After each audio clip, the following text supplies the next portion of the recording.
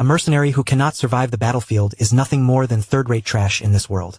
Under a heavy, gloomy sky, the battlefield stretches out in ruin, with bodies collapsed across the wasteland while crows circle hungrily above. And that brutal truth is exactly why people are willing to pay such a steep price for their services. On the battlefield, a knight wrapped in armor lifts his sword high, the blade bursting with a fierce glow, because men like him are prepared to throw away their lives for the Lord they serve. The shining blade drives straight through a man, snuffing out his life in a single heartbeat, even if it means listening to an employer's ridiculous nonsense every day without end. A golden liquid, most likely liquor, splashes out in a heavy stream, pouring fiercely as if someone has finally run out of patience. Well, what else can a man do in that kind of life, besides shrug it off with a resigned little gesture? A man tips his flask and spills every last drop onto the ground, letting the liquor soak into the dirt as if offering it to the dead. That is simply the life of a mercenary. High atop the fortress wall, a lone man sits quietly, staring out over a landscape scorched by fire and torn apart by war. This man is Jack, the captain of the Fang Mercenary Corps. With a cynical look in his eyes, Jack silently thinks that nobles are always painfully predictable. The wind brushes through his hair as his thoughts continue to sharpen. Whenever they need your strength, they dangle promises of land in front of you and make grand requests as if a noble title is just within reach. But when everything is over, every last one of them changes their tune right on cue, suddenly coming up with all kinds of creative excuses. A bitter smile creeps onto Jack's face as he stands on the wall, the burning battlefield spreading behind him. Looking at the man before him, he says that what was just spoken has surpassed every insult he has ever heard. Jack smiles in pure disbelief, his red eyes glinting with defiance and mockery. Then, with a sarcastic edge in his voice, he says he must have misheard those words. The view pulls back, revealing Jack standing on the castle wall beneath the purple-stained twilight sky. Across from him stands the army's commander-in-chief, a reddish-haired man clad in imposing armor. Jack questions the order he has just received, but the commander's face remains cold and unmoving. In an icy voice, the commander confirms that Jack heard correctly. He has just told Jack to die. Stunned by how bluntly the words were spoken, Jack asks if the commander has forgotten exactly who he is. But the commander answers without hesitation, saying he remembers perfectly well that Jack is the captain of the Fang Mercenary Corps. Jack suddenly bursts into laughter, unable to believe what he is hearing. Knowing who Jack is and still saying something like that, he remarks in disbelief that he never knew the commander had a talent for jokes. Jack grips the hilt of his sword as his expression turns hard. He understands now that this order makes no sense, because otherwise, no noble would ever ask a worthless mercenary like him to die an honorable death on the battlefield like one of their precious knights. His red eyes flash with open contempt, and a cold smile pulls at his lips as he lays bare the hypocrisy hanging over the entire situation. Wind sweeps across the wall while the two men lock eyes in silence. The pressure between mercenary and noble grows heavy, and for a brief moment, the commander lowers his gaze as if weighing his next words. Perhaps he was too direct, the commander admits at last. Jack stares back with clear skepticism, not trusting the sudden shift in tone for even a second, and questions whether this is supposed to be some kind of misunderstanding. The commander places one hand over his chest and speaks in a solemn tone, saying that what he truly wishes to do is entrust Jack with one final mission. Jack listens without letting much show on his face, but deep down, he already feels the shape of it coming. Betrayal hangs in the air as the commander begins to explain. The commander says that, as Jack already knows, their string of defeats has brought them close to complete ruin. From the wall, Jack looks out over the city as flames continue to devour it. The burning battlefield stands as a grim reminder of just how desperate the war has become, and of the enemy forces closing in. Below, fully armored soldiers gather beneath a purple banner, preparing for the clash that will decide the war's final outcome. The commander continues, revealing that the swords of traitors who once protected this land are now pointed directly at the throat of the Crawford family. As the truth settles in, there is no longer any talk of retreat. Against the ruined castle walls, the family banner hangs torn and battered, like a symbol of a house on the edge of collapse. Jack spreads his arms with a smug smile, as if he has finally accepted just how absurd the situation has become. Given the circumstances, he says, the madness almost starts to make sense. With a malicious grin that shows his teeth, Jack tells the commander that he understands perfectly. But inside, his real thoughts are already moving elsewhere. This seems like the perfect time for him to get out. In Jack's mind, The commander is a man of talent unmatched throughout the empire. If someone like him has been pushed into a corner, that alone says how hopeless things have become. And for a noble, Jack admits, he was at least a sensible one, which makes this ending almost a shame. Even so, Jack still cannot grasp what this final mission is supposed to be. Maybe the commander wants him to scout an escape route or something similar. If that is all, Jack figures he can treat it as one last job before collecting the rest of his pay. At last, the commander lays out the plan. The mission, he says, is simple. Tomorrow, the traitors will begin a full-scale assault, and Jack must remain by his side to stop their advance.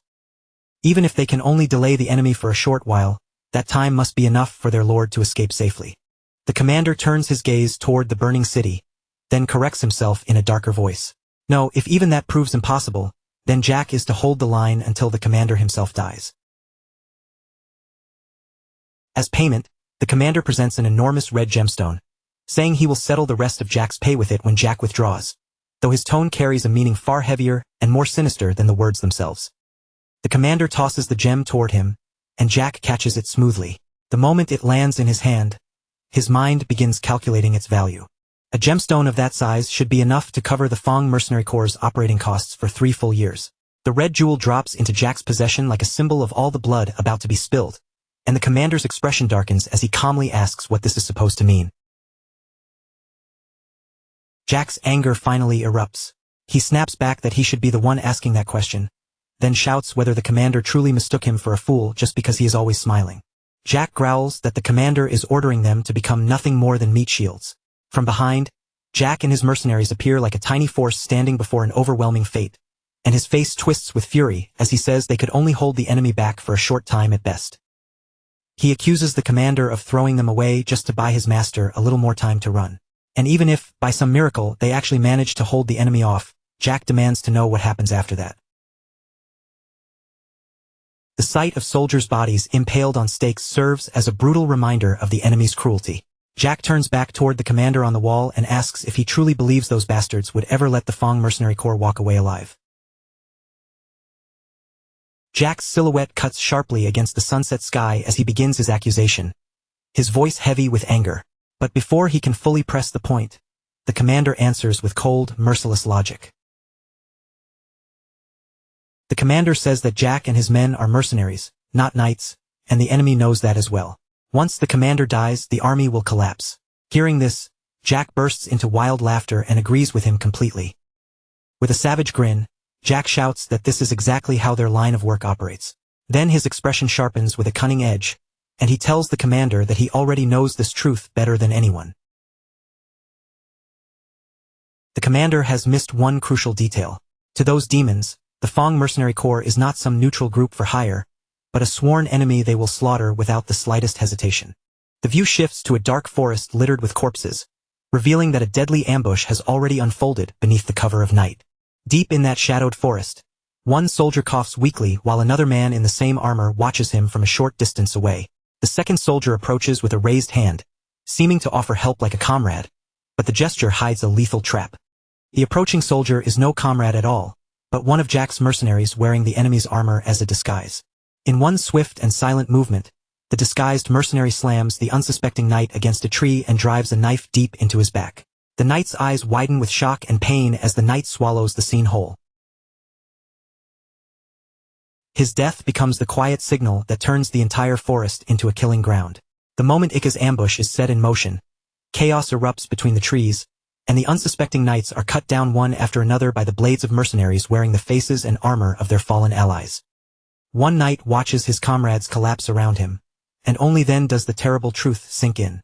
This was never a reunion with allies at all. From behind his helmet, Jack glares into the darkness, his red eyes glowing as he shouts that they have walked straight into a trap. Fear spreads through the ranks like wildfire. The soldiers finally realize the men beside them are not comrades, but Fong mercenaries hiding in stolen disguises. One soldier screams out the truth, only for his voice to be cut off forever, while a furious commander on horseback roars in rage. "You bastards!" The commander snarls, his face contorting with fury as he stares at the enemy before him. "You dared to dress yourselves up as our fallen soldiers?" His anger burns hotter with every word, and he forces himself to continue. "You know nothing of honor." He spits, his voice shaking with disgust. But before the words can fully settle in the blood-soaked air, a cold reply cuts through everything. Honor is for dogs. In the very next instant, a blade slices through the air with a sharp whistle, moving too fast for him to react. The sword cuts cleanly through his neck, severing his head in one brutal stroke. His head drops heavily to the forest floor with a dull, sickening thud. That single sound seems to swallow the last cries of battle, bringing the slaughter to a savage and merciless close. Jack stands amid the aftermath, his helmet smeared with fresh blood as he surveys the scene with frightening calm. Through the narrow slit of his visor, one red eye burns steadily, cold and unreadable. Back on the wall, the red gem rests silently on the stone ground, almost forgotten beneath the weight of everything unfolding around it. Jack then speaks to the commander, his tone almost casual as he reveals that he has already taken the heads of several enemy commanders. "Surely you understand now," he says, stepping closer with a mocking smile. "This is exactly how we've managed to stay alive for so long." "Right now," Jack continues, his smile sharpening, "those bastards care far more about ripping us apart than they do about chasing after your lord." The commander's jaw clenches hard, his face tightening as Jack's words sink in. He is clearly shaken, not only by the revelation, but by the sheer boldness behind the plan. Jack looks at him with open mockery and asks if he truly believed they would simply draw all the enemy's attention away without consequence. The commander forces his composure back into place, his voice turning cold as steel. He warns Jack to focus on finishing the mission, because if he fails, the only choice left will be to kill him and seize control of the mercenary corps himself. Then, without hesitation, he prepares to strike. With one sharp, decisive movement, the commander launches his attack. The impact sends Jack flying backward, slamming him violently into the stone battlements with enough force to rattle the wall. Jack lies injured on the ground, pain running through his body as he lifts his eyes toward the commander. Disappointment and fury twist across his face as he says he truly believed this man might be different from the other nobles, only to realize he may be the worst kind of scum among them. From across the wall, the commander offers his apology, his voice steady but heavy.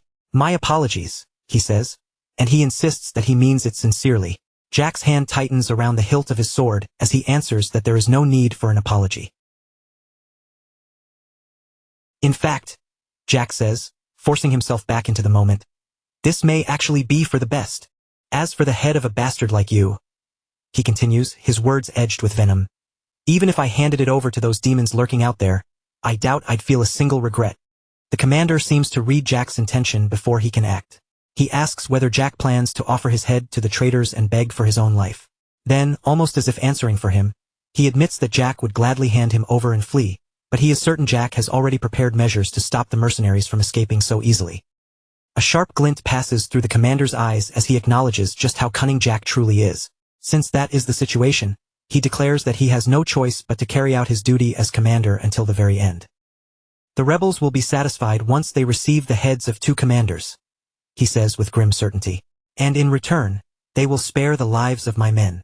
Jack freezes, struck silent for a moment. "2?" he repeats, staring at the commander in disbelief. He begins to ask whether the man truly intends to give up his own head to save his subordinates, and then the open box reveals the severed head of the other commander. It is the head of the commander whose forces Jack's men killed in the forest. The commander's gaze slowly drifts, growing distant and filled with melancholy. When he speaks of his soldiers, his voice carries the weight of every life following behind him. "All those people," he says quietly, "I dragged them here with me. I promised them I would prove that dreams could still be reached, even by someone who started at the very bottom." A faint light of respect enters his eyes as he continues, admitting that his men placed their trust in him and followed him all the way to this place. "So I have to carry that responsibility, Jack."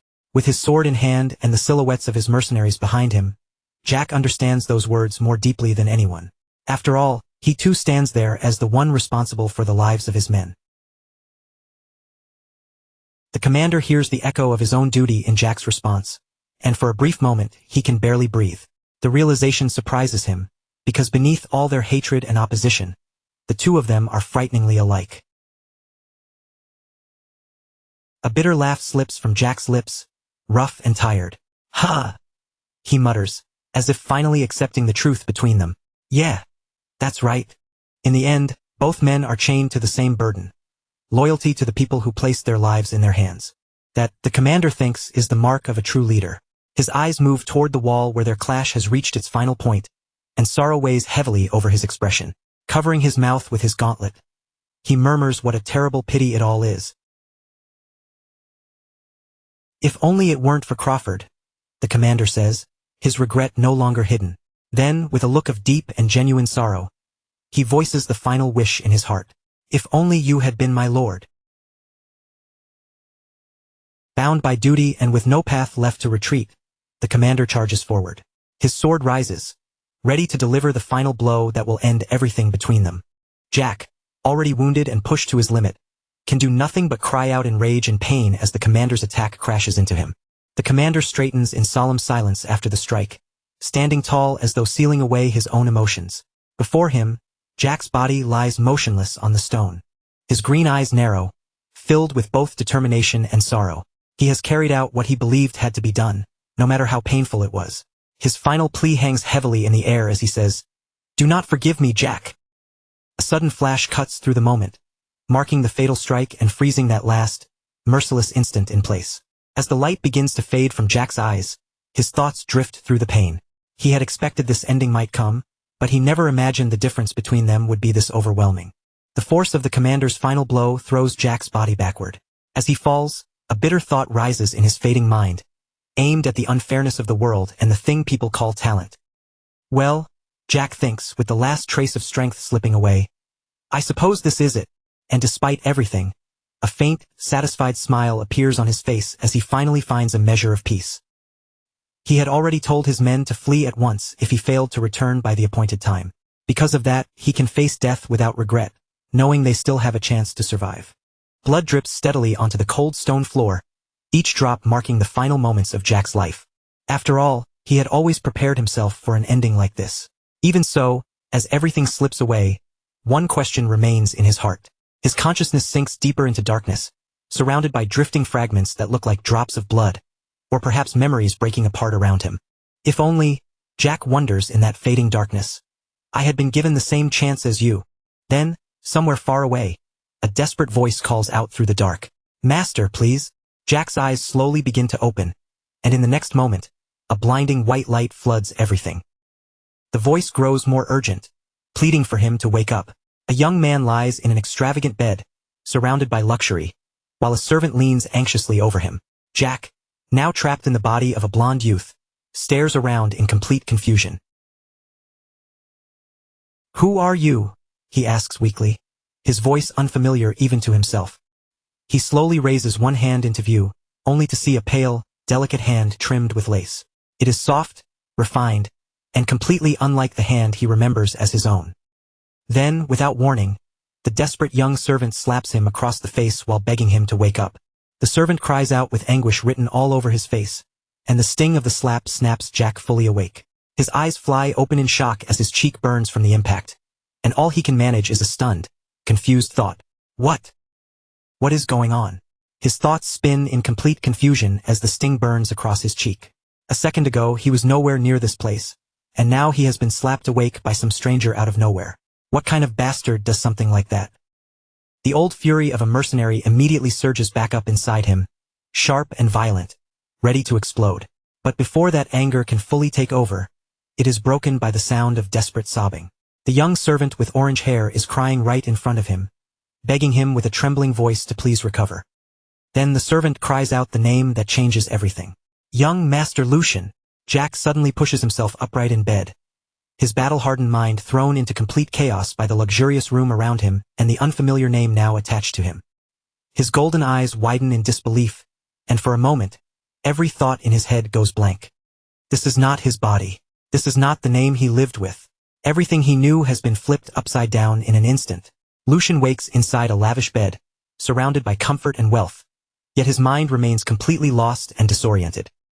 Beside the bed, the young servant looks like he has been crying for a long time, his face wet with tears and relief.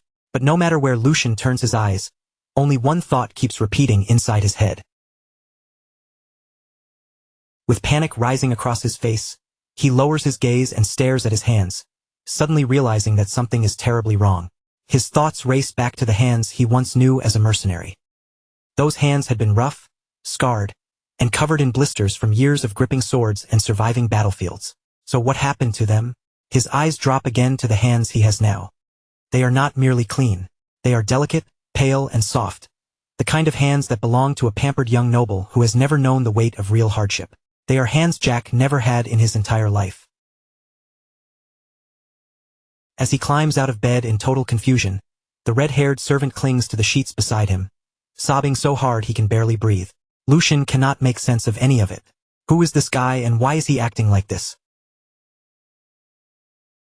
Just a moment ago, that same servant nearly made him want to kill him, and now he is crying his eyes out like Lucian's life means everything to him. The shock hits too hard, and overwhelmed by the situation, Lucian collapses back onto the bed. The instant the servant sees him move, he breaks down even harder, but this time with tears of joy. He shouts in pure relief that the young master is alive, confessing that he truly thought Lucian had died and that his own heart nearly stopped from fear. Then his personal attendant drops to his knees beside the bed, his body shaking as he murmurs that if anything had happened to Lucian, it would not have been a problem for him alone. It would have become a terrible tragedy for the entire house, and Lucian can only listen in disbelief. Lucian has no idea what kind of nonsense this servant is talking about. Young master, personal attendant, house. Every word sounds strange and completely disconnected from the brutal life he remembers living. But above all that confusion, there is one thing he is absolutely certain of. He died on that battlefield. That final strike had been real, and it was the kind of death no one could possibly survive. He reaches up and touches his neck, only to find it perfectly intact beneath his fingers. The realization sends a chill through him as he wonders how his head is still attached after being decapitated. A heavy silence settles over the room while Lucian struggles to accept the impossible reality in front of him. With Hans still kneeling beside him, Lucian's expression gradually turns serious. Piece by piece, he begins connecting the clues, and every strange detail points toward one shocking conclusion. At this moment, he has somehow taken over the body of a complete stranger. Lucian rises from the bed with a new determination in his eyes, and a mischievous smile slowly forms on his face as he realizes that this impossible situation may also be a brand new opportunity. And this body is not ordinary in the slightest. Lucian steps in front of the ornate mirror and discovers that the face staring back at him is unbelievably handsome. He studies himself from head to toe in the reflection, taking in every refined feature and elegant detail, while Hans watches anxiously from a short distance away. Still bewildered, Lucian slowly lifts a hand and touches the mirror, as if the reflection might vanish if he looks away for even a second. Even at a glance, it is obvious that this graceful body belongs to a noble, and not just some minor noble either, but someone from a family so disgustingly wealthy that luxury seems to fill every corner of the room. Judging by the expensive furniture, the fine bedding, and the sheer elegance surrounding him, Lucian turns his attention back toward Hans. First things first, he needs information before he can make any move. Lucian clears his throat, fixes his gaze on the servant, and says, "Listen, Hans, there is something I need to ask you." Hans flinches at the sudden attention, but he immediately straightens himself, eager to be useful. With nervous devotion, he assures Lucian that he may ask him anything. Lucian goes straight to the most important question. What year is it? Hans looks surprised by the strange question, but he quickly assumes it must be the medicine leaving his master dazed. With a strained little smile, he answers that it is the year 846 of the imperial calendar. That answer hits Lucian like a blow to the chest. He stares at Hans, unable to process what he has just heard, and a stunned whisper slips from his lips. What? As the truth slowly settles over him, the realization strikes with terrifying weight. The year 846 is not just some random date. It is 15 years before the day he died. Lucian realizes that he has not only been reborn in another body, but has also been thrown back into the past. He lets out a slow breath and runs a hand through his hair, trying to steady the storm inside his head. He has no idea how any of this happened or what force dragged him into this situation. But one thing is clear: panicking over every mystery will not solve anything. So he decides to stay calm and think with a clear head. His gaze sharpens with determination as he focuses on the first thing he needs to do: pull information out of his personal attendant. In a cold, threatening voice, he says, "Hans, it seems you have decided to die today." The poor servant freezes in terror, completely unable to understand the sudden change in his master's attitude. Lucian grabs Hans with the arrogance of an offended noble, pressing him hard with his presence. How dare a mere servant lay a hand on the unconscious body of his master? Lucian says, his voice sharp and unforgiving, and without permission no less? He keeps pushing, letting the pressure in his voice grow heavier. Have the rules of this place changed? Then his eyes narrow into a piercing stare so cold that it seems to freeze Hans down to his soul. If not, then answer me this. Lucian finally asks the question behind the entire act. Who am I? Hans's eyes go wide with pure panic and confusion, unable to understand why his own master would ask such a thing. Terrified, he lowers his head in a deep bow. Please forgive me, young master, Hans cries, his voice shaking as tears spill down his face. I made a grave mistake because I was too shaken. Between desperate sobs, Hans finally reveals the identity of the body Lucian now inhabits. You are young Master Lucian Valdic, the third son of the esteemed House Valdic. The moment Lucian hears those words, his entire body freezes. The name Valdic echoes inside his mind like a bell, pulling a flood of memories from the life he thought had already ended. In his thoughts, the banner of House Valdic rises clearly, marked with its golden lion emblem. Lucian can hardly believe it. Impossible. The Valdic family. An image of a breathtakingly extravagant mansion flashes through his memory. It is the very same House Valdic he once knew all too well during his years as a mercenary. The emblem of House Valdic shines vividly in his mind, representing one of the most powerful noble families in the entire empire. He remembers their overwhelming prestige. House Valdic was known as one of the pillars of the empire, a noble family that had long stood beside the emperor himself, with influence so immense that their power could even rival the imperial family. Jack, now living as Lucian, remembers the family's affairs in painful detail because 15 years ago, he had worked as a guard for House Valdic for several years. The irony is almost too cruel. He died on a battlefield, only to open his eyes inside the very house where he once served. Reality crashes over him all over again. He has not simply been reborn into the family he used to protect from below. He has become the third son of House Valdic itself. A small, ironic smile tugs at Lucian's lips. Ha! He thinks to himself, unable to stop the bitter amusement rising in his chest. This is ridiculous. He remembers the life he had before, when his low status made him nothing in the eyes of nobles. He remembers being despised, humiliated, and treated like a dog by people who tossed coins at him as if that was all he was worth. He remembers enduring hardship after hardship, carrying wounds both visible and invisible. He remembers walking alone and covered in blood through cemeteries filled with the bodies of comrades who never made it back. And now, after all that suffering, after a life spent clawing upward from the very bottom, he has been handed an opportunity. At this moment of all moments, the question returns to him with a bitter, almost mocking taste. He had always wondered how far he could have climbed if he had been given the same chances as those born above him. And now, it feels as if fate itself has finally placed that answer right in front of him, giving him the chance to see just how far he can truly go. The image of his old self cracks apart in his mind, and with it, the chains that once held him down begin to fall away. Lucian accepts this impossible new reality with cold, unwavering resolve, silently making his vow to fate. If this is the chance you're giving me, he thinks, his eyes sharpening with renewed determination, then keep watching closely. With that vow burning inside him, Lucian opens the door of his room, ready to step into the life that has suddenly become his. He walks out onto a balcony flooded with warm sunlight, the golden rays spilling over him like the beginning of an entirely new life. A confident smile rises on his face as he makes a promise not only to himself, but to the world beyond those walls. Just watch, he tells himself, his gaze fixed ahead. Watch how high I climb, and what kind of life I choose to live from now on. From there, the full grandeur of the Valdic estate spreads out before him, vast and magnificent like a palace, towering far beyond anything he had ever known in his old life. Now dressed properly in noble attire, Lucian walks through the estate's lavish corridors with Hans at his side. As he takes in the polished halls, expensive decorations, and overwhelming elegance around him, he thinks that the Valdic estate truly lives up to its name. He had traveled through plenty of places during his years as a mercenary, from battlefield camps to noble residences.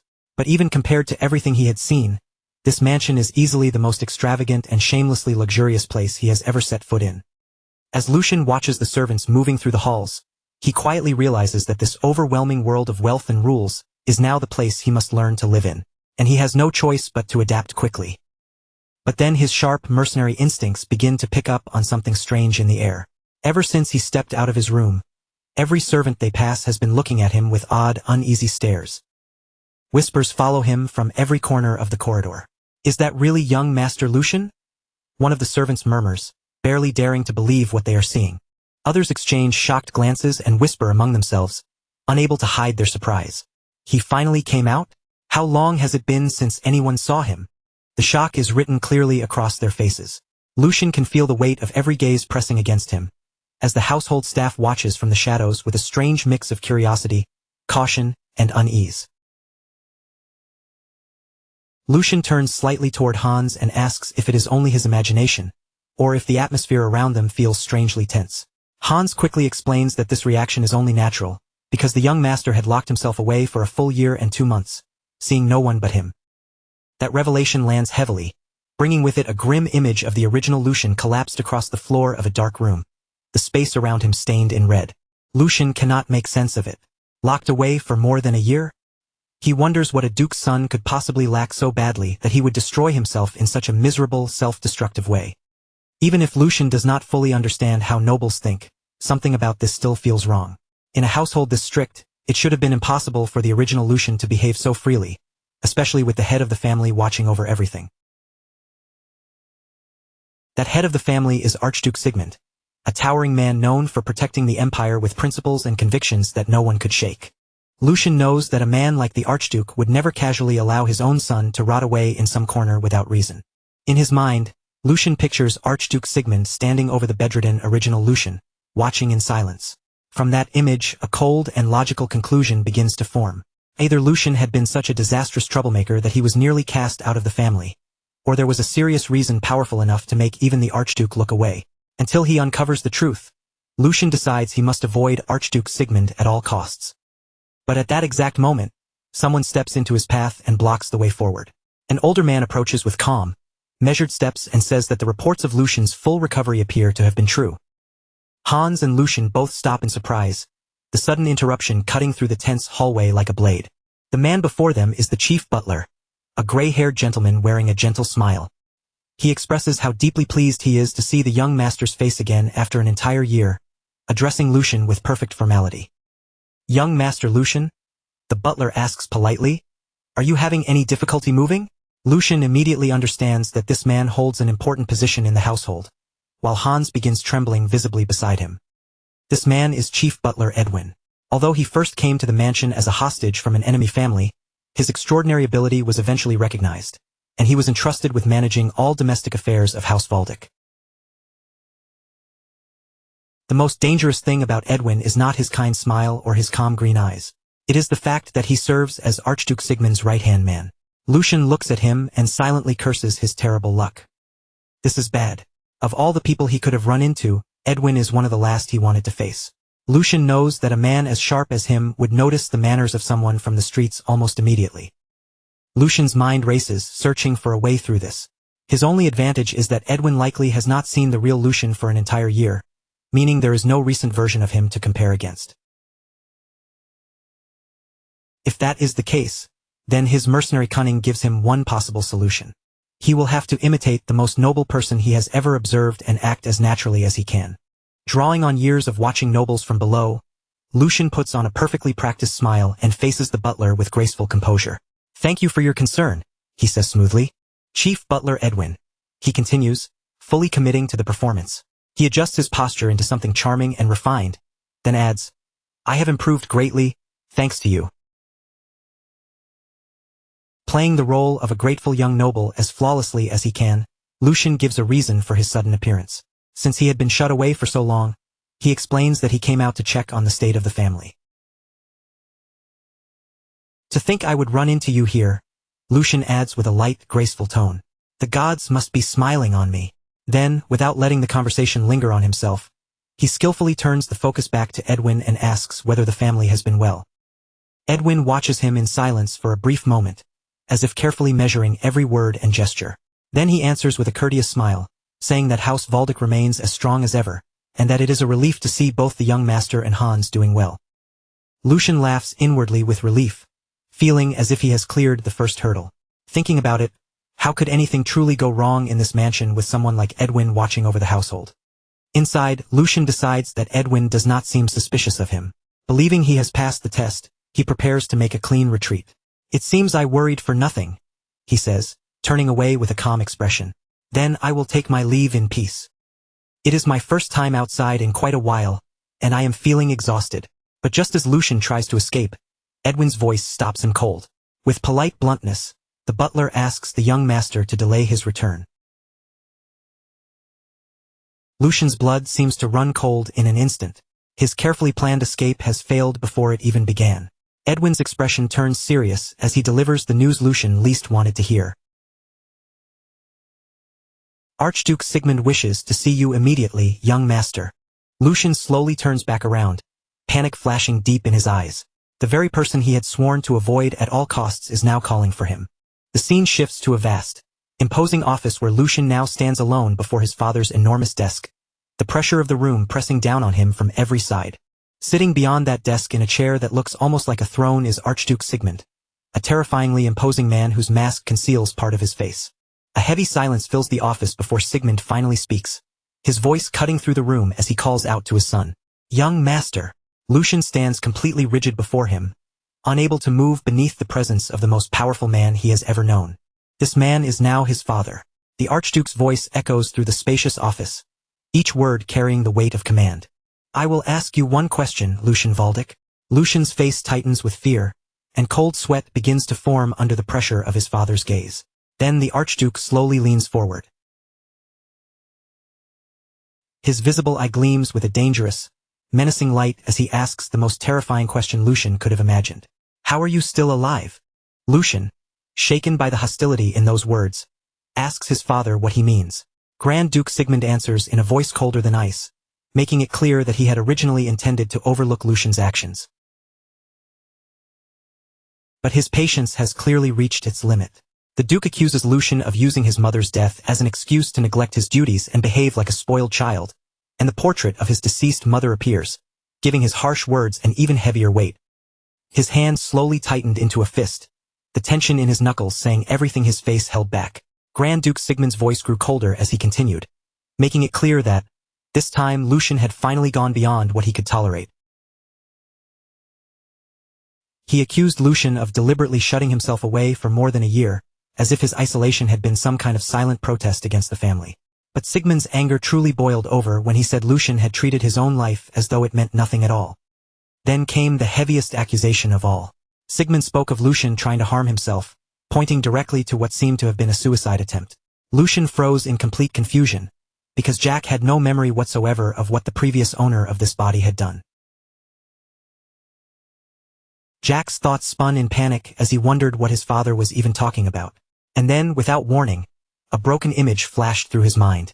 It was not his own memory, but something left behind from that moment itself. In the vision, young Lucian was lying weakly in bed, while someone beside him trembled in sheer panic. The fragment sharpened just enough for Jack to see Hans, the servant, sobbing uncontrollably beside the bed. Only then did the reason for all that chaos begin to make sense. This was what had really happened back then, an incident Jack had never known anything about until now.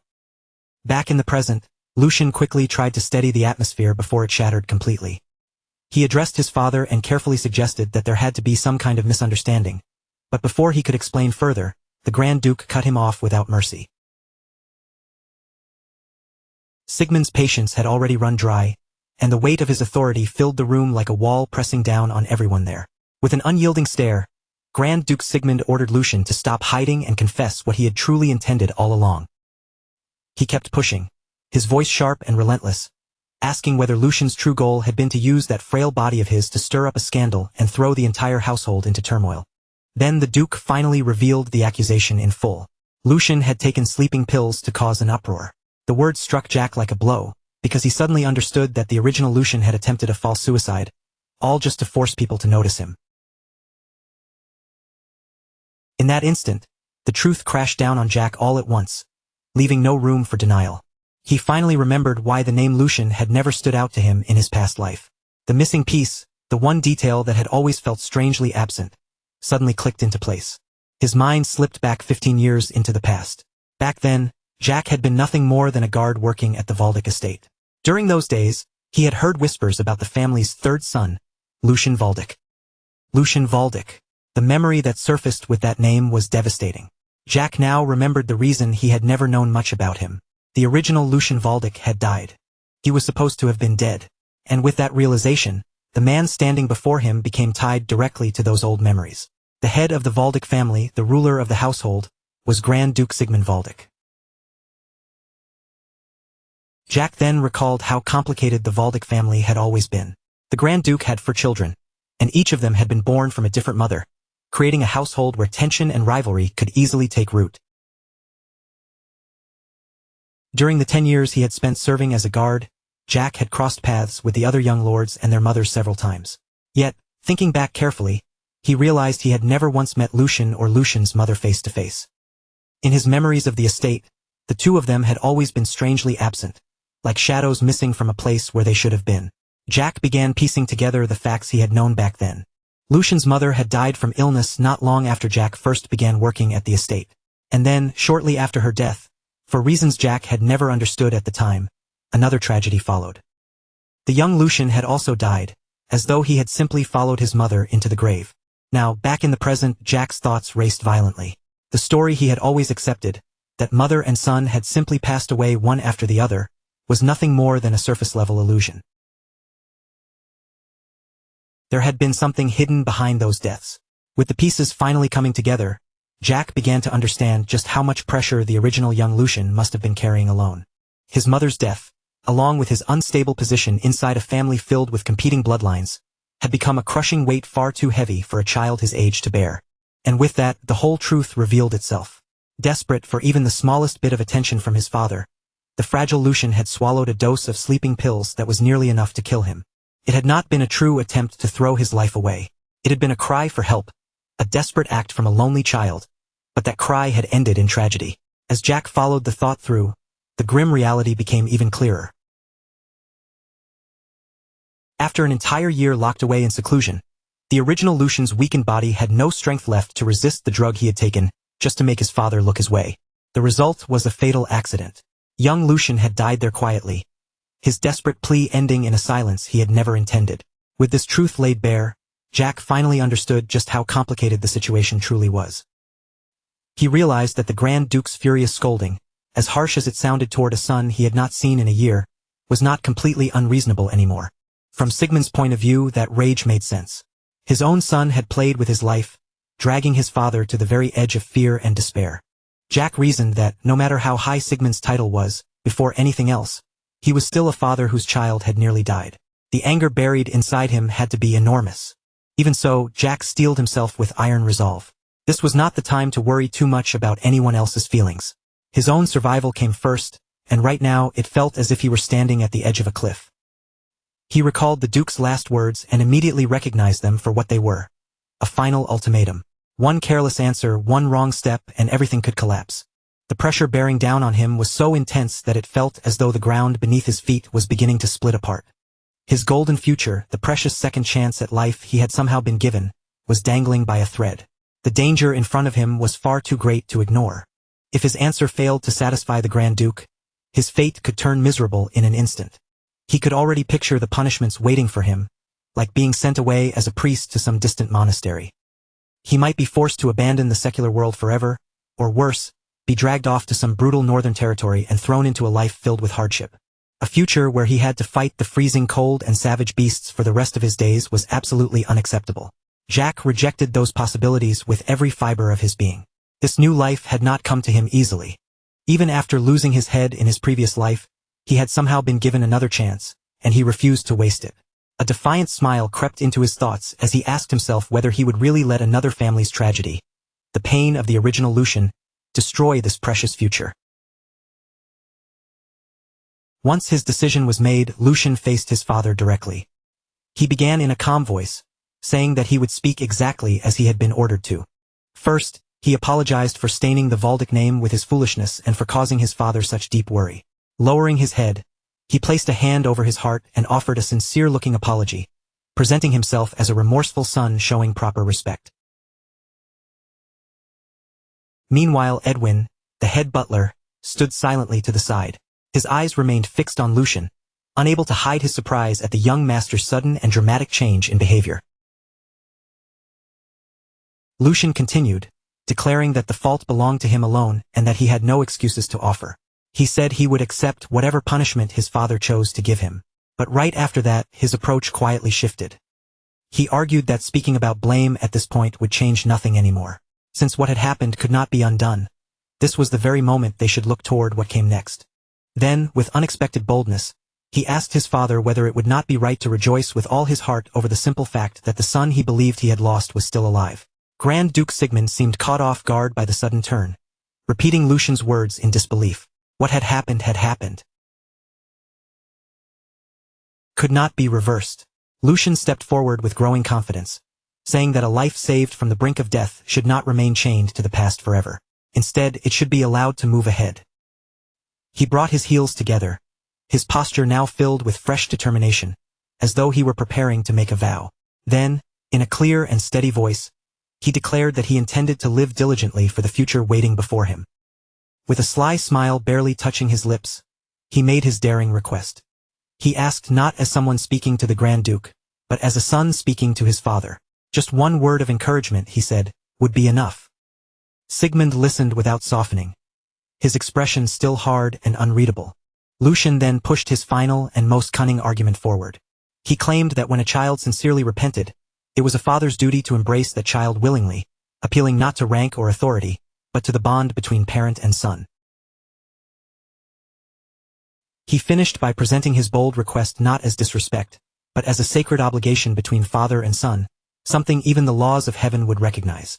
Watching it all unfold, Edwin was left completely stunned. Incredible, Edwin thought, barely able to process what he was witnessing. He had already sensed that Lucian's presence had changed, but this went far beyond anything he had expected. In his memory, the young master had always been a timid child, constantly shrinking back in fear and anxiety. The man now standing in front of the Duke carries himself with such calm confidence that he almost feels like a completely different person.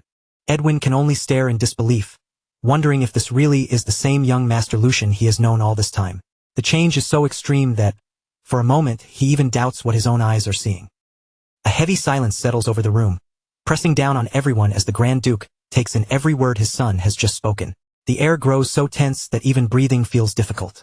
Lucian stays still and waits, his heart pounding hard inside his chest, his eyes fixed on his father's face as he searches for even the smallest clue about what the Duke will do next. At last, the Grand Duke cuts through the silence, and a trace of anger sharpens his voice. "How dare you?" he begins, raising his tone as though he is about to scold Lucian for speaking so boldly about a father's duty. But in the very next moment, that harsh expression cracks. A faint smile tugs at the corner of his lips, breaking through his stern mask as the Duke leans back with a low chuckle, sounding more amused than offended. "I've lived long enough to think I had seen everything," he remarks, clearly entertained by his son's nerve instead of truly furious. Inside, Lucian finally releases the breath he has been holding, realizing his risky move has actually landed exactly where he wanted it to. The tension had been so intense that sweat slides down Lucian's forehead, but now that he senses his success, relief begins to spread through him in waves. It worked, he thinks, his heart still racing from the gamble. Looking back on his choice, he knows a weak, clumsy apology would never have moved a man like his father. Facing him head-on was the only path that had any chance of working. This was the Grand Duke Wall that Jack remembered from his previous life, a man who responded only to strength and spirit. He was the kind of man who respected a wild dog willing to bare its teeth far more than a trembling creature that only knew how to cower. A rat creeping carefully over eggshells would never earn his approval. Lucian's boldness had not been reckless at all. It was aimed directly at the part of his father that valued defiance over fear.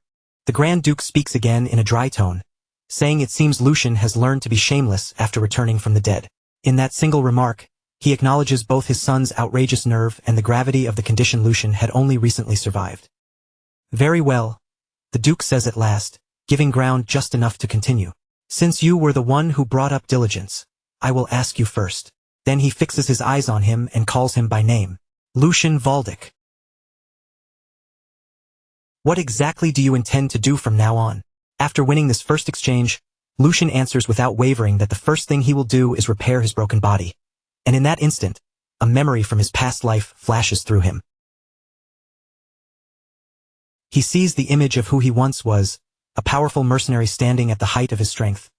His presence completely different from the fragile body he has now.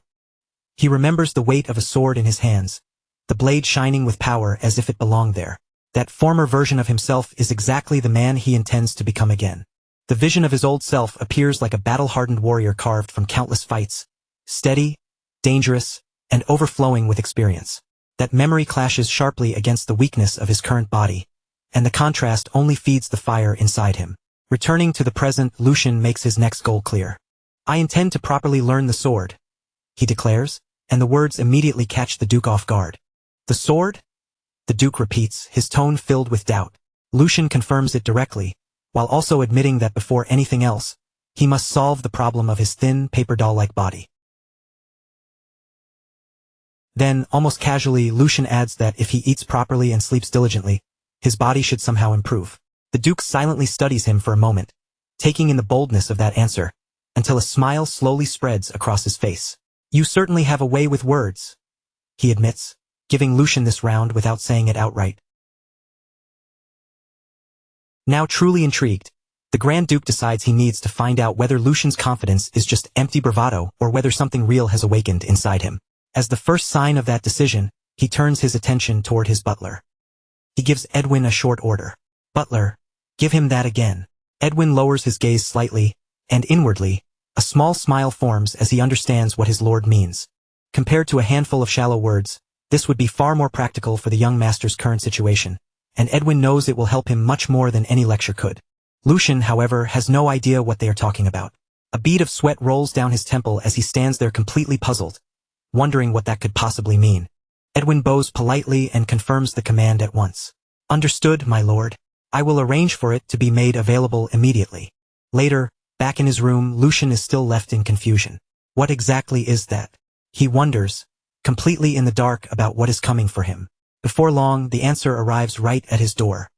Across the mansion grounds, several servants haul an enormous wooden chest forward, its heavy frame looking difficult to move with every step. The chest is so massive and heavy that the servants struggle just to bring it into Lucian's chamber. But once the lid is finally opened, what appears inside is enough to blind anyone with its shine. The inside is packed from edge to edge with gold coins, glittering jewels, and precious necklaces, all piled together like a small mountain of treasure. Lucian and his personal servant Hans both freeze in place, staring at the absurd amount of wealth before them. Ah, this is ridiculous, Lucian blurts out, overwhelmed by the sheer scale of it. Standing by the window and looking out across the vast city, Lucian finally understands what this is. It is an outrageously huge monthly allowance, the kind of wealth only a high noble could casually possess, and he scoops a handful of gold coins into his palm as the realization sinks in. He can hardly believe that this entire fortune is meant for just 1 month. With money like this, countless possibilities open in front of him, and a mischievous smile slowly spreads across his face. With this much funding, his ambitious plan might actually be possible. It is more than enough to make the attempt worthwhile. At last, his real objective becomes clear.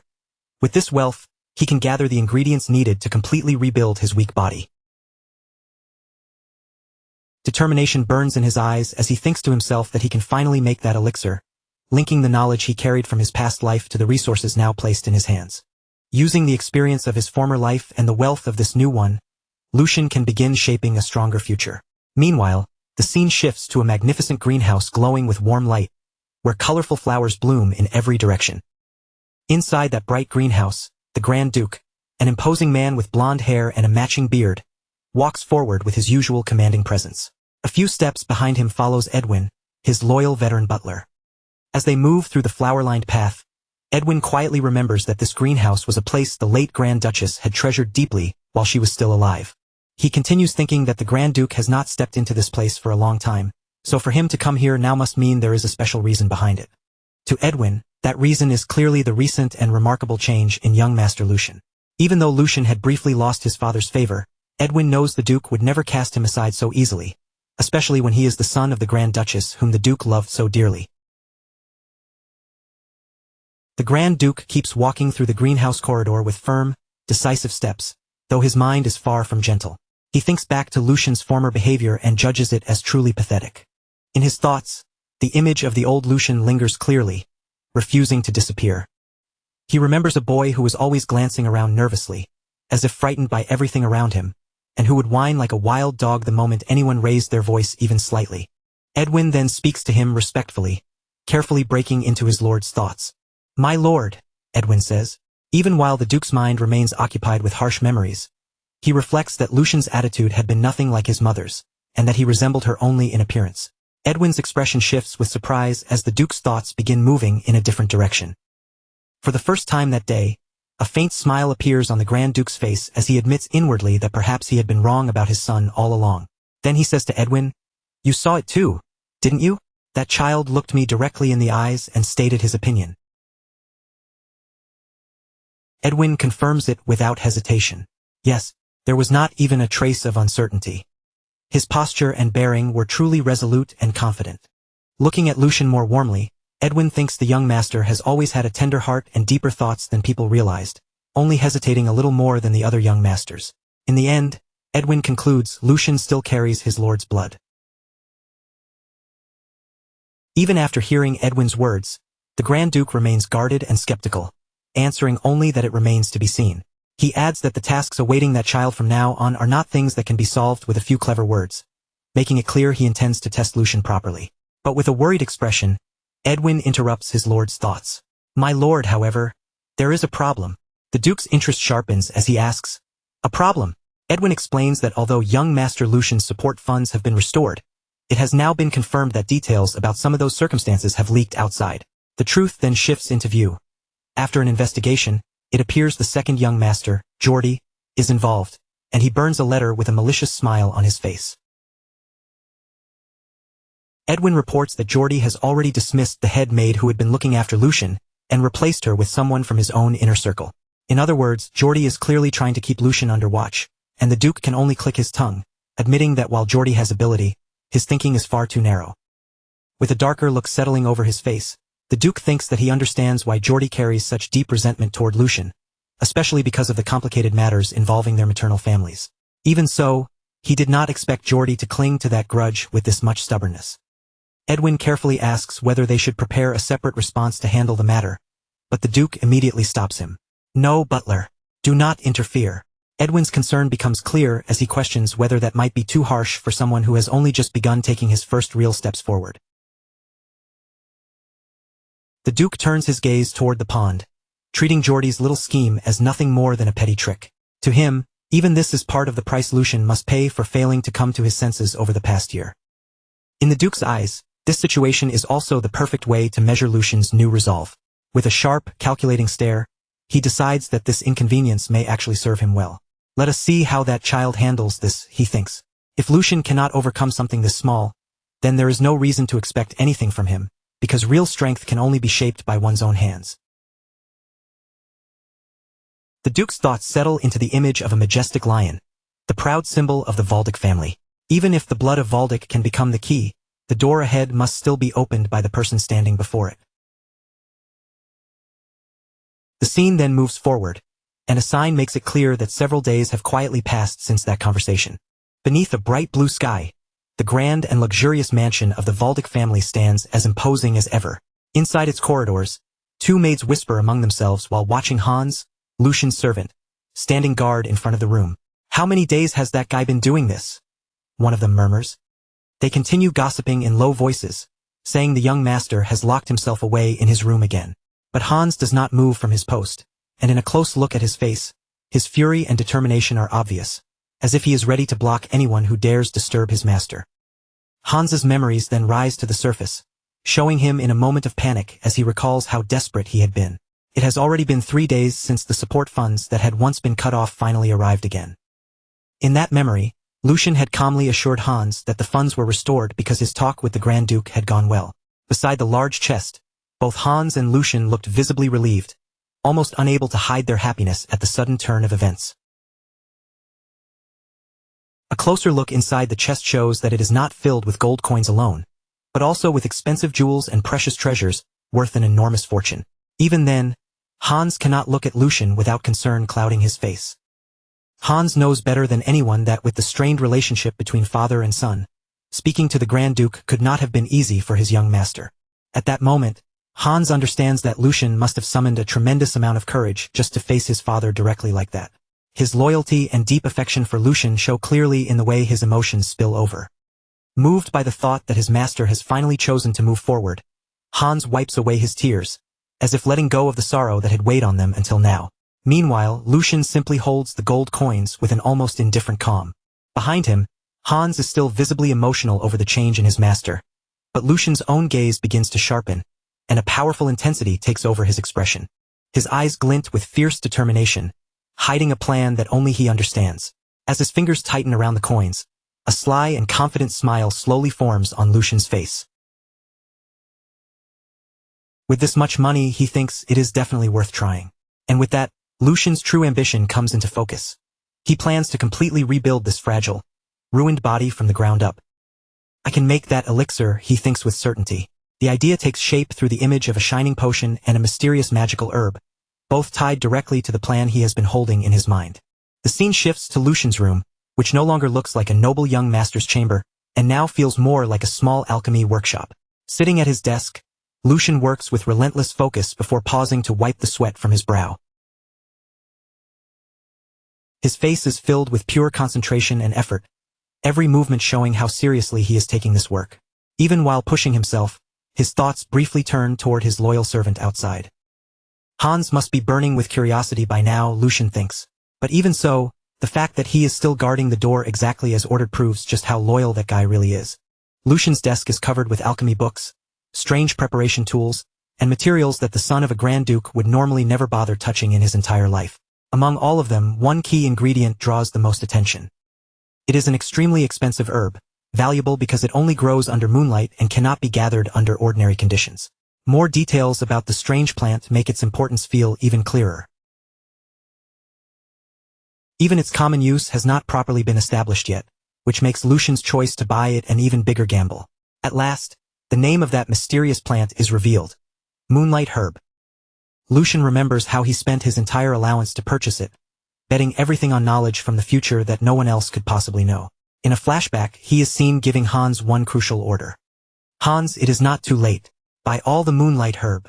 Lucian knows exactly how absurd this must look from the outside, and he is fully aware of how others would judge him right now. To anyone else, spending a fortune on sacks of an unknown herb would make him look completely insane. But Lucian's confidence is not based on luck or madness. It comes from the secret future knowledge only he possesses. His eyes shine with absolute certainty as he predicts that within just 1 year, the price of moonlight herb will rise 10 times over. No, not just 10 times, it will climb more than 20 times its current value. The thought of the massive profit waiting for him nearly overwhelms his senses. A feverish excitement takes hold, and his expression twists with a wild mixture of greed, anticipation, and almost manic delight. Lucian rejoices inwardly, convinced that the price will skyrocket without limit. Then he forces himself to calm down and thinks that, looking back on it now, he has to admit the Alchemist Guild was incredibly bold. He remembers that at the time, even the guild itself could not have been certain whether their research on moonlight herb would actually succeed. Despite that uncertainty, the Alchemist Guild gathered every moonlight herb they could find across the empire and poured them all into their research, burning through the supply in one reckless gamble. It was nothing less than a once-in-a-lifetime wager, one that placed the future and fate of the entire guild on a single uncertain experiment. Lucian reaches his hand toward the potion he has made, knowing that because of that reckless courage in the past, they eventually succeeded in creating an unprecedented elixir that shook the empire itself, the drink of the gods' nectar. He also remembers that because they arrogantly called a mere drug something divine, they nearly brought accusations of blasphemy down upon themselves. But once the world learned what nectar could actually do, everyone rushed to praise it as though those accusations had never existed in the first place. Lucian smiles with smug confidence, fully aware of the whole story and the power now within reach. Nectar had shattered one of the most basic truths of the world, a belief that had gone unchallenged for over 1,000 years. That belief said a martial artist's realm was decided at birth, and that this limit was an absolute law no one could defy. Innate nature was treated as destiny, and a person's constitution was believed to be something that could never change. It was a piece of common sense as solid as iron chains. And the thing that broke that supposedly unbreakable law was none other than nectar. By drinking nectar, a person could be transformed from the very foundation of their body, changing their essence in a way no ordinary medicine should have been able to achieve. Even someone born with no talent at all could be reshaped into a swordsman useful enough to stand on the battlefield. It was an unprecedented miracle, the kind of breakthrough that overturned what people had believed for generations. Lucian lowers his gaze and looks at the potion he has created with his own hands. The liquid before him is a bright red potion, but Lucian knows very well that what he made cannot compare to the original nectar's full effectiveness. At best, it is only a kind of mass-produced substitute, a weaker imitation of the legendary elixir that once shook the empire. Even so, Lucian rolls up his sleeves with firm resolve, because for raising a body as broken as this one, there is nothing better available to him right now. With an ironic little smile, he speaks as if addressing the former owner of the body itself. Consider yourself lucky, noble young master. He then recalls how the story of nectar eventually ended. Later, when chaos spread across the empire, the Alchemist Guild became the first target, because the recipe for nectar had shaken the balance of power so violently that simply possessing it became far too dangerous. Because of that, the recipe disappeared from the world. But Lucian's eyes gleam with the secret advantage only he holds, because he knows something others do not. He managed to gather scattered clues in his past life and somehow create something similar. He also remembers the painful experiments from that life, where most of the test subjects died because of the side effects. But he pushes that dark memory aside and cuts off his own thoughts. Anyway, enough talk. Without hesitating any longer, Lucian raises the elixir to his lips and drinks it down in one gulp. The instant the liquid enters his body, a surge of blue energy erupts inside him, spreading violently through him like a storm. The real important part begins from this moment onward. As the potion settles inside him, the power hidden within it finally starts to awaken and release itself through his body. Thin strands of energy begin twisting and coiling deep inside him, slowly spreading through his veins. This is the first step toward taking the raw power of nature and turning it into strength that belongs to him alone. The vital force now stirring awake inside Lucian's body has a name: mana. Its true value depends on how smoothly it circulates, flowing through the body, spreading into every corner, and then returning again. The quality and strength of the power a person can draw out can change completely depending on that process. Right now, Lucian has borrowed the force of nectar to widen the blocked pathways inside him by force, letting energy move through his astral form. But just as he prepares himself for the expected resistance, his eyes open in confusion. The pain and rejection that should come with accepting mana for the first time are nowhere to be found. Instead, the mana flows through him as naturally as breathing, spreading without the slightest obstruction, almost as if this body had been waiting for it all along. Bright currents of energy rush freely through him, strong and smooth, filling his body with a power that refuses to slow down. Lucian can only stare in shock at what is happening. His eye shifts as the realization strikes him, the look in it filled with pure astonishment that he can no longer hide. Normally, even the body of a newborn baby carries impurities that interfere with mana circulation. But as Lucian understands this impossible fact, an incredible truth begins forming in his mind. In a symbolic vision, he finds himself deep underwater, staring upward in stunned disbelief. Don't tell me this guy. The revelation crashes over him like a massive wave. Far above him, a colossal celestial whale glides through the water with majestic grace, embodying the overwhelming potential he has just discovered. This body is not ordinary at all. It belongs to the type people call a genius. Morning light spills across the city, bathing the streets and rooftops in a warm golden glow, as if announcing the start of a brand new day. Meanwhile, somewhere inside the mansion, a figure waits anxiously beside the window, unable to calm down no matter how much time passes. It is Hans, Lucian's personal servant, pacing back and forth with worry written all over his face. His thoughts are consumed by his master, and the sudden sound from the door makes him jolt in place. His heart jumps at once, caught between fear and desperate hope as he turns toward the door. The door finally opens, and Lucian steps out with an unsettling calm, as though nothing unusual has happened at all. He looks at Hans and casually asks, "Nothing happened while you were waiting, right?" Hans is already on the verge of tears as he rushes toward him. "Young master," he cries, his voice cracking. "Do you have any idea how long you were in there?" Relief, fear, and frustration all pour out of him at once. Through his sobs, Hans continues, saying Lucian never answered no matter how many times he called. And because Lucian had strictly ordered him not to enter under any circumstances, Hans had been terrified that something terrible had happened inside. He wipes at his tears as he confesses everything, his face caught between anger, exhaustion, and the overwhelming relief of seeing his master alive. Lucian gently places a hand on his servant's shoulder, and that small gesture finally breaks Hans completely, making him admit just how worried he had been. But Lucian's face shows no guilt at all. Instead, a sly and calculating smile curves across his lips, and in a close look at his eye, the pupil appears sharp and feline. Something about the young master has undeniably changed, and the difference is impossible to ignore. Hans takes a step back, unsettled by the strange presence now surrounding his lord. "Young master?" he asks hesitantly, watching Lucian closely while a troubling thought rises in his mind. It is definitely the young master, Hans thinks. And yet, why does it feel as if the person standing in front of him is not quite the same? Inside that body, the mercenary now living as Lucian smiles quietly to himself. That reaction makes sense to him. After all, Hans had served Lucian more closely than anyone else, so it was only natural that he would notice even the smallest change. His instincts as a loyal servant have not failed him. Lucian places a hand over his chest, calmly examining the condition of this new body. The flesh itself will still need time, food, and proper recovery, so there are no dramatic changes on the outside just yet. But what truly matters is happening within. Deep inside him, a mana heart glows with turquoise light, pulsing steadily with the power that has just awakened. A smug smile rises on Lucian's face as he senses how rapidly his inner foundation is changing.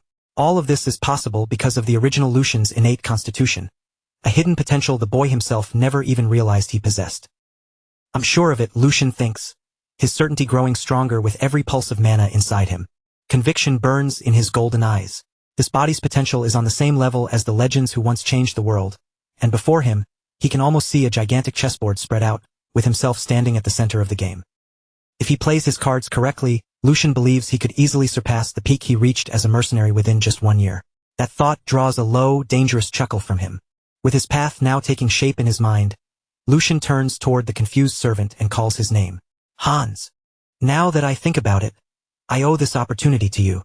Hans looks completely lost, unable to understand what his master means. But before he can even respond, Lucian grabs him firmly. "After all, rewards and punishments must be made clear," Lucian declares, his gaze intense and unwavering, as if he is about to hand down an order that will change Hans's entire future. "Listen carefully, Hans. I'm only going to say this once." Lucian's expression grows almost wild, his excitement and confidence pushing through every word. Then Lucian commands him to gather everything he owns.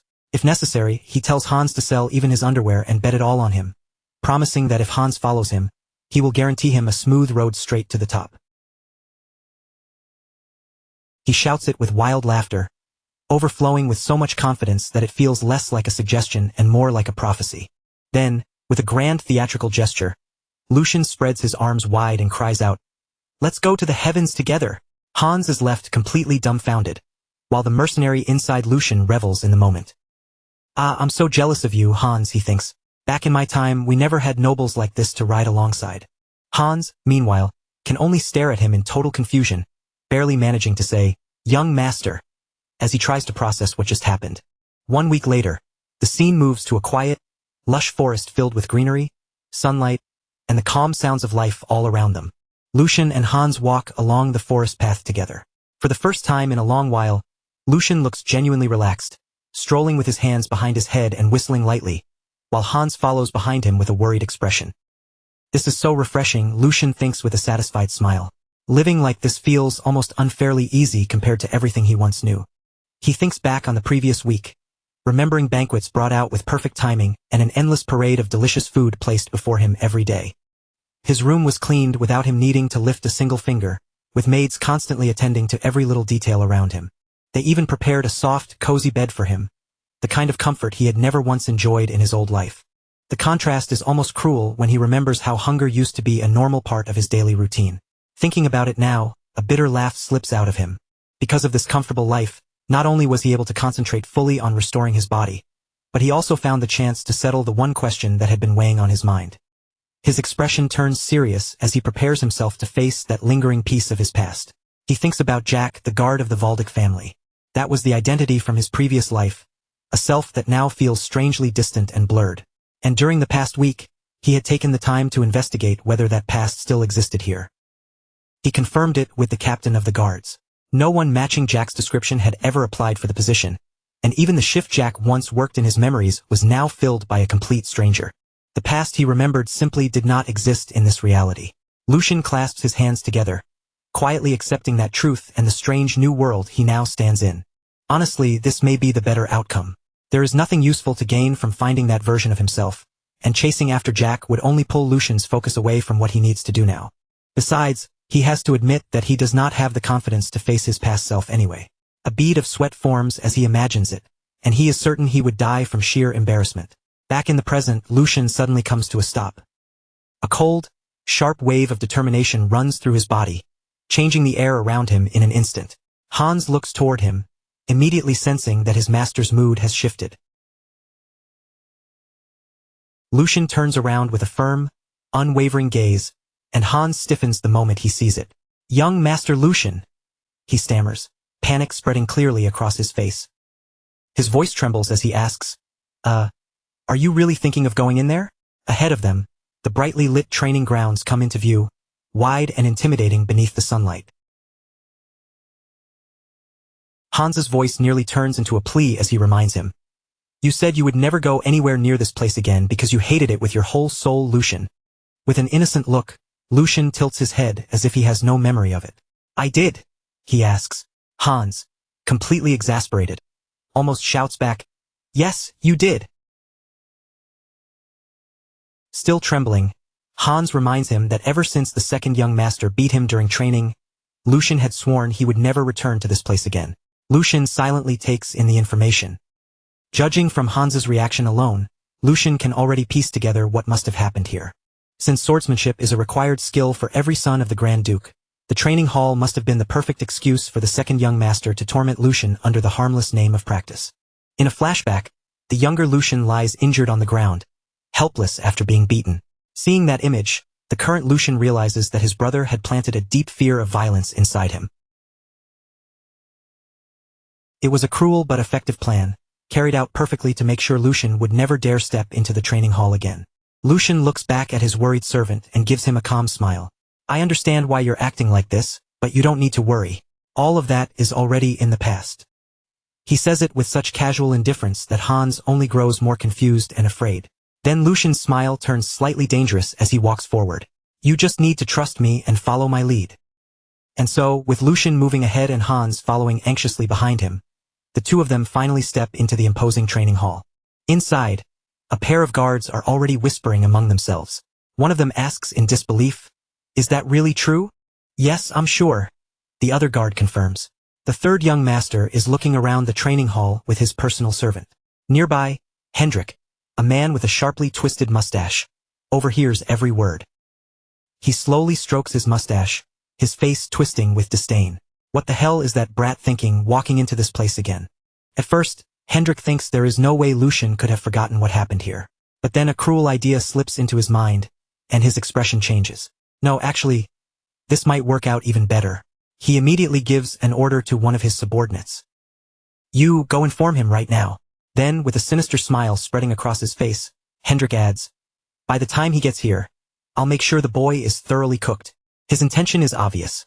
He plans to make Lucian's time here as miserable as possible.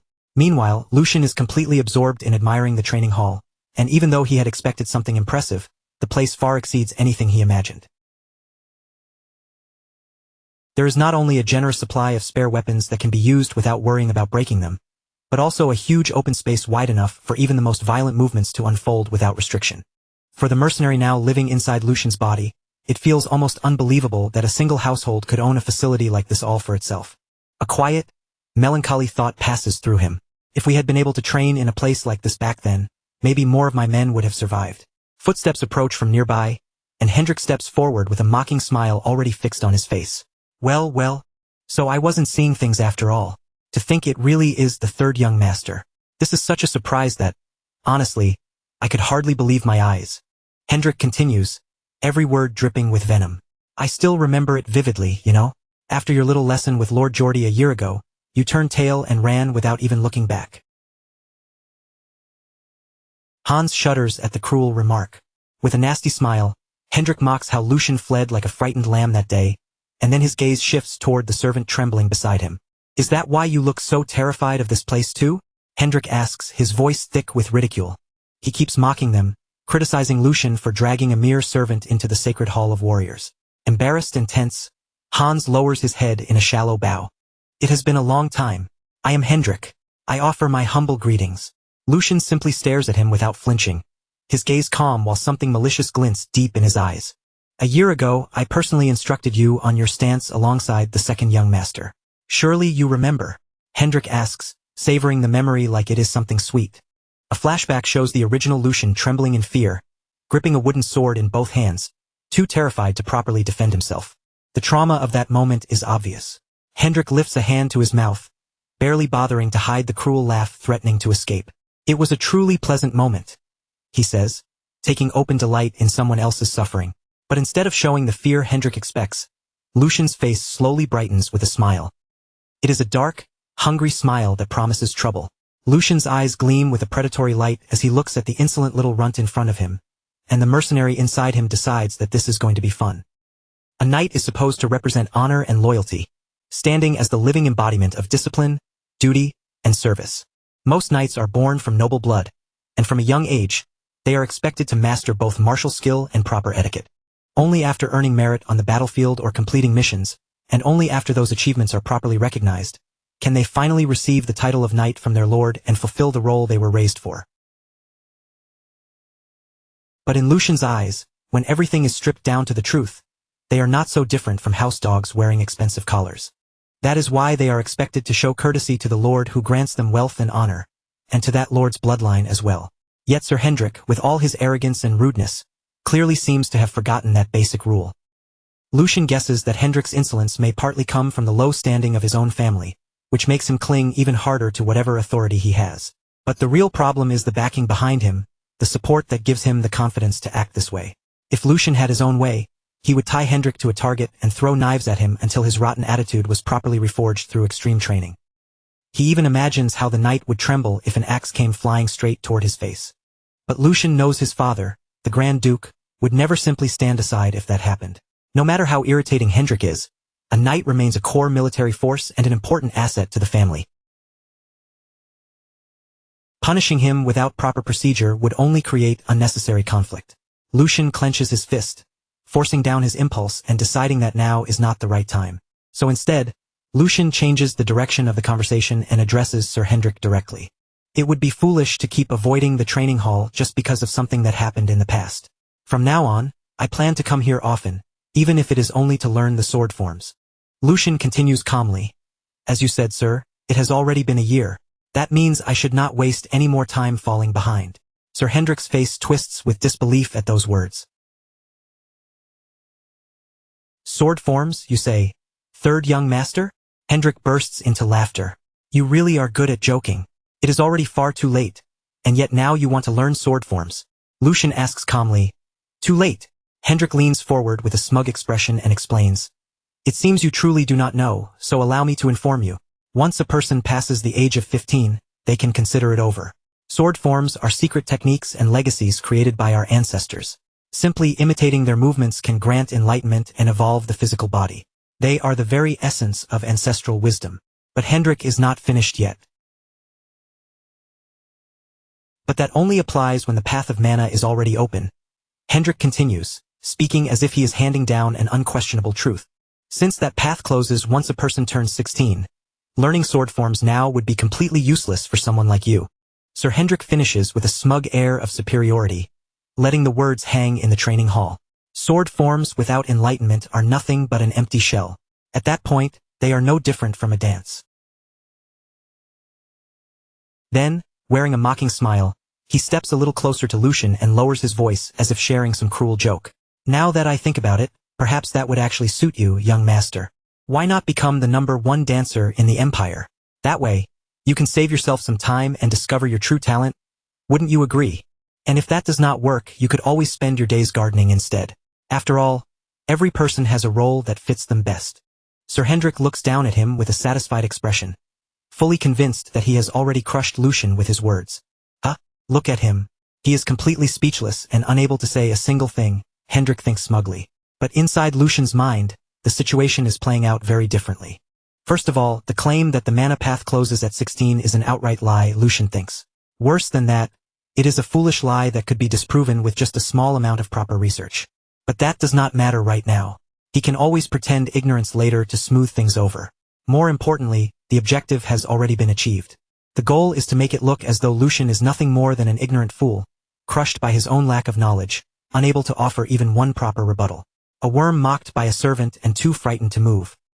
In other words, he needs to show the same pathetic weakness everyone remembers from a year ago. So Lucian begins his act. Sir Hendrik. For some reason, that sounds a little different from what I know. The moment Lucian calmly pushes back, both Hendrik and Hans are caught completely off guard. The mana path closes around the age of 25, not 16. So from what I understand, there should be no problem learning even now. Am I wrong, Sir Hendrik? Hendrik stiffens in surprise and snaps. Are you certain of what you are saying right now? But Lucian presses on without hesitation.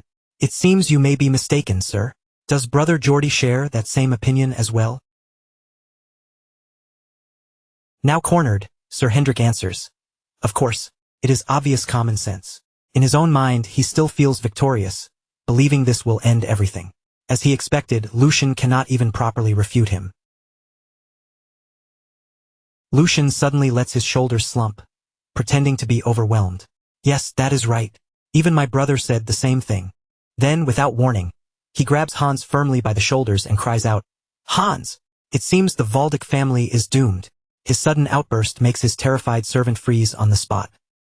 You think so too, right? Of course you must. Hans, completely confused and frightened, can only scream inwardly. Young master, why are you dragging me into this? Lucian clutches his own head in exaggerated despair. To think he is confused about common sense that even a stray dog would know at his age. Does that make any sense at all? Lucian continues dramatically. How many talented people have lost their opportunities because someone spread such incorrect knowledge? Tears are clouding my vision. To think my own brother possessed such a hollow skull. Lucian shouts, and both Hans and Sir Hendrik flinch as his theatrical fury suddenly erupts. Do not stop me, Lucian roars. If what this knight says is true, then this is not a small matter at all. This is a disgrace to the family and a clear crisis, is it not? Then, with a malicious smile that reveals the true sharpness behind his act, Lucian leans toward Sir Hendrik. Surely you were not trying to deceive me, the son of your lord, were you? In an instant, the entire atmosphere turns chaotic. Completely trapped by Lucian's words, Sir Hendrik begins to panic, cold sweat pouring down his face as his smug confidence collapses. What do you mean by that? Hendrik blurts out. Are you suggesting that I, a knight, tried to deceive you, young master? But he quickly realizes that denial alone will not be enough, so he desperately tries to retreat. Please forget what I just said. I merely misspoke because I could not believe the situation. Lucian's smile twists even deeper. Of course, a knight of the Valdic family would never do something so petty, right, Sir Hendrik? Hendrik stands there sweating and stammering, unable to find a clean way out. At last, Hendrik can only nod. Of course. Lucian answers in a calm voice. Good, I knew it. Then he continues without giving him room to breathe. In that case, this is a matter we cannot overlook lightly. Inside, Lucian's real intention becomes perfectly clear. I will teach you exactly what happens when you move your tongue carelessly, Sir Hendrik. Still failing to grasp how serious the situation has become, Hendrik asks what Lucian means.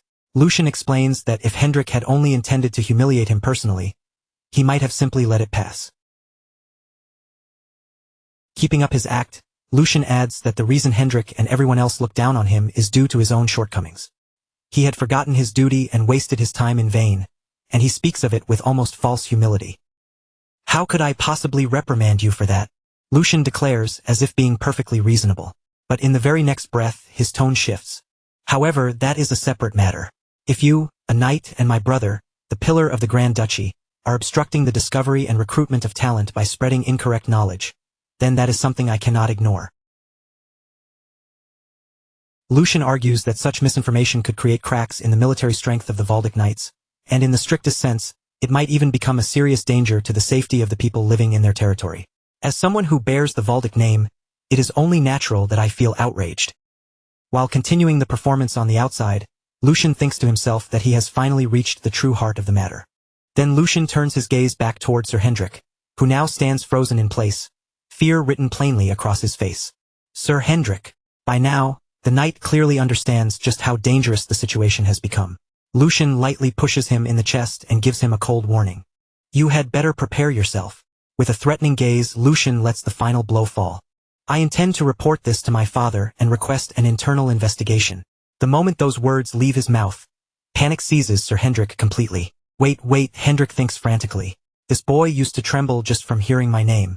Why is he turning this into such a huge matter? No, this brat was always supposed to be like that. He was fragile, timid, and frightened like a newborn lamb. But the Lucian standing before him now no longer looks like a lamb at all. In Hendrik's eyes, he feels more like a massive, threatening wolf stepping out from the darkness of the forest.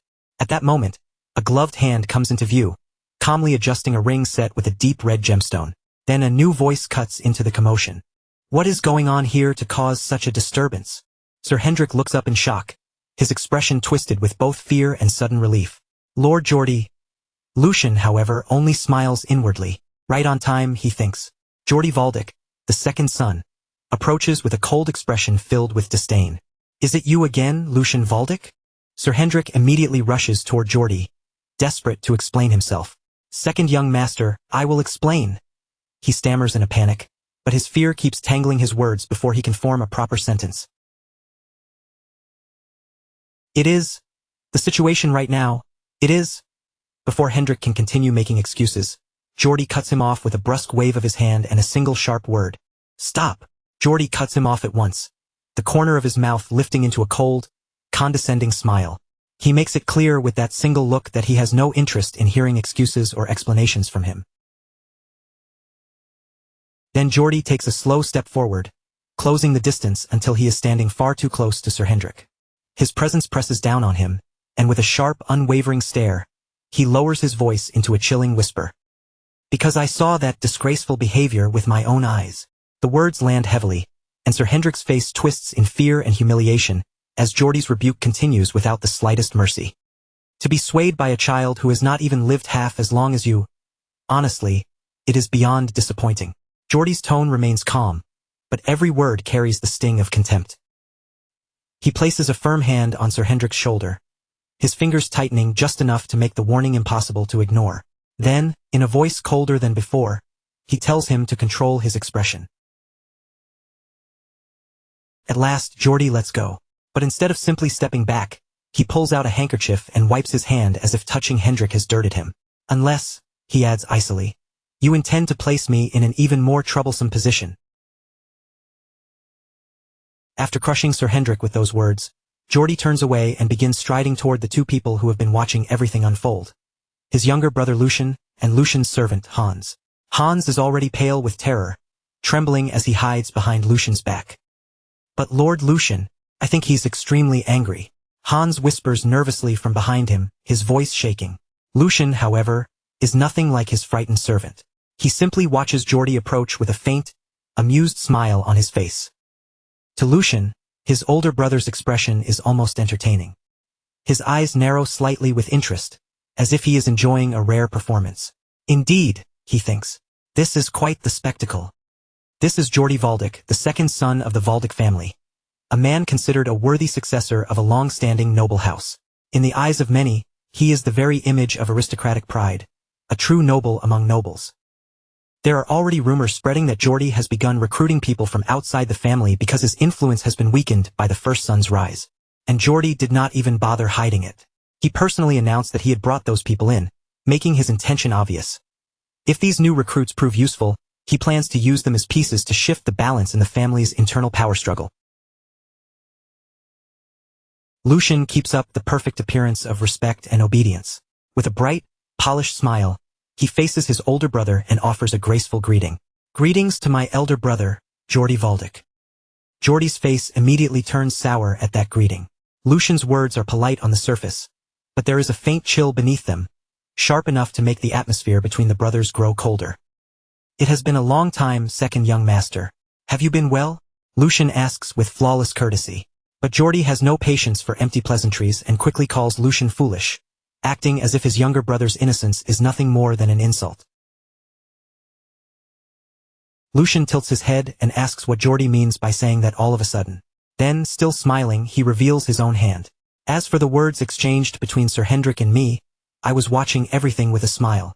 Geordie immediately throws the accusation straight at his younger brother. "Did you truly dare to do something that damages the dignity of this family?" Geordie demands.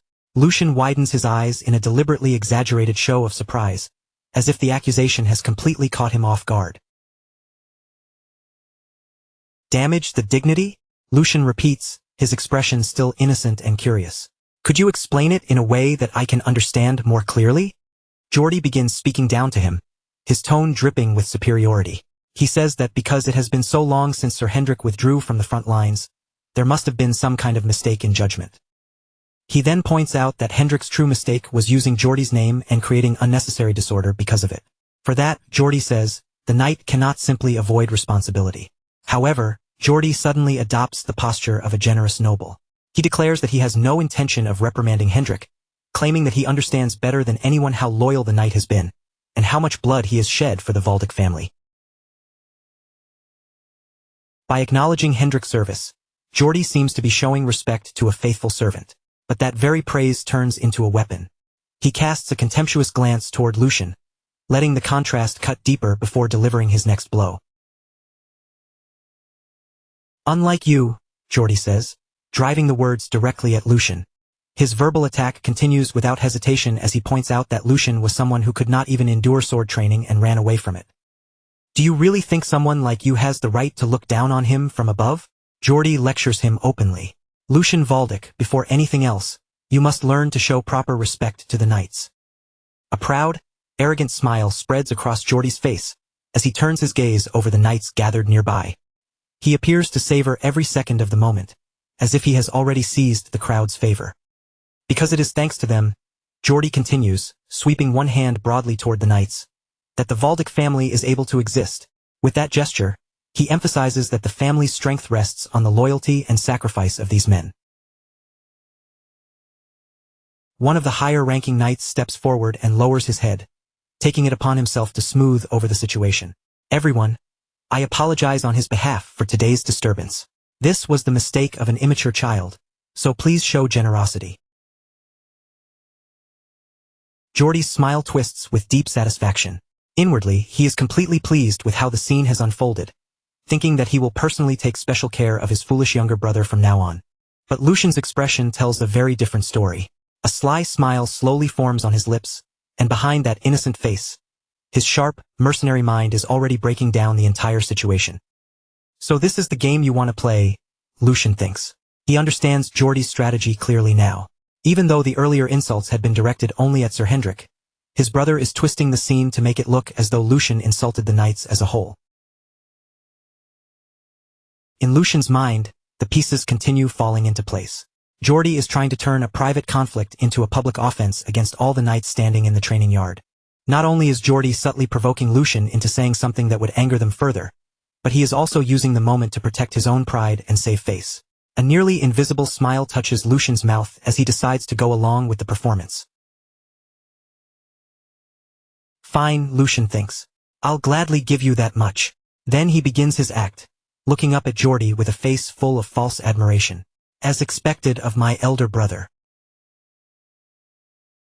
Geordie is caught off guard by Lucian's sudden change in attitude. For a brief moment, he can only stand there silently, one hand placed over his chest, while Lucian pushes forward with an even more theatrical speech. "Although there was a misunderstanding between Sir Hendrik and me, the proper thing would have been for you to scold me for daring to insult you, elder brother." Then Lucian clutches at his collar as though overcome with emotion, his voice rising with exaggerated passion. "But instead of that, to think you would grant me such precious teachings." As Lucian continues confessing his supposed verbal sins with far too much drama, Hans nearly loses his mind beside him. The servant whispers in desperate panic, "Young master, please, close your mouth." But Lucian completely ignores him and carries on with his false apology. In any case, I am deeply ashamed of myself for speaking such disgraceful words. Geordi watches the entire performance with a bright, satisfied smile, fully convinced that he has pushed Lucian into admitting defeat. Then Lucian raises his fist as if announcing a grand realization to everyone present. Thanks to my elder brother's benevolence, this younger brother has learned yet another valuable lesson today. Lucian turns toward the knights and suddenly calls out to his servant. Hans, I must record my elder brother's teachings as soon as possible. Ordinary paper will not be enough. We should preserve them on the finest silk. Yet behind those absurd words, Lucian's true goal begins to surface in his mind. By using this, Lucian thinks, I'll erase the weak image people have of me. While Geordi continues smiling smugly, Lucian's thoughts move to the second part of his plan. And at the same time, I'll carve a clear presence into everyone's minds. Lucian's face twists into an almost feverish, manic expression as his inner declaration reaches its peak. The third young master from the past, the timid Lucian everyone thought they knew, no longer exists. Once the act comes to an end, Lucian's mask drops away in an instant. The exaggerated emotion vanishes, replaced by a chilling calm, and he turns as if to leave while asking Geordi a question that leaves him stunned. Therefore, I intend to take my leave now. Will you permit it?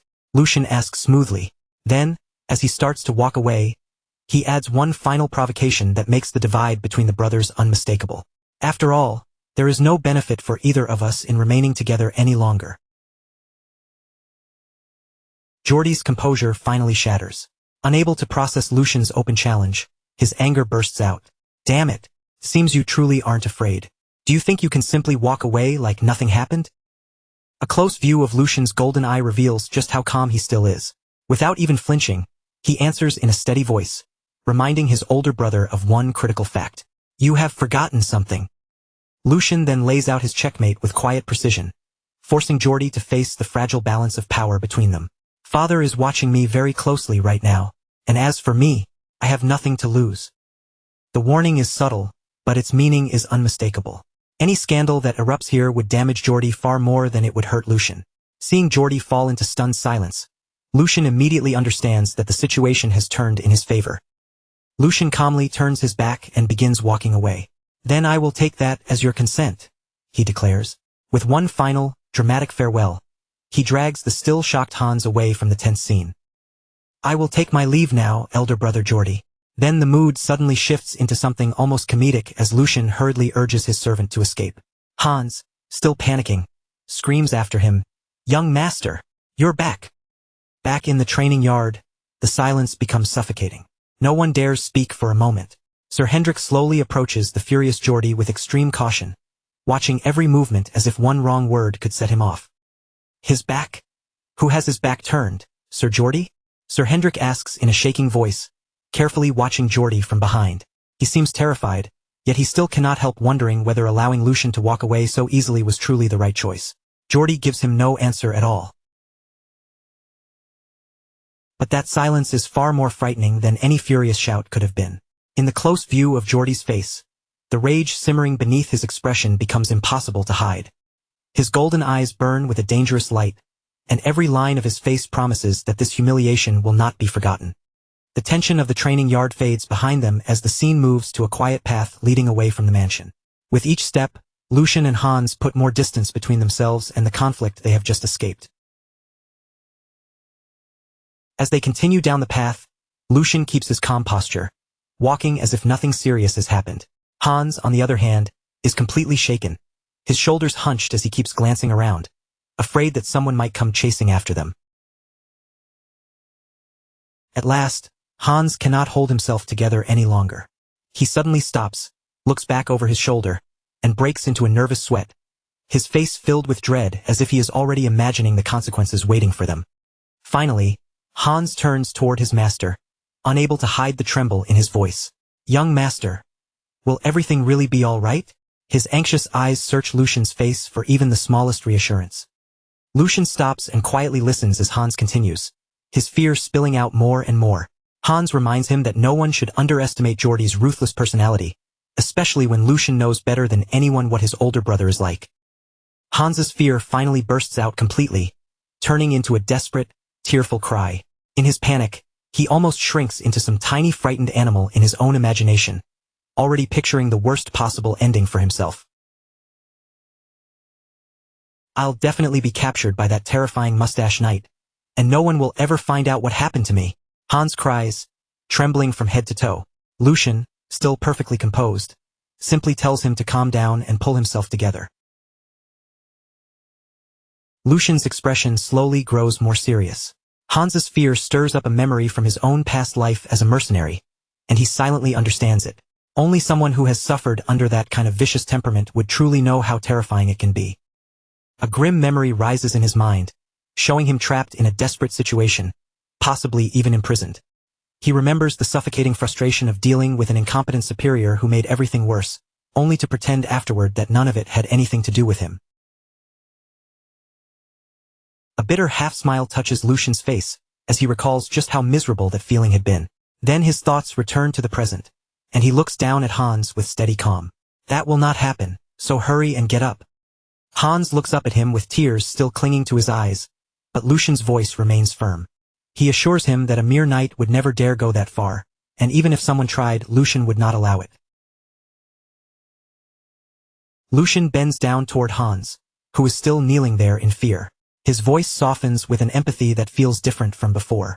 You have suffered a great deal because of me all this time. Around Hans, the moment feels warm and gentle, almost bathed in quiet light. Lucian thinks back on the mistakes made by the old Lucian, the foolish behavior that had forced others to bear the consequences. When a master acts like an idiot, it is always the people serving under him who end up suffering the most. With a gentle motion, Lucian pats Hans on the head. Especially since you are my personal attendant, it must have been even harder for you. Deeply moved by those unexpected words, Hans can barely whisper, "Young master." And at that moment, Lucian's expression sharpens with firm resolve. His gaze grows intense and unwavering as he prepares to make a promise. Looking directly into the eyes of the loyal servant who has stayed beside him, Lucian begins his oath. I will promise you one thing. From now on, I will never again let my foolish actions cause the people under me to be looked down on, humiliated, or forced to tremble in fear. His voice is steady, carrying the weight of a decision he truly means. That vow lingers beneath the open sky, quiet but powerful. For Lucian and Hans, it feels like the first clear step into a new beginning, one where the old weak image of Lucian will finally be left behind. Lucian then firmly takes Hans's hand, helping him rise while sealing that promise between them. In that simple gesture, a new bond of trust and protection begins to form. On a bright, sunlit day inside the palace, Lucian and Hans walk side by side through the long corridors. The light pours across the polished floor, but neither of them speaks as they move forward. Their footsteps echo faintly through the hallway, each step sounding heavier than the last. The silence around them only makes the serious expressions on their faces feel even more noticeable. Ever since the incident at the training yard, an uneasy feeling has settled deep in Lucian's chest. No matter how calm he appears on the outside, he cannot shake the sense that something is coming. The palace has become far too quiet. Not peaceful, not comfortable, but dangerously quiet, like the stillness right before someone makes their move. Lucian knows Jordi, the second young master, better than most people do. A man like him would never swallow humiliation and simply move on. He is the type who always finds a way to strike back. And as Lucian tightens his grip around a folded sheet of paper, his suspicions are finally confirmed. His eyes scan the document one more time, and disgust openly fills his face. So this is the trick you have been preparing all this time, he mutters coldly, the paper crinkling slightly in his hand. Do you have any idea how long I have been waiting for this? Beside him, even Hans, usually timid, quiet, and careful with his words, can no longer hold back his anger. His fists clench tightly at his sides, and he raises his voice, insisting that this is something they absolutely cannot let slide. Lucian turns his calm gaze toward him and asks whether he is ready. Hans does not hesitate for even a second. With his anger still burning, he answers immediately that he is. How dare he? Lucian says, his voice turning sharp and icy. How dare he touch my allowance? Hans shouts right along with him, fully sharing his master's outrage. Then Hans adds, just as furious, that his own salary has been cut as well. That single detail makes the insult feel even more personal, and the anger between them rises even higher. Lucian explains that the whole problem began with the budget plan he received that very morning. At first, it had seemed like nothing more than ordinary paperwork. It was supposed to be a simple day. He had planned to replenish his funds, purchase more moonlight grass, and stock up on the supplies he needed without any unnecessary trouble. That was how things should have gone. But the instant Lucian opened the letter, his expression froze in place. The paper slipped from his fingers and fluttered down to the floor, and at the very top, the words "Budget Summary" were printed in clear, unmistakable letters. There, written plainly in the document, was the result. Lucian's allowance had been slashed by 75%, an outrageous cut meant to cripple him directly. And Hans's salary had also been reduced by 30%. The moment Lucian understood that, one cold thought rose in his mind. That bastard. Lucian says it quietly, but the anger beneath his voice is unmistakable. Geordie, the second young master, has dared to lay his hands on Lucian's allowance. He has used authority as bait, hidden a trap inside the paperwork, and turned the budget itself into a weapon. Even in noble society, embezzlement is not some minor offense that can be brushed aside. It is a serious crime, one severe enough to be punished by execution. Soon they arrive at a private room. Lucian opens the door and steps inside, his mind already settling into a cold, clear state. The only reason this ridiculous power play succeeded was because there had been a gap in his defenses. After his mother passed away, Lucian had entrusted the management of his budget to someone else. At the time, it had likely seemed natural, but now that weakness has come back to bite him. That responsibility had once belonged to Dana, the former head maid who had served him loyally for many years and handled those matters with care. But now, the authority that should have remained in trustworthy hands has somehow ended up with an entirely different person, someone Lucian never chose himself. A woman steps forward inside the room and offers a polite bow, her posture neat and controlled as she presents herself before Lucian. She introduces herself smoothly, saying that this is the first time she has had the chance to meet Lucian face to face. Her name is Jenny, the newly appointed head maid who has been assigned to replace Dana and take over the duties that once belonged to her. Jenny adds that she had wanted to greet him much earlier. However, at the time, Lucian had shown no intention of leaving his room, and a faint mocking smile appears on her face as she says it.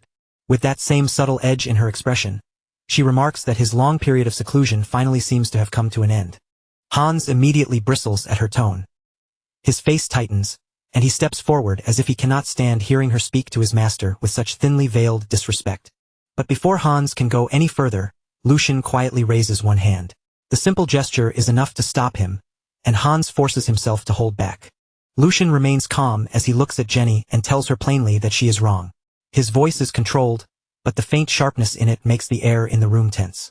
Then Lucian lets a small smile appear on his face and says they will keep this conversation brief. After all, there is a far more important matter that needs to be addressed first. Lucian tightened his fingers around the budget paper until the edges bent in his hand.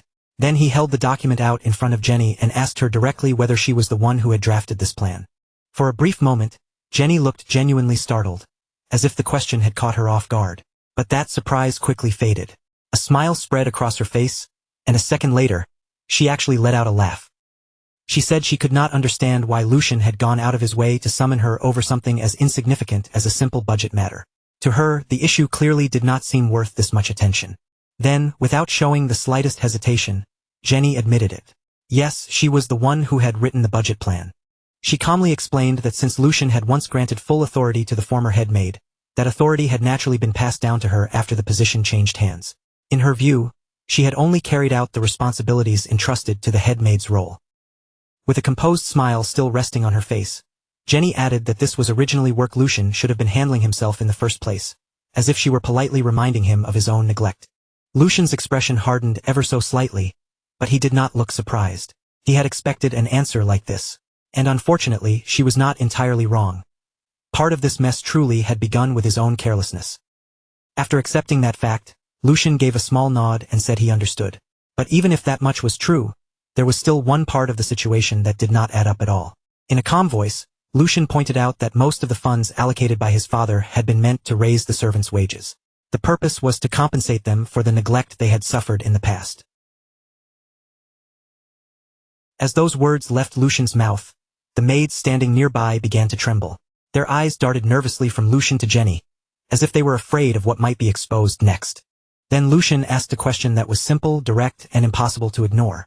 If that is the case, he said evenly, his gaze growing sharper, then why was Hans's salary cut instead of raised? His voice stayed calm, but the pressure behind it made the room tighten. Isn't that far too blatant? Lucian pressed. Jenny, however, only smiled again, as though even that accusation was nothing more than a minor inconvenience. She put on a look of innocent surprise and claimed there must have been some kind of mistake. After all, she said, managing an entire household came with countless duties, and it was only natural for small oversights to happen.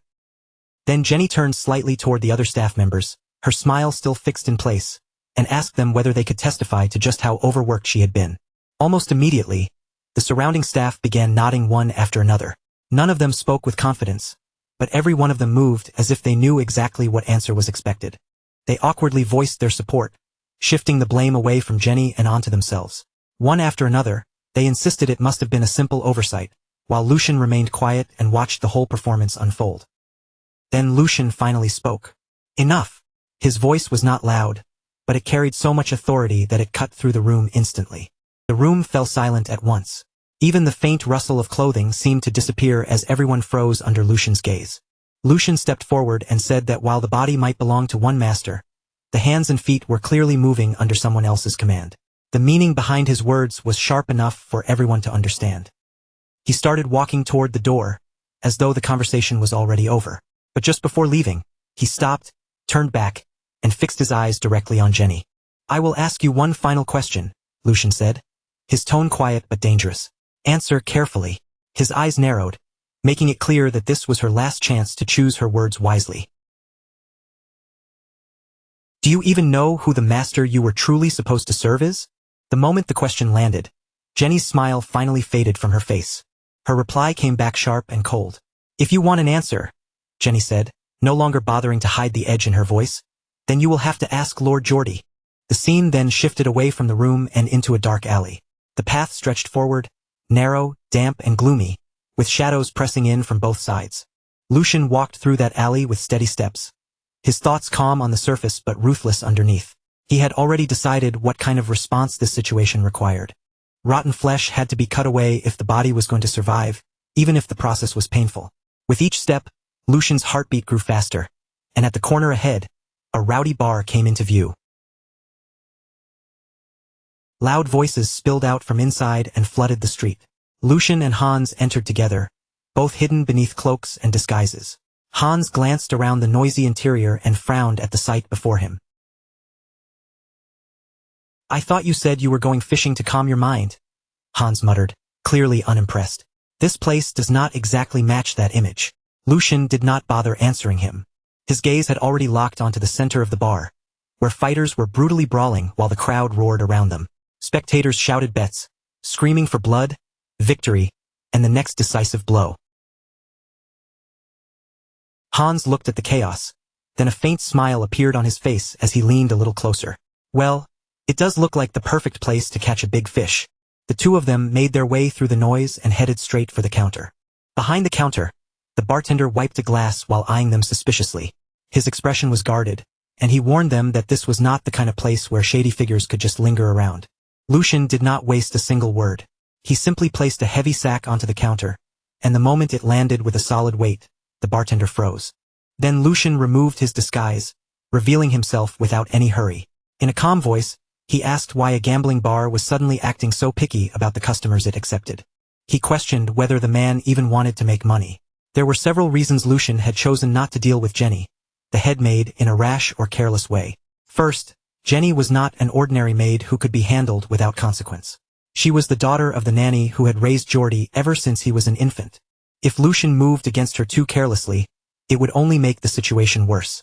Instead of solving the problem, he would invite unnecessary backlash and give Geordie another opening. Second, and more importantly, this entire situation existed because of Lucian's own mistake from before he fully understood his position after taking over this body. He simply had not known how to handle matters like this. Without fully understanding the consequences, he had handed authority away and allowed someone else to control an important part of his household. He had assumed that such an unreasonable situation could never happen. But reality had already proven that assumption completely wrong. Lucian now realized that this problem could not be dealt with by ordinary common sense alone. It was tangled deeper than that. It required a proper response, and this time Lucian had no intention of being lenient. More importantly, there was no way the Archduke was unaware of what was happening behind the scenes. In other words, cleaning up this mess was not only necessary, it was also part of a test. And if that was the case, then Lucian would show the Archduke exactly how he handled it. While those thoughts passed through his mind, The same staff member from earlier guided him deeper through the bar again and seated him comfortably at a table. Cards were scattered across the tabletop, their worn edges and messy arrangement showing clear signs of countless games that had already been played there. Lucian calmly picked up a deck of cards, his expression unreadable as he weighed them lightly in his hand. Since he had already come this far, he figured he might as well make some money while he was here. Before long, the man sitting across from Lucian was visibly trembling. A large crowd had gathered around the table, watching in stunned disbelief as they wondered just how many rounds Lucian had won in a row. His opponent was supposed to be an experienced gambler, someone used to reading people and controlling the table. But now he looked completely crushed. At last, the shaking man forced the words out. "I quit." Lucian casually rolled a coin between his fingers, letting it flash in the light as the defeated man hurried to pull himself away from the table. "This is only the beginning," Lucian said with an easy smile, as if the entire game had barely warmed him up. "Things are finally starting to get interesting. So why not stay a little longer?" But the man's face went pale at once, and he refused without hesitation, saying it would be much better for him to leave now. Beside Lucian, Hans stood completely frozen, both hands clutching his head in disbelief. He could not understand when his young master had gained such a terrifying talent for gambling.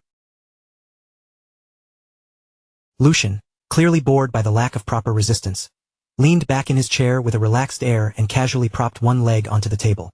"Next round," he announced calmly, sweeping his gaze over the stunned crowd. "Is there really no one else here willing to play?" He had originally come to this place to spread rumors and stir the waters, but so far, the whole thing felt far too underwhelming for his taste. Lowering his gaze, Lucian thought that after taking this much money from them, it was about time for the real target to finally appear. And almost as if responding to that thought, the door opened.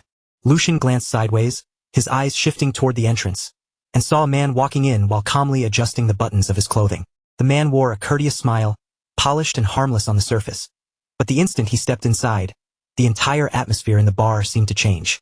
"Well, well," the man said smoothly, his voice carrying easily through the room. "It seems I failed to recognize someone important. Please forgive my late greeting." He came to a stop directly in front of Lucian and lowered himself with practiced respect before giving his name. "My name is Hugo," he said, his smile still perfectly controlled. "I am the manager of this establishment." With a simple snap of Hugo's fingers, a butler appeared almost instantly at his side, as if he had been waiting for that signal all along. The butler bowed deeply to the room and announced that, due to unavoidable circumstances, the bar would be closing for the rest of the day. Immediately, servants began moving through the crowded room, repeating the same message and guiding the customers toward the exit one group at a time. They did not simply throw the guests out either. Each person was promised generous compensation on their next visit, softening the sudden inconvenience with careful courtesy. Then Hugo turned back toward Lucian and spoke with respectful ease. "This may inconvenience our other customers," he said, "but if Lord Lucian can enjoy his time here in comfort, then that is a small price to pay." Lucian smiled faintly at him. "It has been a long time since I last went out," he said. "You have sharp eyes." Then, as if making a casual observation, he added that such intuition was necessary for anyone who wanted to survive in this line of work. Hugo bowed once more and apologized again for greeting him so late. Lucian simply waved it off, saying that he had only come here for a change of pace and had no need for excessive formality. Hugo's gaze drifted toward the table, where coins had been piled up in a towering stack. He admitted that it was truly astonishing, since it had been a long time since he had seen any guest build a pot like that. Then Hugo looked back at Lucian and spoke again, his tone still polite. "May I ask something? If you would allow it, I would like to be your opponent." Lucian met Hugo's gaze directly, while Hugo returned that look with a calm smile that revealed almost nothing. "I would not stand a chance against the young master," Hugo said modestly. "But as the manager of this place, I have picked up a few small tricks over the years. At the very least, it should help pass the time." At that moment, Hans stepped closer to Lucian and whispered in an urgent voice, "Master, we should go home. We have already won more than enough. And I have a very bad feeling about this man." Hans had seen plenty of frightening figures inside the palace, but Hugo's presence felt different from any of them. It was truly one of a kind, sharp and unsettling in a way Hans could not easily explain. Lucian gave the faintest nod, silently acknowledging that his attendant's instincts were not wrong. Hans had not become Lucian's personal attendant for nothing, and with just one glance at Hugo's hands, Lucian already understood exactly who this man was. The Black Shark. "Hugo," Lucian remembered that name clearly from his previous life, though back then, the man had been far rougher and much more dangerous. He was more ruthless, more brutal, and destined to become a name that would one day shake the entire underground world. Hugo's path had begun in the dark back alleys of the city, where survival itself depended on strength, nerve, and a willingness to get blood on one's hands. With nothing but brute force and cunning to rely on, he had crushed every obstacle that stood in his way and clawed his way upward. From there, Hugo expanded into gambling, smuggling, and even contract killings. Eventually, he became the king of the night, ruling 5 territories from the shadows. Later, when the empire fell into instability, he would exploit the chaos, declare himself a baron, and reappear on the surface as one of its warlords. But for now, Lucian noted, Hugo was still only a rookie. Even so, that did not make him harmless. If anything, it made him even more dangerous. Lucian's lips curved into a faint smile. Today, Lucian had come to this place for one reason, to catch that shark before it could grow any larger. As the cards were spread neatly across the table, Lucian suggested that they keep the game simple and easy to follow. Hugo agreed immediately, and then he removed any upper limit on the betting. "I cannot allow the young master to become bored after coming all this way," he said. He spoke with flawless politeness, and the moment Lucian heard it, his expression brightened with clear satisfaction. "Finally," Lucian said, looking genuinely pleased. "Someone who understands me." Behind him, Hans only grew more anxious, his unease deepening by the second. Hugo maintained his courteous smile, but inwardly, he had already dismissed Lucian as nothing more than a spoiled noble brat relying on the power of his family name. What Hugo did not realize was that the polite words they had just exchanged would soon become the very foundation of his own downfall. As the dealer prepared the cards, Hugo judged that the timing could not have been better. Even though his plan involving the gambler's losses had not gone exactly as expected, he still gave the table a subtle tap with his finger. The dealer noticed the signal immediately, catching Hugo's meaning without needing a single word. Hugo believed that someone like Lucian would only sink deeper the more he lost, chasing his pride and throwing in more money with every round. He intended to devour Lucian down to the bone. Across the table, however, Lucian simply beamed with cheerful innocence, as if he had not noticed anything strange at all. Hugo, growing slightly suspicious of that relaxed smile, asked whether something was wrong. Lucian answered casually that it was nothing, but before they began, he said there was one question he wanted to ask. Hugo assured him with a smooth smile that he would answer honestly. Lucian leaned back in his chair, a faint smile resting on his lips as he studied the man across from him. "Although this is the first time we have met," Lucian said, "I have to admit that I have already taken quite a liking to you. After all, a leader can be judged simply by looking at the people under him. To manage an operation of this size, even if it exists outside the law, is no simple achievement." Lucian's tone remained light, but the praise carried a sharp edge beneath it. "And if you had truly crossed the line beyond recovery," Lucian continued, his eyes steady on Hugo, "you would have been eliminated long ago." Hugo's smile stayed perfectly polite on the surface, but his shoulders stiffened for the smallest moment. "I understand my position," he said carefully, choosing each word with caution. "I always make sure not to offend those above me." Lucian let out a soft chuckle, as if Hugo's tension amused him. "There's no need to be so stiff. Even though I come from the Valdic family, we're not so rigid that we can't hold a normal conversation." He lowered his eyes to the cards in his hand for a brief moment, then asked in the same relaxed tone, "So, when are you planning to begin large-scale production?" The instant those words landed, Hugo froze. "What?" Hugo's expression tightened before he could fully hide it. "What are you talking about?" Lucian only smiled faintly and leaned back in his chair, as if he had already expected that response. "Don't pretend you don't know."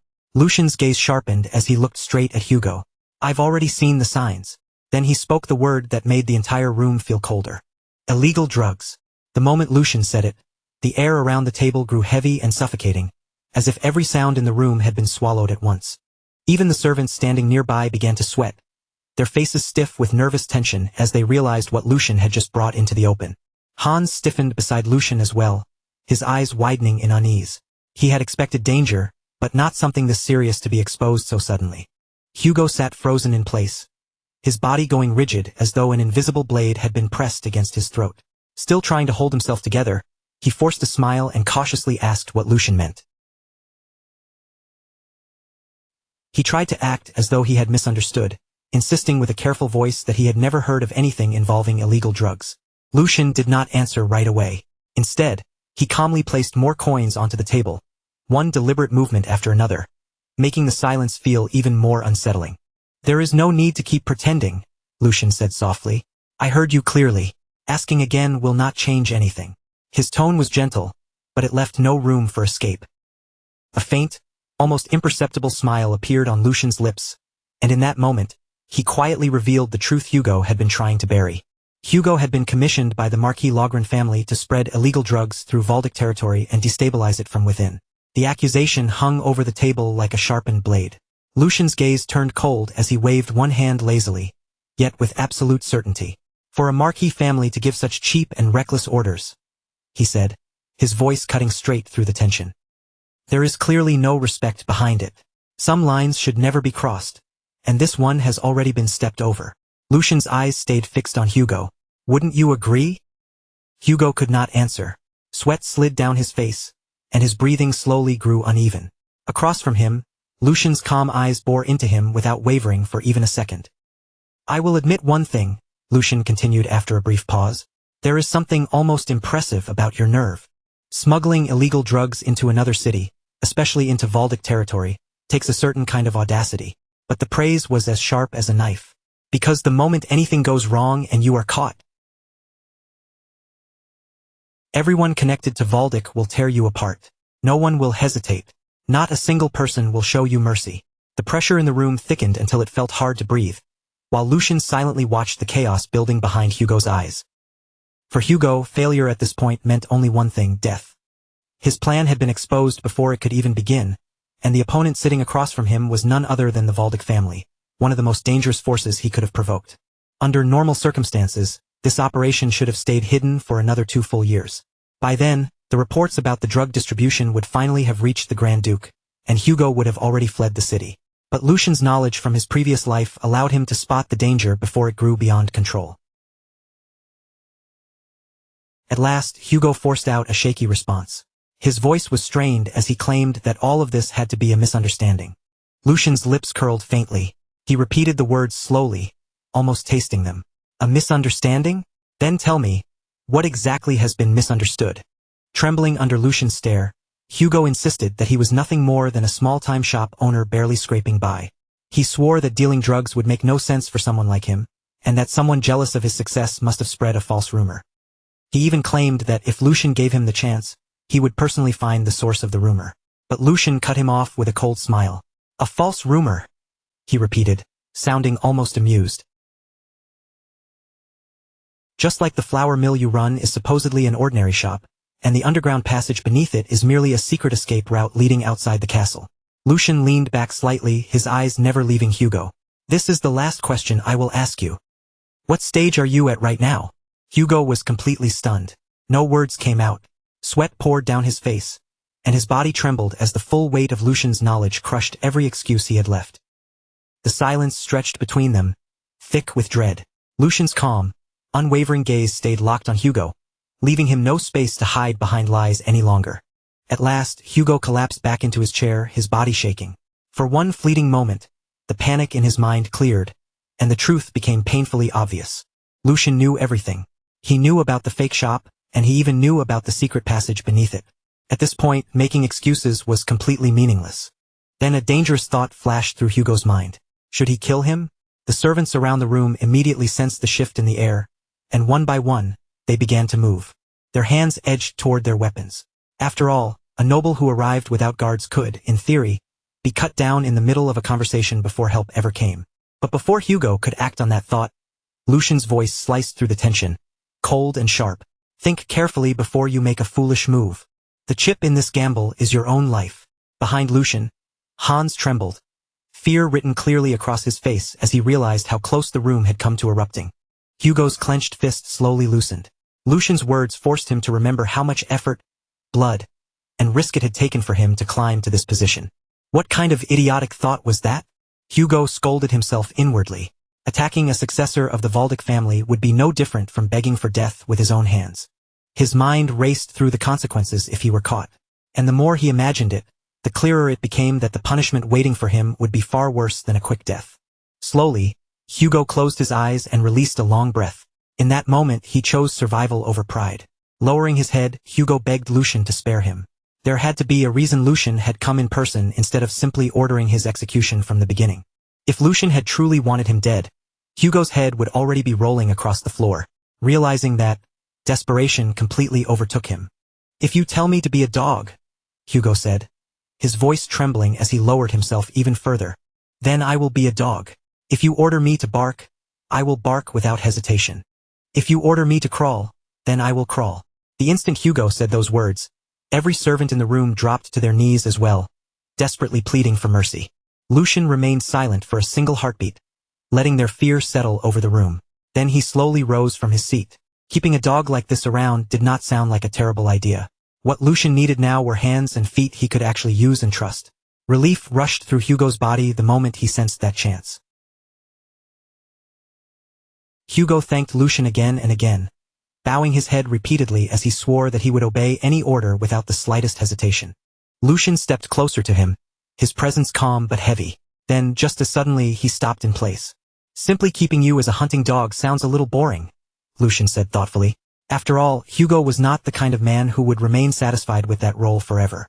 He gently set one hand on Hugo's shoulder, making Hugo freeze for a second. Then, in that quiet room, he asked a question no one there had expected to hear. "Do you want to try becoming a knight?" The instant those words reached him, Hugo's eyes opened wide in disbelief. For a brief moment, even the air in the room seemed to stop moving, and no one dared to speak. Every gaze in the room shifted toward Hugo at once, locking onto him. Because becoming a knight was not just some random idea to him, it had once been the dream he held tighter than anything. It was something he had chased with everything he had, almost desperately, as if his whole life depended on it.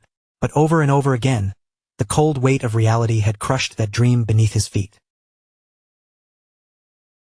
No matter how much effort he poured into training, and no matter how sharp his skills became, nothing ever seemed to truly change for him.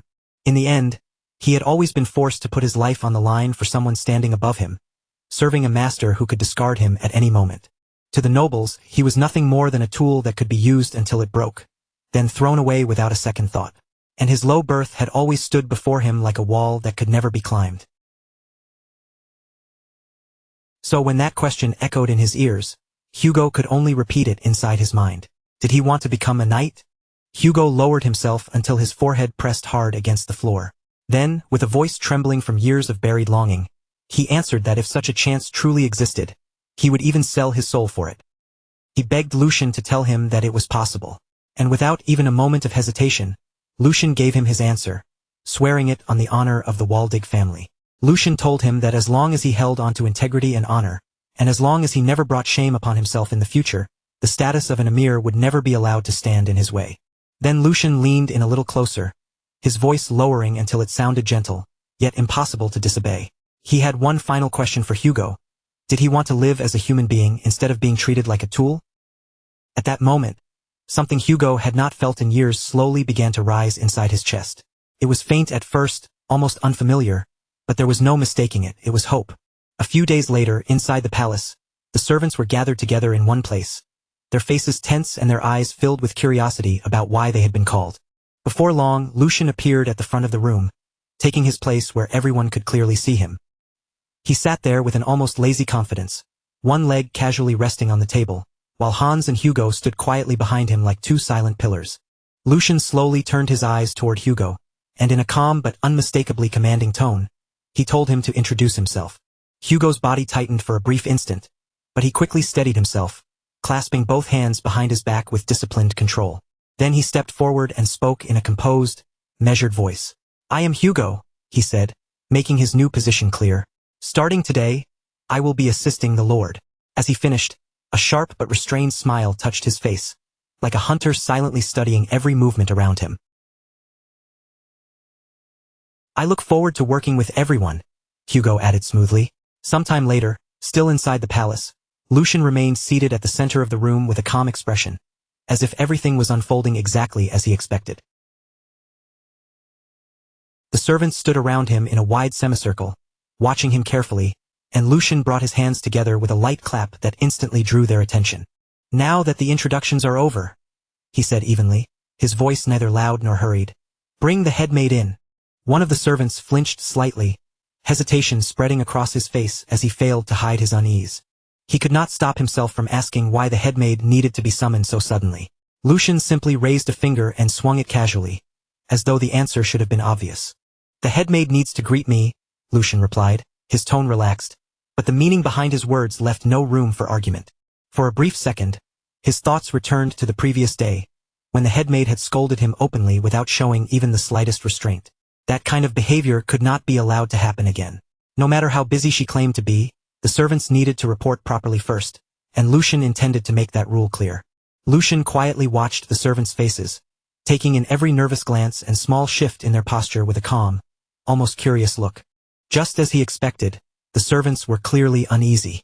The one who had questioned him glanced around nervously and muttered for everyone not to do anything reckless, while another quickly agreed, saying they could not afford to be dragged into trouble. At that moment, Lucian understood that their fear had already grown too deep. Simple words would never be enough to move people who were this frightened. In their eyes, he probably looked like a weak and disposable figure, like a rotten rope no one wanted to rely on. If that was truly how they saw him, then he would have to make them understand the truth in a way they could not ignore. Then one servant stepped out from the middle of the room, speaking with careful politeness.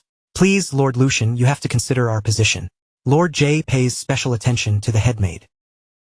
He continued, his voice carrying helplessness, asking what authority mere servants like them could possibly have in a matter like this.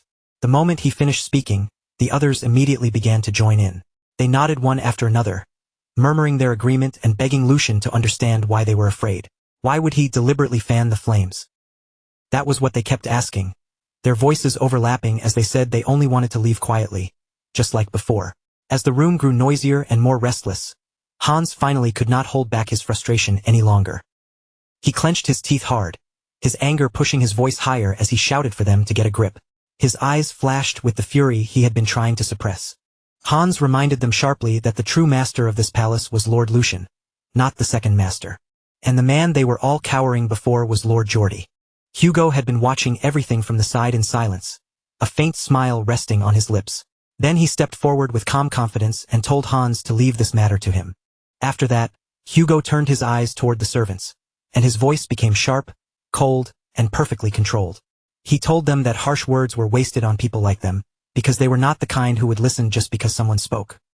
Then Hugo turned back toward Lucian and said that he had already figured out what needed to be done. Lucian lifted an eyebrow slightly, a flicker of interest crossing his face as he asked if Hugo already had an idea. Hugo's expression chilled as he answered. Handling people who did not know their place was simple.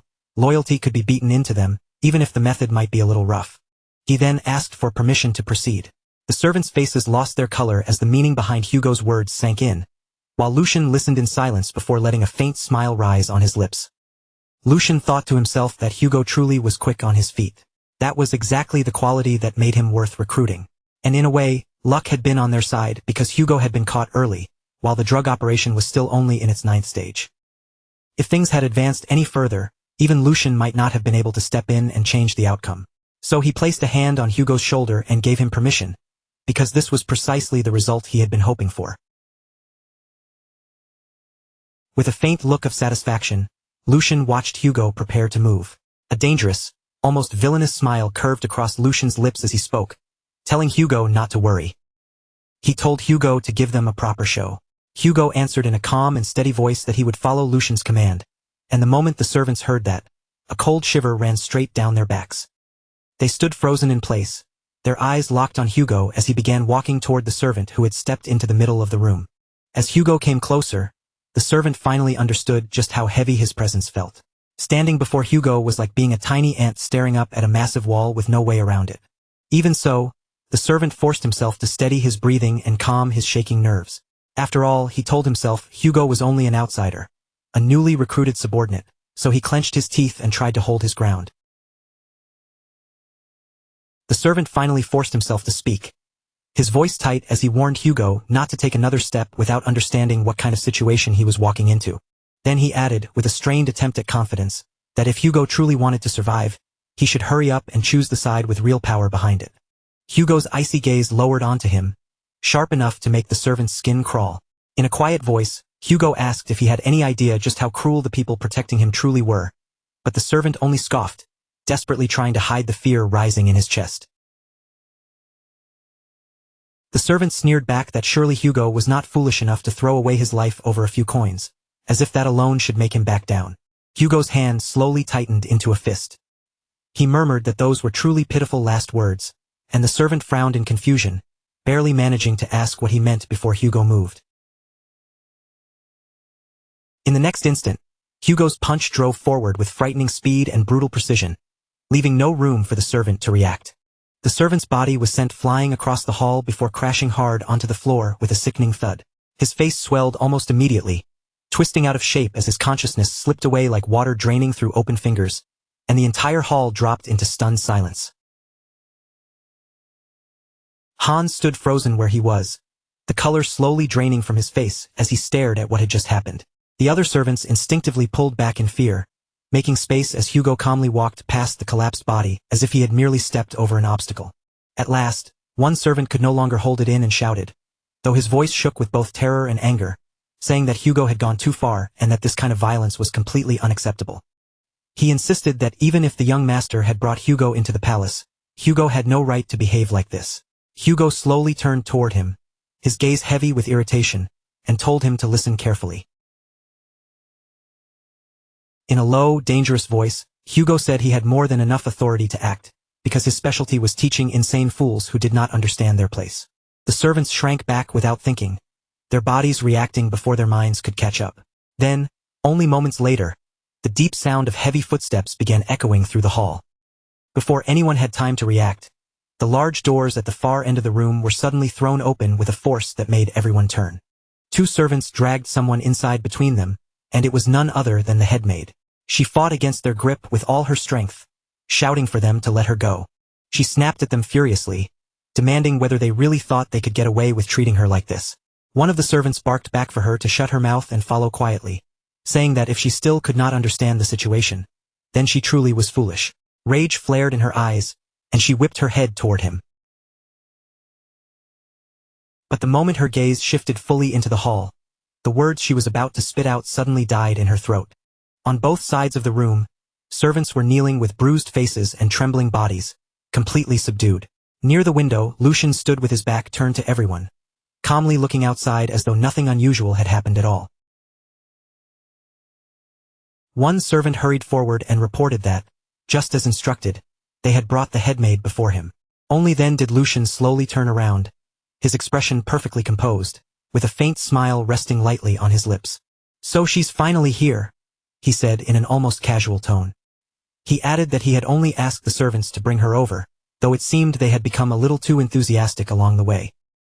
The shock on the headmaid's face lasted only a moment before it twisted into blazing fury, her eyes burning as she stared at him. She demanded to know exactly what the meaning of all this was, her voice sharp enough to cut through the frozen hall. Then she asked if he truly believed he could get away with such behavior. She forcefully tore one arm free, raised it in threat, and warned that Lord Geordie would never allow this to stand. A cold command cut through the air, telling her to stand. The headmaid straightened her posture at once, forcing herself to look composed as she sharply said that if Lucian stopped now, she would make sure that everything that happened today ended right there. But Lucian only smiled, completely unbothered, and calmly asked who had ever said anything about ending this, before reaching toward the table and picking up a whip. He wrapped both hands around it firmly, and as he lifted it, the leather gave off a soft creak that made the tension in the room grow even heavier. Lucian looked at her evenly and said that this was only the beginning. The moment the headmaid saw the whip in his hands, the confidence she had been clinging to cracked apart.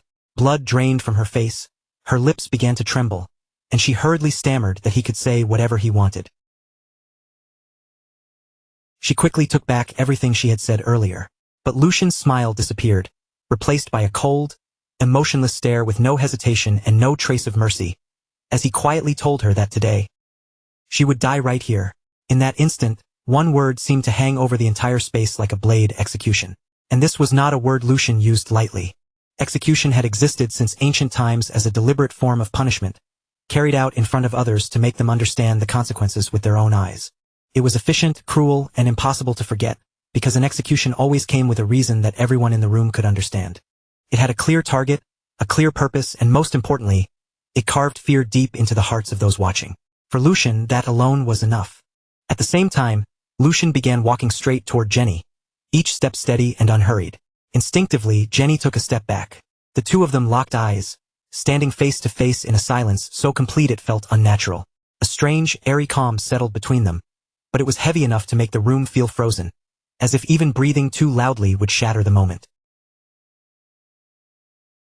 Even though Jenny tried to keep her face steady, the tension in her expression was impossible to hide. Her lips parted, and she spoke again, forcing her voice to stay firm. "With this," she said, "I can inform the Grand Duke that the weak, worthless third prince no longer exists." Lucian gave her no answer. Instead, he simply lifted one hand and made a calm gesture. A servant immediately came to his side, and the meaning behind Lucian's order was clear to everyone present. He wanted Jenny to be taught, properly and painfully, how a servant was supposed to stand before her master. Without hesitation, the guards moved in, seized Jenny, and forced her down. Her knees struck the floor with a dull, heavy thud, and the pressure on her shoulders did not loosen as they held her firmly in place. Even then, Jenny still refused to panic, lifting her head just enough to speak again. "Young master," she said, her voice low and controlled, "you should think this through carefully. You said you would kill me, but if you so much as harm me, do you really believe Lord Geordie will stay quiet?" There was almost no fear in her tone, only a cold and strangely indifferent calm. Then she continued slowly, making every word deliberate, adding that her mother was Lord Geordie's wet nurse. And because she was that wet nurse's child, Jenny claimed that, technically speaking, she was like a sibling to him.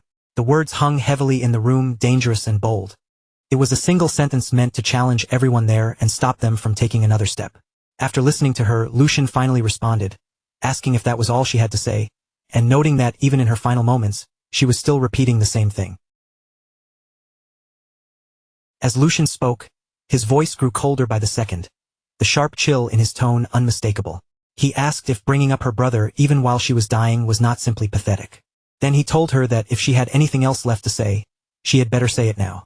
The moment Jenny heard that, her body froze, and the confidence on her face shattered in an instant. Her eyes widened as her entire expression changed. For the first time, real panic flashed clearly across Jenny's face, cutting through the arrogance she had been trying so hard to maintain. Jenny tried to speak again, desperately reaching for the same name as if it could still protect her. "Like I said, Lord Geordie."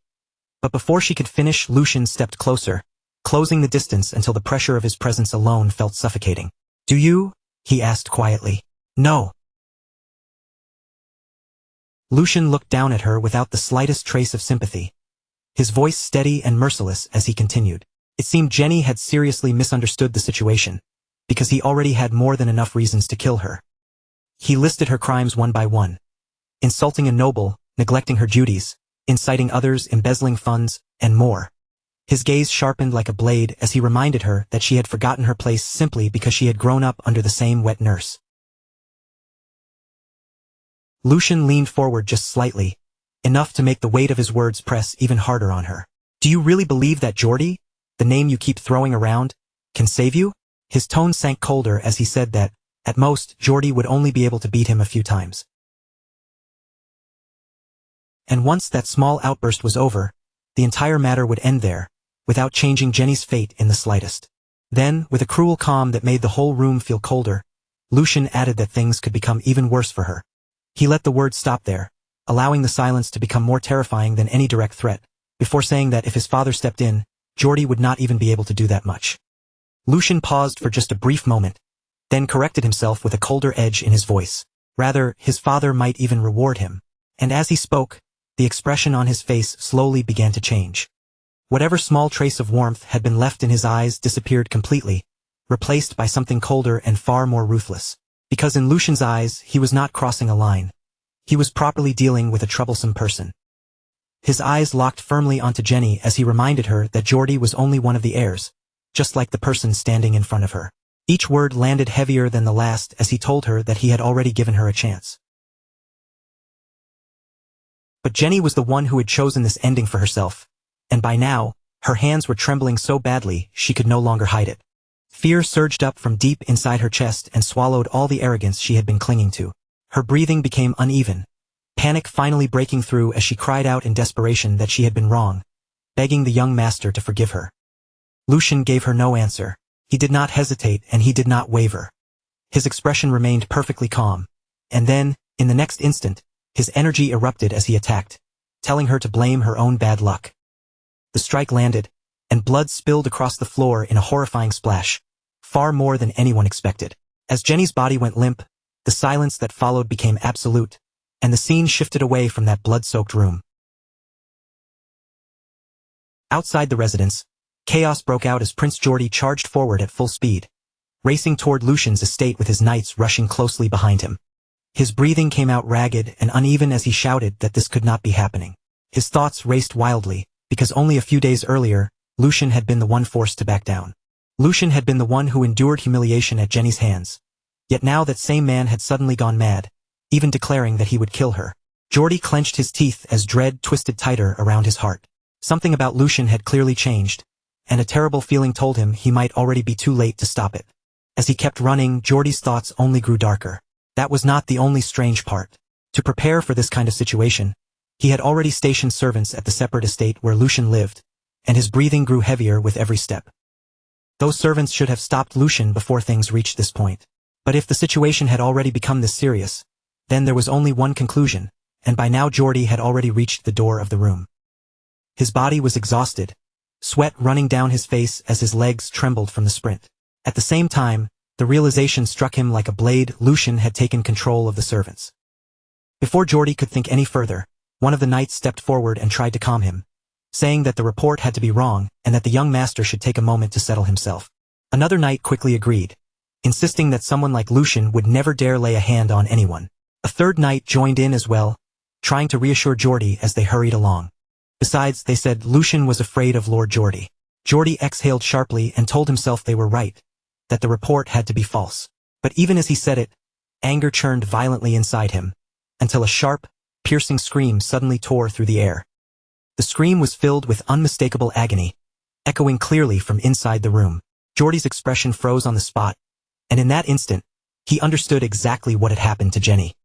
Inside the room, blood dripped slowly onto the floor, one heavy drop after another. The whip in Lucian's hand was stained, making it clear who had delivered the punishment. Blood marked the scene around them, trailing down and pooling beneath Jenny as Hugo held her firmly in place with overwhelming strength. She struggled weakly against him, but her resistance was completely useless. Even after witnessing all of this, Lucian showed no reaction at all. His expression did not shift, and his breathing stayed calm and even. To him, the bloody scene in front of his eyes changed nothing. He stood there cold, still and unmoving, like an executioner who had already handed down judgment. And in that moment, one thing became painfully clear. Whatever fear Lucian once carried was gone now, and in its place only absolute control remained. Seeing everything unfold before his eyes, Geordie finally snapped. Rage exploded from him as he shouted, demanding to know what the hell Lucian was doing. Lucian only turned his head slightly, his face calm. He looked almost bored as he coolly asked what had brought his esteemed brother all the way here. Then Lucian added that he was sorry, but he was busy right now, so Geordie should come back later. His voice hardened almost immediately after that, declaring that today, he would tear out the root of this rebellion. Without hesitation, he ordered Hugo to put Jenny back on her feet. Hugo answered instantly, calling him master, while Geordie whipped around toward his knights and shouted with fury for them to save Jenny at once. The two knights rushed forward immediately, charging straight toward Lucian to free her. But before they could take another step, Lucian spoke again in an icy, merciless voice. He warned them that if anyone came within 3 feet of him, Hugo was to slit Jenny's throat. Those words sliced through the room like a blade. Jenny froze completely, terror swallowing her whole as her body stiffened and fear seemed to close around her throat. Lucian continued in the same calm, unwavering tone, saying he would take full responsibility. The moment those words left his mouth, both knights stopped dead in their tracks. They halted at almost the exact same spot, confusion twisting across their faces. They could not decide whether to move forward or stay still, because no matter how urgent the situation was, they could not ignore their master's command. From the other side, Hugo's low voice rolled through the room, dark and chilling enough to make everyone's skin tighten. He said there would be no chance for Jenny to survive if anyone tried anything. He told Lucian to leave it to him, and as he spoke, the knife was already pressed firmly against Jenny's throat. One wrong movement, one careless step, and everything would be over. Jenny, already battered and barely holding herself together, became even more terrified. Her body trembled uncontrollably as she turned her head just slightly, tears streaming down her face while she called out weakly and desperately for Lord Geordie. That sight only poured fuel onto Geordie's fury. His voice erupted through the room, filled with uncontrollable rage, as he demanded how Hugo dared to do something like this. Geordie threatened that Hugo's head would not be the only one taken. His entire family would be executed and hung from the city walls. But Hugo did not flinch at all, answering calmly in a voice that remained steady and emotionless. He said that would never happen. The simple certainty in those words struck Geordie like a blow, making his eyes widen in disbelief as he demanded to know what Hugo had just said. Hugo replied without the slightest hesitation that his master was Lord Lucian, and any order not given by his master meant nothing to him. His resolve did not shake as he continued. Whatever happened from that point onward, if it was his master's order, then carrying it out was Hugo's duty. As Hugo spoke, his expression stayed firm and unbending, like iron that could not be moved. Watching him, Geordie's hands began to tremble violently, rage flooding through him so intensely that it nearly stripped away his reason. Grinding his teeth, Geordie roared Lucian's name and demanded to know what Jenny had done to deserve being treated this way. Lucian answered coldly, still holding the whip in his hand, saying that she had insulted her superior, defied orders, and interfered with financial matters. He said he had simply given Jenny the punishment she deserved. Then Lucian glared at Geordie, fury burning in his eyes as he asked whether Geordie truly could not tell the difference between duty and personal emotion. Those words only made Geordie angrier, his chest heaving and his whole body shaking. But even then, he could do absolutely nothing. That helplessness burned more painfully than any wound. At that point, the situation inside House Waldig became clear. The current first in line for succession was the young master, Tristan Waldig, and between the two brothers beneath him, a fierce struggle for power had already begun to take shape. In other words, the rivalry between them was no longer a simple disagreement. It had grown into a deeply entrenched, two-sided conflict inside the family. Until the day Lucian made his decisive move, that fragile balance of power would remain unstable. For now, the most important task in front of him was obvious. He needed to strengthen his own faction and secure it firmly. But right now, his reputation had just suffered a devastating blow, and that damage would not be easy to ignore. Geordie had been humiliated in front of everyone by Lucian, the brother he once dismissed as someone who could never threaten him. And after losing his loyal knight, Sir Hunter Picaria, Geordie could only clench his jaw as the pressure tightened around him. If he failed to protect Jenny now, someone who served him as closely as his own hands and feet, then his standing would be shaken at its very core. This single failure would inevitably become a turning point. From that moment on, distrust would begin spreading among the people who followed him. Geordie's fist tightened in frustration, because the truth was painfully clear. He was completely trapped, with no path left to escape. With no other choice remaining, Geordie was forced to yield. From where he stood, he finally surrendered and shouted that Lucian had won, ordering him to let Jenny go. The moment those words left Geordie's mouth, one of Lucian's men broke into a smug smile, while Geordie's own followers were left staring in stunned disbelief. The young servant standing beside Geordie could not hide the shock and despair on his face as he watched his master admit defeat. And the reason behind that surrender was Jenny, Geordie's loyal maid. Hugo, the man Lucian had brought in, was holding Jenny hostage with a dagger pressed tightly against her neck while she trembled and cried in terror. Lucian, the one who had arranged this entire humiliation, stepped away with an air of complete superiority. A malicious smile spread across his face as he mocked Geordie's surrender. He said it was not even funny, then asked if Geordie truly believed a single word of surrender would be enough to sweep everything under the rug.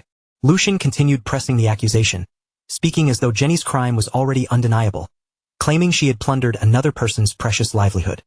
His eyes gleamed with open contempt as he scoffed at his brother's attempt to settle the matter. Did Geordie think his tongue was coated in gold simply because he was a noble? Then Lucian turned toward Geordie with biting sarcasm, pretending not to understand. What are you talking about, brother? Winning. Geordie ground his teeth in fury as Lucian continued his little performance, calmly insisting that he had only fulfilled his duty as the third young master. Besides, Lucian added, embezzlement was a crime no one could escape from, no matter their status. He stomped his foot against the floor, making his authority ring through the hall. If they simply covered this up and moved on, what would everyone think? Lucian looked at his defeated brother and spoke with the false passion of someone pretending to uphold justice. Since his respected brother was begging so desperately, Lucian claimed he would love to end the matter there. But the sinister smile spreading across his face made his real intentions painfully obvious. With an expression full of fake regret, Lucian delivered the final blow, saying that unfortunately, he lacked the proper justification to let this matter go. Geordie clenched his fist so tightly that his knuckles turned white, his suppressed rage nearly bursting out of him. Unable to endure the humiliation any longer, he finally demanded to know Lucian's price. He snapped at Lucian to stop beating around the bush and speak plainly, because he wanted to know exactly what Lucian was after. Before revealing his outrageous demand, Lucian first hinted at the punishment waiting for Jenny. He lifted the whip and coldly said that, since ancient times, those who laid their hands on another person's property had often received punishments like this. Jenny trembled in terror, and when Lucian demanded that several times the supposedly stolen amount be returned as compensation, Geordie could only clench his teeth in powerless fury. Completely humiliated, Lucian stood surrounded by the glitter of gold coins, smiling triumphantly as he mocked his brother. With that smug look still on his face, Lucian asked Geordie what kind of price he had expected to pay. The scene then shifted to the majestic palace of the Grand Duke, the true center of power within House Waldig. Inside a luxurious study, the man who ruled the family, Grand Duke Waldig, waited with a stern and calculating gaze. As the father of Lucian and Geordie, the Grand Duke watched everything unfolding within his domain from the shadows of absolute authority. Later, Chief Butler Edwin appeared before the Grand Duke to deliver his report, explaining how the incident had ultimately been resolved. The Grand Duke looked over the written report with an expression that revealed nothing. Then he fixed his loyal servant with a piercing stare and asked whether the contents of the report were truly accurate. Chief Butler Edwin bowed respectfully and confirmed that he had personally verified everything. Then he began explaining the humiliating outcome for the second son, saying that Master Geordie had paid young Master Lucian. The compensation amounted to 10 times the original sum involved, and Edwin also added details about how quickly Lucian had acted afterward. He reported that young Master Lucian had recruited an outsider named Hugo, who swiftly eliminated the spies planted inside his annex. The Grand Duke listened in silence as the report neared its end. Because of Lucian's actions, his annex was now guarded more tightly than any other area. The Grand Duke turned his gaze toward the window, where Lucian's reflection seemed to overlap with his own. He quietly considered the bold moves his youngest son had made, his expression thoughtful as he evaluated the sudden shift in the family's internal balance of power. After hearing the full report, the Grand Duke reached a decision and gave the order to summon his son before him. He spoke in a low, firm voice, telling Edwin to bring Lucian in. The doors opened soon after, and Lucian stepped into the study like a man entering a lion's den, presenting himself before his father. The Grand Duke turned to face him, his expression carrying the weight of authority and sharp scrutiny. Lucian stood in the vast study while the tension between father and son thickened in the air. Almost immediately, he sensed that something between them had changed. He wondered silently what this feeling was, because his father's gaze felt completely different from the way it had before. For the first time, his father was truly looking at him as a player in the family's struggle. Then the Grand Duke spoke first, his voice carrying unmistakable authority. He said Lucian had caused quite a stir recently. Lucian, however, remained calm and replied that it was nothing extraordinary. He had merely disciplined servants who failed to recognize their own master. The Grand Duke placed one hand on his desk, his gaze growing harder as he pointed out that, as a result, Lucian had disgraced his brother. Then he challenged him directly. He warned Lucian that Geordie would not forget this humiliation for a long time, then asked whether Lucian was truly prepared to bear the consequences. From across the room, Lucian's answer came as cold and firm as steel. He said there was nothing for him to handle. With unwavering confidence, Lucian justified everything he had done as a simple matter of restoring the proper hierarchy. Standing straight, with a defiant smile, he framed his ambition as duty. He said that if he avoided such an obvious responsibility simply because he feared retaliation, then he would have no right to claim the name of Waldig. The Grand Duke listened silently to his son's bold declaration, as Lucian added that he had merely made a decision that would not bring shame upon their family name. A faint smile appeared on the Grand Duke's face, as if he were either impressed or amused by the audacity of his youngest son. Then the Grand Duke laid out the rules of the succession struggle, revealing the family crest as though he were opening the board for a much larger game. He told Lucian that if Geordie continued to provoke him, then Lucian was free to strike back. With those words, the Grand Duke officially gave Lucian permission to fight for his place. But that freedom came with a harsh condition, and Lucian listened carefully as his father continued. The Grand Duke warned him that if the conflict escalated too far and caused damage to the family, he would side with Geordie regardless of who was right or wrong. Lucian was visibly taken aback by such an unfair and biased condition. In disbelief, Lucian blurted out, extending a hand as he tried to question his father's logic. "Father, what the hell?" But the Grand Duke cut him off at once. his expression almost mocking. The Grand Duke looked at Lucian as if his reaction itself was strange. "Why are you so surprised?"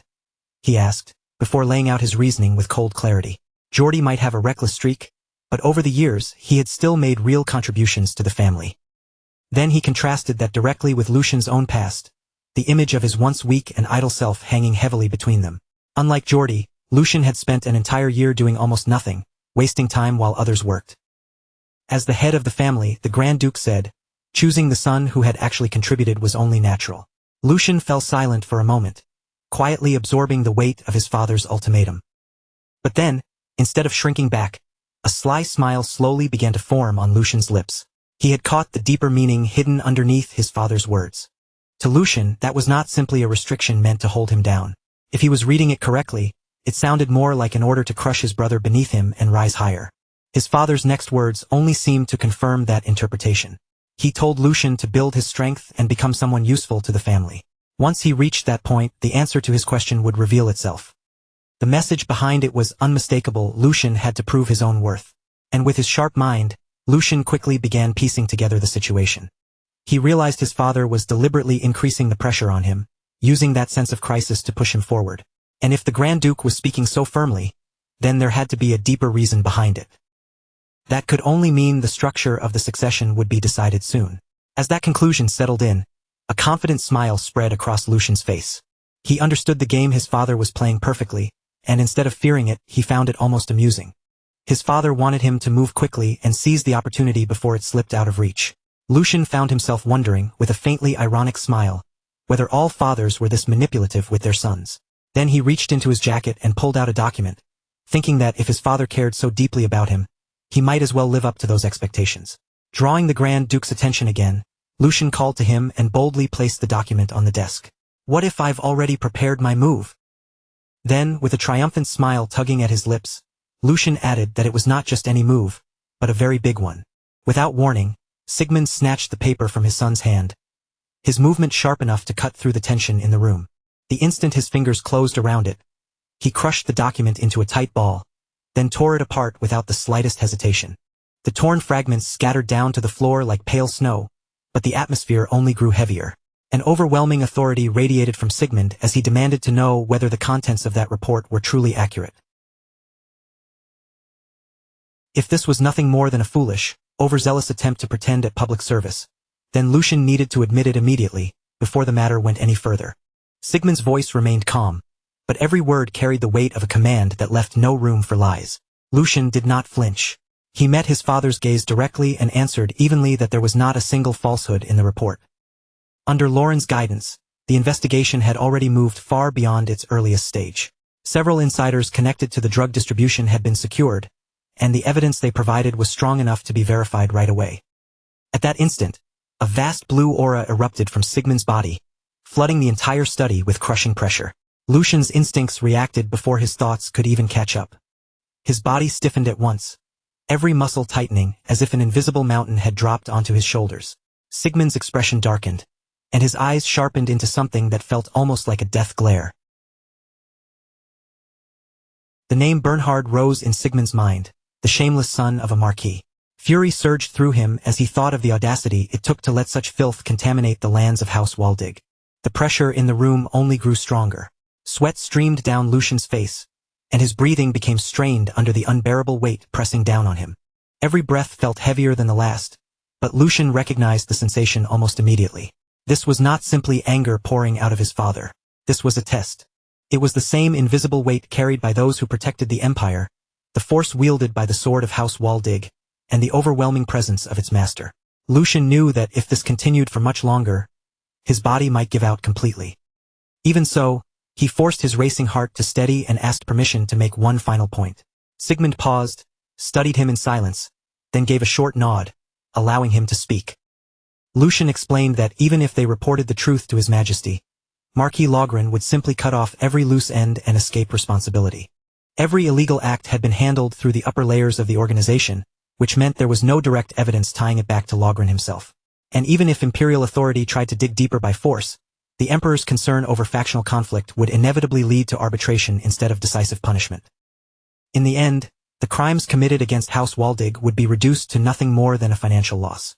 Lucian stated calmly that losing money alone was nowhere near enough. A crime of this scale demanded a much heavier price. Silence settled across the study. Sigmund observed his son closely, genuinely surprised by the sharpness of Lucian's insight. He wondered when this boy had learned to read the movement of power and consequence so clearly. After a brief pause, Sigmund asked Lucian to explain exactly what he had in mind. Lucian then revealed that he had already secured a way to keep the enemy from slipping away. Earlier, an insider had surrendered to him, and that man was not a simple underling. He possessed a noble title, was deeply trusted by Logren, and had risen to an executive position within their ranks. At that, Sigmund remembered the chief butler's earlier report about Lucian recruiting an outsider named Hugo, and understanding began to dawn on him. That meant Hugo had to be the insider Lucian was talking about. As the pieces fell into place, Sigmund realized the current situation matched the third scenario he had once considered. It was a path he had hoped would never need to be used, yet now it seemed impossible to avoid. Lucian's plan was exactly what Sigmund had anticipated. He intended to use the traitor as bait and turn the entire situation into a reverse trap. From Logren's point of view, it would be unthinkable that the very executive managing the drug operations would ever betray them. Lucian had carefully arranged every detail so the negotiation would appear to be moving smoothly, without even the faintest hint of danger hiding underneath. That meant it would only be a matter of time before Logren's core figures were forced to step into the open themselves. Sigmund admitted that this strategy could not be dismissed lightly, but he immediately pointed out its greatest flaw. The entire plan depended on one single variable, a man who had come from the back alleys. Sigmund said human nature could never be trusted completely. A person with that kind of background would always be unreliable, and walking even one step beside such a man was dangerous. Lucian fell silent for a moment, letting his father's warning hang in the air. Then he answered calmly that he was not placing his trust in the man himself. What he trusted was the man's desire, and that desire was a burning ambition. Hugo wanted to become a knight, to spread his name across the empire, and to carve proof of his existence into history. Sigmund was struck by how familiar those words sounded. They were old words, almost forgotten, tied to something Sigmund himself had once believed in. Lucian explained that a dream like that was powerful enough for any man to cling to with obsession. He had chosen to believe in that dream, just as he had done in his previous life. To Sigmund, the reasoning sounded sentimental, but there was a sincerity in it that could not be ignored. That sincerity explained why Lucian was willing to stake so much on this gamble. Sigmund then asked what Lucian would do if everything failed. Lucian answered without hesitation. He had no intention of running from responsibility. If there was a mistake, it would be his alone to bear, and he was prepared to pay the price himself, even if that meant putting his own title on the line. After hearing that, Sigmund finally gave his decision. Once Lucian's body had fully recovered, he was to report to the training ground. Lucian accepted the order immediately, without a single word of complaint. Then Sigmund revealed what would come after that, making it clear that Lucian's next trial would begin the moment he stepped onto that training ground. He would take Lucian under his own guidance and personally pass down the lion's heart sword to him. With that single decision, Lucian was no longer just the third son standing at the edge of the family. He had now been officially recognized as one of the candidates who could inherit the household. Night settled quietly over the estate, wrapping the grounds in a heavy, still silence. Inside his chamber, Sigmund stood alone by the window with a document in hand. Pale moonlight poured through the glass, stretching across the floor and softly lighting the shadowed corner of the room. The head butler stepped inside without making a sound, then lowered himself in a deep, ashamed bow. In a strained voice, he lamented that something so disgraceful had happened in Melheim, the very center of the Waldig family's power, right under their own watch. Sigmund stopped him before the apology could go any further and placed the responsibility on himself instead. He admitted that he was the one who had ordered the butler to devote all attention to the border situation, and because of that, the defenses inside their own house had grown weak. The fact that his third son had uncovered the truth before anyone else was not something they could call skillful management. In Sigmund's eyes, it had been nothing more than luck. Bernhard's plan had been built with extreme care, designed from the beginning to slip past ordinary detection. The head butler then added that Bernhard had never been chasing simple profit or more land. His real purpose had been far more poisonous. He wanted to drag his master's honor through the mud. Sigmund gave a quiet response, agreeing with that judgment. In his eyes, Bernhard had planned to keep this incident hidden until the right moment, then used the family's disgrace as a blade pointed directly at him.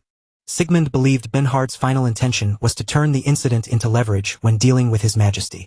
As he reflected on it, His expression darkened, realizing that the Marquis had become so blinded by fear for his own safety that he could no longer see the true state of the Empire.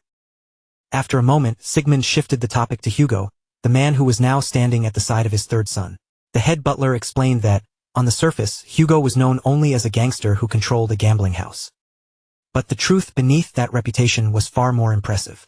Hugo was actually the leader of a newly formed organization that had already sent waves through the underworld. He was not the kind of man who would casually bow his head and serve someone else. The head butler had even gone to meet Hugo himself in private, and Hugo had informally welcomed him as a subordinate. Remembering that, the butler could not hide his admiration as he praised how astonishingly much the young master had grown. Sigmund softly repeated the word growth, as though weighing its meaning in his mouth. His thoughts naturally turned to Hugo, a man who had survived in a world ruled by schemes, cruelty, and sharpened instincts. Someone like Hugo could never have lived this long by trusting empty promises.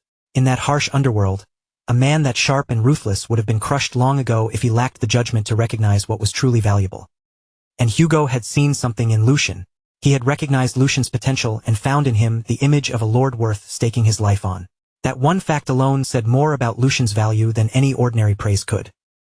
Sigmund then told the head butler that although this was happening earlier than he had originally intended, he had decided to open the path for his third child. Lucian had already shown abilities that could no longer be brushed aside or ignored. The head butler immediately understood just how heavy those words were. This was not simple approval from a father. It was a declaration that could change the entire future of the household. Sigmund then added that, starting the very next day, he would begin passing down the family's visions to Lucian. The head butler's expression softened into a small, approving smile as he said it was a proper and decisive choice. Then, with a careful tone, he asked whether Sigmund had already selected a swordsman to instruct the young master. Sigmund answered without hesitation, saying that Lord Issen was to be summoned. The moment he heard that name, the head butler's body stiffened, and shock flashed across his face. Sigmund calmly remarked that it would be a shame to let such a fine horn break apart from old age.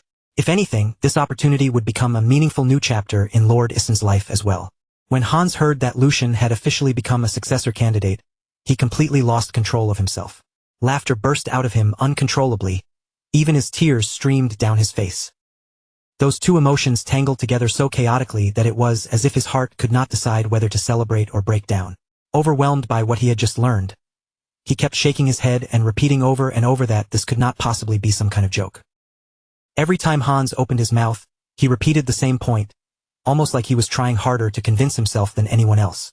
Lucian had truly become an official successor candidate. At last, the strength drained from his body, his hands slipped from his knees, and he collapsed onto the ground, sitting there in plain sight while crying without even trying to hide it. Lucian, clearly annoyed by the dramatic reaction, tried to shut it down with a firm voice.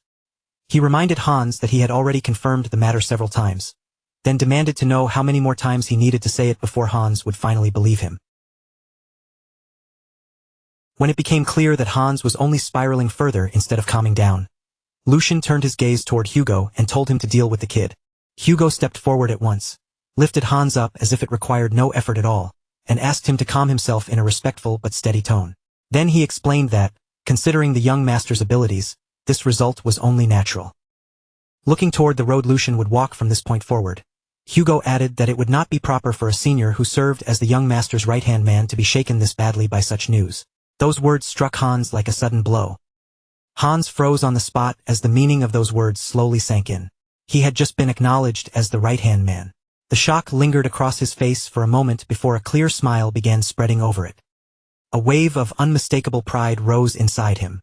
Still, Hans tried to play it off, giving an exaggeratedly casual shrug as though the title were nothing worth making a fuss over. After a brief pause and a light gesture of his hand, he tried to downplay himself, saying that although he had served the young master longer than anyone else, he was still lacking in many ways. With someone as outstanding as Hugo standing beside them, Hans claimed there was no way he could boldly take that position for himself. Hearing that, Hugo smiled with calm composure and remarked that Hans was as humble as ever.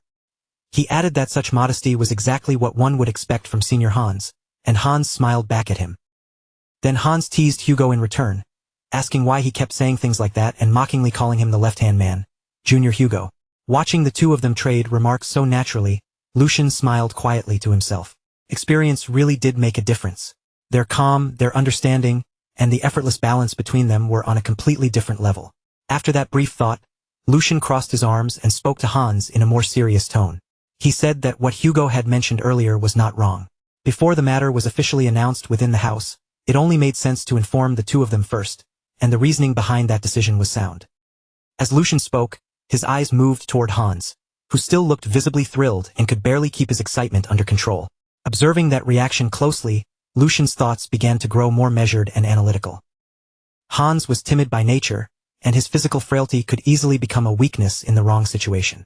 Even so, Lucian could clearly see that Hans genuinely cared about him.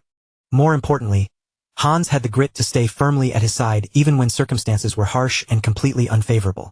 That loyalty and endurance were qualities Lucian did not overlook. Lucian continued judging him in silence. If Hans gained more experience, matured further, and eventually became capable of handling the household's internal affairs, then one day he could become a rearguard more dependable than anyone else. Then Lucian's gaze naturally shifted to Hugo, and there was no hesitation at all in his mind. Hugo's abilities were not something that needed to be questioned. The only thing left was to open the proper road for him and help him become a knight. Once that happened, Hugo's talents could be drawn out to their fullest, allowing him to stand beside Lucian in the future as a powerful sword that served him directly. With that thought settled, Lucian renewed his resolve. From this point onward, what mattered was not gathering more people, but choosing carefully and raising the right ones properly. One by one, he only needed to build them up the right way. As that decision became firm in his heart, the scene moved forward to the next morning within the peaceful castle. Warm sunlight spilled through the quiet halls, passing through the tall windows and stretching deep into the castle's interior. Lucian stood there alone with his eyes closed, his breathing even and calm, while his thoughts drifted far beyond the present moment. Before he even realized it, his mind had wandered back to the memories of his previous life. They were memories of the time when he had searched every corner of the continent, chasing after one single goal with relentless determination. What he had pursued back then was the true essence of the ancestors' martial arts, a power said to raise the very realm of swordsmanship itself. Those teachings were built around sword forms, structured paths of mastery that guided how a swordsman grew and advanced.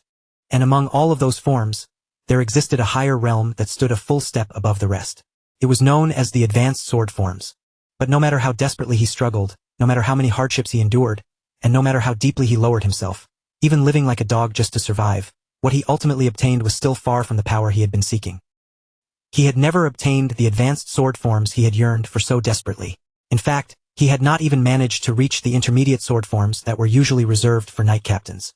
What he had barely managed to get his hands on instead was only a weakened, degraded version, the kind of form meant for apprentice knights who were still standing at the entrance of the path. And to be honest, for someone like him, a mere mercenary without noble blood, even being allowed to learn any kind of sword form at all had once been almost impossible.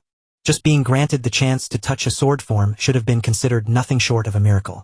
But even after receiving that miracle, the reality waiting for him had still been brutally unforgiving. People weaker than him continued to climb higher simply because they had status behind their names. They were allowed to learn higher-ranking sword forms, and one after another they passed him by. On the battlefield, they crushed him with techniques he could not imitate, could not understand, and could not properly defend against. Every time that gap kept him from protecting the members of his squad, the thirst inside him dug even deeper. His desire for sword forms never disappeared. Instead, it sharpened, twisted, and burned more painfully until it became a torment that followed him constantly. As those old memories rose back to the surface, Lucian clenched his fist without even noticing it. His knuckles tightened as if he were trying to grab hold of something that had always slipped just beyond his reach. But now, fate had placed a completely different opportunity into his hands. This time, someone like him had been given the chance to reach something far beyond what he once thought possible. It was something only a successor candidate of House Valdic and the closest aides around them could ever hope to touch. An ancient sword form, a true legacy, one that surpassed even the advanced sword forms he had once chased so desperately. The Lion's Heart Sword. Even the name alone carried a weight that pressed heavily on the heart. The sheer scale of that swordsmanship filled Lucian with awe, and before he knew it, a tight electric tension began building through his entire body. The training had not even started yet. The time scheduled for him to learn it was still a little ways off, but his excitement was already rising so strongly that he could barely contain it. Lucian let out a quiet, almost self-mocking smile when he realized that he had been pacing around since dawn without even noticing. He had been so restless from anticipation that his body simply refused to stay still. Admitting that to himself, He decided he needed to calm his mind before the lesson began. Slowly, he lowered himself to the ground, crossed his legs, and allowed a gentle smile to settle on his face. As he began circulating his energy, his thoughts naturally turned inward. In his previous life, he had learned swordsmanship without any proper order or system. There had been no teacher guiding him, no foundation laid out for him, and no clear path to follow. All he had possessed were stolen techniques, scattered fragments of knowledge gathered from wherever he could survive long enough to seize them. Because of that, he had never once had someone he could truly call his master. But that realization did not leave him bitter. Instead, his smile deepened just a little. To live a second life and receive such a chance was something truly extraordinary. Yet Lucian did not know that he was not alone. Some distance away, hidden quietly within the shadows, a figure was watching every movement he made with calm, unwavering focus. Time passed in silence before the watcher's identity finally became clear. It was Sir Eisen himself. A faint smile slowly appeared on Eisen's face. He watched the young master sitting there in composed silence, his gaze steady and thoughtful. In Eisen's eyes, there was quiet approval, and within his mind, one clear impression began to surface. A considerable amount of potential was already beginning to take shape.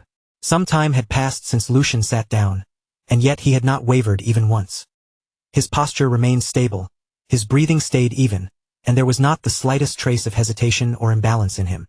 As Sir Eisen continued observing, he started noticing certain details that stood out more and more.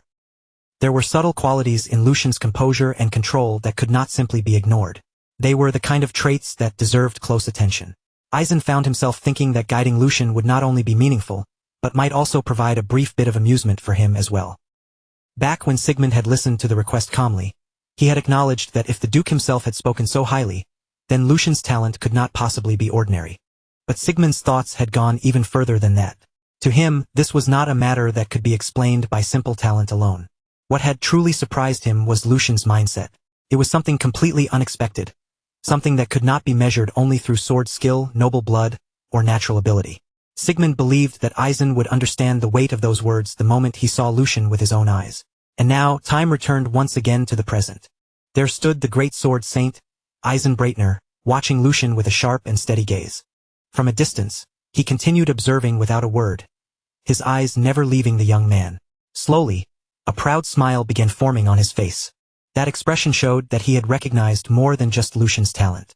He had also seen Lucian's unwavering resolve and the extraordinary inner strength beneath his calm surface, qualities that could never be created through training alone. A sword saint was an existence born only when a person pushed their circulation to the absolute limit, refining both body and mana to the furthest possible edge. It was not merely a title people used out of respect. It was the summit reached only by those who had mastered every known sword form and carved their names at the very peak of the blade's path. Throughout the Empire's long, blood-stained history, figures like that had been spoken of with reverence, almost like gods walking among ordinary swordsmen. And now, that very kind of being stood in front of Lucian. For a brief moment, Lucian almost forgot how to breathe. He stayed rooted in place, his eyes widening and his lips parting slightly as that immense presence settled over him. The pressure was unlike anything he had ever experienced before. It was not violent or suffocating, not like the killing aura of a veteran who had crossed countless battlefields. Instead, it felt calm, vast, and endlessly deep, like standing beneath a boundless night sky. It was overwhelming, yet strangely tranquil. A living legend stood close enough to touch, and the man offered Lucian a gentle smile filled with quiet dignity. Then he placed one hand over his chest and bowed. He said that it had been some time since they last met, and that their previous meeting had been several years ago during his Grace's birthday celebration. From that day onward, he would be the one instructing Lucian. His name was Eisen Breitner. Lucian's expression tightened at once. So this was the man Hans had mentioned that morning. Hans had said his instructor would be a knight who had served the Waldeck family since the previous generation, but he had left out the most important detail. This man was the sword saint. Lucian immediately mirrored the gesture, placing his own hand over his chest before bowing deeply. He said it was an honor to receive instruction from the sword saint, and that he looked forward to his guidance. Eisen lightly waved one hand, a faint smile tugging at the corner of his lips. He said that such a title was nothing more than an undeserved name placed on an old man. Besides, Lucian was now a successor candidate.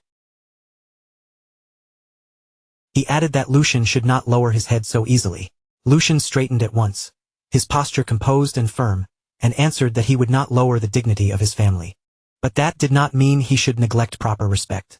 Setting aside status and position, Aizen was someone worthy of being treated with honor. For a heartbeat, Aizen simply studied him in silence.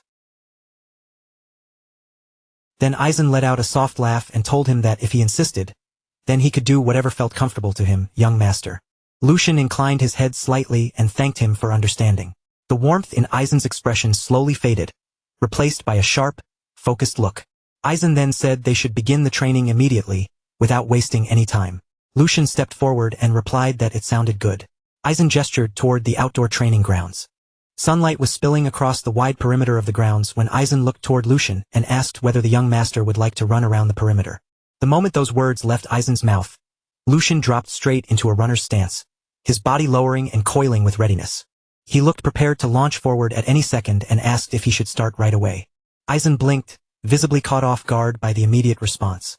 He quickly told the third young master to wait a moment. Lucian straightened again, a flicker of confusion crossing his face as he asked if something was wrong. Aizen looked at him carefully and asked whether he had no questions at all about why he was being told to run, or what purpose this exercise was supposed to serve. Lucian answered with a small, relaxed smile. Of course he was curious. But if Aizen had given the order, then it had to be necessary. To Lucian, that simply meant there was a reason Aizen had chosen not to explain it yet. Lucian placed one hand firmly over his chest, and when he spoke, his voice carried a steady conviction that did not waver. A student receiving instruction simply had to follow. To him, the master's words were enough. That answer made Aizen's gaze sharpen slightly, because the clarity in Lucian's eyes was completely different from what he had seen in other young masters. There was no hesitation in him, no injured pride from being given such a simple command, and no childish demand for an explanation. What remained in his eyes was only a pure, straightforward longing for the sword itself. A faint smile slowly curved across Aizen's lips as he finally understood. So this was what the Duke had been talking about. With that realization settling in, he nodded and told the young master that they would begin. The instant Aizen finished speaking, Lucian shot forward like a streak of lightning across the training ground. Excitement surged through his entire body as he ran, the wind slicing past his ears while his feet carried him faster and faster. From above, Aizen watched him closely without missing a single movement. With both arms folded behind his back, Aizen continued observing in silence. Lucian's speed did not weaken at all. If anything, with every lap around the grounds, he only became faster. His strides grew lighter and smoother, each step flowing into the next with an almost effortless rhythm. It looked as if the ground itself were pushing him forward from beneath his feet. Even while running, Lucian's thoughts remained sharp, calm, and completely deliberate. There was another reason he had obeyed without asking questions. This run was not just ordinary training. It was an evaluation, a test meant to judge whether he had the qualifications to become a disciple. In his previous life as a mercenary captain, Lucian had used the same method before. Back then, he had often tested new recruits in exactly that way. He would give them a task that looked simple and almost meaningless, then watch how they reacted, how they thought, and whether their resolve could hold under pressure. Lucian had already shown his attitude through his answer. Now, there was only one thing left for him to prove, his tenacity. So he decided that he would keep running until his body finally collapsed. Just like that, an hour quietly passed. Lucian's brows drew together ever so slightly. Something felt strange. He had been running non-stop for all that time, and yet the fatigue he expected still had not come. Instead of exhaustion weighing him down, a strange lightness spread through his body. Every breath came easily, without strain, and every step felt almost weightless beneath him. His speed climbed even higher, until faint afterimages began trailing behind his body like flickering shadows left in the air. None of it made sense. He had done nothing special to rebuild his body, aside from consuming mass-produced nectar. Recently, his only real activity had been light walks. By normal logic, he should have been drenched in sweat by now. From above, Aizen's expression gradually began to change. This run had only been meant to measure Lucian's general physical condition. Aizen had not expected much from him in terms of raw bodily ability, and yet there was not a single drop of sweat visible on Lucian's skin. His breathing remained steady and calm, as smooth as the surface of a still lake. Even a knight would struggle to maintain mana output at that intensity for so long. A flicker of concern passed through Aizen's eyes. Could it be? The moment that suspicion took shape, Aizen descended toward the training grounds without delay and ordered Lucian to stop, ending the run there. Lucian halted immediately and turned back with clear confusion on his face. A small sound of surprise slipped from him. He asked if something had happened. Aizen stared straight at him, his gaze sharp enough to pierce through the surface, then called him the third young master. Aizen told him there was one question he needed to ask. The method Lucian had used earlier that morning to calm his body and mind was not meditation. It was circulation. Lucian nodded without trying to hide it. If Aizen was talking about what he had done in the indoor training hall, then yes, it had been circulation.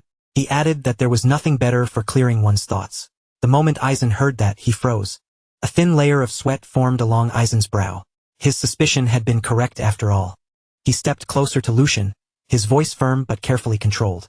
He apologized first, then said that he needed to examine Lucian's physical condition, and that even if something felt strange, Lucian must not move.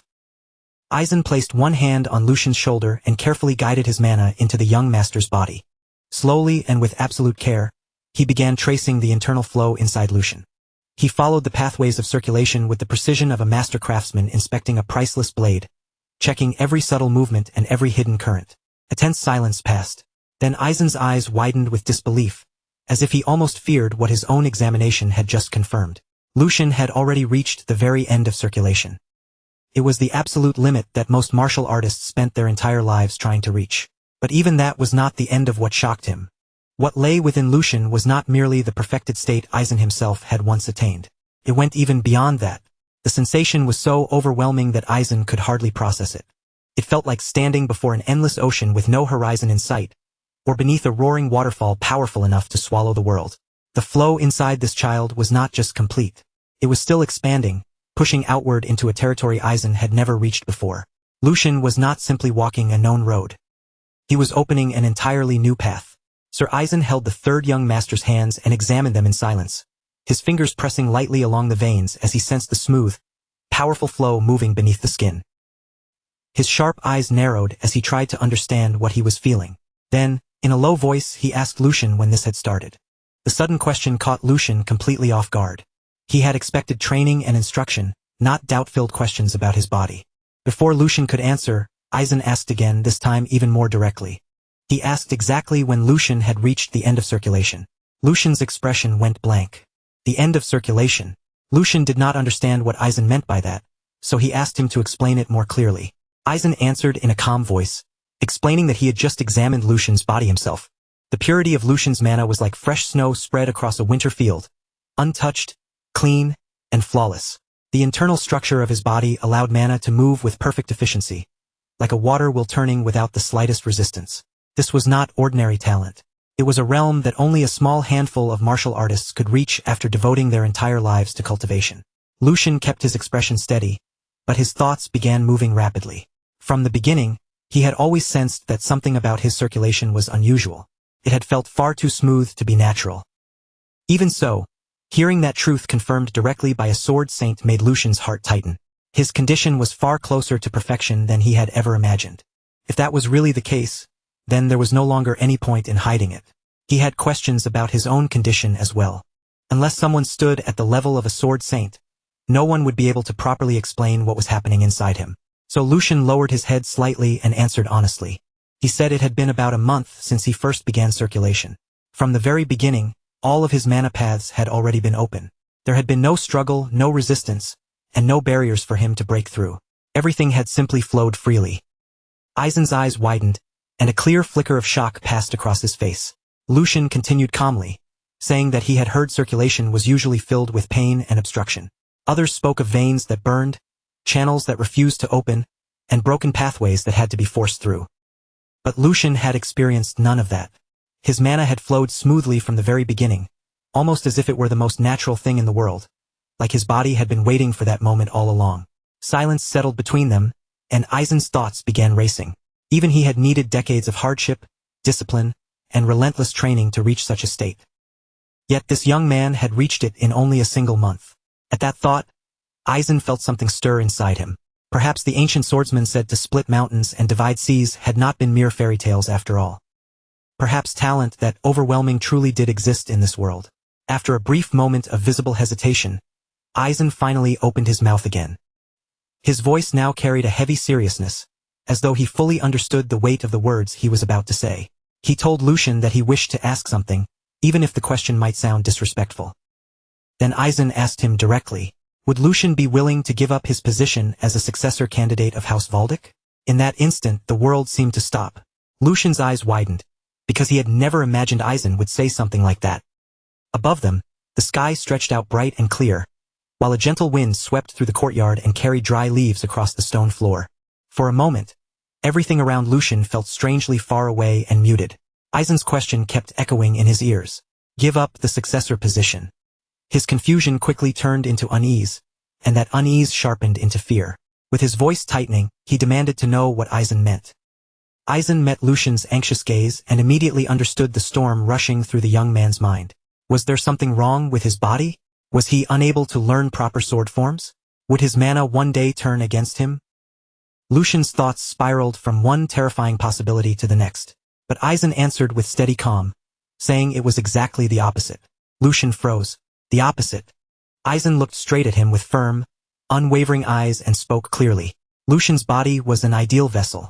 He could not only draw out the full efficiency of both mana and flesh, but also possessed the potential to go beyond even that limit. If Lucian chose to devote himself completely to the sword, then becoming the next sword saint would not be a difficult dream for him to reach. Those words struck Lucian like a bolt of lightning. A sword saint. He slowly lowered his gaze to his own hands, flexing his fingers as if seeing them in a new light. Could he truly step into that realm?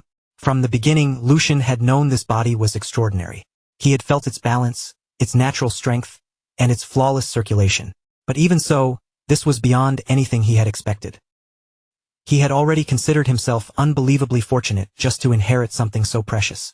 That treasure was the ancient sword form known as the Lion's Heart Sword. Through that sword form, Lucian believed he had finally gained a path toward the height he had longed for in his previous life. That alone had felt like a miracle. Yet now, Aizen was telling him he could reach something even greater. Not merely mastery, but the very pinnacle of the sword itself. But a path like that would demand everything from him. Talent alone would never be enough. It would require complete focus, a life without distractions, divided loyalties, or anything pulling him away from the blade. Lucian lifted his head and met the old swordsman's eyes. His voice was quiet, but steady, as he asked whether that was the reason Aizen was asking him to choose. Was it because he could not walk both paths at once, the path of House Valdic's successor and the path of a sword saint? Aizen nodded without the slightest hesitation.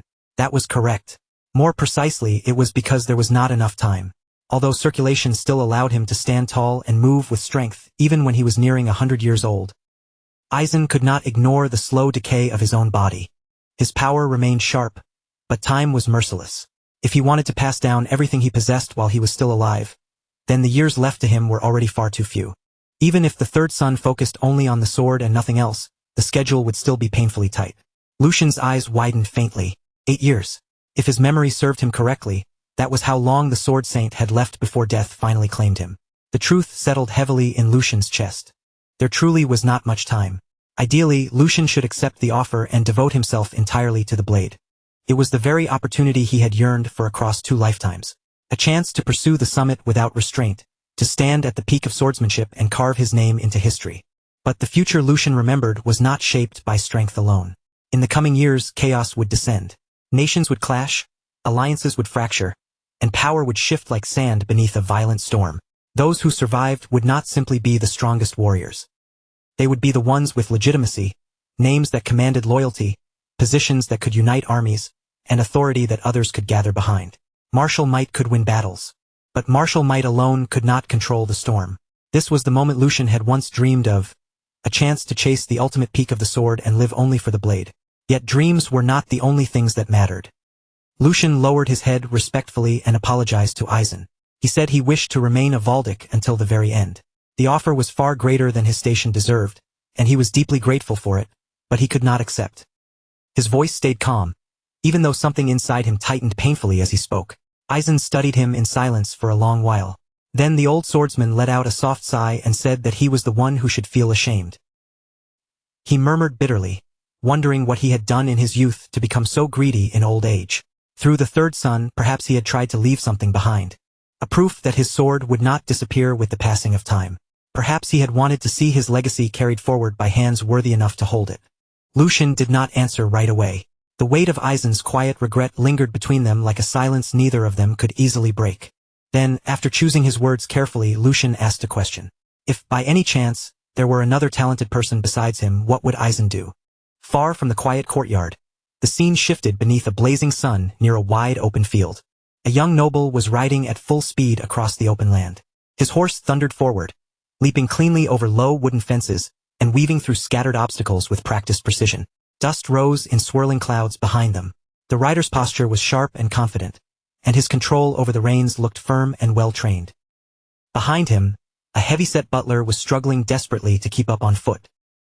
His face was flushed red as he shouted into the wind, breathlessly reporting that the news about the third son had been confirmed. The rider immediately pulled hard on the reins, bringing the horse to a sharp stop. He turned back with disbelief written clearly across his face. So those ridiculous rumors had actually been true. That fool had really been recognized as a new successor candidate. This young noble was Joshua Valdick, the fourth son of House Valdick. Joshua stepped down from his horse and wiped the sweat from his face with a towel. The butler, still trying to catch his breath, explained that everything was exactly as the rumors claimed. The Duke had officially included the third son in the line of succession. And that was not all. Lucian was now under the direct guidance of Aizen and had already begun formal swordsmanship training. Joshua's expression darkened from start to finish. Lucian had already been a stumbling block, and it was difficult enough for Joshua to build support as things stood. After all, while being overshadowed by his two older brothers, every ally had to be earned carefully, and every neutral faction had to be persuaded one by one. But now, those people had another option to consider. His anger flared at once. Unable to hold it in, Joshua threw the towel aside in frustration.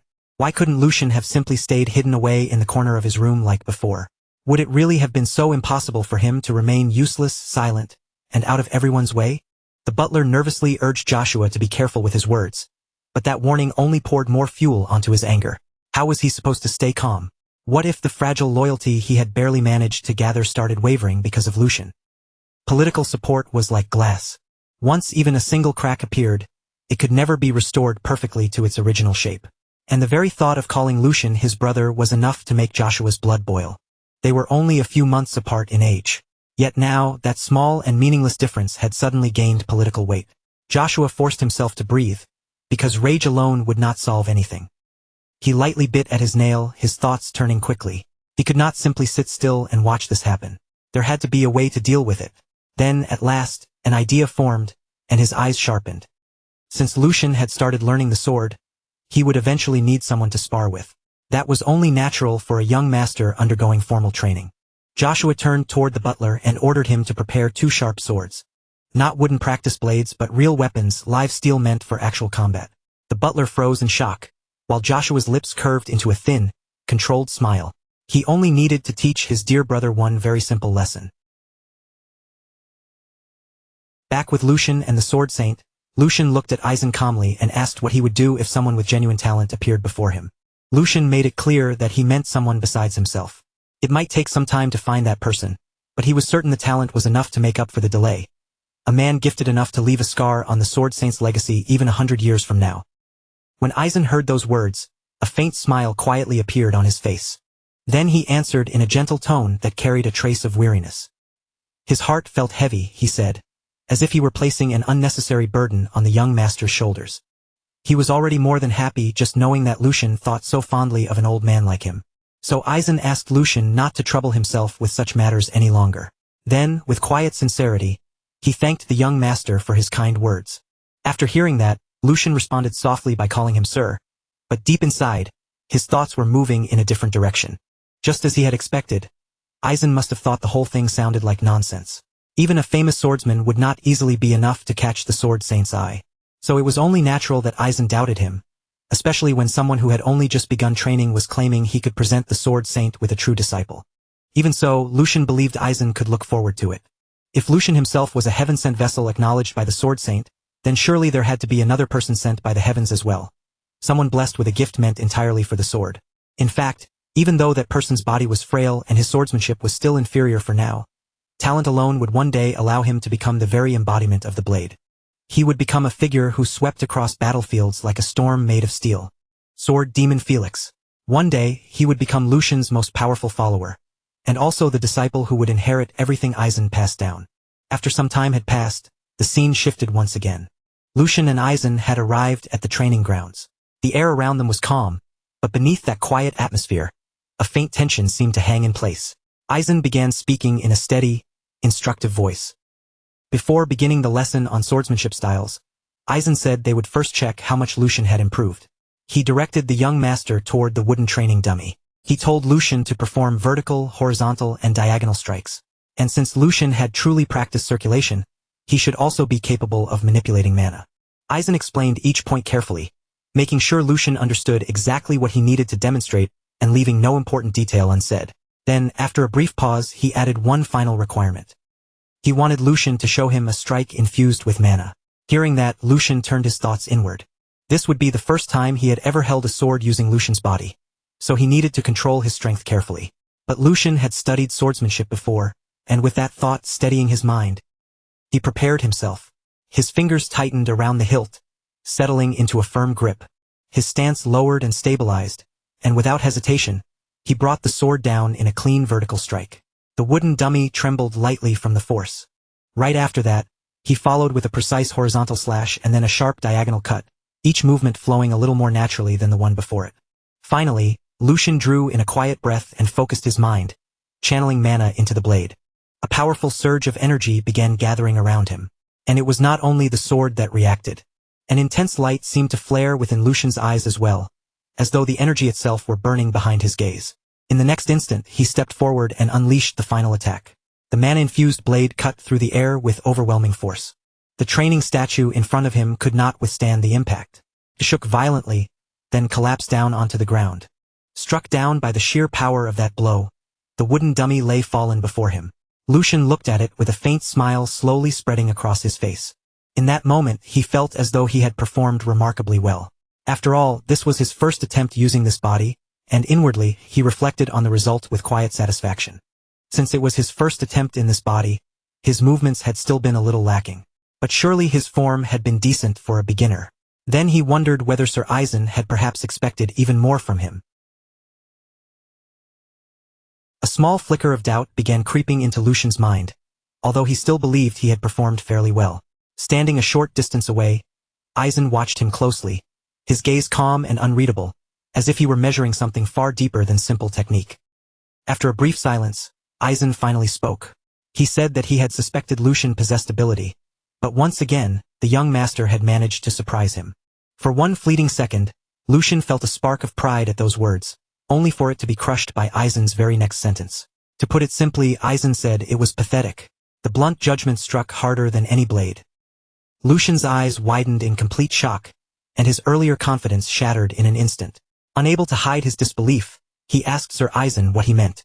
Aizen met his gaze without hesitation, his expression unchanged, and told him that he had not misheard. The sword saint continued, his voice steady but mercilessly honest. He did not know the reason, but terrible habits were clouding every swing of Lucian's sword. By ignoring the fundamentals, Lucian wielded it like a mercenary fighting desperately just to survive. He was focusing only on power and speed, with no true balance between his body and his mana. Because of that, even a sharp sword would become dull in his hands, and gaps would appear in every movement he made.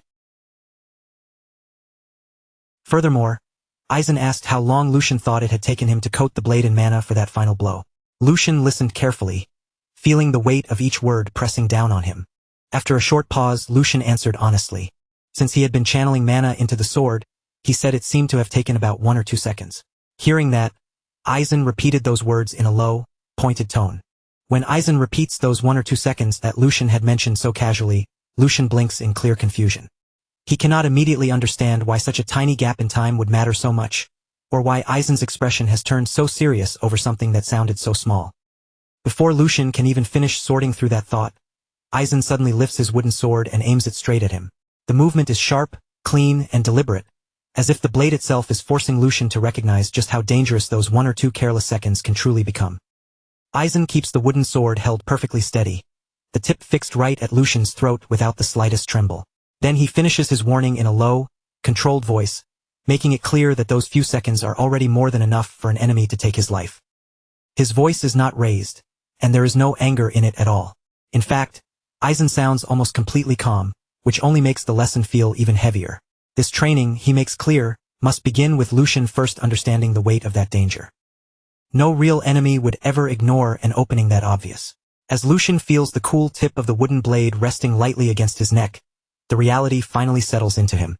He never even sensed when Aizen moved, and that realization echoes coldly through his mind.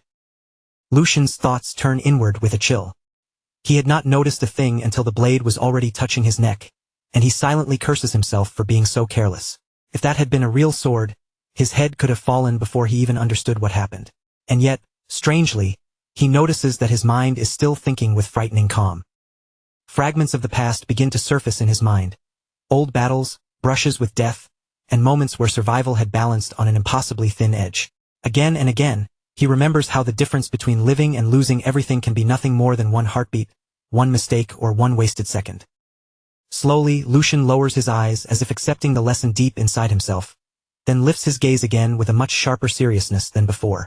He tells Aizen firmly that he will remember those words, and that before anything else, he will correct both his habits and his mindset. Standing before him, Aizen remains silent, watching not only Lucian's skill, but the resolve beginning to harden behind his eyes.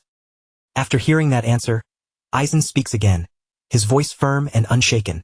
He tells the young master that a gifted body alone cannot accomplish everything, and that raw physical ability will never be enough to defeat an experienced mana user. He continues by explaining that if the body cannot properly support the mana flowing through it, then all that energy will only be wasted. Worse than that, the wasted power will create openings, and on a battlefield, those openings are no different from inviting death straight to your throat. Every word carries the weight of experience, as if Aizen is drawing the lesson from countless real battles. As he continues, mana begins to rise from his blade, not violently or wildly, but with a smooth, controlled flow like a quiet current moving beneath still water. The air around him grows tight as that energy gathers with perfect precision, and he explains that internal strength and external strength may be different, but they must ultimately move as one connected flow. That, he says, is the rule. True greatness is born from that kind of harmony. The moment Aizen finishes speaking, he steps forward with calm certainty and releases a mana-charged strike toward the training dummy in front of him. At first glance, the attack looks almost ordinary. It is clean, simple, and stripped of every unnecessary movement. So for a brief instant it seems as though nothing special has happened at all. The dummy remains standing there, untouched and completely still. Then, without any warning, the entire dummy breaks apart into fine dust. Its shape vanishes in an instant, scattering through the air as if the solid target had never truly existed in the first place. Aizen calmly lowers his sword and turns his steady eyes back toward Lucian.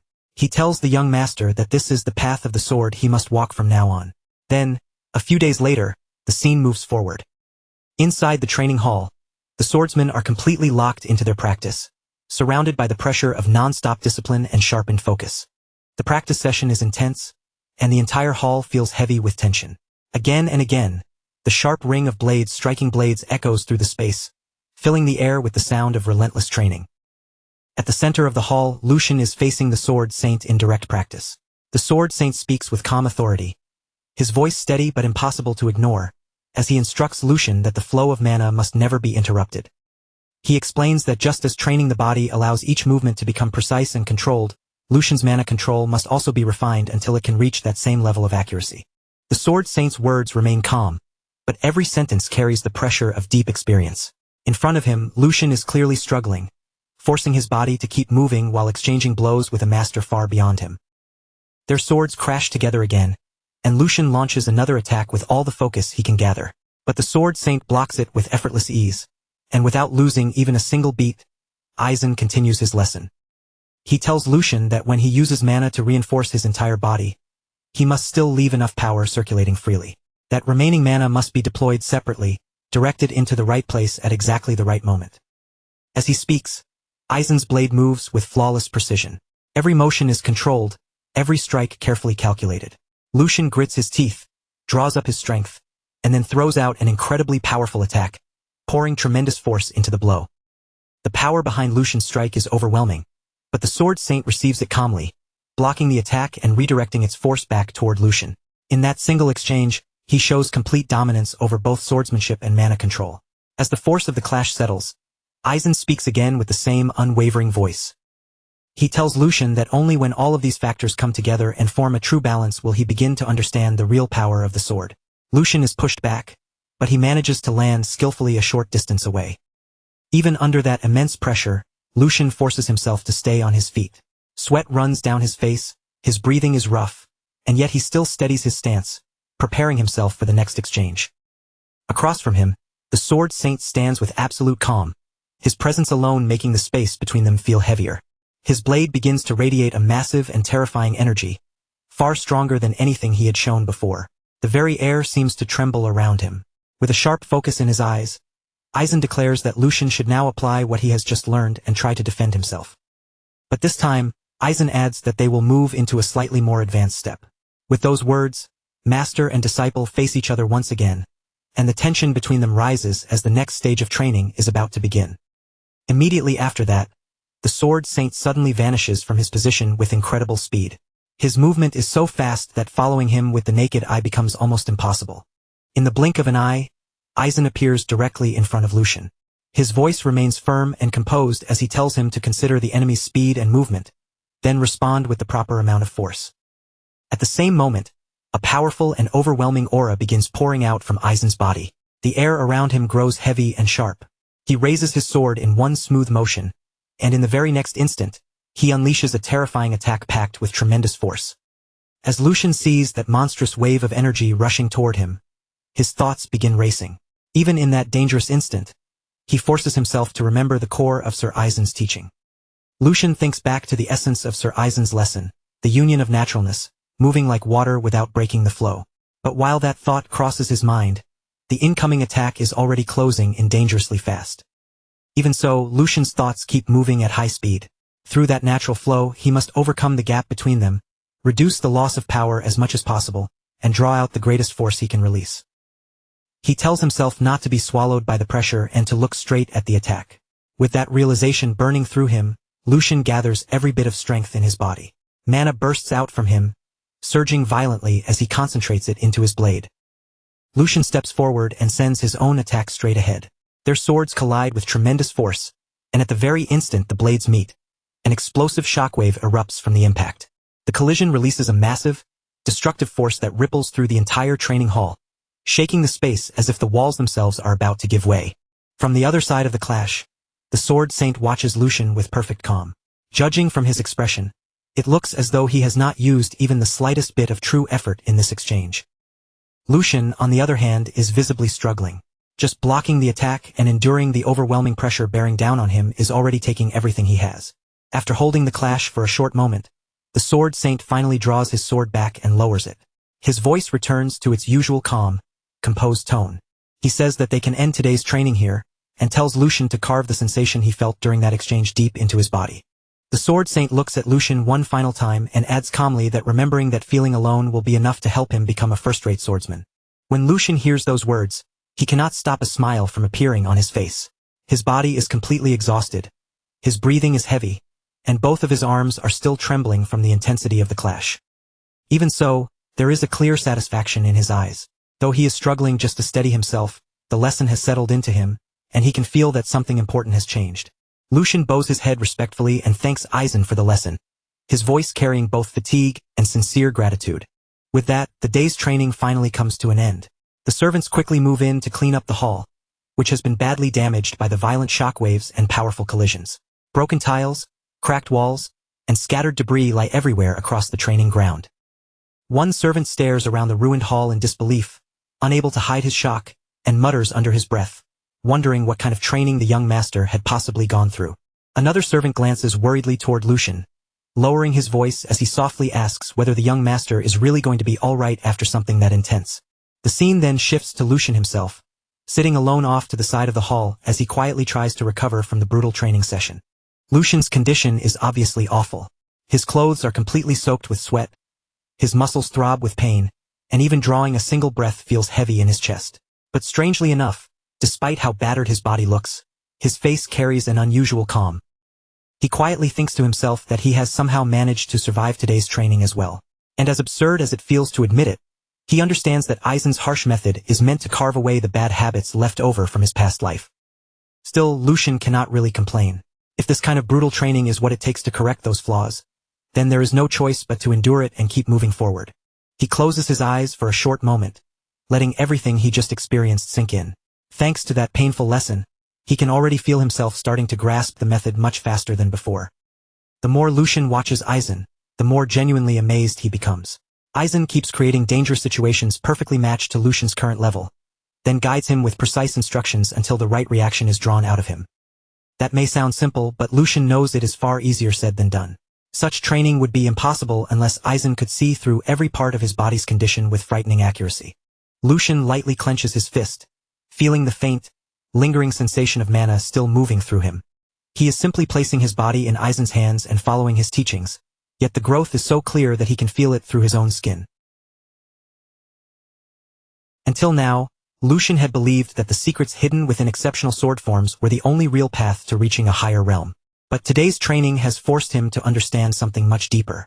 Real strength is not only about mastering impressive techniques. It also comes from refining the foundation, tearing down old flaws, and rebuilding everything from the very core. Lucian lowers his gaze as a quiet thought echoes through his mind.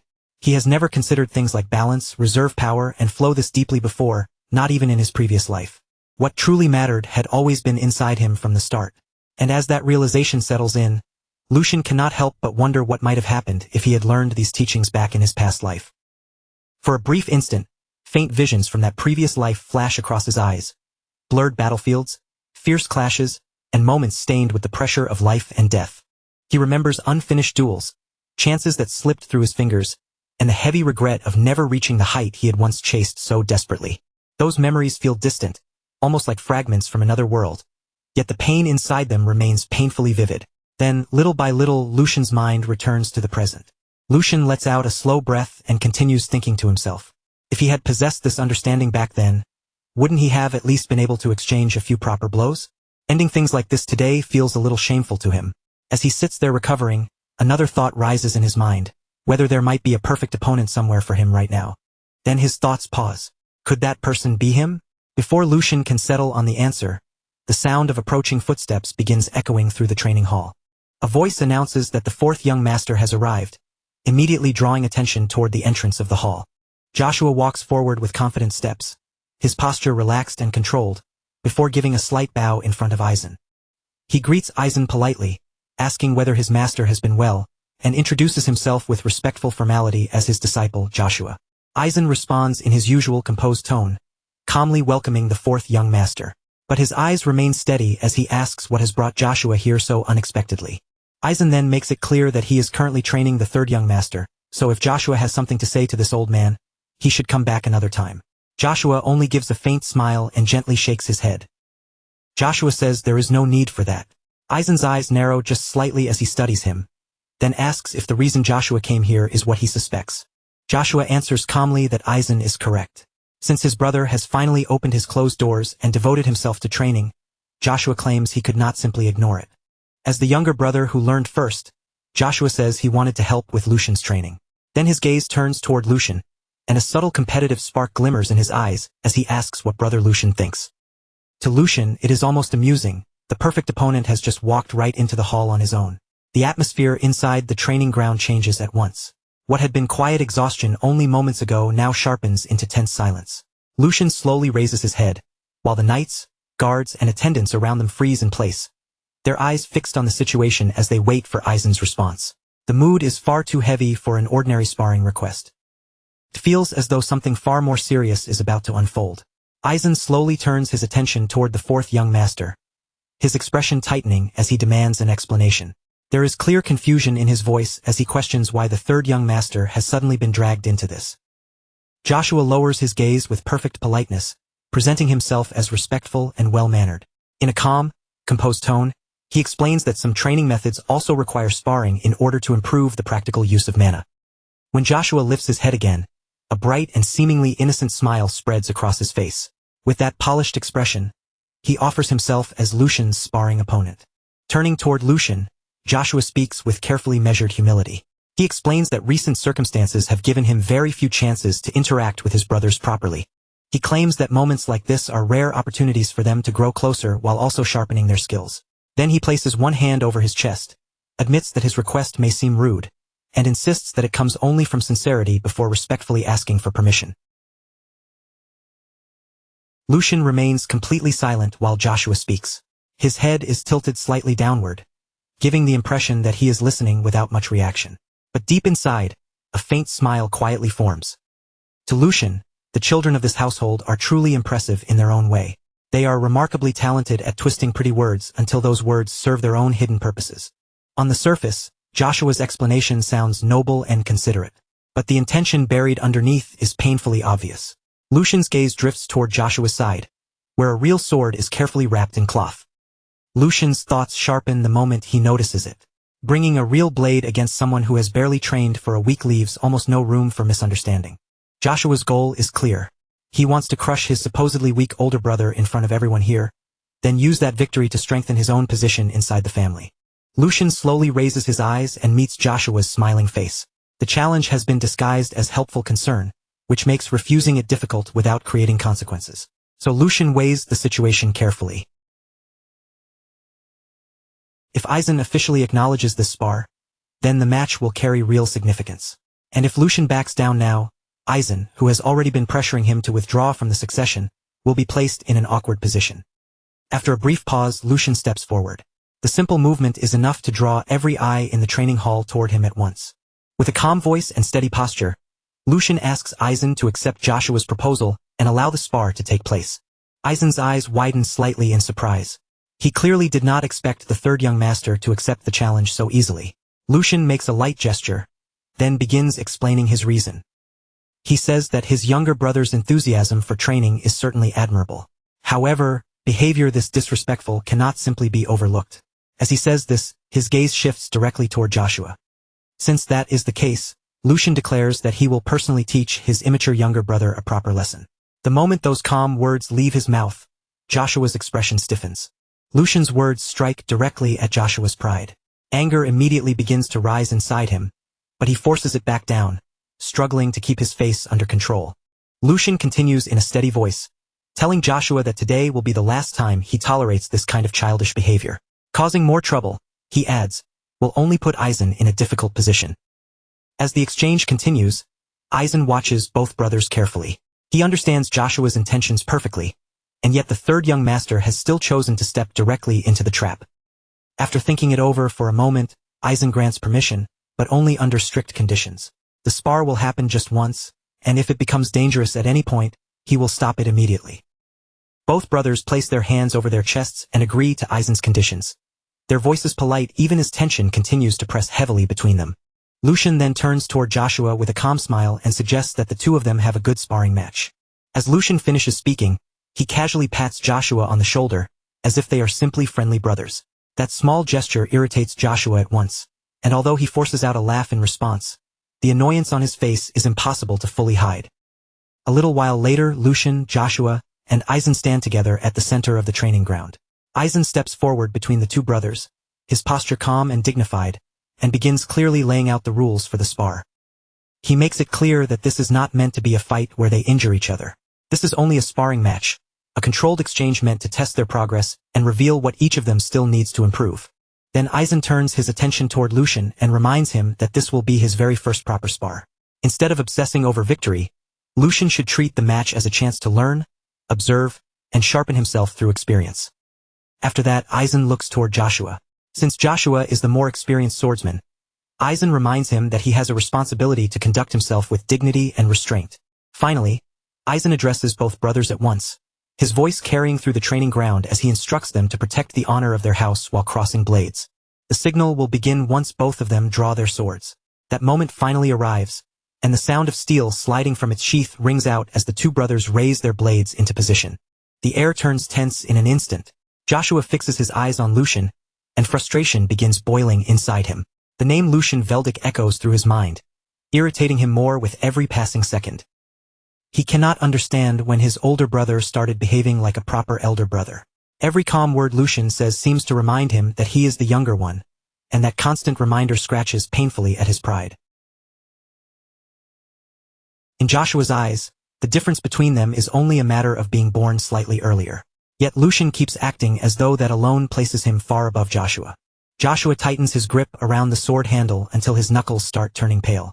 Fine, he thinks, letting that anger harden inside him. If Lucian wants to act superior, Then this spar will decide who truly has the right to stand above the other. By the time this is over, Joshua intends to tear away that confidence completely. His rage grows so intense that even his reflection in the blade seems twisted and distorted. To Joshua, today will prove once and for all who is truly superior. Across from him, Lucian calmly studies Joshua's expression, and even against real enemies, he rarely remembers seeing such raw, uncontrolled emotion. Lucian adjusts his grip around the sword, feeling the cold and familiar weight of the weapon settle into his hand. It has already been 2 months since he last held a sword properly, yet the sensation returns to him almost naturally. For a brief moment, memories from his previous life rise to the surface. Memories of ruthless battles where winning mattered far more than honor or fairness. A faint smile touches his lips, but he knows that today is different. Today, he is not standing here as the man he used to be. He is standing here as the third young master of House Veldic. His gaze briefly shifts toward Aizen. If Lucian carelessly uses the techniques from his past life, the Sword Saint will certainly notice something strange, so he quietly reminds himself to be cautious. Joshua may be arrogant, but in the end, he is still a child, and now he is Lucian's younger brother. So Lucian decides to restrain himself within a reasonable limit. But that decision breaks apart the moment Joshua suddenly lets out a mocking laugh. Joshua glances around with a sneer and taunts Lucian, asking where all that earlier confidence has gone now that they are holding real swords. He goes on to say that accidents can happen in a real spar, but only when both sides are evenly matched. Then, with an even more insulting tone, Joshua suggests that if Lucian is afraid, they can always switch to wooden swords instead. Lucian watches him in silence for a moment. Then, without saying a single word, he throws away the idea of going easy on this disobedient younger brother. At this point, a proper beating may be the only kind of lesson Joshua will actually understand. Joshua's irritation grows even worse as Lucian's calm tone makes him feel like the younger one all over again. His eyes widen with anger, and without waiting any longer, he steps forward and lowers himself into a combat stance. In the very next instant, Joshua bursts forward, charging straight at Lucian with fury burning in his eyes.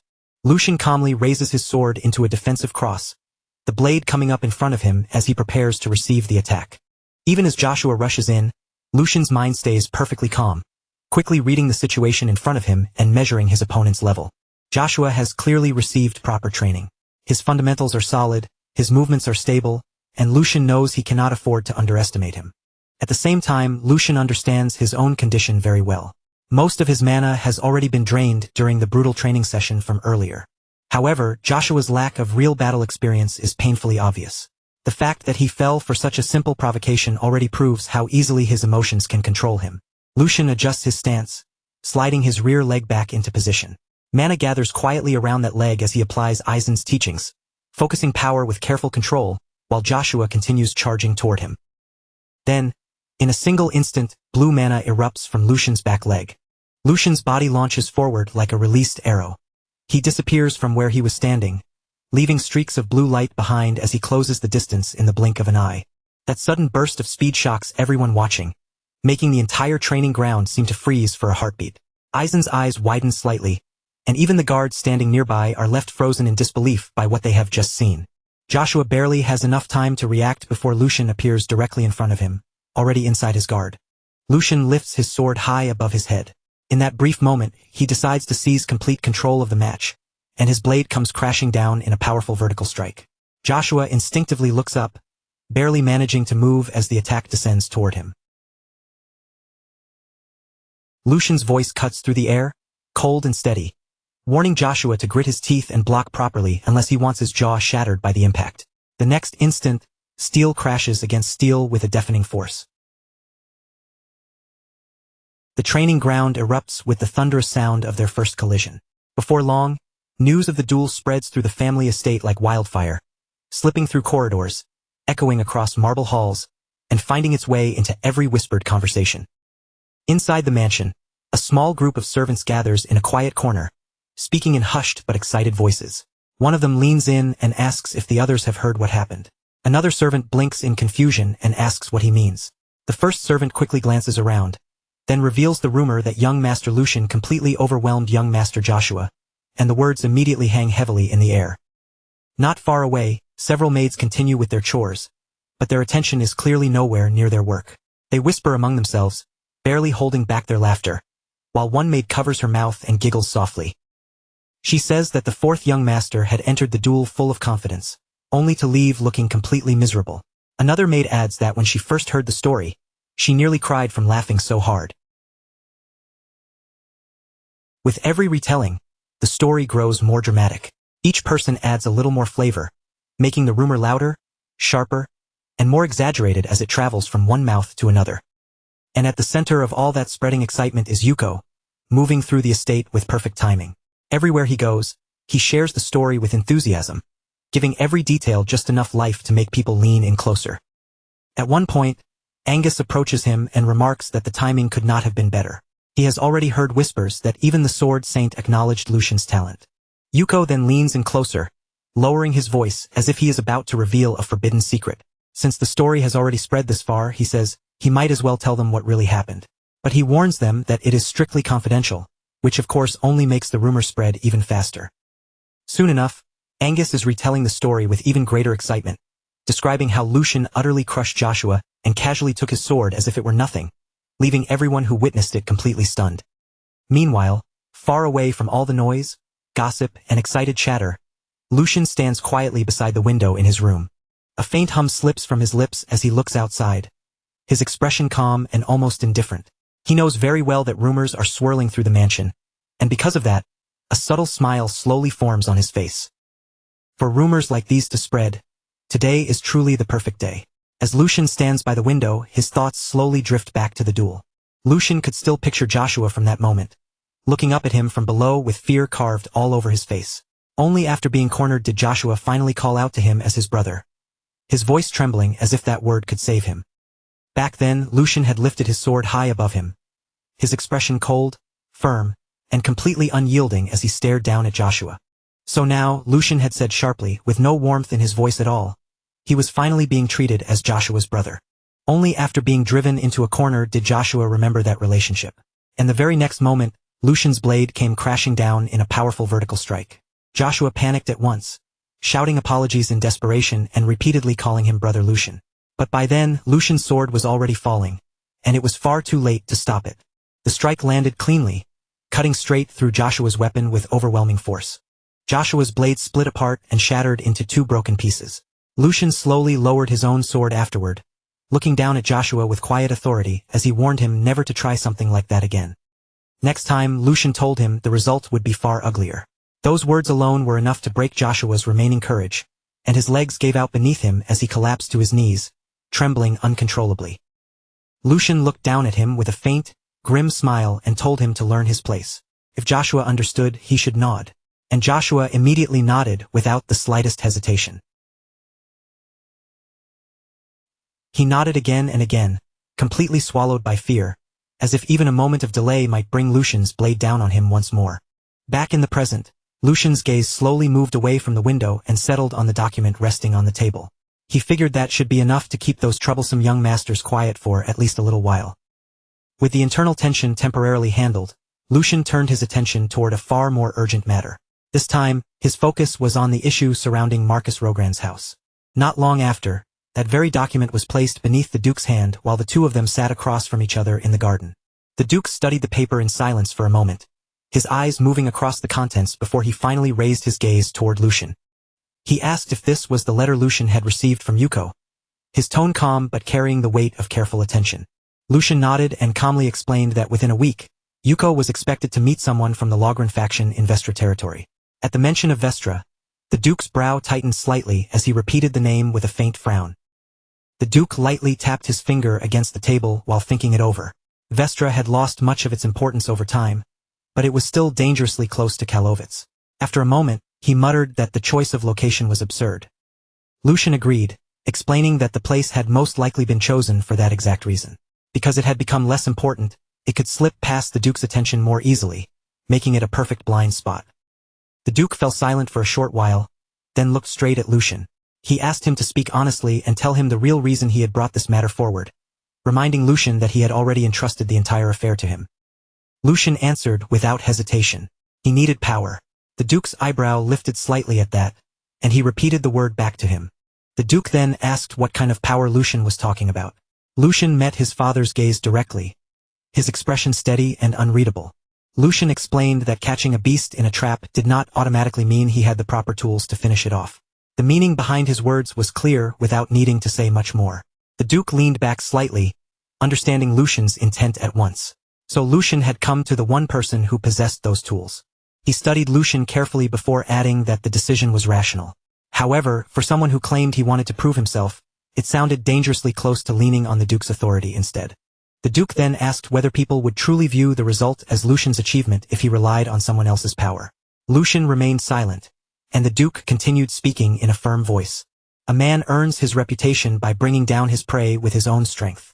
If he cannot do that, then no matter how successful the result appears, it is still nothing more than a half-finished accomplishment. The Duke reminded Lucian that he had already given him both the authority and the opportunity to resolve this matter on his own. And yet, Lucian had chosen the safer path. Suddenly, the Duke's hand struck the table with a sharp sound. He demanded to know if this was truly the best Lucian could do. Lucian lowered his gaze for a brief moment, carefully weighing his answer. Then Lucian lifted his head again, calm and unwavering. If that path guaranteed success, he said, then he would take it without hesitation. His voice did not shake in the slightest. He continued by saying that the royal road the Duke spoke of was only open to those who possessed overwhelming power. Everyone else had no choice but to move through the shadows beneath it. Lucian said that calling reckless bravery courage was nothing more than arrogance. Even if such recklessness succeeded, it would still remain reckless, and if it failed, everything would be lost. He paused for a moment, then added in a thoughtful voice that, to him, the true essence of a hunt was not the kill itself. What mattered most was what the hunter was trying to protect, and what he was reaching out to secure beyond the prey.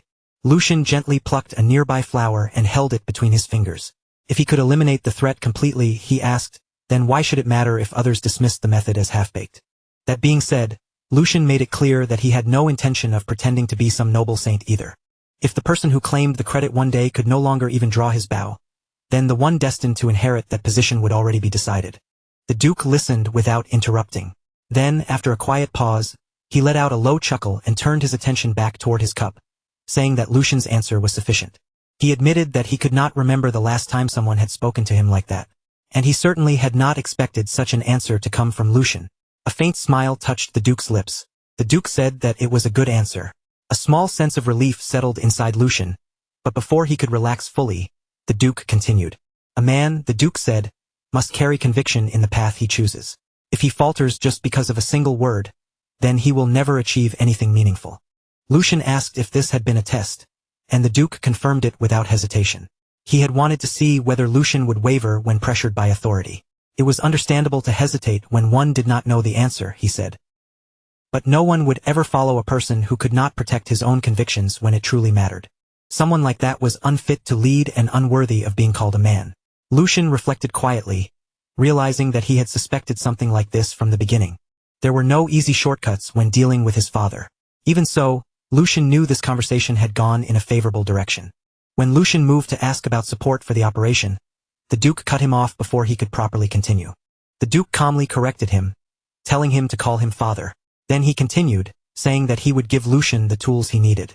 However, sending a large force would draw too much attention, and the Rogran faction would also be moving. That meant Lucian would have to move with a small elite group, just as the other side would. Lucian nodded in agreement and requested a few skilled knights from within the family. The Duke looked at him for a moment, then gave his answer. He would lend Lucian the Black Lions. The Duke leaned forward slightly, his voice growing heavier. If Lucian wanted to understand the true burden carried by the one who sat in that seat, then he should go out and experience it for himself. 1 week later, Vestra stood as a hollow remnant of what it had once been. The city had long since lost its purpose, its empty streets buried beneath a heavy silence, while neglected buildings slowly crumbled with time, even though the territory sat dangerously close to Kalovitz. Vestra no longer had any real value left to its name. There were no resources worth protecting, no thriving people, and no reason for anyone to defend its existence. It had once been prepared as a reserve city, but time had swallowed that purpose, leaving it abandoned except for the occasional vanguard passing through. Now, the place felt less like a city and more like a graveyard wearing the shape of one. The silence hanging over it was too deep, too unnatural, and that unsettling stillness made it the perfect stage for schemes that needed to stay hidden. As Lucian and Yuko walked through the deserted streets, their footsteps echoed faintly against the cracked stone beneath them. Lucian's eyes moved calmly across the ruined surroundings, and he quickly noticed that there was not a single person in sight. Something about the emptiness felt wrong. It was too quiet even for a forgotten place like Vestra. Sensing the unease in Lucian's gaze, Yuko explained without waiting to be asked that Vestra had lost its strategic importance long ago, and that was precisely why this location had been chosen. No attention, no interference, and no one passing through at the wrong moment. In other words, it was the ideal place to set a trap. As they kept moving forward through the lifeless streets, Yuko finally could not hold back the question that had been weighing on him. He turned his eyes toward Lucian, his voice edged with sharp curiosity, and asked how Lucian had managed to uncover the plan with such terrifying accuracy. Lucian paused for a brief moment, then let out a small amused laugh. He casually pointed out that even Hans had known nothing about it, which meant all of Yuko's careful secrecy had been meaningless in front of him. But Lucian did not continue with a proper explanation. Instead, he brushed the question aside as if the details were not important right now. He said he would reveal the answer later. For the moment, there were far more important things to concentrate on, and before anything else, they needed to focus on the prey walking into their trap. Lucian's gaze shifted forward, calm but razor-sharp, as he asked whether the preparations had been completed properly. Yuko answered without hesitation, saying that everything inside the planned location had been arranged exactly as instructed. The layout, the goods, and every small detail mentioned in the false reports had all been perfectly replicated. From the outside, nothing would look suspicious, and there would be no reason for the target to hesitate. The enemy would walk in confidently, believing everything was exactly as expected. All the preparations were finished, and only one thing was left to confirm: the reinforcements. Then Lucian's next question came in an unexpected direction. He asked whether relying on his father's support bothered Yuko. For a brief moment, the question caught Yuko off guard, but he quickly shook his head and denied it, because he understood perfectly well what was at stake. This mission could not be allowed to fail. And yet, as his gaze dropped toward his own hand, a faint flash of frustration still surfaced. Quietly, he admitted the truth to himself. He simply was not strong enough. If only he had been stronger. Then this entire achievement could have belonged solely to Lucian, without needing to borrow anyone else's help. Lucian listened to that unspoken frustration without interrupting, then casually placed a hand on Yuko's shoulder as if it were nothing dramatic. Lucian acknowledged that feeling, but warned him not to let impatience cloud his judgment. They had only just begun, and losing direction this early would only slow them down. Growth did not happen overnight, and Yuko still had a long road ahead of him. Then, in the most casual tone possible, Lucian added that he had assumed Yuko was already around 30. The air instantly froze. Yuko's expression barely changed, but the atmosphere around him shifted sharply as he flatly corrected him. He was 23. A short, awkward silence followed. Lucian stood there visibly embarrassed, while Yuko stared straight ahead with a blank face and pointed out that 30 was still far away. Their age difference, he added, was not even that significant. Lucian awkwardly tried to smooth over his words, but Yuko immediately cut him off, making it clear that any further explanation would only make the situation worse. The strange tension lingered for a moment before Lucian quietly let the subject go, turning his attention back to their surroundings as his senses sharpened. The appointed meeting time was drawing closer, but there was still no sign of the reinforcements. Then, without warning, a voice sliced through the silence and called out to the third young master. Lucian and Yuko reacted instantly, their bodies turning toward the sound at almost the same time. Yuko drew his sword in one smooth, practiced motion, pivoting toward the voice with full intent to strike. But before he could actually launch the attack, the situation had already changed. A man appeared within reach before Yuko could move any farther, and with nothing but his bare hand, he caught the blade. The motion was flawless, almost unreal, and the pressure radiating from him was overwhelming. In a cold, detached voice, the man remarked that Yuko was far too slow. Yuko froze in shock the moment he heard it. He tried to pull his sword back, but the blade would not move at all. The grip holding it was absolute and unshakable, and for the first time, Yuko clearly felt what complete suppression truly meant. No matter how much strength he put into his arms, he could not make the sword budge even slightly. The realization struck him hard. He was being overpowered with terrifying ease. Before the tension could rise any further, Lucian calmly stepped in. His voice remained steady as he assured Yuko that the man standing before them was not an enemy. Yuko hesitated for a moment, then slowly lowered his guard. Confusion still lingered in his eyes, but Lucian had already stepped forward. Lucian's gaze was sharp and unyielding as he questioned the man's intention. The killing aura surrounding him was impossible to ignore, and an approach like that demanded a proper explanation. Then, almost casually, Lucian identified him with a single phrase. He was one of the Black Lions.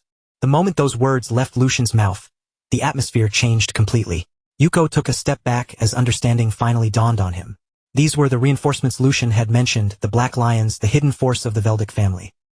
They were warriors who operated from the shadows, mobilized only under direct authority, as if they existed to answer a silent command from the family's true power. One after another, more figures emerged from the surroundings, appearing without a sound as if they had been part of the ruins all along. Within seconds, they had formed a complete perimeter around Lucian and Yuko. Every one of them carried a presence that was perfectly controlled, yet terrifying enough to make the air feel heavier. An older man stepped forward from among them, his posture composed and his bearing clearly marking him as their captain. Placing one hand over his chest, he greeted Lucian respectfully as the third young master. He explained that the brief clash from earlier had only been a test, meant to evaluate their reactions and readiness. There had never been any true hostility behind the move, only a cold and efficient way to measure them. Lucian observed the Black Lions carefully, his mind remaining sharp. Even in his previous life, their existence had always been uncertain, spoken of only in whispers like ghost stories. But now that they stood right in front of him, there was no room left for doubt. He had not sensed them at all before they chose to reveal themselves. And even now, while they were standing nearby, their presence remained almost perfectly concealed. Their auras were completely suppressed, impossible to read from any angle. Each one of them was a monster hidden beneath absolute control. Lucian quietly acknowledged just how overwhelming this level of support truly was. His father had not merely sent ordinary reinforcements. He had sent something far more dangerous, something that could change the entire weight of the operation. Some time passed, and they gathered inside a ruined house that had been repurposed as their temporary base. Lucian sat calmly while the Black Lions stood around him, every one of them focused on his words. Yuko remained nearby as well, still processing the overwhelming scene he had just witnessed. Lucian began explaining the mission with quiet clarity. House Logren had already taken the bait and was on its way, which meant the trap had worked exactly as planned. From this point on, the objective was simple: capture the leader alive, and eliminate everyone else if necessary. Lucian's tone stayed calm, but the meaning behind his words was absolute, leaving no room for mercy. The enemy had crossed the line first, so whatever happened next would be nothing more than the consequence of their own actions. After laying out the plan, Lucian entrusted the rest of the operation to the captain and gave him full authority to act as needed. The captain watched Lucian closely as he listened. At first, he had assumed this mission was merely an easy achievement being handed to the young master. But now, he understood that assumption had been wrong. Lucian was not depending on luck or hiding behind protection. He was calculating every step, observing the strength of the people around him, and preparing for every possible outcome before the enemy even appeared. There wasn't a trace of hesitation in him, not even the smallest flicker of doubt. This wasn't the clumsy reaction of someone acting on impulse. Every movement, every choice, carried the calm precision of someone who had everything under control. A thin smile slowly appeared on the captain's face as he understood exactly what he was seeing. This was not just a simple order being carried out. Something new was beginning to move in the shadows, and a fresh power was quietly taking form. Without wasting even a breath, he accepted the command. And as the sun slowly sank beyond the horizon, staining the edges of the sky with the last light of day, the final phase finally began. A carriage crept into the dead city of Vestra at a slow, heavy pace, its wheels grinding against the abandoned streets and disturbing the silence that had swallowed the place for far too long. The carriage door opened, and a young noble stepped down from inside. The moment his shoes touched the ground, he raised a hand to his face, covering his nose with obvious disgust. Even the air around him seemed to offend him. His brows tightened, his lips curled, and his entire expression twisted as if simply breathing in this place was an insult. A maid hurried forward at once, moving with practiced speed as she presented him with a handkerchief. He snatched it up and pressed it firmly over his nose and mouth. The trip here had clearly already put him in a foul mood, and the sight of the city only made his irritation worse. In his eyes, Vestra was nothing more than a rotten, forgotten wasteland. A place so lowly it barely deserved even a glance from him. Had it not been for his father's direct orders, he would never have lowered himself by stepping into a place like this. Even so, his goal was simple. He planned to finish the matter quickly, turn around, and leave as soon as possible. But he had no idea what was already waiting for him. From deep within the shadows, unseen eyes had long since fixed on his every move. Not a single gesture escaped their notice. Every step he took was measured, every movement silently followed. The trap had been prepared long before his carriage ever arrived, and now he had walked right into the center of it.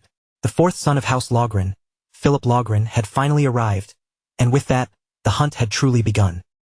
Lucian moved forward with quick but carefully controlled steps, then bent his posture into a deep, respectful bow as he spoke with almost exaggerated humility. "Oh, my lord, please forgive me. I have committed a terrible discourtesy by failing to recognize such a noble presence the moment you arrived." His voice carried the perfect blend of panic, urgency, and fear, all shaped to match the harmless image he wanted them to see. But before he could draw any closer, one of the knights reacted sharply. The man raised his sword in a single cold motion, aiming the blade directly at Lucian's chest. His voice came out flat and merciless. "Take one more step, and I'll cut you down. State your identity, now." Lucian instantly recoiled, his shoulders shrinking as though the threat alone had crushed him. His face tightened with fear, and his voice began to shake as the words spilled out in a clumsy rush. "Please forgive me, Sir Knight. I was only sent here on Boss Hugo's orders. I am nothing more than a guide, just a miserable low-born wretch. I would never dare cause trouble for my lord." A heavy pause followed, hanging in the air for a moment before the young master finally spoke. Philip Logren's voice was filled with open contempt. "Put your sword away. It's beneath you to even waste words on something like this." The knight paused for only a brief second before lowering his weapon and obeying. Lucian immediately dipped his head even deeper, as if he had just been spared by overwhelming mercy. "Thank you for your mercy, my lord," Lucian said in a soft, trembling voice. Then, without losing another moment, he turned and began guiding the group forward, exactly along the route he had prepared from the very beginning. Yet behind that frightened, submissive appearance, his mind remained sharp, cold, and completely different from the act he was putting on. So this was an even bigger catch than expected. That arrogant way of speaking, and that complete lack of caution even after stepping into hostile ground, made it obvious. There was no doubt about it. This spoiled young man had to be one of the Marquis's own sons. Someone raised that high would never even imagine that danger could be waiting for him in a place like this. As Lucian continued walking ahead of them, he quietly took in everything around him. There were fewer guards than he had expected. Roughly a dozen in total. And they were not ordinary soldiers either. At the very least, they had the training of apprentice knights. They were disciplined, but if the situation unfolded the right way, they still would not be enough to pose a serious threat. Lucian's eyes shifted ever so slightly. He absorbed each detail without turning his head too much or giving away what he was doing. That man standing beside the brat was different. Among all of them, he was the only one Lucian needed to be careful of. His presence carried a weight the others did not have. And then there were the maids. He had actually brought maids into a place like this? Lucian almost found it absurd. Just how careless could this noble brat possibly be? "Why have you stopped?" Philip's irritated voice suddenly cut through Lucian's thoughts like a blade. Lucian immediately started walking again, lowering his head slightly as he answered in a nervous, apologetic tone. "Forgive me, my lord. It is my first time standing so close to someone of your noble stature. I must have become nervous without even realizing it."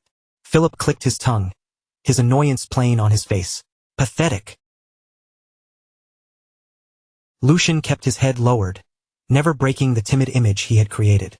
But for one brief moment his gaze slipped backward. His eyes landed on one of the maids, and something about her face made his thoughts hesitate. That face. Why did it feel so familiar? For a moment, the thought lingered in his mind. But then he rejected it just as quickly. No, that could not be it. It was only a resemblance. Nothing more than that. Lucian pushed the thought away before it could distract him any further and continued forward, forcing those unnecessary doubts to the side. Before long, they finally arrived at the main location, the place where everything had been prepared. The moment they stepped inside, Philip's expression crumpled with even stronger disgust. "This place is even worse on the inside. The smell alone is unbearable. That commoner Hugo. Did he misuse the funds from my house? Was the outside only made to look acceptable?" A calm voice answered without the slightest hesitation. "What truly matters is what lies inside. Wouldn't you agree?" Philip's gaze snapped sharply toward the one who had spoken. "And you are." The man stepped forward by a small measure, then offered a polite bow with steady composure. "Hugo, the one in charge of this place. I greet you, my lord." The item required especially careful handling, so our preparations took slightly longer than expected. Philip narrowed his eyes and studied Hugo closely, suspicion clearly visible in his stare. Since you have shown yourself, I assume you have not done anything foolish. Hugo gave a quiet chuckle, completely unshaken by the accusation. Would I really throw away the Logren family's leash over something as small as profit? After all the reports I sent, the fact that you came all the way here personally proves just how curious you were. As Hugo spoke, the curve of his smile grew a little deeper. There was a faint sharpness beneath his polite tone, something that did not fully match the words coming out of his mouth. Curious about the item capable of rotting Rockelheim from its very core. For a short moment, silence settled over the room. The air turned heavy, tight, and uncomfortable before Hugo finally lifted a hand and gestured forward. Please, allow me to show it to you. From the side, Lucian watched the exchange carefully, and a faint sense of approval moved through his thoughts. Hugo had been the right person to trust with this role. The way he lied so naturally, without the smallest crack in his expression or the slightest hesitation in his voice, was genuinely impressive. Meanwhile, Philip's already thin patience began to wear away completely. His face hardened, and the disgust in his eyes slowly shifted into anger. What an insolent dog! If this turns out to be a disappointment, you will regret making me come here. Then he turned his head sharply, his cold gaze landing directly on Lucian. You, go and bring it. Lucian bowed at once, keeping his voice obedient. Yes, my lord. Without the slightest delay, Lucian stepped toward Hugo and spoke as if he were merely carrying out an order. Boss, please bring out the item we prepared. Hugo handed the object over without saying a single word. For one brief second their eyes met. No words passed between them, but the meaning was clear. Everything was moving exactly according to plan. Lucian turned back toward Philip's group, holding the object firmly with both hands. His posture stayed low and humble, his expression perfectly obedient. I have it right here. And then, with one smooth and precise motion, everything was set into motion. Lucian's words had barely finished settling in the room when something about him suddenly changed. It was subtle, so faint that it was almost impossible to point out, yet everyone could feel it. His posture remained humble, and his voice still carried that same submissive tone, but underneath it all, something else had surfaced. There was arrogance there now, a calm confidence that did not belong to a frightened guide. That small shift was enough to unsettle everyone present. The knights stiffened by instinct, their fingers tightening around their weapons, while even Philip felt a strange, creeping dread coil deep inside his chest. And before anyone in the room could fully understand what was happening, Lucian moved. I'll make sure it's delivered. In the very next instant, he hurled the object straight toward them, and the entire situation exploded at once. You bastard! What do you think you're doing? Philip's voice broke into a furious shout, but panic was already tangled inside his anger. Have you lost your mind? Do you even know what that thing is? But the moment had already passed beyond anyone's control. As the object cut through the air, something struck it mid-flight with flawless timing. The hit was so fast, so clean, and so precise that it was almost impossible to see with the naked eye. The item shattered instantly. From within, an overwhelming burst of light detonated outward, flooding the entire space in one violent surge and swallowing everything within reach. The guards reacted purely on instinct, throwing themselves in front of Philip and forming a protective wall around him. Young master, stay behind us. The light doesn't fade. Instead, it grows even stronger, swelling brighter and brighter until the glare becomes almost impossible to endure. It burns straight through closed eyelids, swallowing every shape, every shadow, and every sense of direction at once. In only a few seconds, sight becomes completely useless, as if the entire world has been erased by white fire. I can't see. What's happening? Panicked voices rise from every direction, crashing over one another as confusion spreads through the room. But no one can understand what is unfolding around them, because the chaos has already swallowed every trace of order. In the middle of that blinding confusion, Philip drops his body lower, desperately trying to steady himself and figure out where he is. His voice shakes with fury, but beneath that rage is unmistakable fear. You useless fools! I'll have every last one of you punished when we return. Why is no one answering me? But no reply comes back to him. There is only that suffocating brilliance pressing in from every side, and with it, the slow, horrifying realization that something has gone terribly wrong. Then, cutting through the chaos, a voice suddenly calls out, Young master! Philip reacts instantly, shouting back with desperation already taking over. Yes, I'm here. Hurry up and protect me. His voice cracks as he demands help, clinging to the protection he had always taken for granted. He forces his eyes open even though the pain is sharp enough to make him flinch. The glare still overwhelms his vision, but little by little, faint shapes begin to appear, blurry and twisted like shadows trying to crawl back into form. Right in front of him, he can barely make out a figure standing there, indistinct and almost ghost-like in the fading light. The face is impossible to see clearly, but the voice is much sharper, urgent and strained as it shouts something toward him. That voice is telling him to run, telling him to get away while he still can. At the same time, another voice tears through the room, filled with shock and furious disbelief. He betrayed us. Before Philip can even understand what those words mean, a man collapses right in front of him. The heavy thud of the body hitting the floor sends a cold jolt of terror straight through him. His breath catches in his throat, and his thoughts begin spiraling wildly, but he has no time to gather himself or react. All around him, one guard after another begins to fall. In the blinding aftermath of the light, movement is impossible to follow, but death is clearly moving through the chaos with frightening speed and absolute certainty. The members of the Black Lion group strike with brutal precision, cutting down the disoriented knights before they can recover their sight or raise their blades properly. Philip's mind races, and broken pieces of understanding begin forcing their way through his panic. A flash magic stone. A tool that releases blinding light the instant it takes an impact. It is rare, costly, and difficult to handle, but for stealing someone's sight in a single moment, there is almost nothing more perfect. Even so, to wipe out all of the Marquis's guards within that tiny opening should have been impossible. But before Philip can finish that thought, it is violently cut short. A man steps forward out of the chaos, his presence calm and completely controlled, untouched by the fear spreading around him. His voice remains steady, carrying a quiet authority. All threats have been neutralized. I will escort the women and the one in charge to Kelheim. Not far away, Lucian stands silently, his expression unreadable and his gaze distant. In that stillness, his thoughts turn inward, and his father's words echo through his mind with a heavy clarity. The weight of the seat you occupy, bear it yourself. Lucian exhales slowly, as if releasing something he had carried inside for a long time. I think I finally understand. On the other side, Philip has lost the last scraps of composure he had left. He staggers backward, his legs giving out beneath him until he collapses onto his knees, his voice shaking uncontrollably as fear swallows his pride. Don't come any closer. I said stay back. Even now, he desperately clings to the authority of his name. Do you even know who I am? I am the fourth son of Logren. A noble. A knight steps forward, his expression cold and completely unmoved.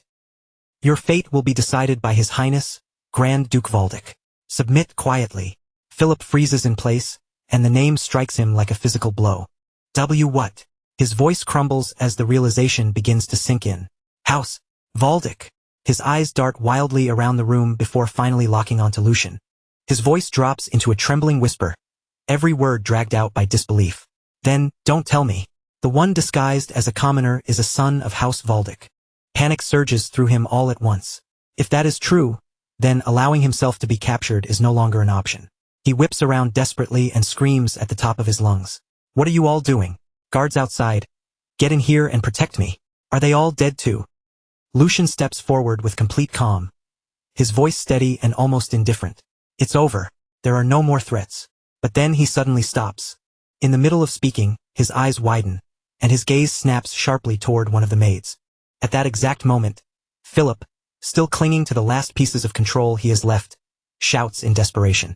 I grant you permission to take up the sword. You should be able to handle this. And then the maid moves. At first, it looks like nothing more than a single step.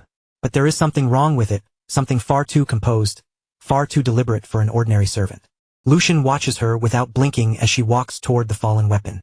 His thoughts begin to spiral, and the realization crashes into him all at once. That face, that resemblance he noticed earlier. That faint sense of familiarity he had tried so hard to dismiss. And now, even the atmosphere around her changes the very moment her hand reaches the blade. Lucian's voice sinks into a whisper. It is barely audible, yet filled with disbelief. This can't be. His eyes remain fixed on her as the truth settles over him, undeniable and overwhelming. Sword Demon, Felix, is it really you? Then Philip Logren suddenly breaks away from the Black Lion group and rushes straight toward Felix, stumbling in his panic as he tries to reach him. The moment he gets close, he begins pleading desperately. Get me out of here. If you do, I'll do whatever you want. I'll make sure you're no longer insulted for the lowly blood of your mother. As Philip says it, His voice is frantic, spilling out promises without dignity or restraint. He practically collapses in front of Felix, trembling as he begs for his life. Then he continues in a panicked voice, "Say something! Isn't protecting me the whole reason you exist?" Felix, the sword demon, answers him coldly, "Shut your mouth if you want to live." His body steadies as he prepares himself for battle, his attention already shifting toward the enemy ahead. Then, with unmistakable irritation in his voice, Felix adds one more cutting sentence. "I'm sick and tired of your stupidity, young master." The words land coldly, without even the slightest attempt to soften them. Watching this unfold, the white-haired knight speaks with a strange mixture of disdain and respect. "Unbelievable. To think you would hide behind a woman without even a shred of dignity. Still, I commend your will to fight." His eyes remain fixed ahead, but his voice carries a warning edge. "However, do not throw your life away. Do not mistake foolish bravado for courage. This is a mercy I offer to a child and a woman." Then the white-haired knight turns his gaze forward, focusing entirely on Felix as the air between them grows heavy. At that moment, an overwhelming and terrifying energy begins surging from Felix's body, pressing into the room like a storm about to break.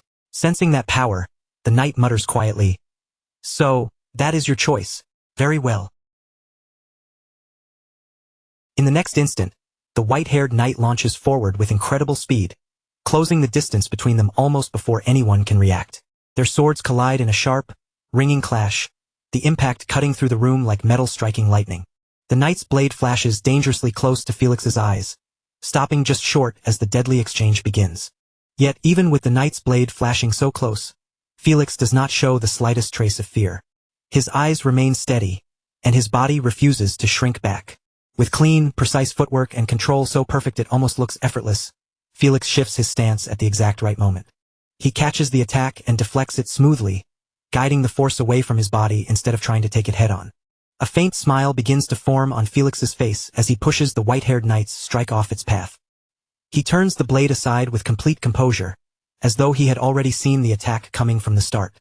And in that very instant, Felix launches a sudden counterattack straight toward the white-haired knight, catching him off guard. For the first time, even the knight's expression shifts with visible surprise. And before that surprise can fully settle, the next exchange begins.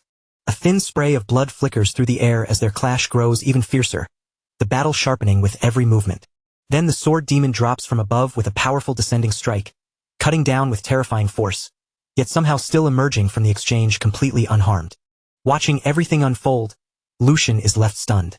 His thoughts race as he follows each movement, realizing that Felix's reactions are so fast they almost border on foresight, and his movements are strange, free, and completely unbound by ordinary swordsmanship. There is no mistaking it. As Lucian continues to watch, his gaze falls on Felix's stance, and in that instant, something buried deep in his memory suddenly stirs. Fragments of the past rise back to the surface, and realization slowly dawns on him. This is the sword demon, Felix. Even back then, Lucian remembers clearly, Felix carried a kind of grace and presence that never truly fit the rough, bloody world of mercenaries. Brief flashes from those old days passed through Lucian's mind one after another, each one confirming the same thought. Felix had always been different from everyone around him. That slender frame, those delicate features, and that sharp, unforgettable presence had always made Felix impossible to overlook. Then the moment snaps back to the present. The panicked young master pushes forward again, desperately trying to hide behind Felix and use him as a shield. At the same time, Lucian finally puts every piece together in his mind. Now he understands. The illegitimate child, Felicia, left her family behind and lived in disguise as a man named Felix. The focus returns to the white-haired knight, who steadies himself after the exchange and looks at Felix with a much more serious expression. If my defense had been even a moment slower, my head would already be rolling on the ground. I still have a long way to go. I underestimated her without even noticing the hidden fangs beneath the surface. His tone changes as he speaks, his pride giving way to a colder, sharper resolve. Then he declares with rising intensity, "I will swallow my pride and treat you as a true enemy."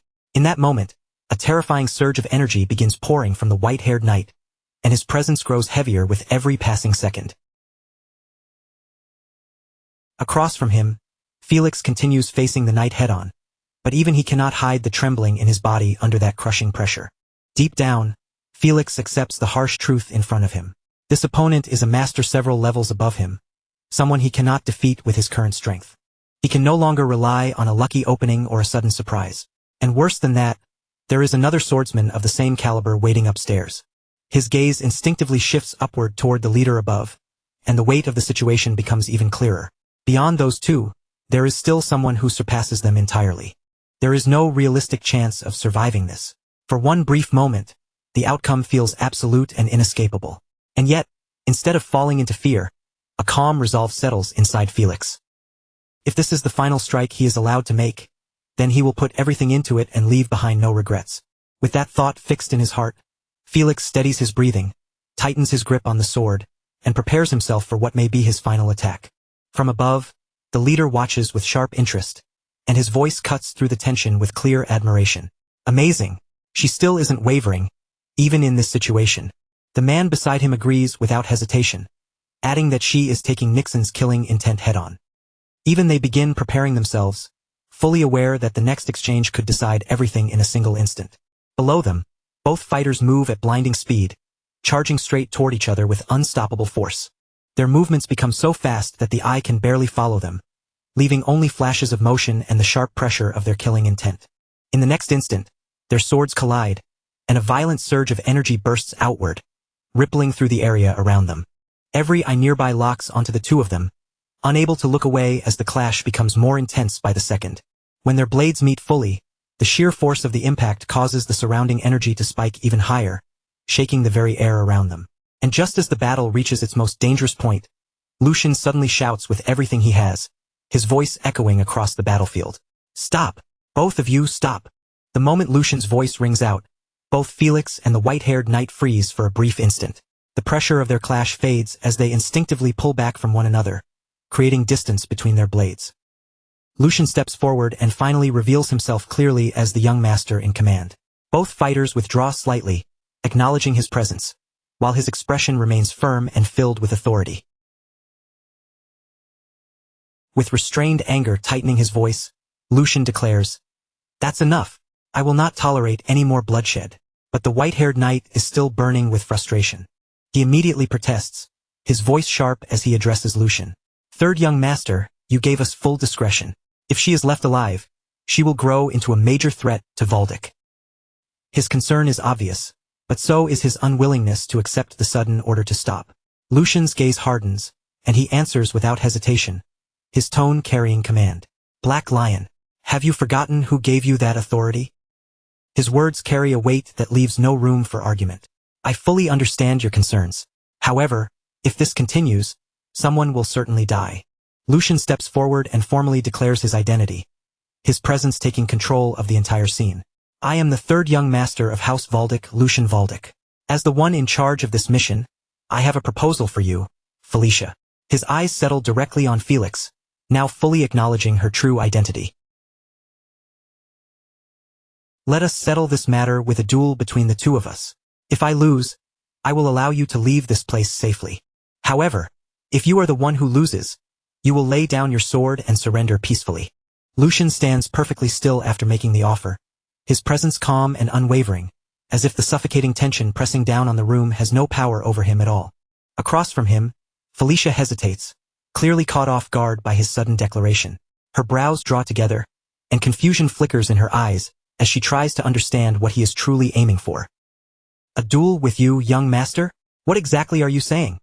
she asks carefully, her voice cautious but steady as she searches for the meaning behind his words. But before Lucian can answer, a harsh voice lashes through the moment like a whip. From behind them, Philip shouts with open irritation, his arrogance spilling out through every word. He barks at Felicia to stop hesitating and accept the duel immediately, insisting that her only purpose is to protect him. He mocks the guards who failed him, calling them useless, and then pushes even further, ordering her to prove that she is different, that she is better than the rest, and even better than her own mother. The instant those words leave his mouth, the atmosphere changes sharply. The quiet tension in the room snaps like a stretched cord. Lucian's calm expression disappears in an instant, replaced by something far colder, sharper, and much more dangerous.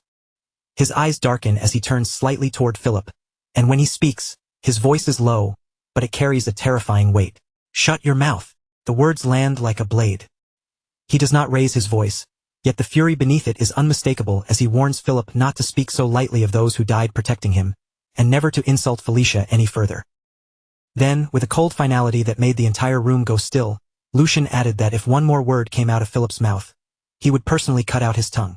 As he spoke, a crushing wave of killing intent poured from him, unseen by the eye but impossible for anyone there to ignore.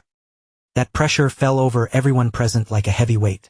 The air turned thick and suffocating, as if even taking a breath had suddenly become difficult. This was no longer just anger. It was an absolute warning, clear enough that no one dared treat it lightly. Then, as if cutting through that deadly silence himself, Lucian stepped forward and raised his voice. It was not a shout of rage, but a declaration filled with firm resolve, meant for every person there to hear. He made it clear that whatever consequences came from this decision would belong to him alone, even if he lost, and that his promise was not something anyone should take lightly. His words echoed through the quiet, reaching the knight captains and Hugo, who now watched him with sharpened attention. With quiet pride and unwavering composure, he introduced himself in full as Lucian Valdic, the third son of House Valdic, and formally challenged Felicia to a duel. After that, Lucian took another step forward, his gaze steady as it settled directly on her. His voice softened just slightly, but the authority behind it did not weaken. He told her to draw her sword, not for anyone else's sake, but for herself. The weight of those words spread across the battlefield, and a deep silence followed. No one spoke, and no one moved, as if the entire world had paused to wait for Felicia's answer. In the middle of that stillness, a white-haired man moved closer to his master. His expression was tense with concern, and when he lowered his voice, there was clear unease in every word. He questioned Raymond, asking whether they truly intended to stand back and simply watch this unfold. He admitted that when he had crossed swords with Felicia earlier, he had not been fighting with full intent to kill. His goal had only been to subdue her. But even under those conditions, she had not merely blocked his strike. She had managed to wound him. He continued, explaining that while her swordsmanship clearly lacked the polish of formal training, that weakness did not make her harmless. Her raw talent, sharp instincts, and frightening perception more than made up for what she lacked in discipline. In his eyes, that natural ability made her shortcomings almost meaningless. He paused and looked between Lucian and Felicia, his concern growing even deeper. Judging by the third young master's current level, he believed there was no realistic path to victory. Lucian's courage was admirable, and his decisiveness deserved respect. But courage alone did not decide a sword fight. This was combat, and something needed to be done before the situation went too far. Raymond remained silent for a moment, his eyes fixed on the scene in front of him. When he finally answered, his voice was calm, composed, and unexpectedly firm. He did not deny the white-haired man's judgment, but he still chose to watch. "Just this once," Raymond said quietly, making his decision clear. They would observe how this duel unfolded. The white-haired man frowned, unable to hide his confusion. What was that supposed to mean? Raymond's gaze shifted slightly, thoughtful but certain, as if he had already seen something the others had missed. He explained that when Lucian borrowed his sword earlier, Lucian had already spoken about the exact same things the white-haired man had only just realized. During that brief clash with Felicia, Lucian had already recognized her extraordinary talent and her sharp instincts. That meant he was not stepping forward blindly. He understood exactly what kind of opponent stood before him. And so Raymond reached his conclusion. For now, they would wait. They would watch without interfering. They would see what kind of outcome the third young master was trying to create, and what role Felicia would have in that outcome. As Raymond's words lingered in the air, Felicia quietly repeated the name in her mind, Lucian Valdic. To her, this young noble felt completely different from every other noble she had ever encountered. He had hidden his identity and disguised himself as a mere servant just to observe Logren's forces from the inside, and now he was stepping forward to fight a duel that, by ordinary logic, seemed completely unnecessary. Nothing about him made sense to her. The more she tried to read his intentions, the harder they became to grasp, slipping further away like smoke. Still, no matter how strange Lucian was, one conclusion remained firm in Felicia's mind. He was not someone capable of defeating her. Even so, she straightened her posture and spoke with quiet respect. She thanked him for granting someone like her this opportunity, and promised that if she managed to subdue him, she would accept the shame placed upon her and leave without a trace. She would disappear as though she had never existed at all. But Lucian did not hesitate for even a moment. His reply came instantly, cold but steady. If he was the one who subdued her instead, then she would come with him to Helheim. His eyes stayed locked on her as he spoke. He said it as if the matter had already been decided. Then he added that it seemed she had already made up her mind as well. With that, the silence around them deepened once more. This time, the quiet carried the unmistakable weight of an approaching clash.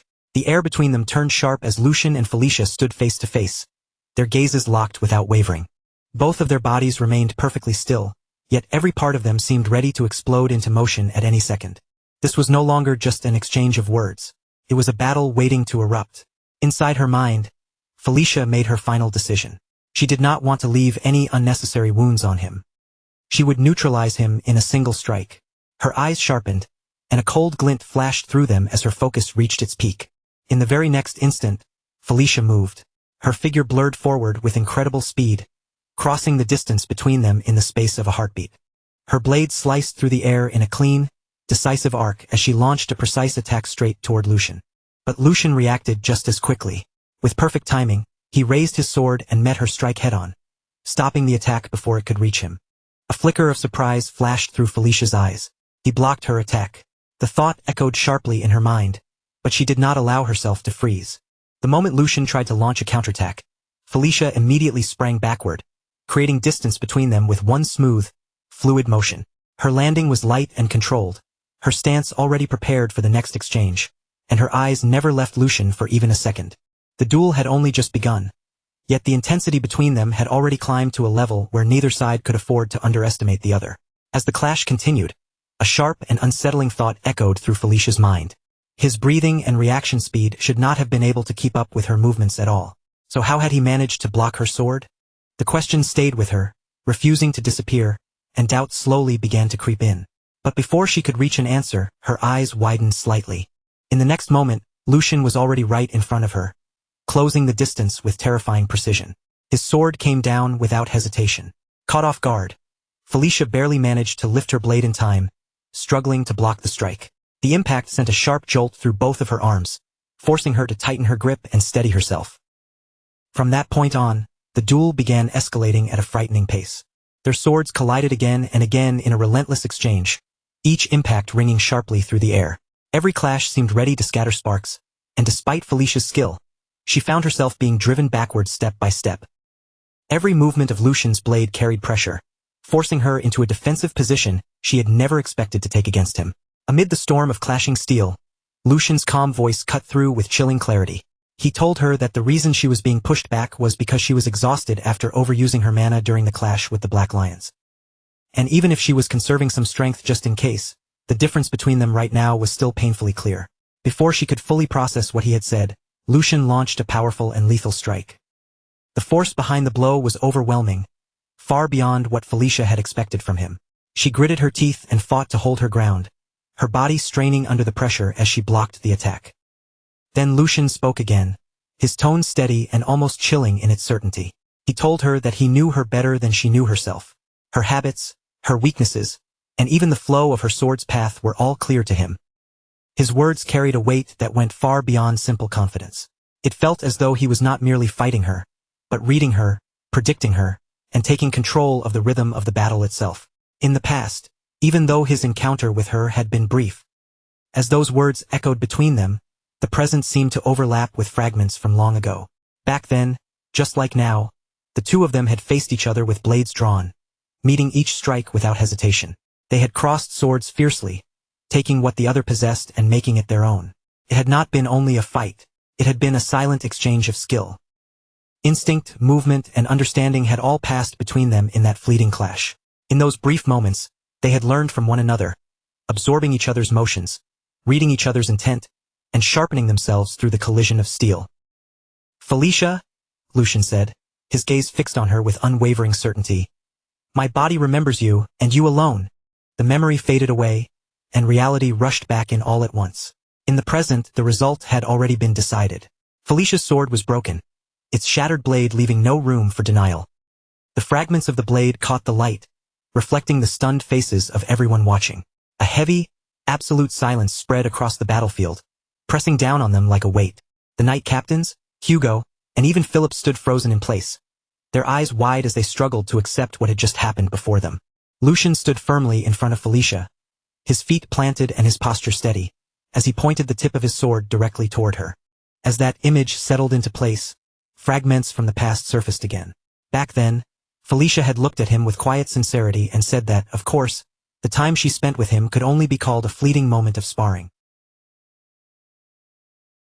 Even so, he had generously taught her the way of the sword, despite knowing that one day, the two of them might stand on opposite sides as enemies. And because of what he had given her back then, she had been able to survive. Those words echoed inside her mind now, colliding painfully with the reality standing right before her. Felicia remained completely stunned, unable to move or speak. She had never once imagined that she would lose like this. And more than that, she had never imagined she would lose to him. The very person she had once crossed swords with, the one she had learned from, had now surpassed her in a way she could not understand. Meanwhile, inside Lucian's mind, a calm and resolute thought quietly surfaced. With this, he would repay at least a small part of the debt he owed her from back then. There was no arrogance on his face, and no mockery in his eyes. Only a quiet sense of closure, as if this duel had been waiting to happen for a very long time. After that, night settled over the Duke's castle. The air inside its walls was calm, but there was a heaviness beneath that calm, as though an important decision was being made in silence. In a grand chamber, the Duke stood alone with his back straight and his gaze distant, as if his thoughts were fixed far beyond the room in front of him. After a short stretch of silence, he finally spoke. His voice was measured, steady, and filled with authority. So, how was it? That boy, Lucian. Does he have what it takes to uphold House Valdic in the distant future? At that moment, a man stepped forward from the shadows. It was none other than the captain of the Black Lion, offering proper respect as he appeared. The captain lowered his head slightly before answering in a calm but firm voice. He possessed an unwavering core. Hearing that, the Duke turned his gaze toward him, and a faint trace of surprise crossed his otherwise composed expression. I thought it would already be a relief if he simply avoided being swept along by your pace. But to think I would hear such an unexpected answer from you. The Black Lion captain hesitated for only a brief moment before speaking again. Your Highness, could my assumption be correct? In response, the Duke slowly stepped forward, and with each step, his presence seemed to grow heavier. The reason I deployed all of you for this mission was because the matter was that serious. It is still too early to make judgments regarding the succession. Realizing he had gone too far, the captain immediately bowed his head even deeper. I misspoke. The Duke dismissed the apology with a calm expression. It is fine. Assuming there was no exaggeration in your report, it must have been quite an impressive sight. As the conversation drew to a close, the Duke remained where he was, now holding a sheet of paper in his hand. His eyes moved carefully across its contents, but his expression stayed unreadable, as if the future itself had been pressed into those written words. After that, the Duke walked straight up to the Black Lion captain and placed a firm, almost familiar hand on his shoulder. His voice lowered slightly as he said, "If only for your sake." Hearing that, the captain let out a faint breath before replying. I suppose I can humor the boy for a while. The Duke's expression softened just a little as another thought crossed his mind. Come to think of it, it has been quite some time since you and I last shared a drink. I recently acquired some fine liquor. Would you care to join me? It is the vintage you always enjoyed, so I imagine it should suit your taste. At those words, the Black Lion captain gave a small, knowing smile and answered, Your Highness, you may soon regret saying that. One night will not be nearly enough to hear the full story of this mission. Then the scene shifts to the following morning, when the darkness has lifted and the journey begins again. Lucian's entire team has already set out, leaving the area behind as they begin their return after successfully completing the mission. The atmosphere becomes more reflective as the events of the previous night settle into place.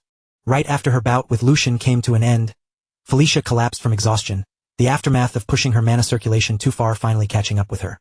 To help her recover, Lucian sent Felicia and her maids ahead to a nearby city. Meanwhile, in another part of the group, Philip Logren was trapped inside his own thoughts. Dread filled Philip's mind as he imagined what waited for him. No, he was definitely going to be kicked out of the family. That fear gnawed at him, heavy and unavoidable. As for that man, the one who displayed the deep-rooted arrogance of a noble until the very end, Lucian forced him to dig his vassals' graves with his own 2 hands. What followed was a grim sight. Rows of graves stretched across the land, each one marking a soldier or knight who had lost his life that night. The air around the graves was silent and heavy, filled with the weight of death and loss. Lucian had done it all with one purpose in mind, hoping Philip would finally understand what it truly meant for a life to be extinguished. Lucian rode forward calmly on his horse, leading the group as they continued along the road. The morning air was quiet around them, but that fragile silence did not last for long. Suddenly, a loud, furious voice erupted from behind and shattered the calm. It was Philip Logren, shouting at the top of his lungs with unrestrained anger. "Hugo, you bastard! I will never let you get away with this. Did you really think you could betray us and survive? Young Master Lucian, I demand to be treated as a formal prisoner of war. How dare you treat a son of House Logren with such disrespect?" His voice was sharp, grating, and packed with arrogance, irritating nearly everyone forced to listen. Yet even then, Philip refused to stop. "Are you truly intent on making an enemy out of us?" Hearing all of this, Lucian slowly turned his head back, his expression calm but cold. Inside Lucian's mind, a single thought passed through with perfect clarity. Philip still had not understood the weight of what happened last night at all. After a brief pause, Lucian finally spoke. His voice was low, but the warning inside it was unmistakable. "I will give you one piece of advice. If you want to keep breathing even a second longer, then you would be wise to watch what comes out of your mouth." There was no open anger in his tone, only quiet authority and a dangerous calm. Then, with unwavering composure, Lucian continued and made the situation painfully clear. "This is a place where even your high and mighty father would not dare set foot. This is Kelheim, the heart of House Valdic." After that, the scene shifts forward, and what appears before them is nothing short of breathtaking. Ahead lies a vast and magnificent city, filled with life, scale, and grandeur. Rows of elegant buildings stretch into the distance, wide streets open beneath the morning light, and the lively atmosphere reflects the strength and pride of House Valdic. At the entrance stands a massive gate, towering over everyone beneath it, and with a deep, echoing sound, it slowly begins to open. Lucian is the first to move forward, riding his horse with calm confidence as he passes through the great gates. Behind him, Hugo and the knights follow in formation, escorting the captured prisoners along with them. The moment they enter the city, the silence breaks apart beneath the loud cheers of the people. Crowds gather on both sides of the road, their voices rising with excitement and admiration. "It's Lord Lucian, the third young master has returned. He had crushed the wicked crimes committed by House Logren from the roots, and even dragged the one behind it all back alive as proof of their guilt." The moment he appeared, the crowd's excitement exploded. People surged toward the street, pressing shoulder to shoulder just to see him with their own eyes. "Lord Lucian, please look this way." Their voices rang out one after another, eager and breathless. Some shouted even louder than the rest, their faces bright with pride, as if Lucian's victory belonged to the whole territory. And among the cheers, one name carried like thunder through the street. The lion had returned, the lion of House Valdic, Hugo. Hugo, seeing the crowd welcome them with such overwhelming passion, could only stare around in disbelief. His eyes moved from one cheering face to the next before he finally turned to Lucian, unable to hide his confusion. "Young master, what exactly is happening here?" Even while the cheers rolled over them like a storm, Lucian stayed calm, his expression barely wavering. In a low, composed voice he answered, "I did send a letter asking for a chance to reveal House Logren's atrocities, but it seems Father chose to support us far more openly than I expected." Then Lucian looked toward Hugo and spoke with quiet certainty. "Stand tall and accept this welcome. This is the first great achievement you have earned." Those words struck Hugo deeper than any cheer from the crowd. A warm rush of joy rose inside him, and his chest slowly swelled with pride as he finally allowed himself to take in the weight of that moment. As the grand procession continued moving through the city streets, the celebration carried on around them, and the view slowly shifted away from the cheering crowd. Far above the city, from the highest point of a tower, the Duke stood watching everything unfold below. Beside him stood his butler, silent and attentive, while the Duke gazed down at the parade with a faintly thoughtful look. "Perhaps I really am getting old," he murmured. "To think I would arrange a victory procession simply because my son asked for one." The butler remained respectfully at his side, but his answer came without the slightest hesitation. "Did young Master Lucian not accomplish something grand enough to deserve it? In my opinion, this procession is entirely justified." Then, with the same calm and steady manner, the butler continued. "And beyond that, young Master Lucian's letter was not written merely to strengthen his own standing. It was also a calculated move to show the people of our territory House Valdic's firm resolve, while sending a clear warning to both the imperial family and House Logren. And your highness recognized that as well. That is why you allowed this procession to happen." As those words settled in the air, the Duke kept his eyes fixed on the city below, his expression gradually turning heavier. The movements aimed at shaking the empire were becoming far too troubling to ignore. Even the sun that had once seemed eternal, and even the lion's claws that had once looked impossible to break, were now beginning to reveal unavoidable cracks.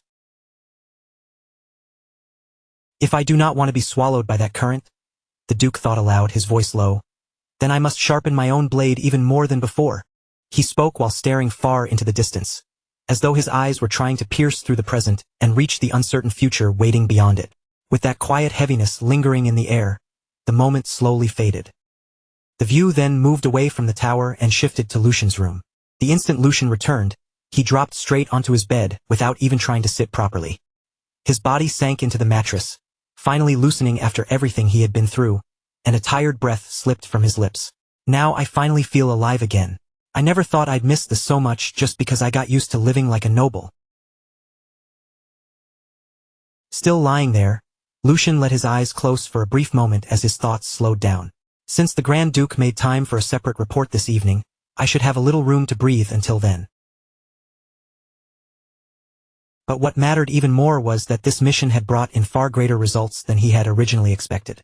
As he lay there, Lucian began sorting through everything in his mind, starting with the fact that he had secured Felicia much faster than planned. On top of that, the victory parade had wiped away the negative impressions surrounding him in one sweeping moment. It had also given Hugo a powerful reason to keep moving forward. And beyond all of that, Lucian had even managed to build a connection with the Black Lions. All of those separate gains, which had seemed scattered at first, were now beginning to line up one by one. Together, they formed a single stepping stone beneath his feet, just enough to bring him one careful step closer to the seat of power that had once felt impossibly far away. As that thought passed through his mind, Lucian suddenly remembered his former life, when he had lived as a mercenary instead of a noble son. A faint, almost amused smile tugged at his face as he imagined the old days. If those guys could see me now, he muttered under his breath, they'd probably be horrified. After resting there for another moment, Lucian suddenly pushed himself up from the bed. The softness in his eyes disappeared, replaced once again by a sharp, focused gleam. That's enough thinking things over. Now then, should I start preparing my next move? His mind began turning again immediately, already reaching past the present and calculating what had to come next. With a slight edge of calculation in his voice, Lucian murmured to himself, "First, I need to figure out exactly what I'm going to squeeze out of the Grand Duke. That comes first." After that, the scene shifted again, this time to an elegant dining room where the Grand Duke and Lucian sat down for dinner across from one another. The room was calm and refined, with a quiet dignity hanging over the table. Yet beneath that polished atmosphere, there was a clear sense that this was not an ordinary meal. As they faced each other, the Grand Duke spoke in a composed, authoritative voice and praised Lucian for the mission he had completed. He told Lucian that he had been blessed with remarkable luck on his very first assignment. After carefully comparing and verifying the information, they had confirmed that the child Lucian captured alive truly was the offspring of the Marquis family. According to the Grand Duke, there could be no stronger evidence than that. Recognizing the success, the Grand Duke gave a simple but weighty commendation. "Good work, Lucian." Lucian lowered himself with humility and replied that his father was giving him too much honor, because this outcome had only been possible thanks to the Grand Duke lending him the sharp blade known as the Black Lions. But the conversation soon moved to a more troubling matter, and Lucian's expression turned more serious as he asked what would happen to Philip Lohgren. He pointed out that after seeing his own child die in such a manner, it was hard to believe the Marquis would simply sit quietly and do nothing. The Grand Duke, however, did not appear shaken in the slightest. He simply remained calm and answered that they would have to wait and see. To him, Bernhard Lohgren was the kind of man who resembled a snake, cold, calculating, and perfectly capable of weighing even his own child against the benefit of his family. In the Grand Duke's eyes, as long as there was still one child left to continue the family line, the Marquis would not be foolish enough to move recklessly. Then he quietly dismissed Lucian's concern, telling him there was no need to burden himself with what came after this. Lucian had already done far more than enough for his part. With that matter set aside, the Grand Duke changed the subject and asked Lucian what he wanted as a reward for completing the mission so successfully. He noted that Lucian had gone out of his way to send a letter, which meant he must have wanted something more specific than a simple celebratory procession. Hearing this, Lucian gave a small, somewhat awkward smile and admitted that being asked so directly made him feel a little uncomfortable. Still, since the subject had already been brought up, he decided to make his request as humbly as he could. Before speaking, though, he paused for a moment in his own thoughts, wondering if he should truly say it out loud. Then, Gathering his resolve, he began. For Hugo, who made a great contribution this time. But before he could finish, the Grand Duke cut him off with a single sharp word. Impossible! The interruption came so suddenly that Lucian froze, completely caught off guard. Lucian looked at his father in confusion, visibly shaken by how quickly he had been stopped. Father, I haven't even finished speaking yet. But the Grand Duke had already seen straight through him, and without hesitation, he said Lucian had been about to ask for Hugo to receive a knighthood. Was he wrong? The Grand Duke's expression did not change at all as he gave his answer in a firm, immovable tone. He acknowledged that Hugo had contributed this time, but made it clear that this single achievement could not erase everything else. Hugo's previous connection to the Marquis family was not something they could simply overlook. If Lucian had not stepped in and captured him, the Grand Duke said, Hugo would have continued down that path with them without hesitation. Lucian immediately pushed back, keeping his voice controlled even as urgency entered his words. He argued that this was only a hypothetical judgment, and what mattered now was the reality in front of them. Hugo had chosen to cooperate, and he had played a major role in making the mission succeed. But before Lucian could press the point any further, the Grand Duke cut him off again. Calling his name in a sharp tone, he told him that was enough. There was no room for argument in the Grand Duke's voice as he explained that a knight must forge his own honor and pile up merits so undeniable that no one could question them. Then, fixing his gaze directly on Lucian, he asked whether Lucian truly believed Hugo already possessed those qualifications. At that question, Lucian fell silent. A faint trace of disappointment passed over his face, though he managed to keep his composure. Deep down, he had expected this answer from the beginning, but hearing the rejection spoken so bluntly still left a sting in his chest. Inwardly, he admitted that the answer really was no. Meanwhile, the Grand Duke continued in the same measured, practical tone and offered other possibilities. If Hugo wanted wealth, he could be rewarded with chests filled with gold coins. If needed, the Grand Duke could even prepare an entirely new identity for him. But making Hugo a knight was impossible, at least for the time being. The Grand Duke made it clear that the timing simply was not right. Lucian, realizing there was no room to push any further, quietly lowered his expectations and swallowed his disappointment. In his heart, he apologized to Hugo, thinking they would have no choice but to wait for another chance later. On the outside, Lucian gave a calm nod and accepted his father's judgment. He admitted that the Grand Duke was right, and that perhaps he had been too impatient in making such a request. Seeing that Lucian had backed down, the Grand Duke told him to ask for something else instead. Something more reasonable this time. Lucian stayed silent for a short moment, as if carefully choosing his next words. Then he lifted his gaze again and said that, in that case, he had one very small request to make. Then, with a smile that looked just a little too bold to be called innocent, Lucian made his request. Please allow Felicia to meet the Sword Saint. The instant those words left Lucian's mouth, even the Grand Duke was caught completely off guard. For the first time during their conversation, his steady composure visibly cracked, and he stared back in genuine surprise, as if asking Lucian to repeat what he had just said. Before the heavy silence in the dining room could settle completely, the view suddenly shifted away from them. The next place was entirely different. A guarded prisoner camp, where the air felt colder and much more tense. Outside, 2 guards stood watch near the entrance, while inside the room, Felicia sat quietly by herself. Felicia slowly looked around the space, taking in every detail with cautious eyes. The more she observed it, the more certain she became that this was not an ordinary prison. If anything, the place seemed more like a special holding facility prepared for nobles. And what confused her even more than the room itself was the way she had been treated since arriving there. She was supposed to be nothing more than a maid, yet she had been placed in a facility like this. Not only that, she had been given proper meals, and even medical care for her condition. No matter how much she thought about it, Felicia could not understand their real purpose. Why would they go this far for someone like her? But after thinking for a while, the tension in her face softened just a little. Perhaps, she told herself, this might actually be better than the fate she had expected. As she sat there in the quiet room, her eyelids slowly lowered, and her expression became calmer as her thoughts drifted inward. In that stillness, memories of her past rose up one by one. With a feeling that was both exhausted and strangely relieved, Felicia admitted to herself that, at the very least, she had finally escaped from that hellish place in the end. She remained seated in silence, her hands resting quietly as her thoughts continued to flow, almost like she was whispering one last wish only to herself. She thought that before she died, it would be nice if she could hold a sword one final time. And if she allowed herself to be just a little greedier, even for a single moment, then there was something more she wanted.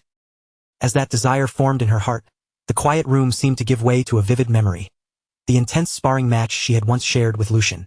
The sharp clash of their blades, the fast footwork, the pressure in the air, and the tension of each exchange all returned to her mind as clearly as if she were standing there again.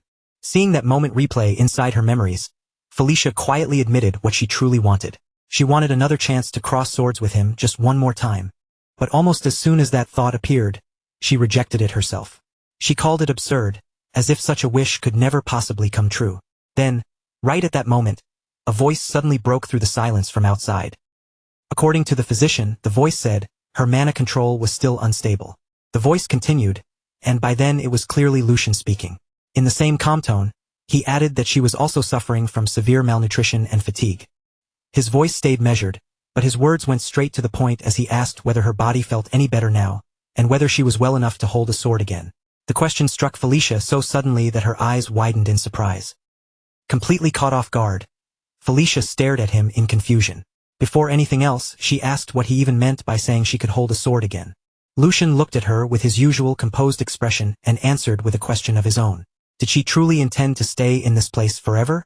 Then, with a faint trace of dry irony, he added that, surprisingly enough, prison life seemed to suit her rather well.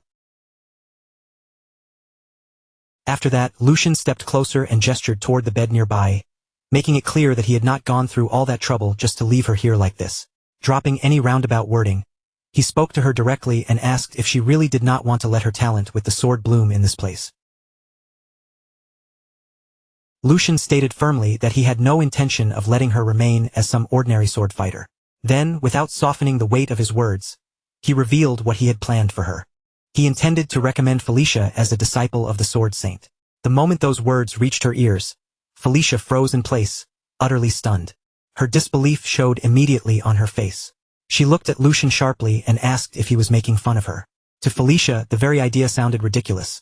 So ridiculous that it felt almost cruel to even say out loud. She pointed out that even becoming a sword fighter was already an unbelievable thing for someone like her, a mere maid and a woman. But becoming the disciple of the Sword Saint was far beyond that. In her eyes, it was a dream so unreasonable that it barely made sense. Her frustration finally spilled out, and her voice grew firm, almost trembling from the emotions she had been holding back. She declared that her status might be low, but she was not such a fool that she failed to understand her own place. Seeing her react so strongly, Lucian quietly realized that he may have rushed things too much. Inwardly, he admitted that he had been a little too hasty, and that Felicia's response was only natural. After all, even though she carried the blood of the Marquis, she had been born an illegitimate child, and a woman on top of that. Because of that, she had never even been allowed to hold a sword, much less receive proper training in how to wield one. Instead of being given a chance, she had been surrounded by envy, jealousy, and constant persecution from her own siblings. Those circumstances eventually gave birth to the person later known as the Sword Demon, Felix, the one who abandoned House Logren. Bringing his thoughts back to the present, Lucian faced Felicia again and spoke in a calmer voice. He told her that he understood why she could not trust him, and that she did not have to give him an answer right away. She could take as much time as she needed to think it through. Felicia looked at him with clear confusion in her eyes and asked what exactly he meant by that. Lucian answered without hesitation, explaining that he was leaving the choice entirely in her hands. He even told her that if she wished, she could leave as soon as today. But before ending the conversation, Lucian left her with one final thought. She should never give up on the sword. He told her that the moment she held a sword in her hand was when she became her truest self. Those words remained in the air long after he spoke them. Felicia, shaken by what she had just heard, repeated those words softly to herself. Was she truly her real self when she held a sword? Even though her own blood relatives had been the ones to take that right away from her? Then, raising her voice just a little, Felicia turned back to Lucian and asked something far more personal. Did she really have the right to do that? Was it truly okay for her to live only for the sword, without being tied down by anything else? Lucian met her question head-on, and there was not even the slightest hesitation in his eyes.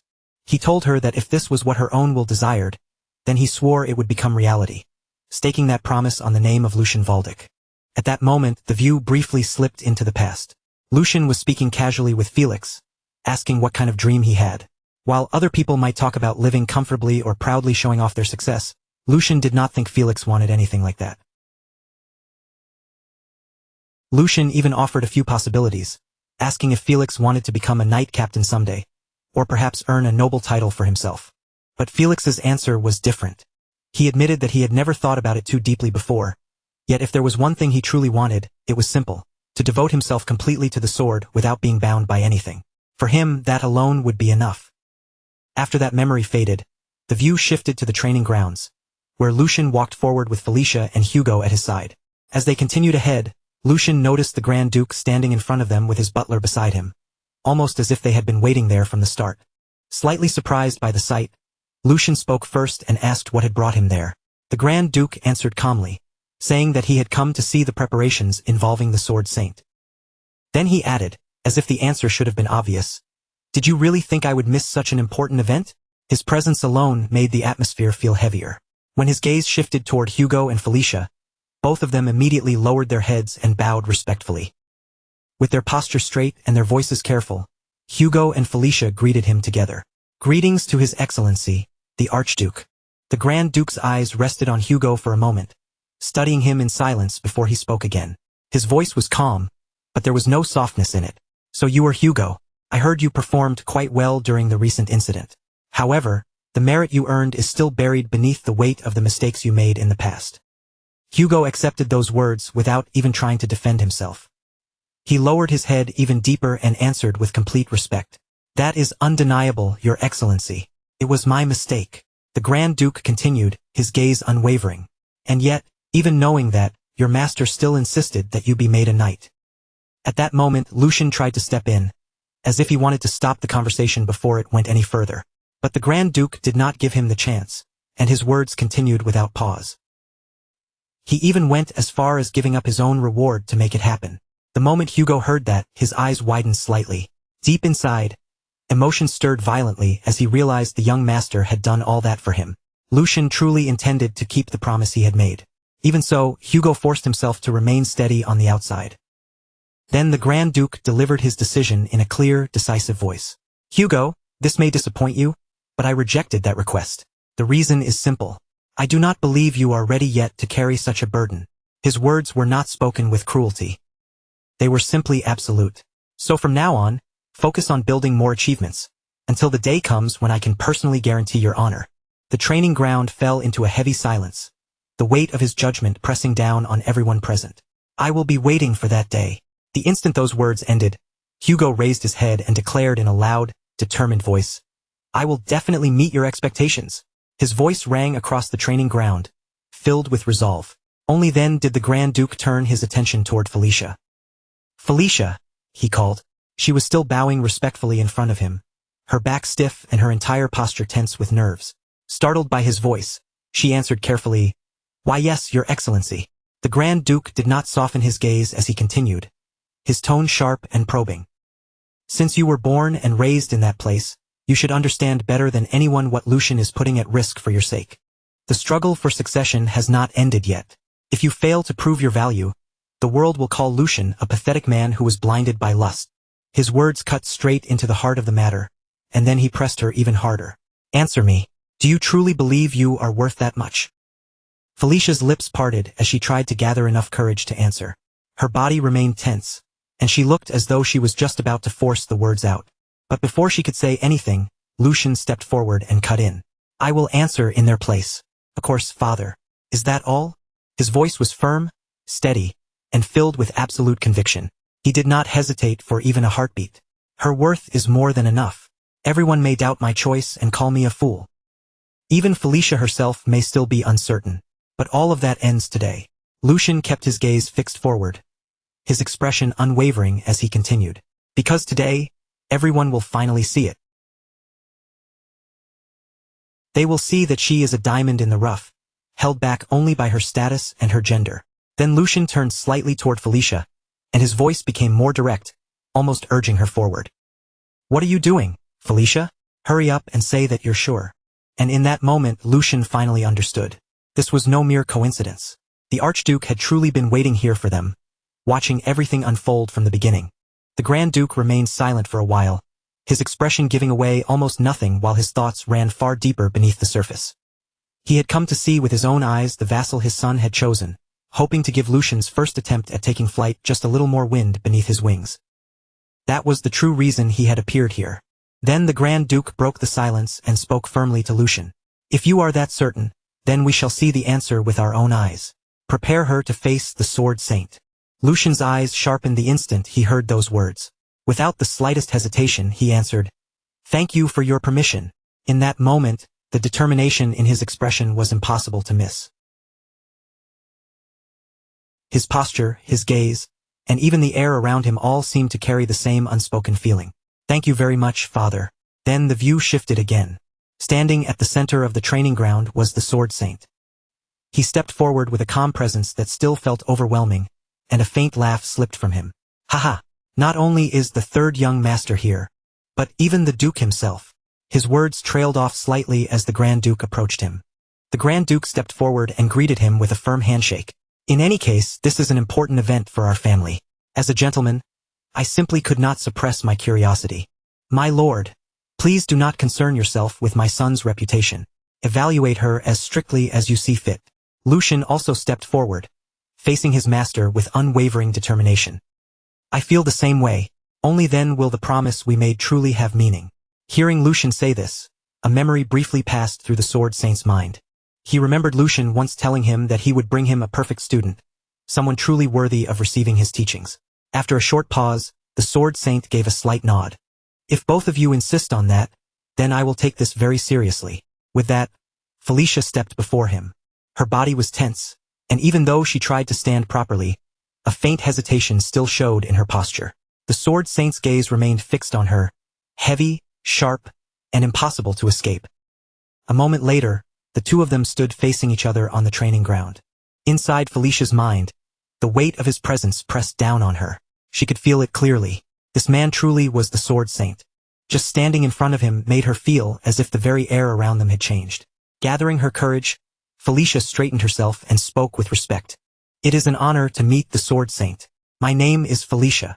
But before she could properly finish her greeting, the Sword Saint slowly raised his sword and settled it with calm authority, cutting off her introduction before it could continue. His voice was cold, sharp, and absolute. "Your name does not matter. Let your sword speak for you." For a brief moment, silence fell between them as his piercing gaze seemed to look straight through her. "Your name can wait until later. Take up that wooden sword." At those words, the attention shifted slightly to the side, where Lucian and the Grand Duke stood watching in silence. The atmosphere tightened around the training ground, as if everything had been building toward this single moment. Lucian thought to himself that the real test had finally begun. Lucian calmly began judging the situation in his head.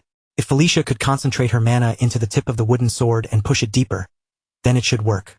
But if she relied only on brute strength, the task would become difficult. With proper mana circulation, however, there should not be any serious problem. Even so, a faint uncertainty remained in Lucian's mind. What would actually happen now? All he could do was watch and see. Across from them, Felicia tightened her grip around the wooden sword. A trace of nervousness still lingered inside her, but her determination burned far stronger. She understood that this was a chance that might never come again in her entire life. She told herself that she had to be careful. Taking a slow, steady breath, Felicia focused inward. If she concentrated mana into her hands just like Philip had done, then maybe she could manage it. Bit by bit, she guided her energy, carefully following the method she had learned. And then, she succeeded. The mana moved exactly as she intended, without any major problem.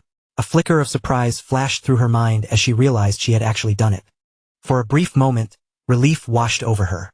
But that relief quickly turned into uncertainty. Now that she had managed the first step, what was she supposed to do next? Just as that question rose in her mind,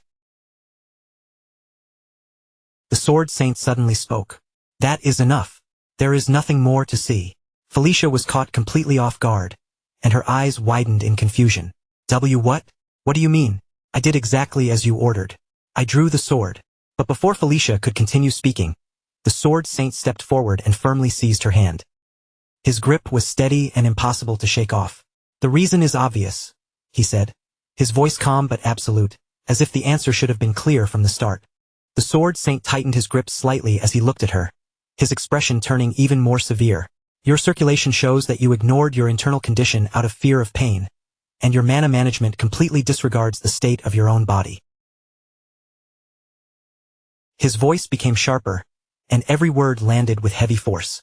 "This is the typical result of arrogance. the kind seen in those who rely only on their natural talent. The Sword Saint paused for a brief moment, his eyes never leaving Felicia's face. Then he continued in the same unwavering tone. You are standing before the Black Lions with the body of a woman. So yes, there is no doubt that you possess talent. But talent alone is not enough. Flaws rooted in a person's character are far harder to correct than flaws in technique. His voice grew colder, pressing down on her like a blade. Is that explanation sufficient for you? Go back and properly understand the words of the master who taught you. The first thing you need to learn is how to listen. As he spoke, the Sword Saint turned slightly away, as though the matter had already reached its end. I have nothing more to say. But then Felicia's voice suddenly cut through the air. I never had the chance to have a teacher. Those words stopped him in place. There was no defiance in her voice, only a painful honesty, mixed with quiet embarrassment. And I'm ashamed to say this, but I don't understand anything you just told me. I don't even know what circulation or mana management is supposed to mean. Felicia lowered her gaze slightly, her fingers tightening around the wooden sword in her hand. I only copied what I saw. I really am stupid, so please show me. For the first time, the Sword Saint's steady composure began to waver. What did you just say? He asked, slowly turning back toward her. Are you telling me that you did all of that by yourself? Just from watching someone else? With no guidance at all? His brows drew together as disbelief crossed his face. That should be impossible. Did you not just use mana circulation to draw that sword? Felicia hesitated under his stare, clearly intimidated, but she still answered honestly. I only copied what my brother showed me when we sparred. I could feel the weight and speed of his sword changing. The Sword Saint's eyes narrowed as confusion began to mix with disbelief. Felicia continued, doing her best to put the sensation into words. When that blue energy inside my brother's body pulsed strongly. But to the Sword Saint, what she was saying sounded completely absurd. Nonsense, he thought, unable to accept what he was hearing. Inner mana was not something a person could simply see whenever they wanted. At that moment, his gaze slowly lifted toward Lucian. His thoughts were still unsettled. Even he could not perceive inner mana without making physical contact. So how could this girl recreate something close to a sixth sense purely through her own will? As that question took shape in his mind, his eyes narrowed even further. Third young master, the Sword Saint said at last, his voice carrying a new weight. Who exactly is this girl? Lucian met his master's gaze calmly, with confidence already settled in his expression. Didn't I tell you? I said I would bring someone with extraordinary potential. A true masterpiece of fencing talent. There was no hesitation in Lucian's words, only quiet certainty. And with that silent understanding hanging between them, the atmosphere on the training ground changed. The match between Felicia and the Sword Saint finally began. Felicia was the first to move, launching herself forward with startling speed. She circled around the Sword Saint in rapid bursts, her eyes searching every angle for even the smallest opening. Her movements were sharp, desperate, and relentless. Every step she took carried urgency and determination.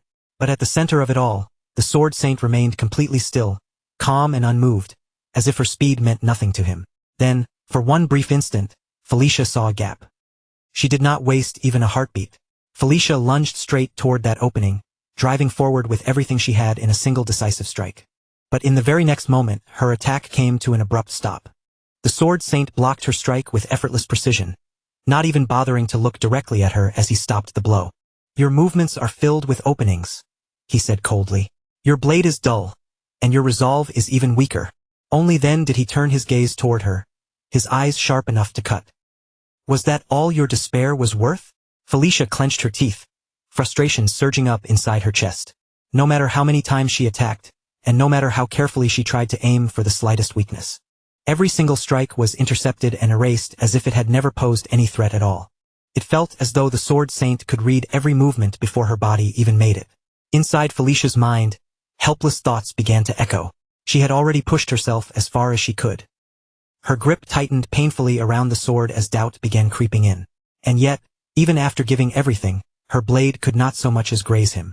In her mind, Felicia kept speaking to herself, her thoughts trembling but refusing to break. And the Sword Saint had not taken a single step. So this was what it meant to stand at the pinnacle of the sword. A vast abyss so deep and overwhelming that she could not even begin to measure it. The gap between them felt suffocating, almost impossible to cross. Even so, Felicia had no intention of giving up there. Her eyes suddenly shifted downward, Her gaze locked onto a loose tile beneath her feet, and in that instant, something sparked inside her mind. A plan formed almost immediately. Without hesitation, Felicia kicked the loose tile up from the ground, using it as a sudden distraction. The tile shot upward, creating a momentary opening as she slipped into motion at the same time. Felicia moved to strike from behind, her attack fast and completely unconventional. It was not polished technique guiding her, but instinct, desperation, and raw fighting sense. Watching her attempt unfold, the Sword Saint spoke again, and this time there was the faintest trace of interest in his voice. A fighting spirit that refuses to die even after crashing into a wall. Unorthodox ideas as well. Free from the weight of experience. He paused briefly, as if silently acknowledging the persistence she was showing. But you are not finished yet, Felicia. For one fleeting moment her plan seemed to work. Let it all out, he continued. Every bit of resentment you have held inside until now. Then, using only a single finger as though it were a sharpened blade, the Sword Saint sliced through the flying tile and cut it cleanly into two separate pieces. The movement was so effortless that it almost did not look real. Even after seeing that, Felicia did not stop. She forced herself forward, refusing to back away, her body still moving under that crushing pressure. But the instant she advanced, her eyes widened in shock. Right in front of her, an enormous surge of power began to take shape, gathering into the image of a massive lion, fierce, vast, and terrifying. The sheer presence of that force froze Felicia for a split second, as if even the air around her had begun to tremble. Then, without warning, a hand reached toward her sword. The sudden movement startled her, and a sharp flicker of fear rose in her chest. But even with that fear pressing against her, Felicia forced her body to react. She gripped her weapon with all her strength and struck forward with everything she had left. At the same time, the Sword Saint stood before her like an unmoving wall, his entire body radiating overwhelming energy. A faint smile appeared on his face as that power continued to surge outward, spreading through the training ground like a storm that had finally been unleashed. Then, just as abruptly as it had erupted, everything fell silent. The fierce energy faded away, the air grew still again, and the training ground returned to calm as if nothing had happened. Yet the weight of that single exchange continued to hang heavily over everyone watching. From above, Lucian and the Grand Duke silently watched the entire clash unfold, their eyes fixed on the scene below. After a brief moment, the Grand Duke finally opened his mouth to speak. The Grand Duke's voice remained calm, but every word carried a heavy meaning. Lucian, do you know what makes a swordsman truly reliable? He did not wait for Lucian to answer, as if the answer had already been carved into his heart long ago. It is someone who has engraved the cost of relentless training deep into their very soul. Someone who has polished the fundamentals through endless, tedious repetition, and gained experience on battlefields where even one small mistake can mean death. It is a cruel and unforgiving road, the Grand Duke continued, his gaze steady. But that very road is the root of what makes a true swordsman. Lucian listened without interrupting, his expression calm even as his thoughts moved quietly beneath the surface. That was exactly why, until now, his father had only kept people like that by his side. People tempered by hardship, discipline, and blood. But then the Grand Duke's tone shifted ever so slightly, as though he was now speaking of something that existed outside ordinary rules. However, in this world, there are also people who can leap over that mountain of effort. In a single bound, his eyes sharpened as he looked down toward the training ground below. People who shine so fiercely that they resemble a blazing sun. They possess talent so overwhelming that the world itself has no choice but to acknowledge them. Like a rising tide, they can swallow everything in their path. For a brief moment, his words hung heavily in the air. Just like that girl. The view returned to the ground below, where Felicia stood frozen in place, her sword still firmly caught in the Sword Saint's grasp. Even after she had poured everything she had into that strike, the Sword Saint held it effortlessly, as though her blade carried no weight at all. From above, the Grand Duke's voice echoed down with quiet certainty. You made the right decision, Lucian. Lucian kept his eyes fixed on Felicia below and answered in a steady voice filled with conviction. If you had not trusted her, Father, if you had not given her this chance, that light would have gone out before anyone ever saw it. There was no doubt in Lucian's words. Talent was not truly rare in this world. More often, it simply stayed buried in the dark, because no one ever gave it a chance to shine. Back on the training ground, the stillness around Felicia deepened. Despite the force of their clash, not even the faintest scratch could be seen on the Sword Saint's hand. And yet, his thoughts were no longer dismissive. That unwavering gaze of hers, that way she refused to break. It was clear to him now. She had been born for the sword. No matter what trials had tried to crush her, that truth had not disappeared. The Sword Saint's eyes narrowed slightly as his realization grew deeper. More importantly, she could actually see it. She could see beyond the limits of common sense, toward the endless path of the sword stretching far into the unknown. Standing calmly before her, the Sword Saint finally loosened his grip. Then he looked at Felicia with an expression completely different from the cold one he had worn before. "Tell me your name once more." His voice was no longer dismissive. This time it carried the weight of acknowledgement. "Today, you proved your courage with your sword. From this moment onward, no one here will doubt the name you speak. Say it with pride." Felicia stood frozen for a brief second, overwhelmed by how suddenly his attitude had changed. Then she steadied herself, lowered her voice just slightly, and answered with firm resolve. "Then I will say it again, Sword Saint. My name is Felicia." She paused for a moment before continuing, her voice quieter but still clear. "I have no surname from my mother's side, and House Logren, the family of my father, refused to grant me theirs. Felicia is the only name I have." The Sword Saint listened in silence, then gave a slow nod, as if all the pieces had finally fallen into place. "I see. So that is how it was." He looked at her with a faint trace of approval in his eyes. "You held your ground very well." Then, with firm clarity, he spoke the name that would change everything. "Felicia Brittner. From today onward, that will be your name." Felicia's eyes widened slightly. The Sword Saint continued without hesitation. "From this day forward, I will take you in as my adopted daughter. I will teach you everything, from swordsmanship to noble etiquette." His tone remained steady, but there was not the slightest uncertainty in it. "It will be exhausting. Not a single moment of it will be easy. Are you prepared to endure that?" Felicia did not hesitate. She immediately dropped to her knees before him. The Sword Saint gently placed one hand on her shoulder, and when he spoke again, his voice lowered with a rare sincerity.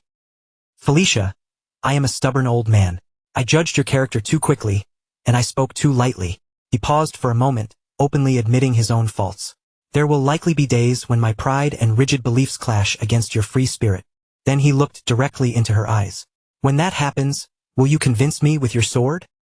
A faint smile touched the Sword Saint's face as he continued. "I, too, will do my best to accept your sincerity through the blade. Our paths until now have been different, but our hearts beat for the same sword." His hand tightened slightly on her shoulder, as if sealing the bond between them. "So from this moment on, let us walk that path together." His voice carried both finality and the warmth of a new beginning. "Felicia Brittner." After that, the night swallowed the scene, and rumors began to spread, as they always did, starting from the places closest to the source. In a dark and secluded area, a man urgently handed a letter to another person. His face was tight with tension as he spoke in a low, serious voice. "Deliver this to the elders of the family. The future of House Toledo depends on it, so make sure it reaches them as quickly as possible."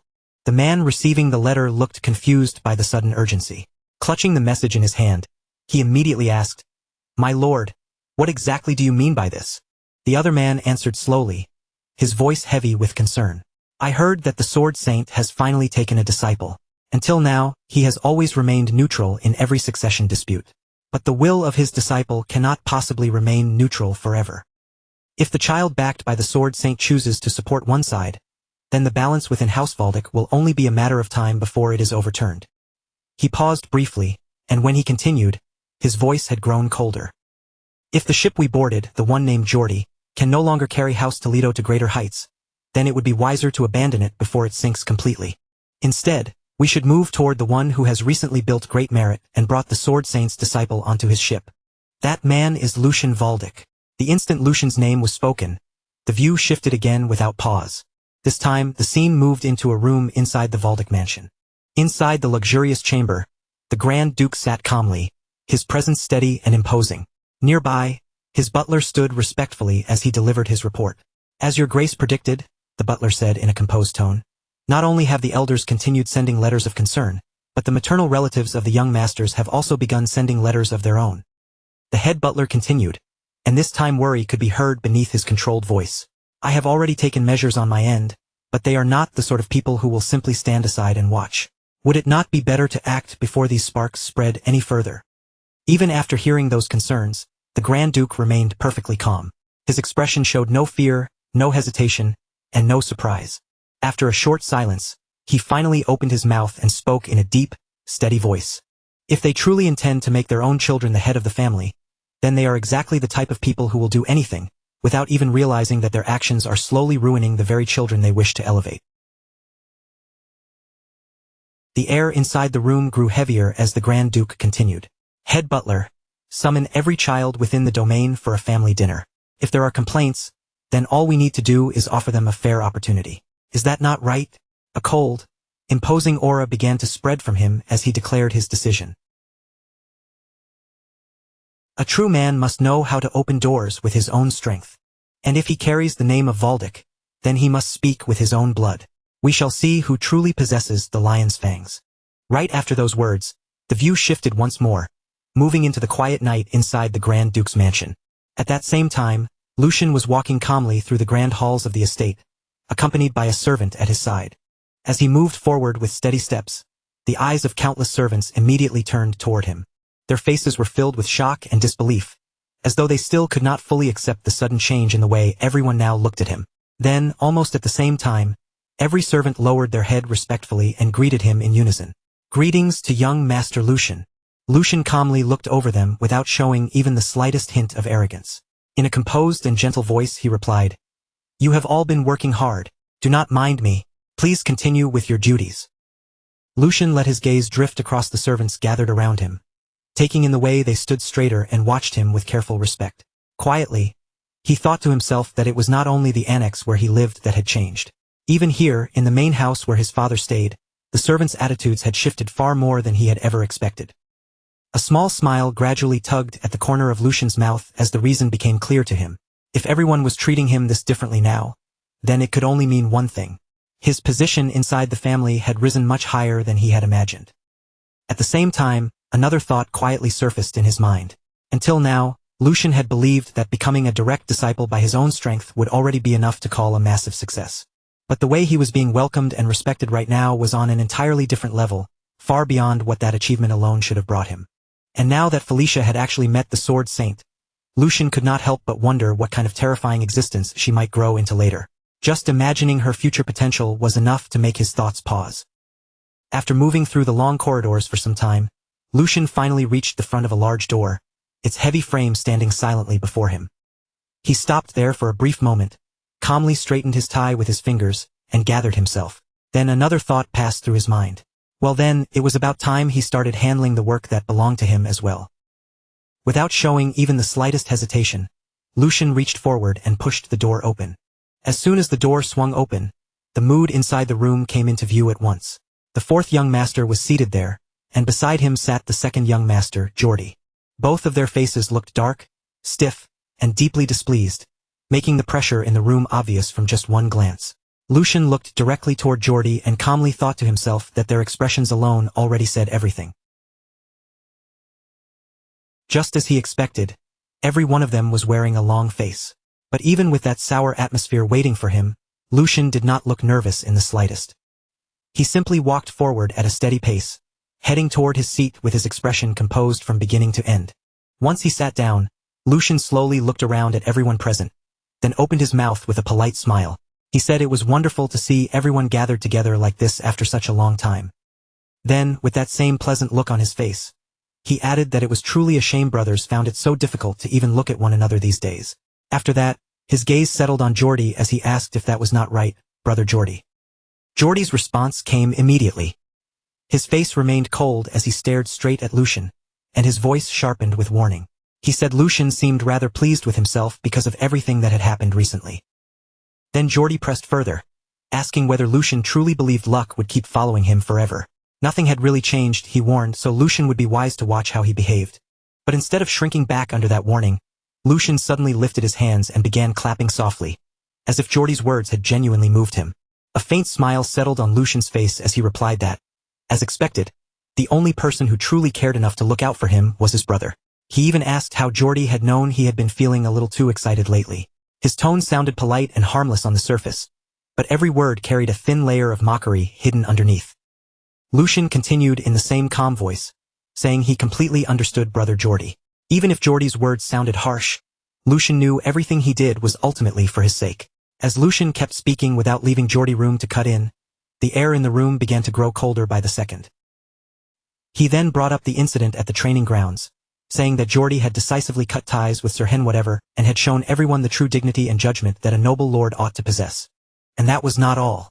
Lucian continued smoothly, mentioning the money that had been embezzled by the former head maid, Jenny. Geordie had not only generously compensated her, but had even gone so far as to provide her with an additional allowance afterward.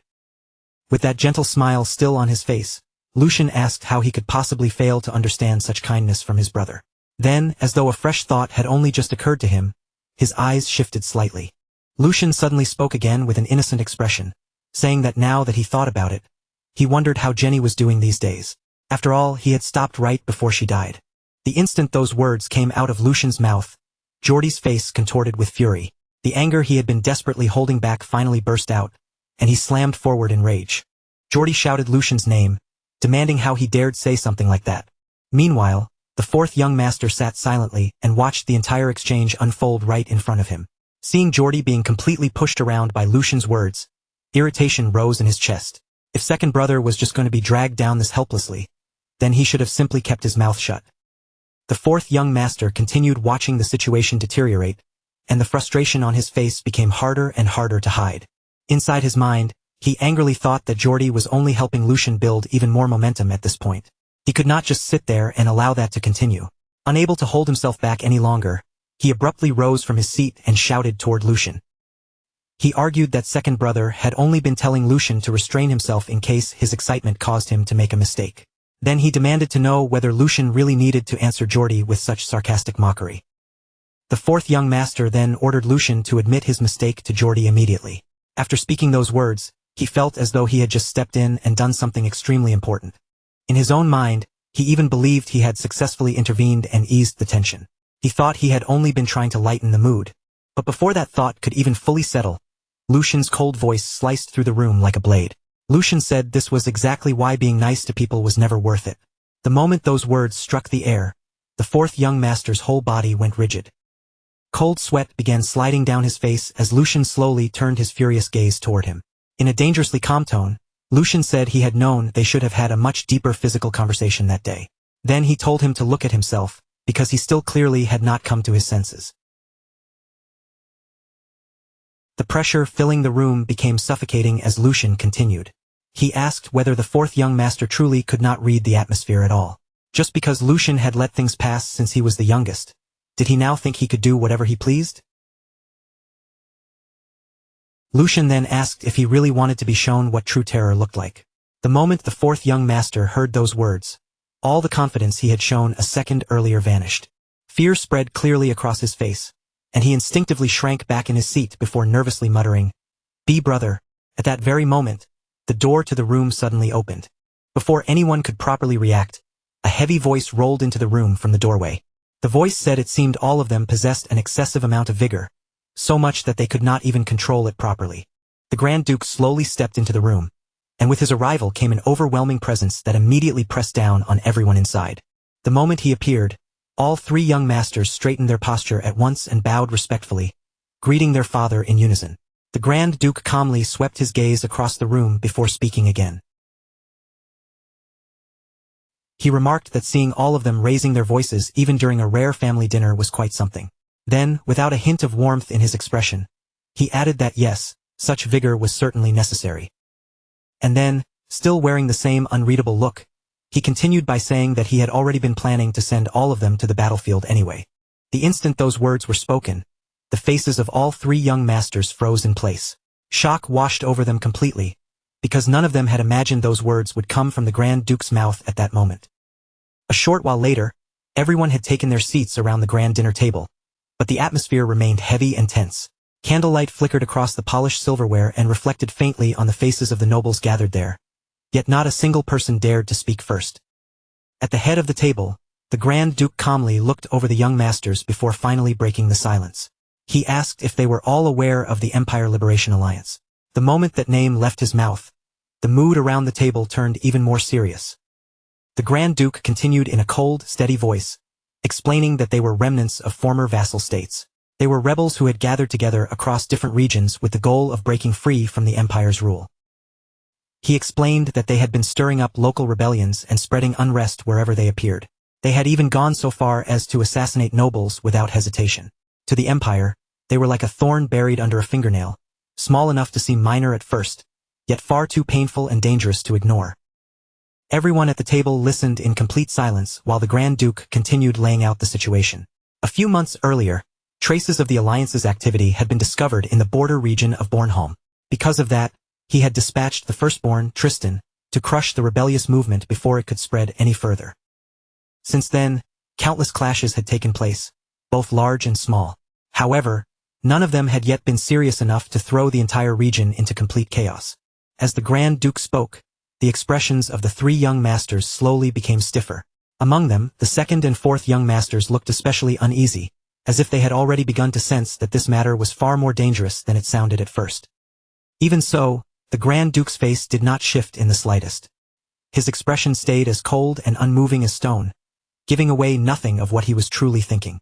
Then his voice dropped a little deeper as he said that recently, however, he had received a report that could no longer be ignored. The entire table went utterly silent. Only then did the Grand Duke reveal the real reason behind his concern. Signs of a monster migration had begun appearing in Bornholm. The instant Lucian heard those words, his eyes widened before he could stop himself. A cold shiver ran straight down his spine as the meaning settled in. A monster migration. Just repeating those words in his mind was enough to make his unease rise. This situation was far more dangerous than he had first imagined. A monster migration was no ordinary disturbance. It was a disaster that happened when one species of monster multiplied far beyond normal limits. Once their numbers grew too large for their established territory, they would abandon their usual habitats and move together in enormous swarms, searching for food, prey, and new land. When that happened, entire regions could be swallowed by chaos. The true danger of a migration depended heavily on both its size and the kind of monsters involved. If the scale was small, a village might vanish overnight without anyone arriving in time to save it. But if the outbreak was worse, then whole cities and border territories could be crushed beneath endless waves of monsters. Even seasoned knights and battle-hardened soldiers feared monster migrations, because once the movement began, stopping it was never simple. And now, the first signs of that kind of catastrophe had appeared again. The worst monster migration ever recorded had been so devastating that it wiped an entire castle and 10 surrounding villages completely off the map. Thousands of people had died during that disaster, and the devastated land remained abandoned for years afterward, left behind with only fear and the lingering traces of monsters. After letting that grim weight settle over everyone at the table, the Grand Duke spoke again in a calm yet commanding voice, saying it was still too early to conclude that this was a full-scale monster migration. Everyone's attention immediately returned to him. He explained that the migration cycle usually occurred only once every 50 years. The previous outbreak in Bornholm had been suppressed just 20 years ago, so by ordinary logic, another migration should not be happening this soon. Lucian quietly listened to his father's explanation, then narrowed his eyes as the situation became clearer in his mind. Even so, he carefully pointed out that if there was even a chance of such an unpredictable factor appearing, then eldest brother must be carrying an enormous burden right now, especially while he was already dealing with the rebels at the same time. The moment he finished speaking, Lucian seemed to understand the real meaning hidden behind his father's words. So that was it. That was why his father had said he intended to send one of them to the battlefield. Seeing that his third son had reached the correct conclusion on his own, the Grand Duke's lips slowly curved into a faint smile. Then he gave a simple reply saying that Lucian was exactly right. The Grand Duke then said one of them would have to go and clear away the dark clouds gathering over that land. His gaze moved across the table as he asked whether anyone was willing to help their eldest brother resolve the matter. That single question made the air around the dinner table tense in an instant, as if the silence itself had suddenly become heavier.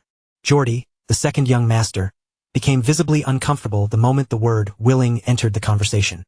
His brows drew together while countless thoughts rushed through his head. Volunteer? The word sounded nice, but he knew very well that this was not truly a choice.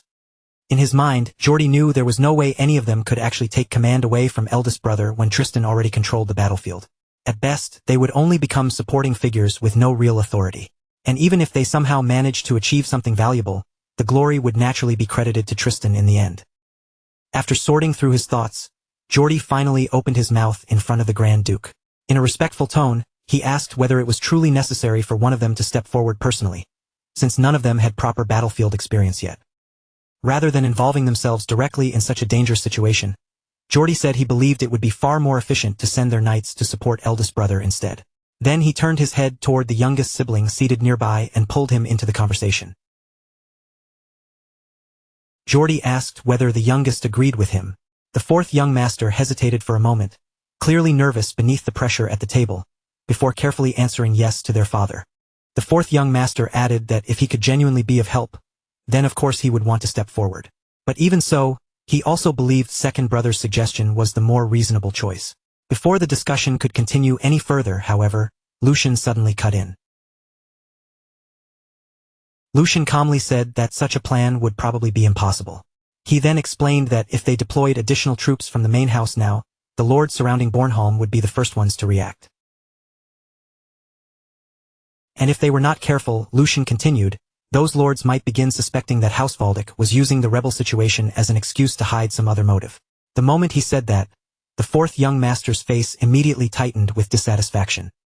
He clearly disliked what Lucian was implying. With a sharp edge in his voice, he repeated the words ulterior motives, then asked whether Lucian was saying they would actually think such a thing. The fourth young master then voiced the suspicion directly, asking whether those people would dare believe House Valdic was using the rebels as an excuse to invade their territories. His tone was filled with disbelief and irritation. How could they look at House Valdic and harbor such absurd doubts? Even if they spread those ridiculous complaints, would a simple warning from their side not be enough? He saw no reason for them to walk on eggshells around people like that. Lucian, however, remained perfectly calm. In an even voice, he admitted that the fourth young master was not entirely wrong. However, he said they still had to consider every possible outcome. As he spoke, his gaze became slightly sharper.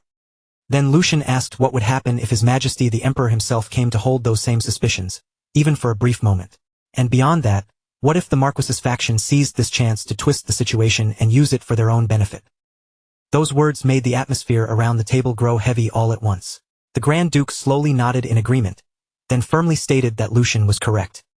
He explained that even with the strong relationship their house shared with the imperial family, any large-scale movement of troops would inevitably make others uneasy.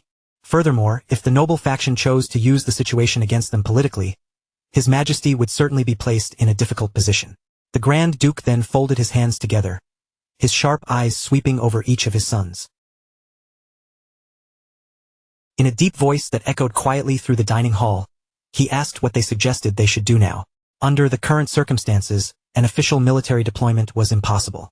At the same time, however, they still needed forces capable of responding immediately if some unforeseen development occurred. As he said this, the Grand Duke's expression hardened ever so slightly. What they needed was a method that could stabilize the region without spreading needless anxiety or tension among the surrounding territories. Silence followed his words, and all three young masters sank into thought, each trying to find an answer worthy of the problem before them. The Grand Duke demanded to hear their thoughts. Meanwhile, Lucian had already reached a clear conclusion in his own mind. If those were the conditions, then there was only one possible answer. The forces they needed had to satisfy several requirements at once. They had to be people with genuine combat experience, people who would move regardless of politics or personal interest as long as the pay and conditions were good enough. More importantly, they had to be natives of the region itself. They needed an armed force that could act without provoking unnecessary suspicion or controversy from the surrounding territories. And among all the options available, only one group fit those requirements perfectly. Lucian said they had to make use of Bornholm's mercenaries. His eyes narrowed slightly as he continued organizing the plan in his head. Even if the goal was only to gather those unruly groups together and keep them from scattering in every direction, the blood of House Valdic would still be necessary. Lucian's voice rang clearly through the dining hall as he volunteered for the position. Unlike the others, there was not even a trace of hesitation on his face. If anything, he almost seemed excited by the opportunity before him. The Grand Duke silently observed his third son for a moment. Then, 1 week later, the scene shifted to a large ship cutting through the cold waters on its way toward Bornholm. Sea wind roared around the vessel, waves crashed hard against its sides, and Lucian stood quietly on the deck beside Hugo throughout the long journey. Even during the voyage, Lucian remained lost in thought. As the cold wind brushed past him, he calmly reflected that the only thing truly capable of making mercenaries move was money. But Lucian also knew that money alone was never enough to truly bind people like them in place. A faint smirk appeared on his face as memories from both this life and his previous life surfaced one after another. Mercenaries were the kind of people who changed their words whenever the situation demanded it, then tossed aside yesterday's contract as casually as if it had become today's joke. That was the breed of people known as mercenaries, and Lucian understood their nature far better than most nobles ever could. After all, he had once been a mercenary himself. Even knowing that, he could not help but feel impressed by the brutal simplicity of their way of thinking. For mercenaries, survival came before absolutely everything else. To them, abandoning even their own employer the moment a situation turned hopeless was not considered shameful. In fact, that kind of cold judgment was often seen as the mark of a proper mercenary. Lucian's gaze drifted toward the distant horizon beyond the rolling waves. Of course, dealing with difficult personalities was nothing new to him. Managing a mercenary group itself was not the true problem here. Then his eyes narrowed slightly. There was only one reason his father had sent him all the way to Bornholm, and the image of one particular man immediately surfaced in his mind. The first young master, Tristan Valdic. The moment Lucian thought of his eldest brother, his expression twisted with open annoyance. That bastard had absolutely no flexibility whatsoever.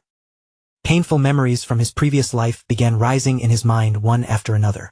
From the guards' uniforms to the exact timing of their breaks, Tristan was the type of person who enforced every single rule with merciless precision. Even the smallest violation was enough to bring immediate disciplinary punishment. Back then, dealing with someone like Tristan had been exhausting beyond words. Lucian let out a quiet sigh. Considering Tristan's personality, there was no chance he would willingly negotiate with mercenaries who were trying to exploit the Empire's crisis for profit. But at the same time, Lucian understood the mercenaries themselves just as well, perhaps even better than anyone else in House Valdic.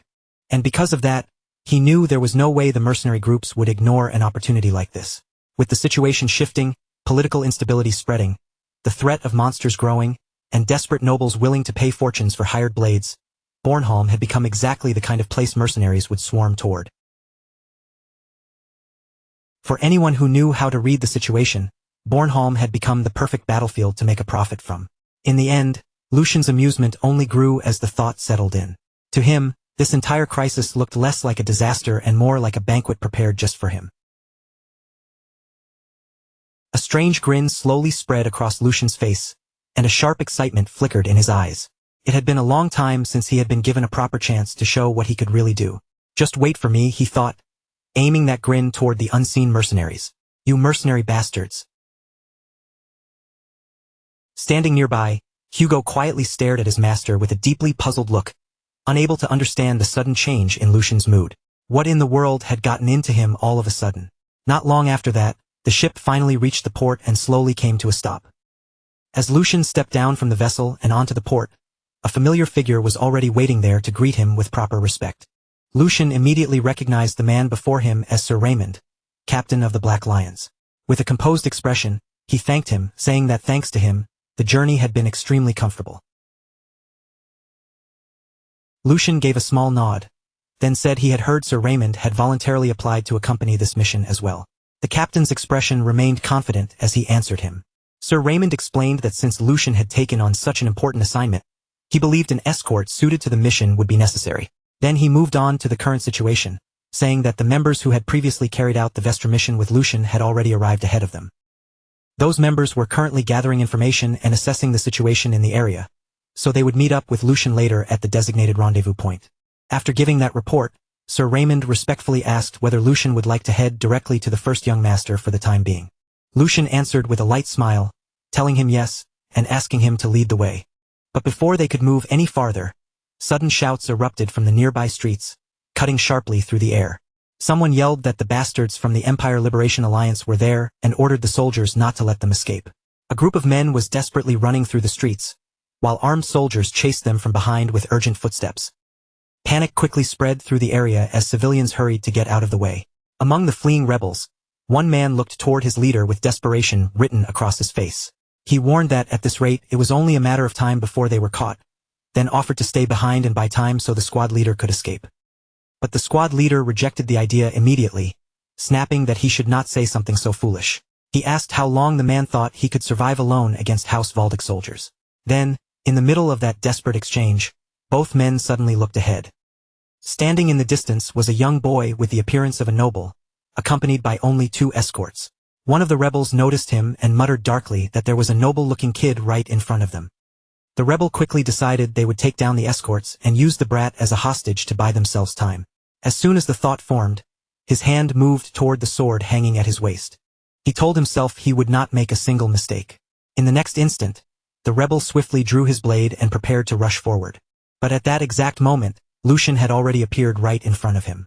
With the distance between them erased in an instant, Lucian calmly asked what exactly he planned to do. The rebel's eyes widened in shock. Lucian looked at him with a calm smile, almost as if he had simply stepped into an amusing game. Then he spoke again, asking why they did not let him join in on the fun as well. At the same time, a terrifying wave of energy began pouring from Lucian's body, crushing the atmosphere around him in an instant. The rebels froze where they stood, and the pressure bearing down on them became so suffocating that even breathing felt difficult. After that, the lingering mist slowly spread across the battlefield, curling through the tense air while Lucian remained standing calmly in front of everyone.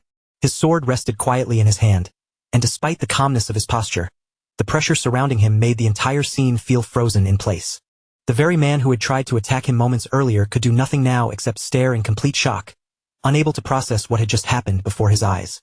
At the same time, the squad leader tightened his grip on his sword and shouted in confusion, demanding to know what this meant. But before anyone could properly respond, another man behind him called out to him nervously, his trembling voice revealing just how much fear had already taken hold.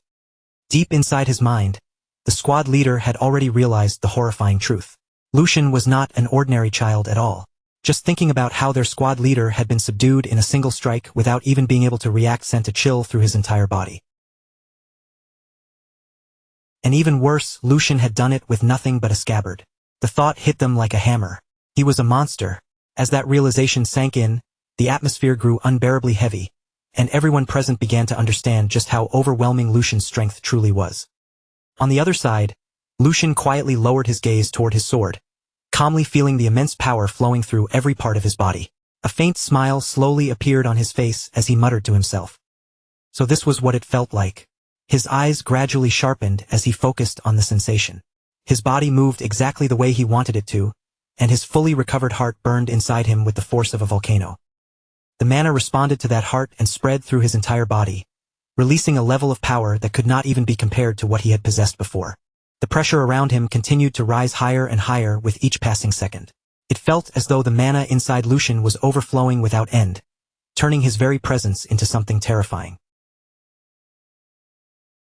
Lucian briefly looked down at his own hands, studying the strength now resting within them.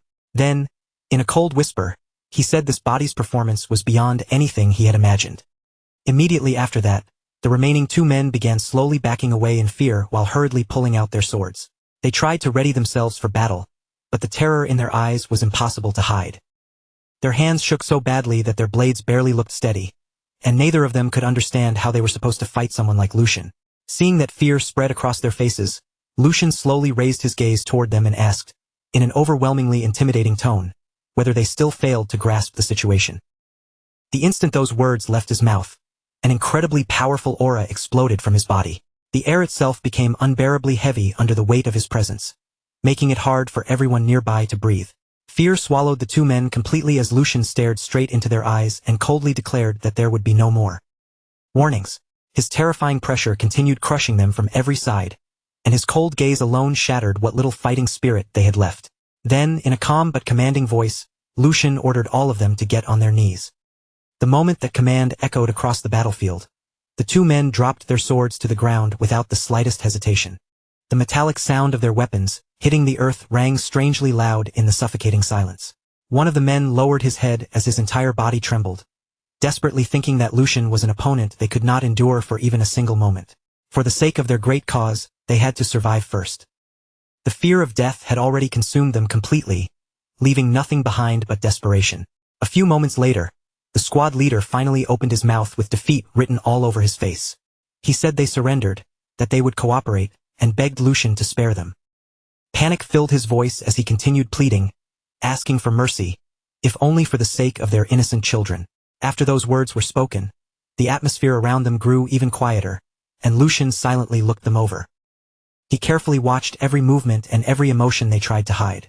Even though they had surrendered, he could still sense killing intent leaking from their bodies. The hatred and resentment buried deep inside them had not disappeared at all. Lucian's gaze slowly shifted toward the nearby children. In their eyes, he could clearly see resentment and anger burning quietly beneath the fear. This was why war always left such a bitter aftertaste.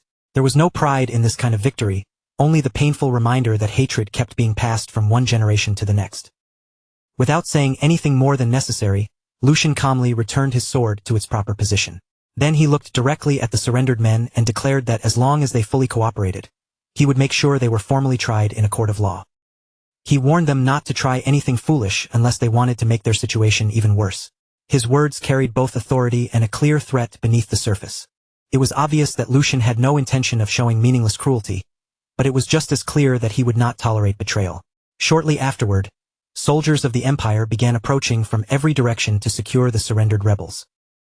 The clatter of armor and the heavy sound of footsteps filled the battlefield as the men were surrounded one after another.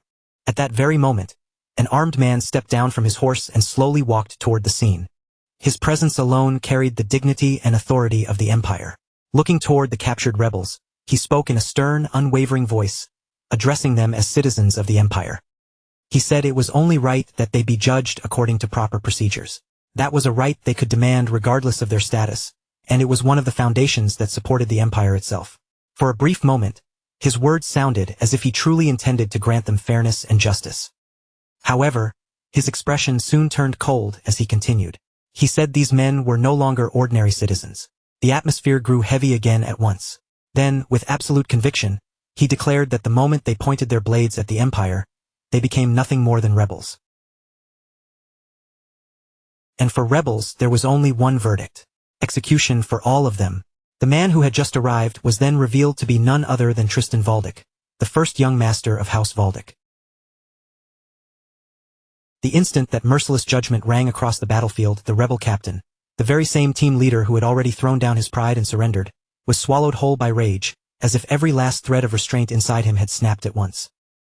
His face contorted with raw hatred, his eyes bloodshot and furious, and in the next breath he spun around sharply, reaching into a hidden place where he had kept a concealed knife all this time. With that fury blazing in his gaze, he lunged forward like a man who no longer cared about living or dying, screaming at the top of his lungs, "By what right do you bastards think you can judge us? Wasn't it your empire that crushed us, exploited us, and trampled over us first?"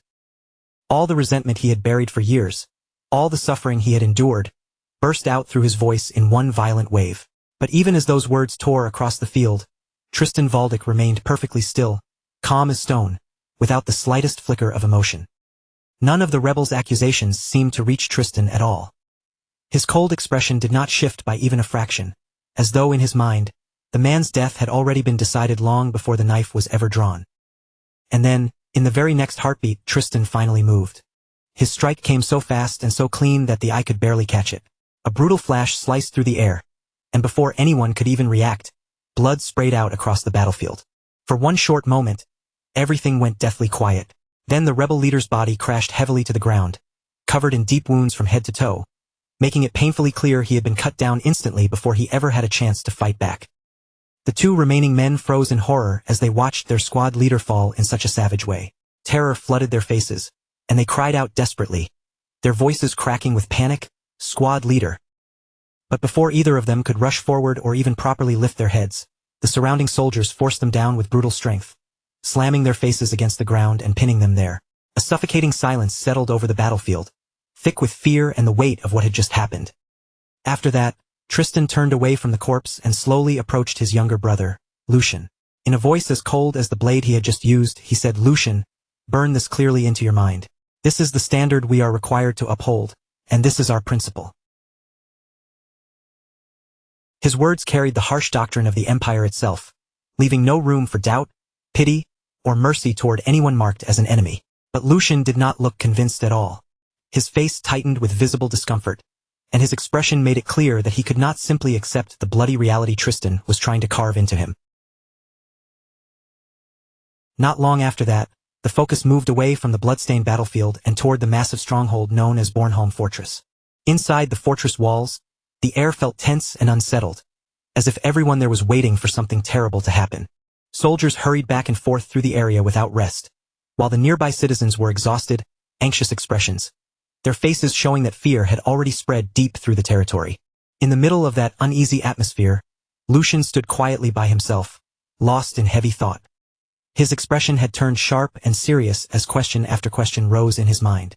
Remembering everything that had happened earlier, he silently murmured to himself, Tristan Valdick.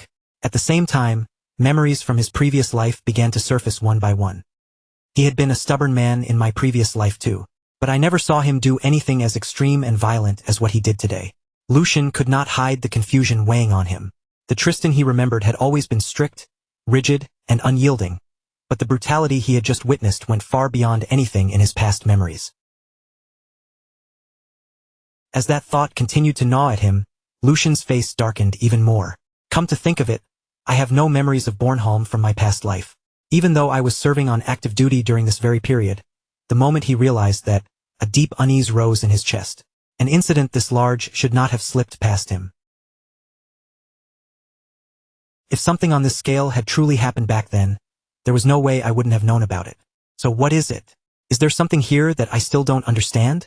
The more Lucian considered it, the more suspicious the whole situation felt, almost as if a crucial piece of history had been erased from his memory. While keeping a careful eye on the fortress and everything happening around it, Lucian calmly spoke his assessment aloud. The atmosphere here is worse than expected. With the Empire Liberation Alliance running rampant and the citizens of the territory drowning in anxiety, this situation seems far more serious than the reports made it sound.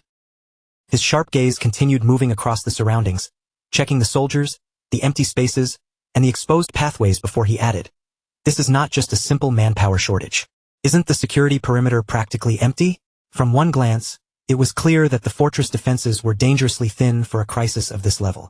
The shortage of soldiers around key areas made the entire fortress feel exposed, as if it was only barely holding itself together.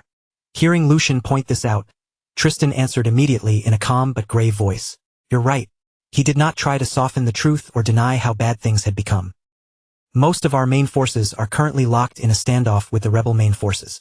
The Empire had already committed the bulk of its military power elsewhere, leaving Bornholm dangerously weakened. Tristan then continued, "The troops left here are barely enough to maintain public order. The soldiers who remained were clearly being stretched to their limits, and keeping the territory stable was becoming harder by the moment." Then Tristan revealed another serious problem pressing down on them. "That is why we hired mercenaries to fill the gap." But as he said it, his expression grew noticeably colder. "They're ignoring the contracts they first agreed to and are now demanding new negotiations." Greed and opportunism had clearly made the situation even more unstable. Tristan narrowed his eyes slightly and finished in a low voice. "They plan to use the Empire's danger as leverage so they can line their own pockets." After listening to Tristan's explanation, Lucian fell silent again. His face stayed composed, but inside, he had already grasped the real flaw behind the way the problem was being handled. "That's nothing more than the logic of nobles," he thought to himself. That kind of thinking would never work on mercenaries. Nobles might care about honor, authority, pride, or loyalty, but mercenaries lived by a completely different rule. To them, survival and profit came first, and war was simply another chance to earn money. Lucian slowly turned toward Tristan and spoke his thoughts calmly. "To them, this probably just looks like a chance to make a fortune." Then, with complete certainty in his voice, he added, "They simply don't realize that you have no intention of negotiating with them again." "Brother," Tristan answered without even the slightest pause. "At least not here while I am the one in command." His tone was as firm and cold as ever, leaving no room for argument. Even with the fortress under pressure and the Empire facing danger on every side, Tristan had no intention of lowering imperial authority just to appease greedy mercenaries. After that, he looked straight at Lucian and added, "Even with things being the way they are, I do not expect much from you." The words came out bluntly, almost dismissively, as though Tristan still did not truly believe in Lucian's ability to handle anything important. Then he continued in a practical tone, "You were probably half forced into coming down here anyway." It was obvious that he assumed Lucian had only appeared because of political pressure or their father's orders. Tristan then laid out the simple role he expected Lucian to take. Just keep watch over the mercenaries and make sure they don't run away if things take a turn for the worse. The Empire situation was already unstable enough, and if the mercenaries abandoned their posts in the middle of battle, the fortress could collapse into total disorder. Tristan continued, "As long as you are nominally in command, they will not be able to act too recklessly. That is all I am asking from you." In Tristan's eyes, Lucian's presence was mainly useful as a symbol of authority, something that could keep the mercenaries restrained by name alone. But after hearing everything, Lucian simply looked back at his older brother with steady eyes and replied, "You seem to be mistaken about something, eldest brother." Tristan's eyes narrowed slightly. Mistaken? Lucian did not flinch as he began to explain. "First, I was not forced to come here. I volunteered to go." The moment those words left his mouth, the air between the brothers shifted, because there was no hesitation or uncertainty in his voice at all. Then Lucian continued in the same calm tone, "Second, I know how to resolve this situation." At that very moment, he took out an official letter and held it forward, the document carrying a weight of authority that could not be ignored. Looking directly at Tristan, Lucian declared, "Since father has delegated full authority over the mercenaries to me, from this moment onward, their negotiations and control fall under my jurisdiction." His calm confidence made it clear that he had not come unprepared, and that his plan had already been set in motion before this conversation ever began. Then, with absolute assurance, Lucian finished, "So please put your mind at ease." Immediately after that, the focus shifted again, and Lucian's silent thoughts rose clearly within him. His eyes sharpened with determination, and one firm conviction echoed through his mind, "Because I will definitely resolve this." After that, the scene moved to a completely different place, where a large group of mercenaries had gathered together and were spending the night in loud celebration. Food and drinks were scattered everywhere, cups clinked together one after another, and the mood around them grew louder, rowdier, and more cheerful with every passing moment. At the center of the gathering, a red-haired mercenary lifted his drink high into the air and shouted with a broad grin, "Eat and drink as much as you want, because we can squeeze plenty of money out of that noble lord." The moment he said that, the mercenaries around him burst into roaring laughter and excited cheers. They raised their cups again and again, shouting, "Long live the captain! Long live the captain!" their voices echoing through the night as they celebrated without the slightest sense of danger. In the middle of all that excitement, a green-haired mercenary looked at the captain with clear admiration in his eyes. Unable to hide how impressed he was, he grinned and said, "Captain, you're seriously incredible. To have the nerve to pull something like this against House Valdic. There probably isn't anyone else in the entire empire who could do it." To him, openly provoking such a powerful noble house was the kind of gamble most people would never even dare to imagine. And yet their captain was handling the whole thing as casually as if it were nothing more than another job. Hearing the praise, the captain calmly lowered the cup in his hand, his posture relaxed and his expression full of confidence. "Because we are not the ones sweating bullets right now. The people above us are already on the verge of clashing with the current Empire Liberation Alliance. On top of that, with demonic beasts moving so strangely these days, an unprecedented boom has arrived for mercenaries like us." His words were calm, but they carried complete certainty.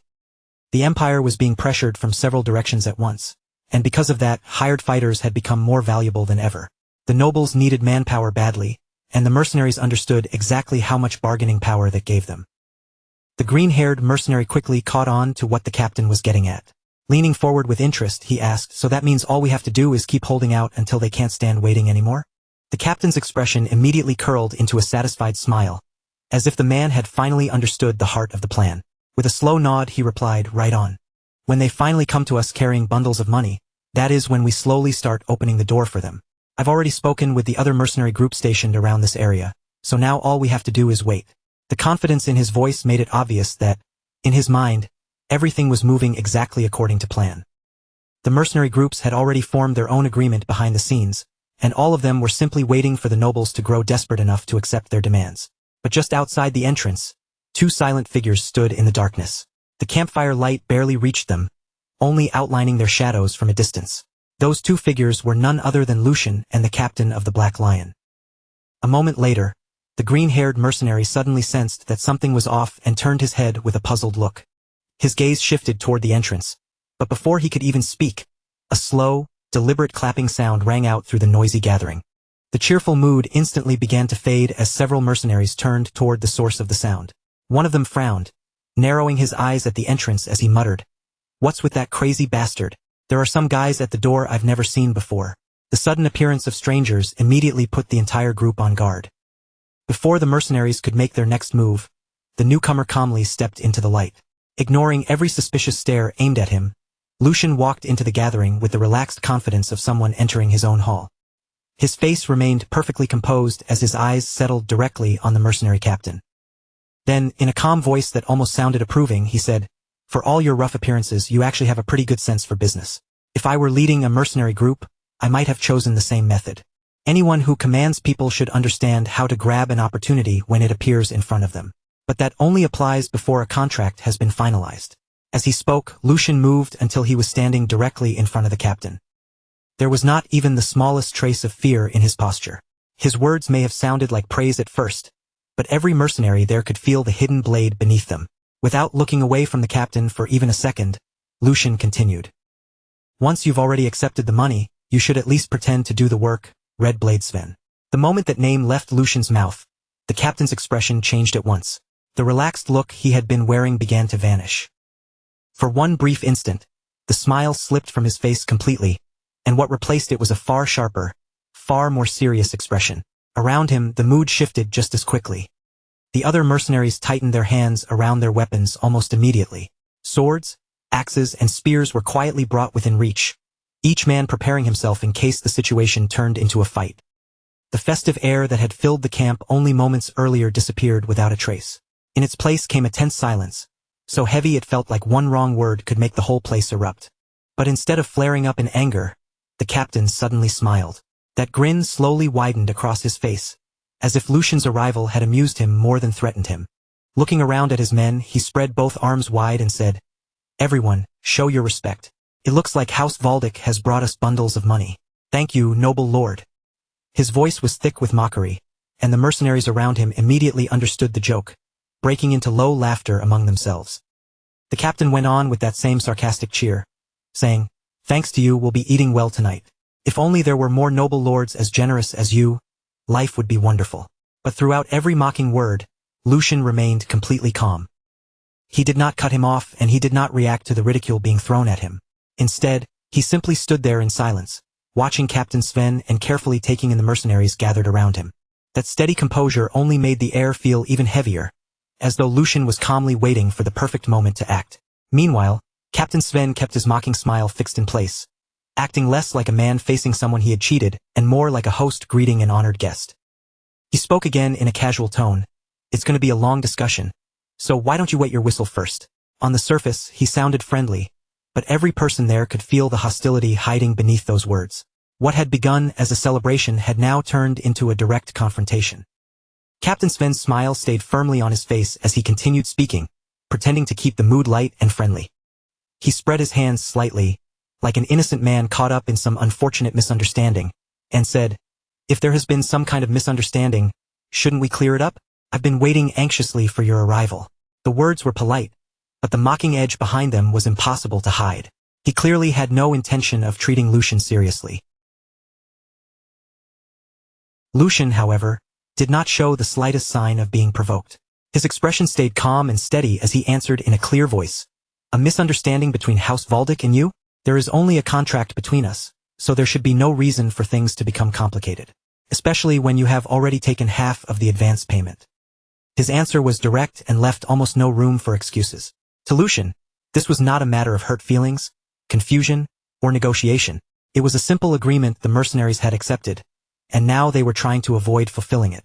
Hearing that, Captain Sven gave a scoffing laugh and leaned back in his seat. With a dismissive look on his face, he replied, "You mean that little pocket change? I thought it was just charity handed to poor, lowly commoners because for a dangerous mission like clashing with rebel forces, that amount was far too pathetic."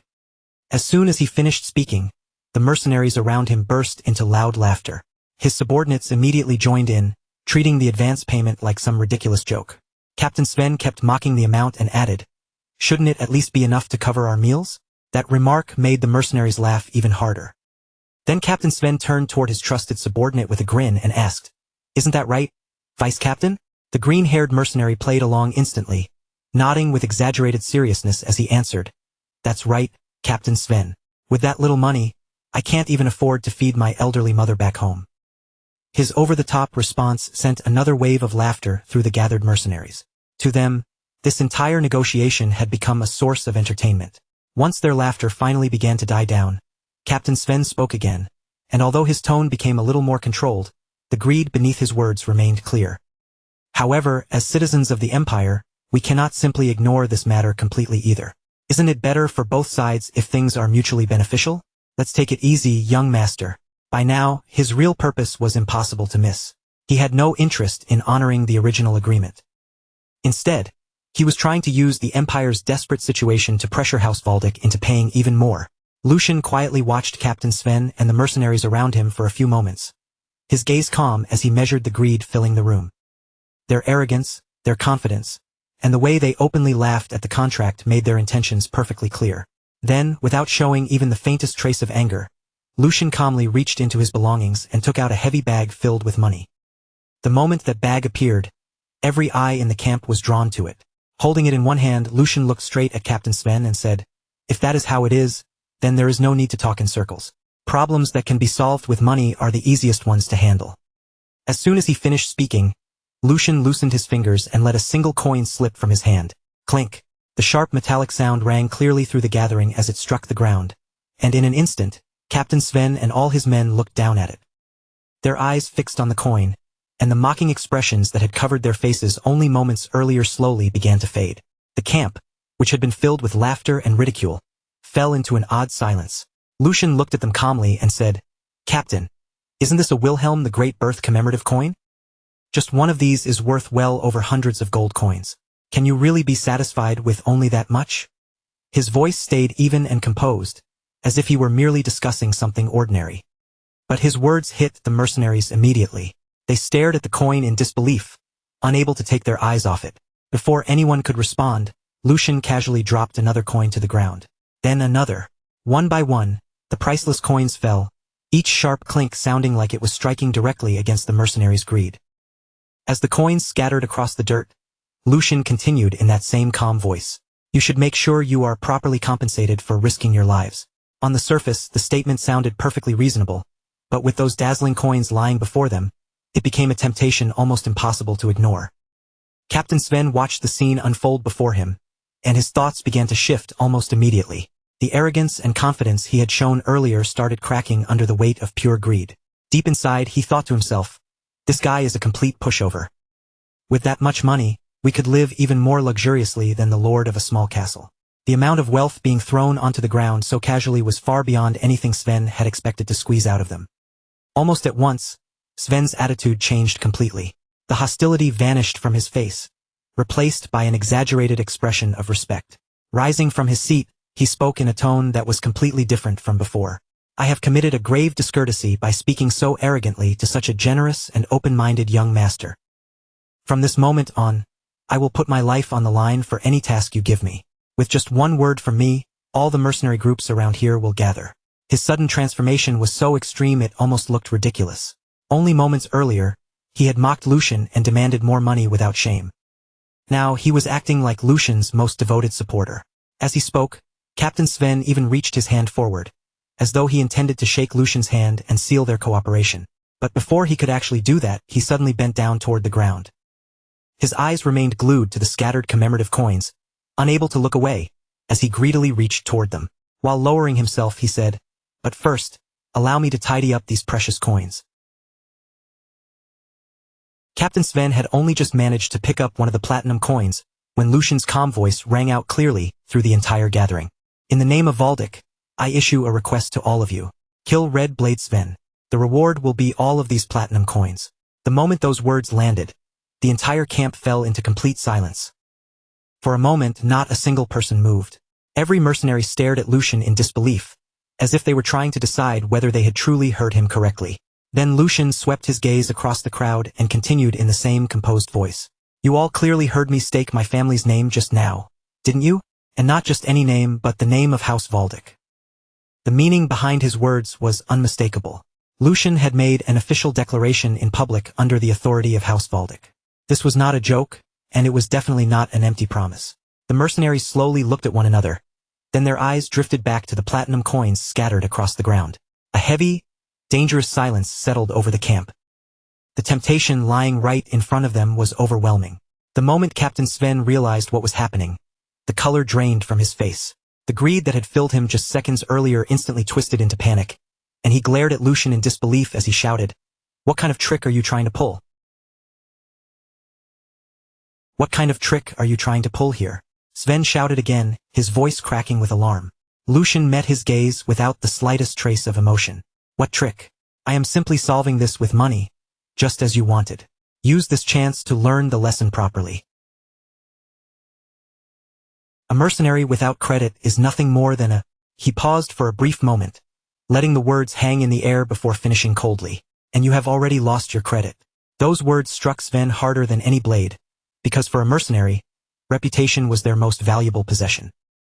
Contracts, trust, and reliability were the foundation that allowed mercenaries to survive in their profession. By taking the advance payment and then refusing to fulfill the agreement, Sven had destroyed the very thing that gave him worth in the eyes of other hired fighters. Without saying another word, Lucian reached out as casually as if none of this had anything to do with him and lifted a mug filled with alcohol. His gaze stayed calm as he brought it near his lips. You have until I finish this drink. The second this mug is empty, the reward gets cut in half. The mercenaries instantly shifted their eyes back and forth, looking from Sven's tense face to the ridiculous mountain of platinum coins scattered across the ground. Little by little, the looks in their eyes began to change. The hesitation faded first, and in its place, a much uglier desire rose up. The same greed that had swallowed Sven only moments earlier was now turning straight toward him. When Sven saw those murderous stares closing in around him, his heart almost froze in his chest. You idiots! This is you. You don't actually believe him, do you?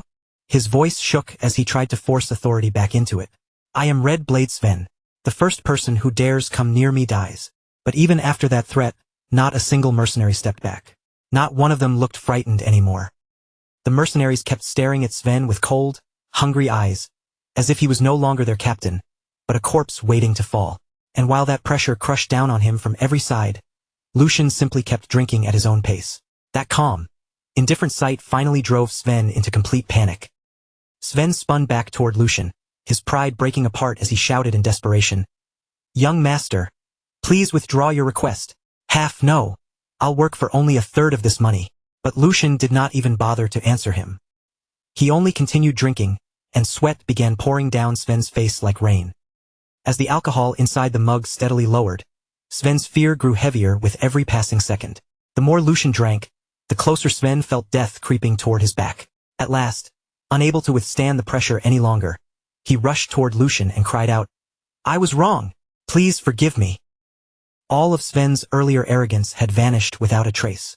The proud mercenary captain now looked desperate enough to throw away anything. I'll become your loyal dog right now, he pleaded. But Lucian only tilted the mug and calmly swallowed the final drop. After emptying the drink, Lucian set the mug down with a quiet, steady motion. Then he looked at Sven and said calmly, There's a reason you're in that position. The instant those words left his mouth, a blade suddenly flashed through the air. Sven's eyes shot wide open in shock. He whipped around at once, and only then did he see the attacker standing right behind him. It was none other than his own vice-captain, the green-haired mercenary who had served under him. Sven's face twisted in disbelief. How dare you betray me? Sven roared, unable to accept what was happening. But the green-haired mercenary stared back at him without the slightest remorse and said, You climbed into your position the exact same way. This time, I simply struck first. A cold smile slowly spread across his face. You've worked hard all this time, Captain. In the very next instant, he ended it. His attack landed cleanly, and Captain Sven's body lost its strength before collapsing to the ground. Sven's lifeless body slammed against the floor with a heavy thud. The feared leader of the mercenary group had not died in battle against some powerful enemy. In the end, he was cut down by the very greed festering inside his own subordinates. For several long moments, silence filled the area. No one spoke, and no one moved carelessly. All that remained in plain sight was the glittering pile of platinum coins scattered around Sven's corpse. The green-haired mercenary calmly wiped the blood from his weapon, then turned toward Lucian with a respectful bow of his head. Young master, I handled it swiftly. The promised reward will still be honored, right? His voice carried obvious expectation. After all, he had just murdered his own captain for the sake of that reward. Lucian quietly looked at him for a moment, his expression unreadable. Then he answered, Of course. A faint smile appeared on his face as he added, Congratulations on your retirement. The words sounded strangely ominous, as if they carried a meaning the mercenary had not yet realized. Right after that, the green-haired man moves without hesitation, snatching up the heavy bag packed with money before turning sharply and bolting straight for the door. He doesn't waste a single second looking back. The moment he gets out, he tears away from the building as fast as his legs can carry him, desperate to put as much distance as possible between himself and that place, because he has already sensed it. Whatever comes next will be nothing but trouble. The air has grown too heavy, too dangerous, and if he stays there any longer, he knows he'll be dragged right into the middle of it.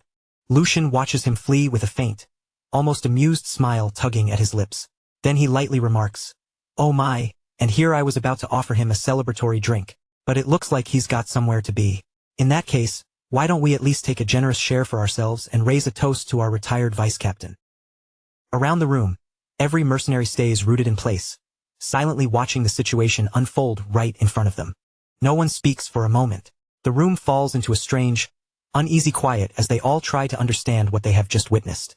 Lucian then lowers himself into a seat with complete composure, acting as though he has all the time in the world, before speaking again in a calm voice filled with relaxed confidence. "Don't look so disappointed, everyone. I have no intention of letting this night end here. As you can plainly see, when a mission is handled properly, I'm more than willing to give out the rewards that are deserved. In fact, I don't mind paying far more than expected. Now that I think about it, your former captain wasn't exactly wrong. This is dangerous work, after all. Going up against the Empire's most heinous criminals." Lucian lets the words hang there for a brief moment, giving every person in the room time to feel the weight behind them. The mercenaries keep their eyes fixed on him, listening carefully to every word that comes from his mouth. Then Lucian's smile slowly widens, and as his gaze moves across the crowd, he finally reveals the offer he has been holding back. He says, "However, starting from this moment, every one of you will be determined to track those bastards down. 1 platinum coin for each head." The instant those words are spoken, the entire mood inside the room begins to shift. Lucian remains seated in front of them, smiling calmly at the gathered mercenaries, already knowing exactly what kind of fire his offer is about to light inside them. A reward that enormous immediately gives them a reason strong enough to move. For men like these, the promise of platinum is more convincing than any command, and in that moment, the night suddenly feels far from finished.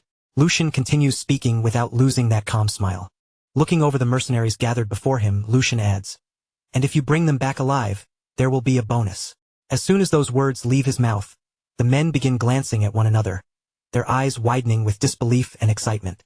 For one brief moment, silence settles over them again as they try to process just how unbelievable the reward in front of them really is. Then, almost all at once, the entire crowd explodes into cheers. Their voices ring through the space as the mercenaries begin shouting with excitement, "Long live the young master!" The energy in the room surges so high that none of them can hold it back anymore. What had started as a stunned, uneasy atmosphere quickly turns into noisy excitement. Conversations break out all across the room as the mercenaries crowd together, throwing around ideas, making guesses, and talking over one another about what they should do next. They begin discussing how they will track down the targets, where they might search first, and how they can be the ones to claim the massive rewards now waiting for whoever succeeds. Lucian watches the whole scene unfold in front of him with a quiet smile. Everything is moving exactly according to the path he had set. Then the scene shifts away from the excited mercenaries and turns toward the captain of the Black Lions. Raymond sits off to the side by himself, quiet and still, reflecting on everything that has just taken place. As he turns the events over in his mind, an earlier memory slowly rises to the surface, a conversation he had with Lucian before they ever arrived at the hideout. Back then, before heading to the enemy's hideout, Lucian had spoken to him directly and said, "Sir Raymond, before we go there, I have one request. No matter what those bastards say or do, just stay quietly by my side and watch. At this point, when they won't even listen to the eldest brother, what we need isn't bloodshed. What we need is honey sweet enough to rot them from the inside out." As those words echo again inside Raymond's mind, he finally starts to see what Lucian had been aiming for from the very beginning. After thinking through everything that has happened, Raymond quietly realizes, "I thought he was simply trying to buy them with money, but from the start, his real plan was to use their greed against them. Men who can throw away trust that easily are the kind of people who might betray anyone the moment the situation changes." The third young master had already understood that. So along with a warning, he placed a temptation in front of them so overwhelming that they would end up tearing out the root of the problem with their own hands, driven forward by their own desires. The more Raymond thinks about it, the clearer Lucian's strategy becomes. This was never just about handing out rewards. From the very start, Lucian had looked straight through the mercenaries and understood exactly what kind of people were standing in front of him. He knew their loyalty had a price. He knew they valued profit far more than trust. And he knew that if the reward was tempting enough, they would abandon whatever principles they pretended to have. Instead of threatening them with fear or forcing them to obey through authority, Lucian chose a far sharper method. He placed a reward before them so irresistible that their own greed would become the force pushing them forward. With that single move, he transformed them into willing hunters. They would chase the targets with far more hunger and determination than any direct order could ever create. Without drawing his blade or shedding even a drop of blood, Lucian had guided them exactly where he wanted them to go.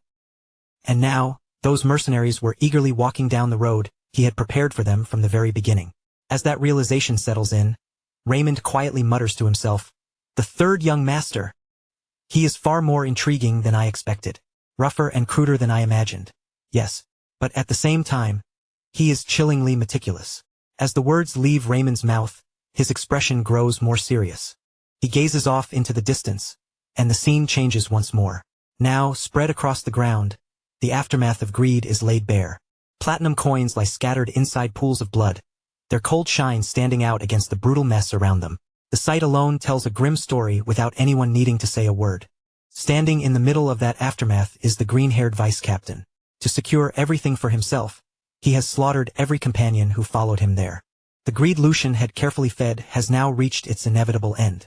But even though the green-haired man has seized the treasure, his hands are trembling uncontrollably. His breathing comes out uneven and strained, and bit by bit, the full weight of what he has done begins pressing down on him. Trying to convince himself that everything was worth it, he slowly sits down among the bodies and mutters, "Finally, I did it. Finally, it's over." A smile slowly spreads across his face, twisted and unstable, as he starts speaking to the corpses around him as if they can still hear him. It almost sounds like he is trying to justify the blood on his hands. "Did you really think I'd just lie down and accept it like the captain did? Do I look like the same kind of brainless meathead as him? If you were going to die this pointlessly, you should have just taken one platinum coin each and walked away. But no, you didn't know your place. You let yourselves get blinded by useless greed." His words hang heavily over the blood-soaked ground. Yet while he condemns the others for being swallowed by greed, he fails to see that he has become the greatest victim of that very same hunger. At that exact moment, a shadow falls behind him. The figure standing there is Hugo. The green-haired mercenary senses the presence almost instantly. His entire body stiffens before he can even turn around. And before he has the chance to react, Hugo calmly answers the words he had just spoken. "I tend to agree with that." The green-haired man's smug confidence disappears in an instant. The crooked smile on his face collapses, replaced by raw fear. Realizing that he is completely trapped and at Hugo's mercy, he begins pleading desperately for his life. "Spare me. I'll give you half. Even half of this is still an enormous amount of money. I don't even know who you are, but it's not like you have some personal grudge against me. So please, just let me live." Hugo does not move an inch at the desperate offer. His expression stays cold and unchanged as he answers without hesitation. "I've never entertained such soft thoughts." The moment he hears that, the green-haired mercenary understands that there is no way out.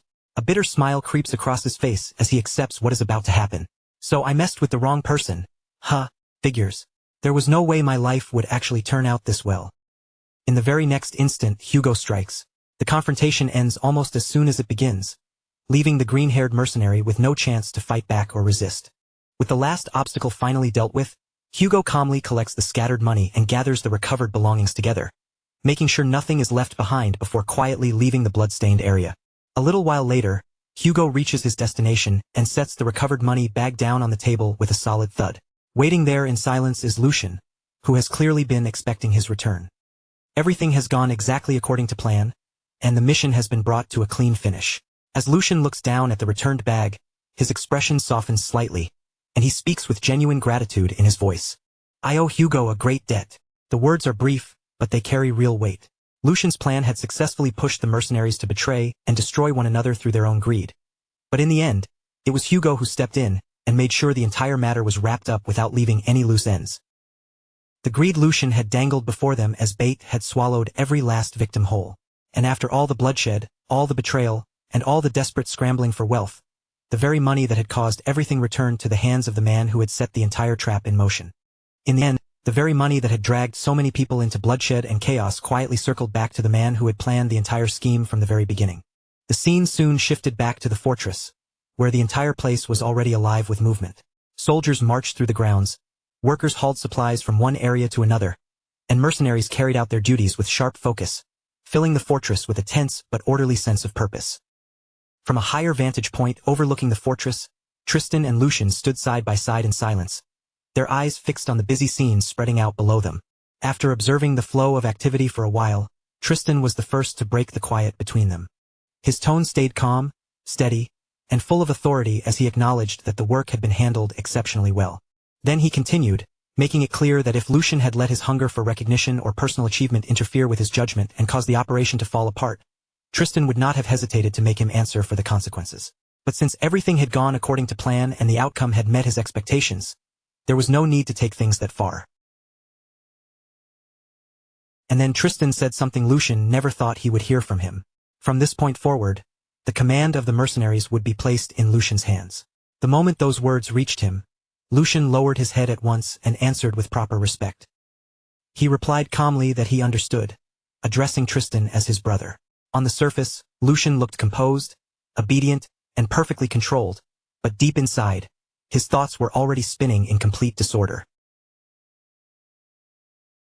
One thought after another rushed through Lucian's mind as he tried to make sense of what had just happened. It was almost hard to believe that the day had finally arrived when Tristan, the very person whose approval he had chased for so long, would openly acknowledge his ability. But instead of feeling pure satisfaction, Lucian found himself unsettled.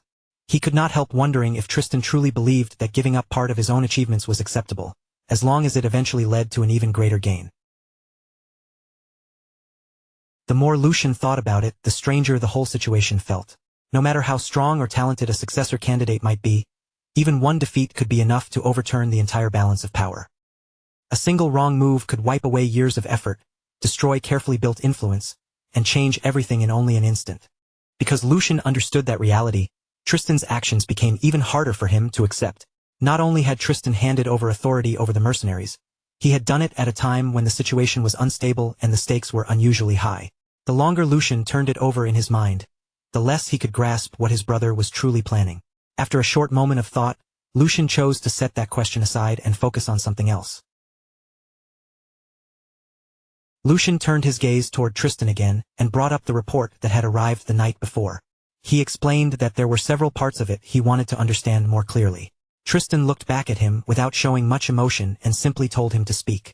Lucian gave a small nod, then began laying out the doubts that had been weighing on him. He began by speaking of the endless relationship between predators and prey, between hunters and those being hunted. Across history, the position of humans and demonic beasts had always shifted depending on the situation. At times, humans became the hunters who pursued the beasts. At other times, those same beasts turned around and hunted humans instead. But even with those roles constantly changing, one truth had never changed. The blood-stained cycle between the two sides had never once been broken. Their relationship had always been built on fear, conflict, and the brutal need to survive. For generation after generation, humans and demonic beasts had continued killing each other without end, and that cruel reality had long been accepted as one of the unshakable laws of the world. That was exactly why the contents of the report were so difficult to believe. According to the information they had received, members of the Empire Liberation Alliance had built a camp deep inside territory occupied by gnolls and kobolds. That fact alone was already shocking. But the report did not stop there. It claimed that the Alliance members were not simply hiding in that dangerous region, nor were they barely surviving while avoiding contact with the demonic beasts. Instead, they were supposedly living alongside them. As Lucian continued thinking through the contents of the report, his expression grew noticeably more serious. After a brief silence, Lucian looked straight at Tristan and asked his question with both caution and doubt in his voice. He wanted to know whether Tristan was absolutely certain that there was not even a single false statement hidden anywhere in that report. Tristan remained calm and composed as he answered. He said he understood exactly what Lucian was trying to point out, but he also made it clear that this matter had not been left to loose rumors or unreliable second-hand accounts. The details had been personally confirmed by his aides, people whose skill and loyalty he trusted without question. On top of that, Tristan added, the situation was not quite as impossible as it might appear at first glance. According to Tristan, there were practical explanations for what had been observed. He explained that gnolls and kobolds were demonic beasts with an extremely sharp sense of smell, and much of their ability to detect intruders depended heavily on scent. Because of that, people who possessed certain magical tools or ancient relics could hide their presence well enough to avoid drawing those creatures' attention. With the right methods, it was possible to slip through their territory, avoid their attacks, and pass unnoticed without suffering serious losses. Tristan believed the rebels had most likely used that kind of magical method to settle themselves inside the region. But his explanation did not end there. He went on to point out that although it was rare for different species of monsters to mix together, it was not completely unheard of during large-scale monster migrations. As an example, he mentioned orcs and goblins, two species that could sometimes be seen moving together under certain conditions. Based on that precedent, Tristan argued that the reported coexistence was unusual, but not entirely impossible. Lucian listened without letting any emotion show on his face, but inwardly, his suspicion only deepened. Tristan's explanation sounded reasonable on the surface, yet something about it did not sit right with him. In his mind, he could not ignore how unlike Tristan this reasoning felt. His brother was usually meticulous, sharp, and unwilling to let even small inconsistencies slip by unnoticed. But now, Tristan seemed strangely prepared to accept a scenario that should have been highly unlikely. Lucian carefully turned over the examples Tristan had used. Orcs and goblins might be different species, but the relationship between them was very specific. Their groups often operated under a clear master and servant structure, which allowed them to move and function together. Even then, those cases were exceptions, not the standard rule. What the report described was something entirely different. Gnolls and kobolds did not share that kind of relationship at all. They held completely different places in the natural order and belonged to separate food chains. Their instincts, habits, and ways of surviving were fundamentally incompatible. In reality, coexistence between them should not have been possible. If those two groups crossed paths in the wild, they would not calmly ignore each other or live side by side. They would attack, tear into each other, and try to kill one another immediately.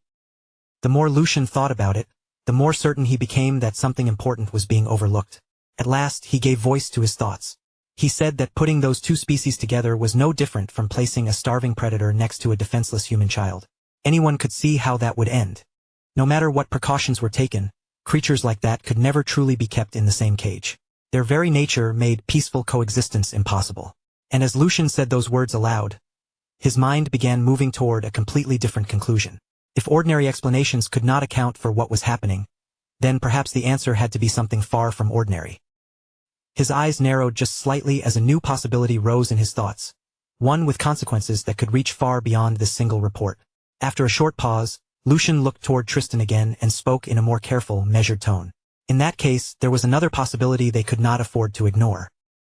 If creatures that should have been natural enemies were somehow living together without ripping each other apart, then perhaps there was a force behind them that could control or influence their instincts. A force powerful enough to twist the natural order itself.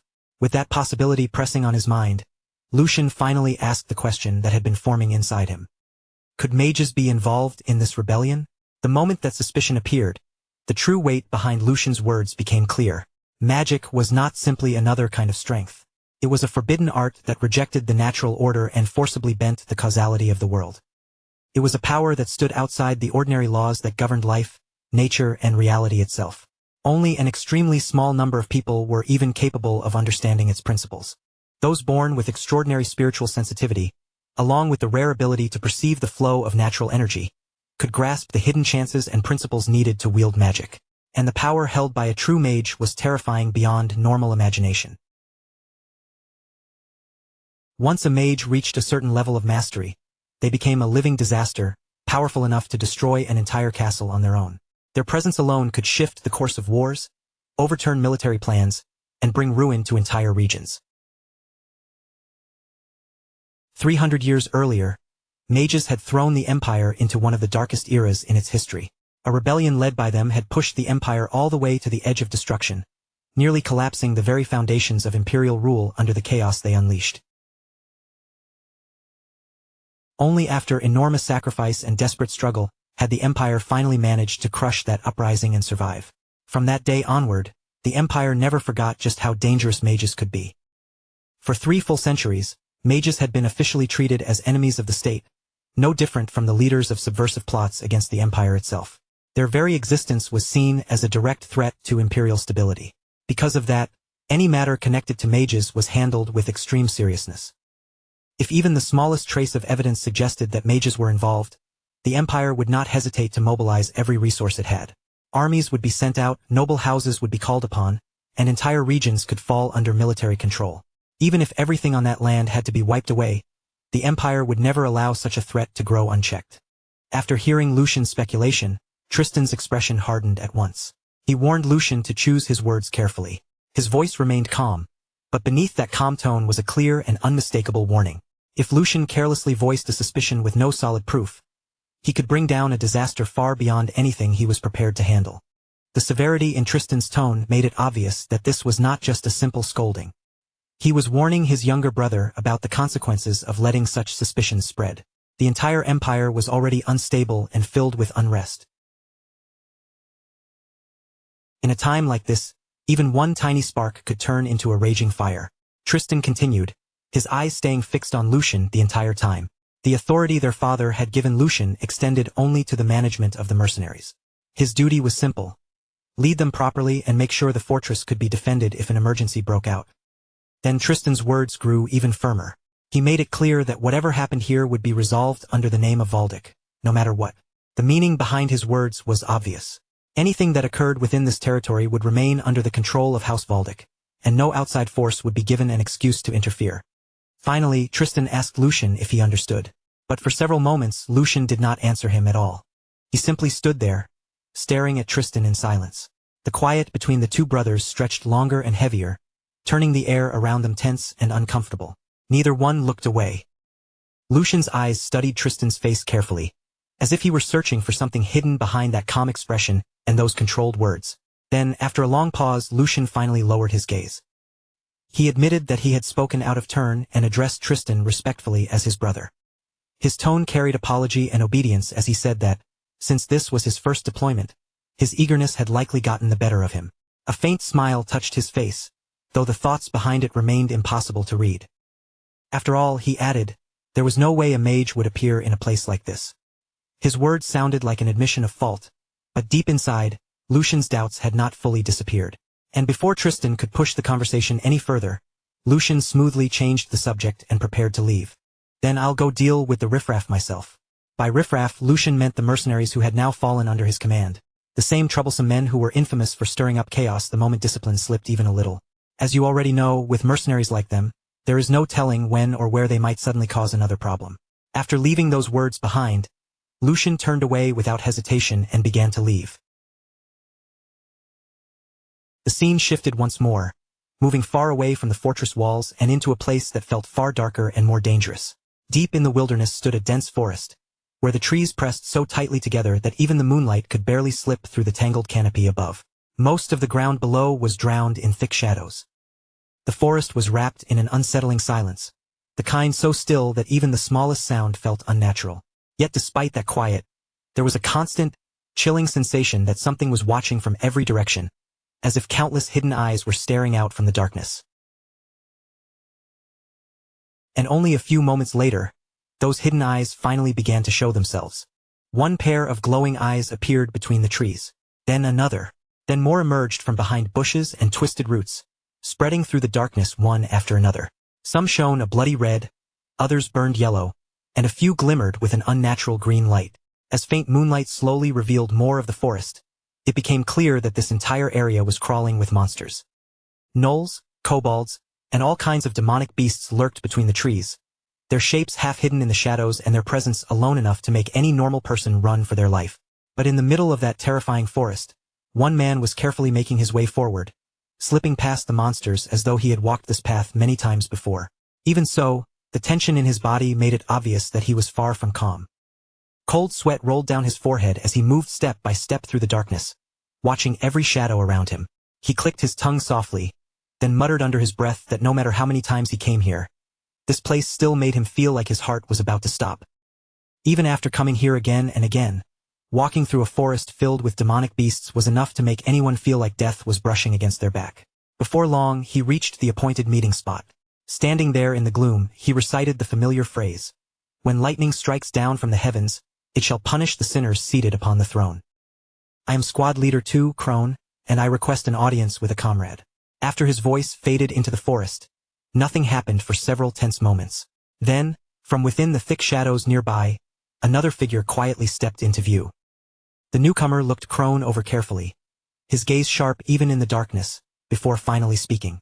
"Squad leader Crone, why have you come here in the middle of the night, when our cause is already standing right before its decisive moment? This is exactly the kind of time when one careless move could ruin everything." Crone immediately stepped closer, his expression tense. That is precisely why I came here, comrade. Our cause is starting to go wrong even now while we are standing here. The other man's face darkened at once, his eyes narrowing. Going wrong? What exactly are you talking about? Tell me everything and leave nothing out. Crone did not waste a second. He explained that Lucian of House Valdic, the young noble who had only recently been appointed, had already become a serious obstacle to their plans. According to Crone, Lucian had solved the mercenary sabotage problem in a single night, and because of that unexpected achievement, everything had changed. Security across the entire fortress had tightened far more than before. The patrols were harder to avoid, the defenses were sharper, and because of that, their reconnaissance missions and intelligence gathering had become more and more difficult. And what made the situation even worse was this. Rumors were now spreading that Squad 4 had been completely wiped out because of Lucian's actions. As Crone continued, his hand tightened into a fist. That brat is far too unusual to be treated as nothing more than some ordinary child. Comrade, I believe we should change our plan and move forward with much more caution. The other man remained silent for a moment, listening without interrupting. Then, instead of answering directly, he asked a different question. And are you truly certain about this? I mean, joining hands with that man. As he said those words, more of the surrounding forest came into view, and the darkness around them seemed to grow even heavier. All around them, countless demonic beasts could be seen crouching among the trees, watching in silence from the shadows with their glowing eyes fixed on the meeting. Crone understood at once exactly who the other man was talking about. Even if they are only low-level demonic beasts, using magic to subjugate creatures like this is far from normal. I do not believe he is someone we can truly trust. The other man gave a slow nod, as if he had already thought the same thing many times. I understand your concern, comrade. To be honest, I do not trust either of them myself. His eyes shifted toward the monsters gathered around them, lingering on the beasts hidden between the trees. However, the reality is that Valdic's elite forces have already arrived. With only our own strength, we can no longer handle the situation properly. As long as our objectives still point in the same direction, then whether we like it or not, we have no choice but to use one another. A faint smile slowly crept across his face, thin and unsettling in the dim forest light. And that is exactly why the plan must remain unchanged. Crone frowned as soon as he heard that. What do you mean by that? The mysterious man's smile widened even further, and the look in his eyes grew colder. Because this is not a setback. This is a golden opportunity. A dangerous gleam flashed through his gaze as he spoke. A golden opportunity to get rid of Valdic's 2 lion cubs at the exact same time. But the moment those words left his mouth, a completely new voice suddenly echoed through the forest, cutting straight into their secret conversation. The voice was calm and casual, almost relaxed, yet the instant it rang out, it sent a chill down everyone's spine. I thought this might be simple, but of course it would not be that easy. There was even a faint trace of amusement in that voice. Bad feelings really never missed their mark. Both men froze where they stood.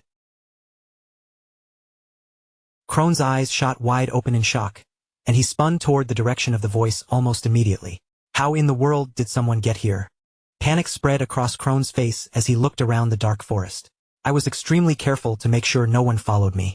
Even the other man could no longer keep his composure. How did he get past the gnolls and kobolds guarding this place? His voice quickly filled with anger. You bastard. Stop hiding like a rat and show yourself. For a brief moment, the forest sank back into silence, with only the monster's eyes glowing in the darkness. Then, from behind a massive tree, a figure slowly stepped out into the open. Moonlight slipped through the branches and fell across his face, revealing Lucian. Somehow, he had infiltrated the very heart of the enemy's secret meeting place, without alerting the countless monsters guarding the area. Even while standing surrounded by enemies and demonic beasts, his expression stayed completely relaxed. You do not need to rush me. Lucian continued walking forward as if he were taking a casual stroll, not stepping into a deadly trap. I have business with you people as well.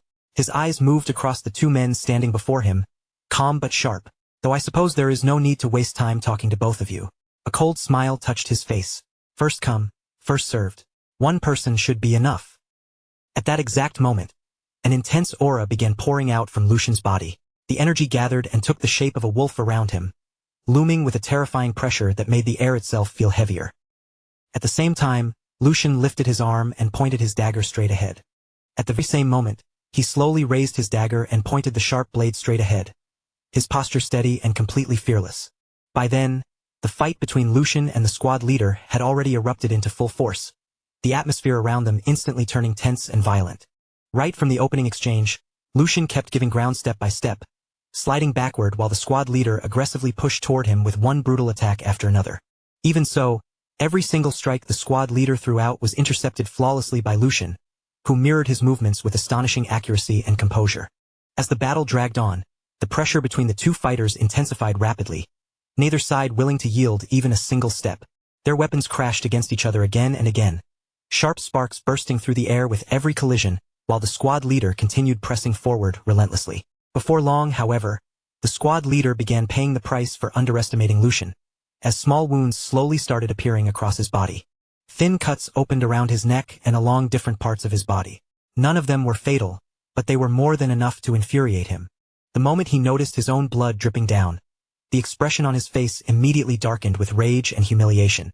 His attacks instantly became faster and far more savage than before, but that exact moment was precisely what Lucian had been waiting for all along.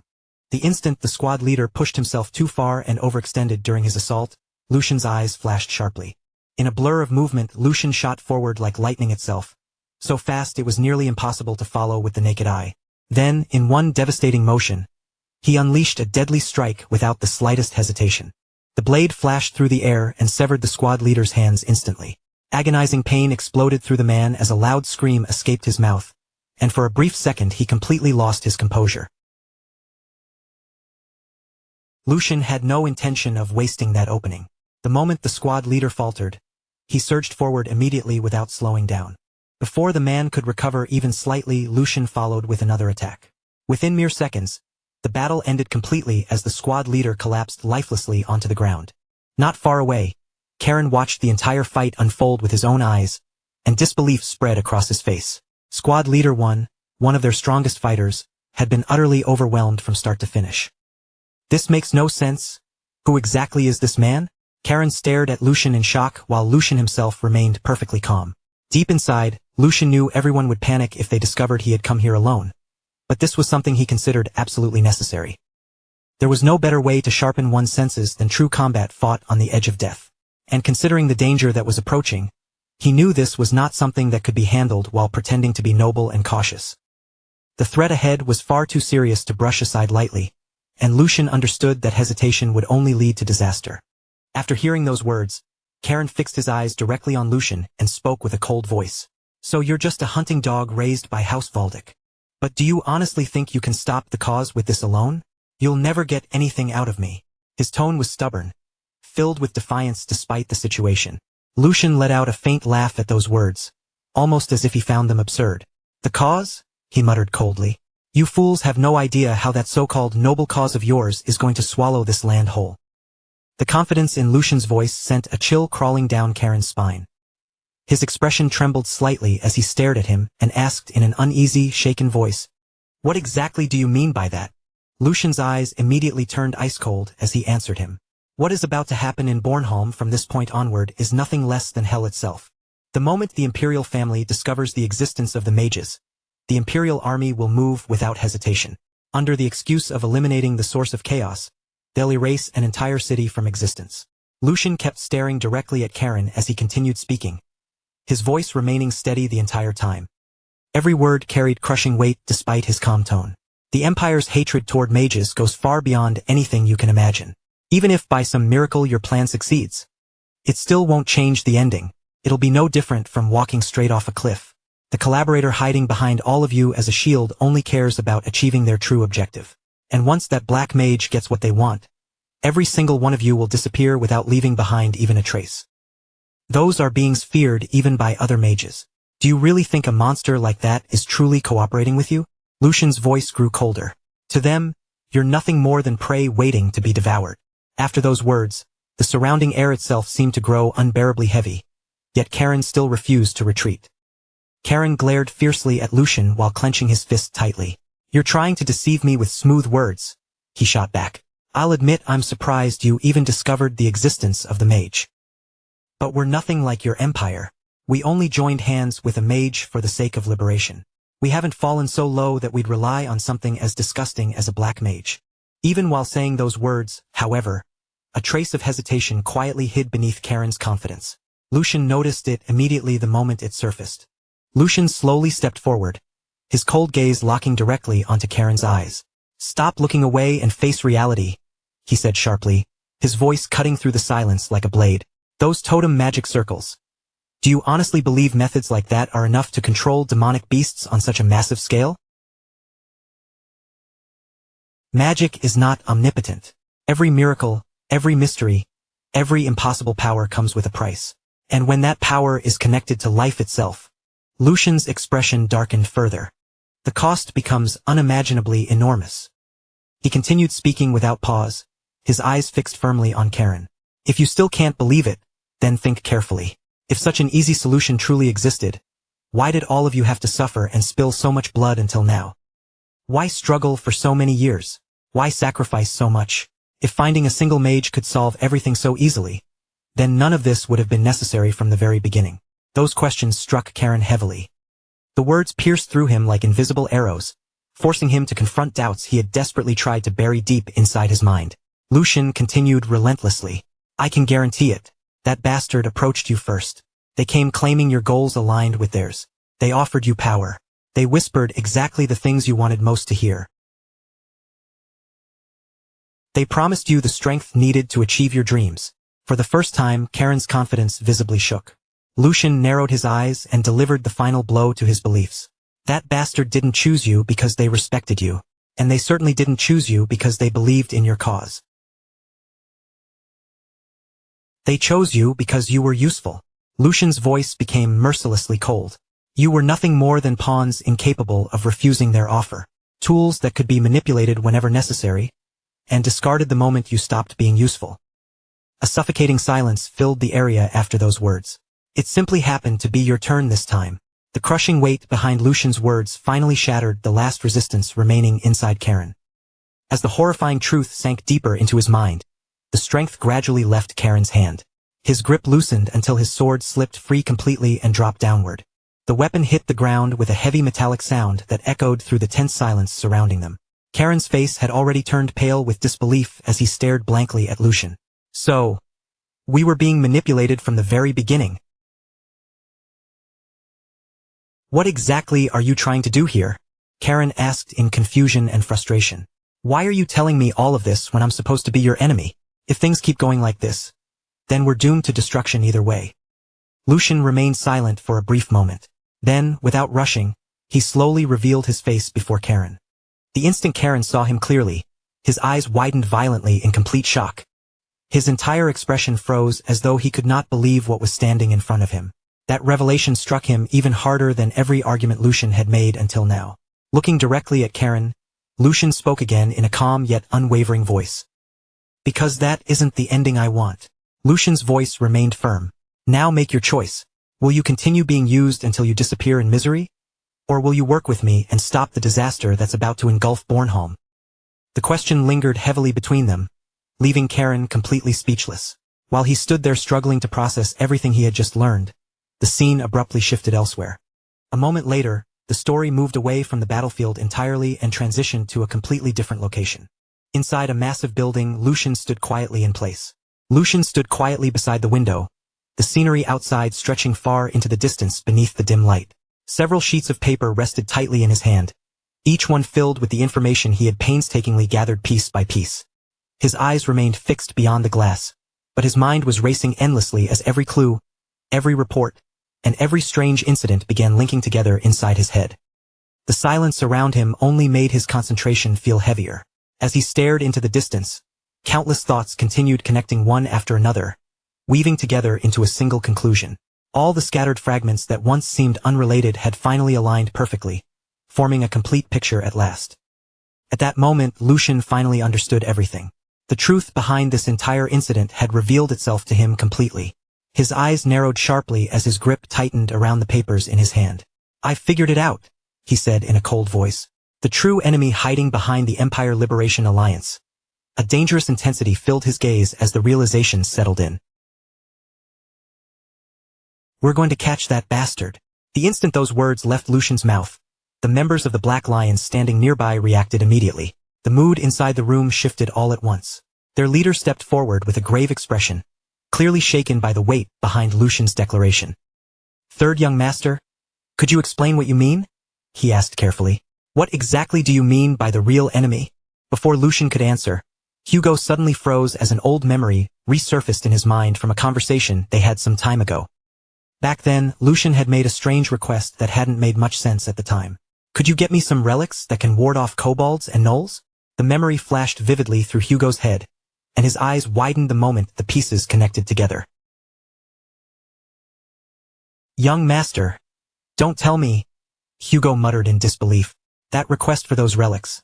Was it so you could personally infiltrate the forest where those Empire Liberation Alliance bastards were hiding?" Shock spread clearly across his face as he stared at Lucian. "Why would you do something that reckless?" Hugo demanded, unable to hide his frustration. "You could have simply ordered me to handle it. If necessary, you could have even hired mercenaries for the job instead." His voice carried both anger and genuine concern over how dangerous such an act had been. But Lucian showed almost no interest in defending himself. "You can save the nagging for later," he replied calmly. "Once this mission is over, I'll listen to all of it." Then his tone grew much heavier, the seriousness in his eyes becoming impossible to ignore as he continued speaking. "I absolutely needed to confirm everything with my own eyes and ears." Lucian spoke firmly without hesitation. From the unnatural signs behind the massive demonic beast migration, to the real reason a rebellion broke out in Bornholm, a fortress the entire empire believed could never be breached. Every word carried the weight of certainty he had earned himself. Lucian slowly turned to face everyone gathered inside the room. The atmosphere immediately tightened as every pair of eyes focused on him. "And now," he said quietly, "I finally know the truth." The tension became suffocating. Then he revealed the name behind everything. The Black Mage, Jude de Grec. The moment that name was spoken aloud, several people visibly stiffened in fear. Even among seasoned fighters, the name alone carried an unsettling reputation. "He possesses an abnormal form of magic," Lucian explained grimly. "A power that allows him to control demonic beasts and forcibly twist them together into grotesque fused creatures." The horrifying behavior of the monsters appearing throughout the region suddenly began making terrible sense. "All of the strange demonic beast activity happening across this territory," Lucian continued, "has been orchestrated according to his design." Silence swallowed the room completely after those words. As the true scale of the situation became clear, the expressions around him slowly darkened with shock and dread. Without the slightest hesitation, Lucian continued speaking. "To someone like him, even the Empire Liberation Alliance is nothing more than disposable pawns." His voice was cold and merciless, carrying no doubt whatsoever. "If we fail to stop him now, this land will soon become the site of an unimaginable massacre." Everyone present could hear the urgency hidden beneath Lucian's calm tone. At this point, the threat was far beyond a simple rebellion or an ordinary monster outbreak. There was a mastermind operating from the shadows, manipulating both humans and demonic beasts alike for some unknown objective. After letting those words sink in, Lucian delivered his final decision to the room. "From this moment onward, we will operate independently." The members of the Black Lions exchanged uneasy glances with one another, but Lucian's expression never changed in the slightest. Then he added something even more shocking. "Even if it means making an enemy out of Brother Tristan." The room instantly fell dead silent. The moment those words were spoken, everyone understood there was no turning back anymore. The hunt for the Black Mage Jude de Grec had officially begun, and no matter who tried to stand in his way, Lucian was fully prepared to challenge them all in order to stop the catastrophe rapidly drawing closer. He refused to allow Bornholm to descend into bloodshed and collapse into ruin beyond salvation. The story shifts once more, this time plunging deep into a pitch-black forest where the night hangs heavy and still. Beneath the vast, silent sky, a lone hooded figure stands completely by himself among the trees. His gaze never leaves a single star burning above the dense canopy. He studies that distant light with unnerving focus, watching every flicker and every subtle change as though the fate of something far greater rests within it. That star is meant to determine the final fate of Bornholm. Yet instead of fading away as it should, its glow only grows stronger with each passing moment. Slowly lowering his eyes, Yu looks down at the strange mark deeply carved into the center of his palm. A sour, bitter expression settles across Yu's face as he silently reflects on his situation. If he had never entered that binding contract with the old man, Jude de Grec, he would have abandoned this cursed place without hesitation long ago. From the very beginning, you knew getting involved in this matter had been a mistake. He should never have allowed himself to become tangled in something this dangerous. An overwhelming sense of dread slowly tightens around his heart. You begins wondering whether the situation has truly become as disastrous as it appears, and whether there is even one remaining path that could let him escape alive. Grinding his teeth in frustration, you curses the day he became involved with the Empire Liberation Alliance. No matter how desperately he tries to avoid trouble, fate always seems determined to drag him straight into another disaster. As he stares into the darkness, one final thought crosses his mind. The people currently working beside him have no idea what they have really done. None of them realize that they signed a contract with a black mage. To those fools, one mage may seem no different from another. But the truth is far more sinister than they understand. Black mages are the closest thing this world has ever known to pure evil. As that thought settles in his mind, Yu's attention shifts toward a lonely house hidden between the trees. Then, from somewhere inside that dark and isolated house, terrified cries suddenly tear through the silence of the forest. Inside, a young girl desperately begs a man for only a single sip of water. Tears stream down her face as she explains that her little brother is slowly losing consciousness. Nearby, the boy shivers helplessly against the cold, weakly whispering that he is freezing. They are only innocent children, yet the man begins walking toward them with a terrifying purpose in his eyes. Seeing that there is no one else left to protect him, the older sister throws herself in front of her brother. She cries out apology after apology, begging the man to spare the little boy's life. She pleads with him to take her instead, insisting that he can do anything he wants to her as long as her younger brother is allowed to live. Her desperate sobs fill the house and echo through the empty rooms, but none of her cries change the man's heart. Without even the faintest trace of mercy, the cold-hearted man kills both children with horrifying precision, leaving the room drenched in silence. When everything finally becomes still, he calmly kneels beside their lifeless bodies. A small crimson orb begins rising from them, glowing faintly in the darkness, and he reaches out to collect it. Fresh blood completely covers his hands. Dark red mana pulses around his body as he stares down at the crimson orb without a shred of emotion. In a low, indifferent voice, he remarks that the quality of this harvest is acceptable, but it is still nowhere close to being enough. Even after harvesting every child throughout the entire mountain valley, this pitiful little orb is all he has gained. Without the slightest hesitation, he swallows the crimson sphere whole. The moment it vanishes into his body, a violent wave of dark red energy explodes outward and wraps around him like a raging aura. His laughter bursts through the forest, loud, twisted, and completely insane. With sickening pride, he declares that true progress has always required sacrifice. And now, at last, the time they have been waiting for is drawing near. The beginning of an event powerful enough to shake the foundations of the entire world is almost upon them. His unhinged laughter continues rolling through the valley as his eyes gradually begin to change. The whites of his eyes turn completely black, while his pupils ignite with a disturbing crimson light. That demonic crimson glow burns inside his eyes. The following day, the story shifts dramatically to the harsh borderlands known as the Halian Front, where an enormous military encampment sprawls across the barren, unforgiving land. Inside the commander's tactical tent, a military aide stands respectfully before Tristan. With his posture straight and his voice carefully controlled, he begins delivering the latest intelligence report. He informs Tristan that every remaining member of the Valdic Knights stationed at Bornholm Fortress has officially departed. According to the report, they are expected to reunite with the main army in exactly 3 days. The aide then brings up another critical development. The third young master has recently been buying unusually large quantities of specialized relics, all of them specifically designed to repel gnolls and kobolds. Their investigation also reveals that the young master has personally contacted numerous local mercenary captains. Through those meetings, he has assembled a fighting force far larger than anything that would normally be needed for simple peacekeeping work. Everything he has done points to the same conclusion. He is acting entirely on his own. After reviewing all the evidence, it has become painfully clear that the young master has already discovered the hidden truth. Tristan absorbs every word without showing even a flicker of surprise. After a long pause, he calmly remarks that the boy managed to uncover that much after all. To Tristan, it is only natural. The young master carries the proud blood of the Valdic family, and someone born with that blood could never have the submissive nature needed to return home empty-handed. Tristan then gives a calm and simple order. Leave the third young master alone. In his eyes, the more recklessly the boy moves, the more useful he will eventually become. The young master is nothing more than a perfect stepping stone for the greater objective Tristan has in mind.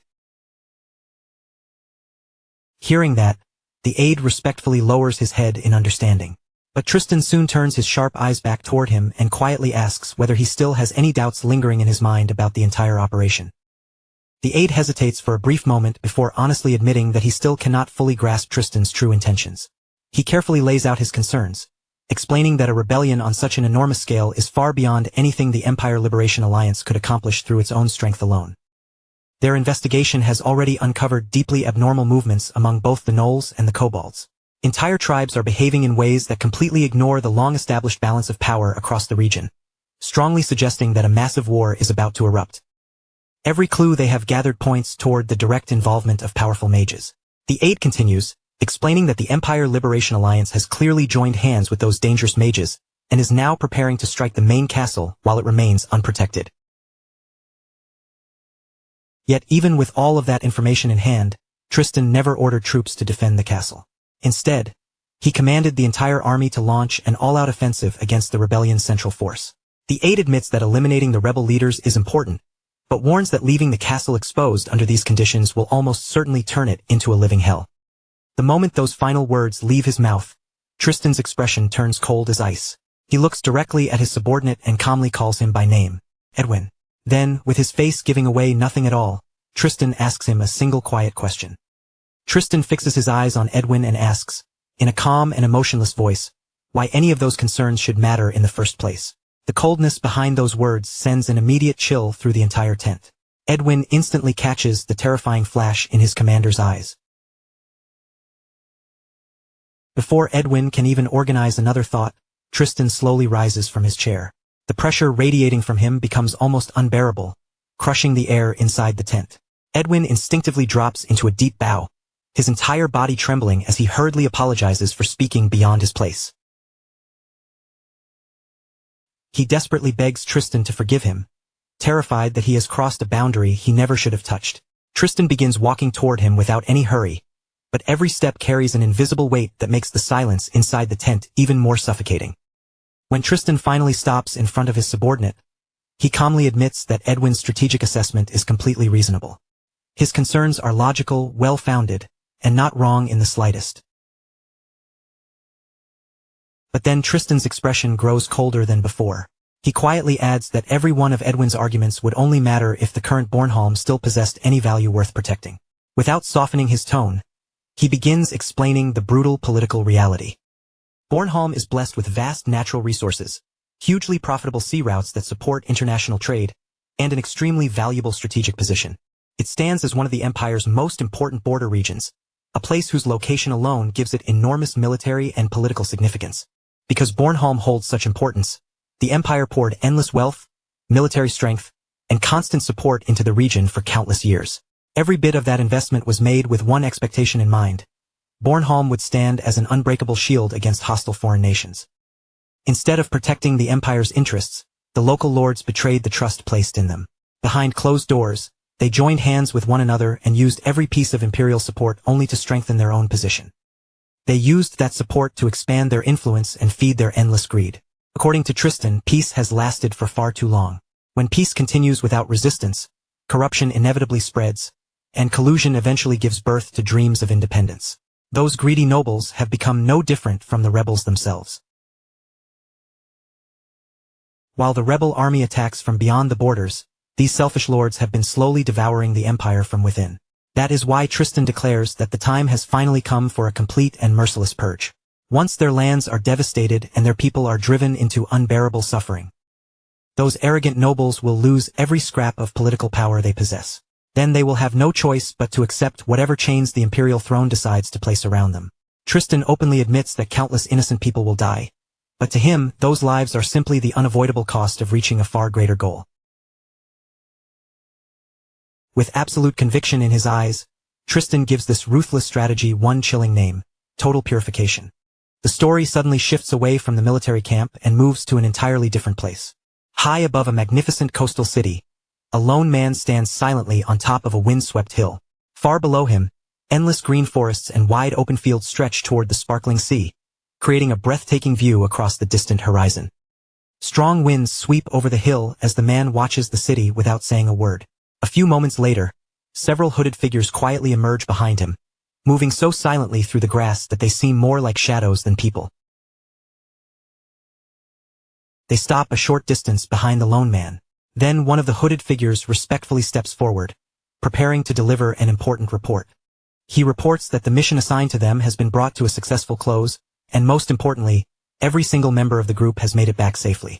Following their orders to the letter, they personally passed the vital intelligence to Raymond of the Black Lions. At the same time, they made one condition unmistakably clear. Their organization's involvement must remain completely hidden. The man gives a simple nod in response, calmly thanking them for handling the assignment so swiftly and carrying it through without any trouble. His gaze never leaves the far-off horizon. Standing quietly in place, he lets his thoughts drift through everything that has unfolded up to this moment. The roads chosen by the two young masters have now split beyond repair. One has willingly taken up the weight of bloodshed, convinced that sacrifice is the only price that can lead him to his desired end. The other, however, has turned his back on that same road entirely and stepped toward a future of his own choosing.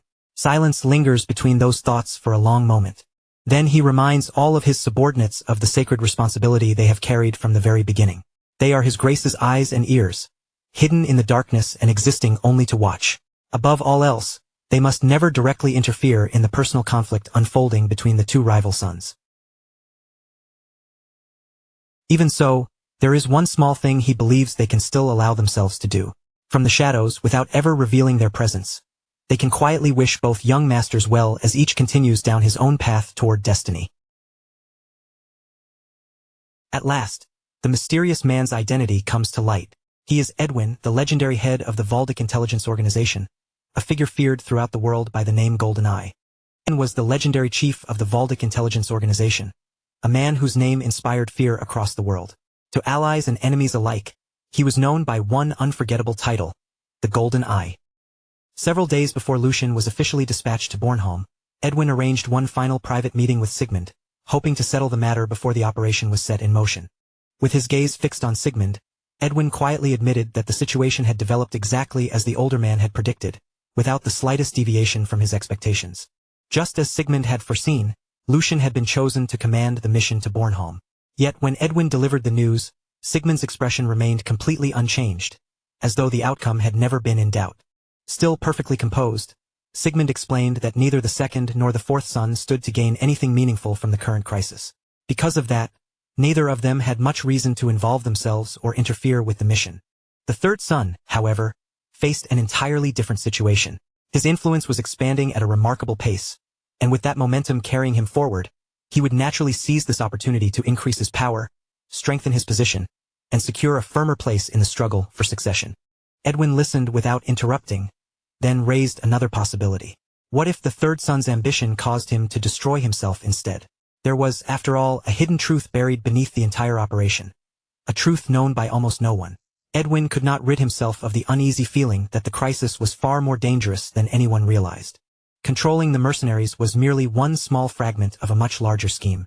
The true threat was hidden far deeper beneath the surface. Sigmund gave a slow nod and replied that he would already be satisfied if Lucian managed to recognize even that much on his own.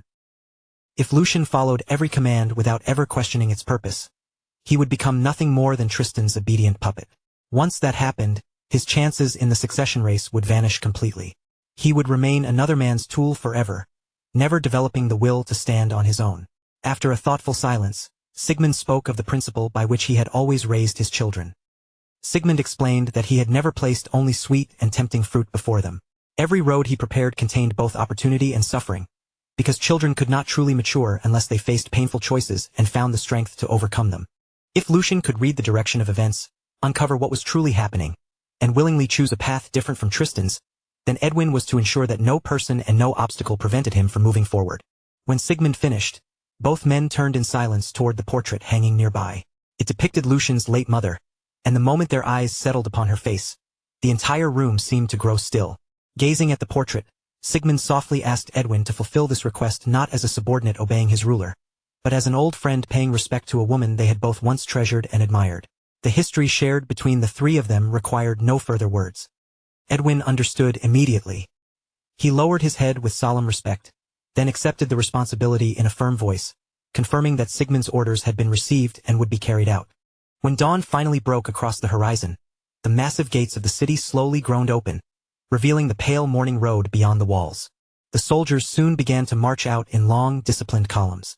Row after row of armed men passed through the gates, leaving the safety of the city behind as they prepared to advance toward the front lines. Mixed among the regular troops were numerous companies of mercenaries, their mismatched armor and weapons making them easy to distinguish as they joined the enormous military operation. Before the army departed, countless soldiers were forced to endure painful farewells with the families and loved ones who had come to see them off. Mothers wrapped their arms around their sons and held them for as long as they could, struggling desperately to keep their tears from falling during what might be their final embrace. Wives clung tightly to their husbands, terrified that this departure might be the last time they ever felt those familiar arms around them. Nearby, children stared up at their fathers with innocent, confused eyes, unable to understand why they had to march away. Grief, fear, and whispered prayers filled the ground outside the city gates. Families remained rooted in place, watching helplessly as the people they loved disappeared farther and farther down the road. From the window of their room, Lucian and Hugo silently watched the departure below. As the seemingly endless river of troops flowed through the gates, Hugo observed that nearly every soldier available had been sent toward the battlefield. Only the smallest force necessary to defend the city had been left behind. The moment Lucian heard that, he understood that the worst possible outcome was no longer merely a fear. It had already begun. His features tightened, and a dark wave of frustration slowly spread across his face. His thoughts returned to everything he had already attempted. Lucian had personally delivered every scrap of intelligence in his possession to Tristan, including the information obtained from the Liberation Alliance and every separate conclusion he had uncovered through his own investigation. He had used every method available to him, exhausting every possible argument in an effort to stop this reckless military operation before the first soldier ever left the city. Tristan, however, had rejected each warning without the slightest hesitation. He had insisted that the danger was nothing more than a diversion fabricated by the rebels, designed only to distract them from their true objective. That single response had completely reshaped Lucian's understanding of the entire crisis. In that instant, all the scattered clues came together, forcing him to accept one horrifying conclusion. Tristan Valdick had known the truth from the very beginning. He had not been deceived, nor had he misunderstood the enemy's intentions. Fully aware of the consequences, he had deliberately chosen to proceed down this path. Tristan truly intended to allow Bornholm to fall into enemy hands. In his distorted view, the destruction and sacrifice of the city would eventually serve some greater purpose. To Tristan, preserving his personal vision of order and balance mattered more than the survival of thousands of innocent people.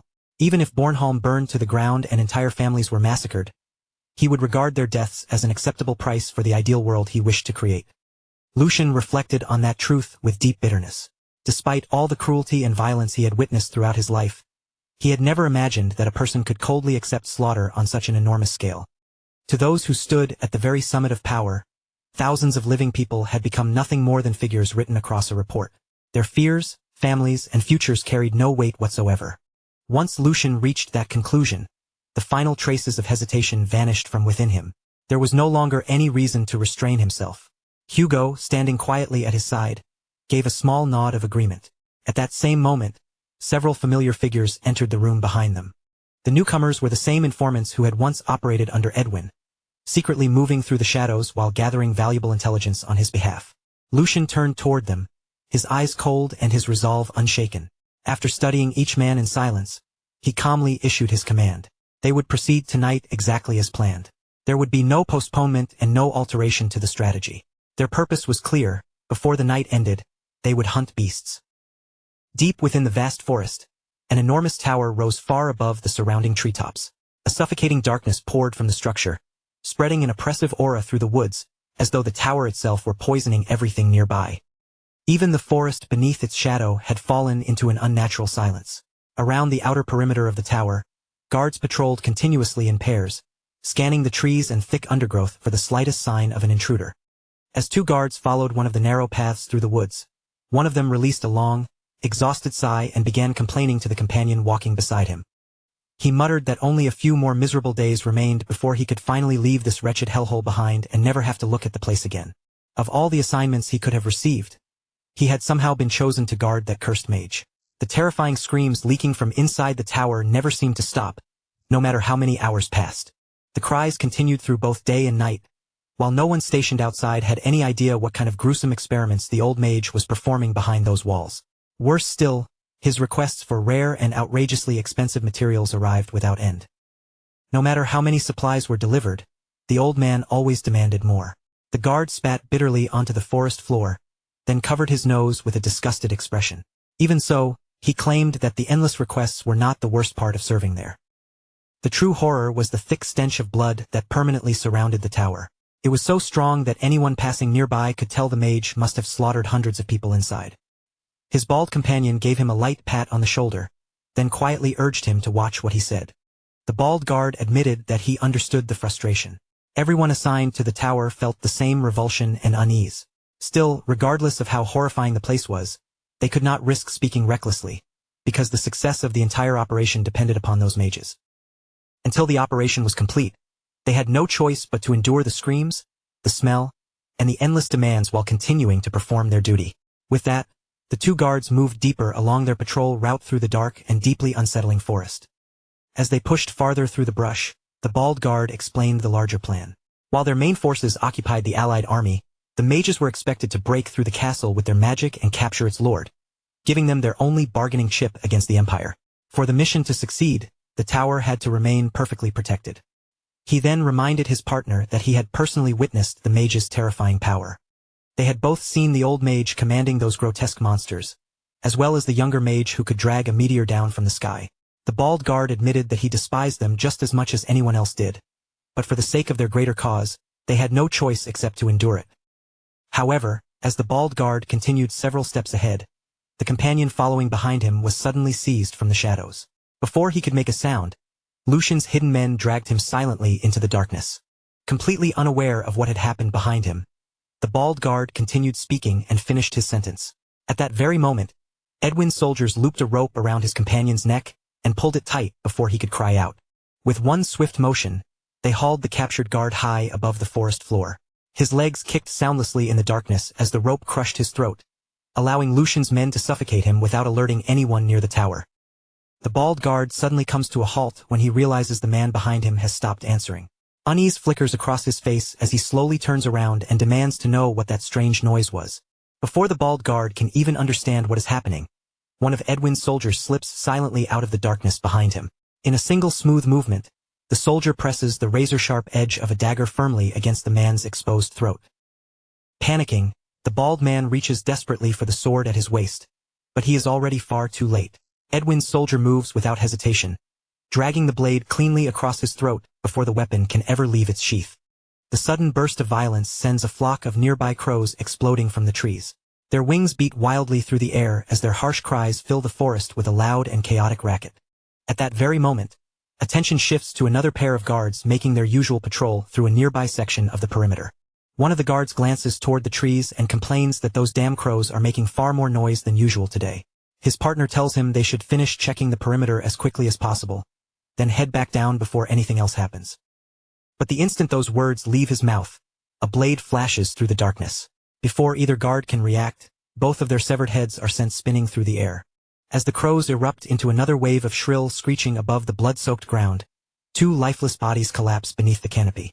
Standing calmly over them is the man who eliminated both guards without the slightest effort, Lucian himself.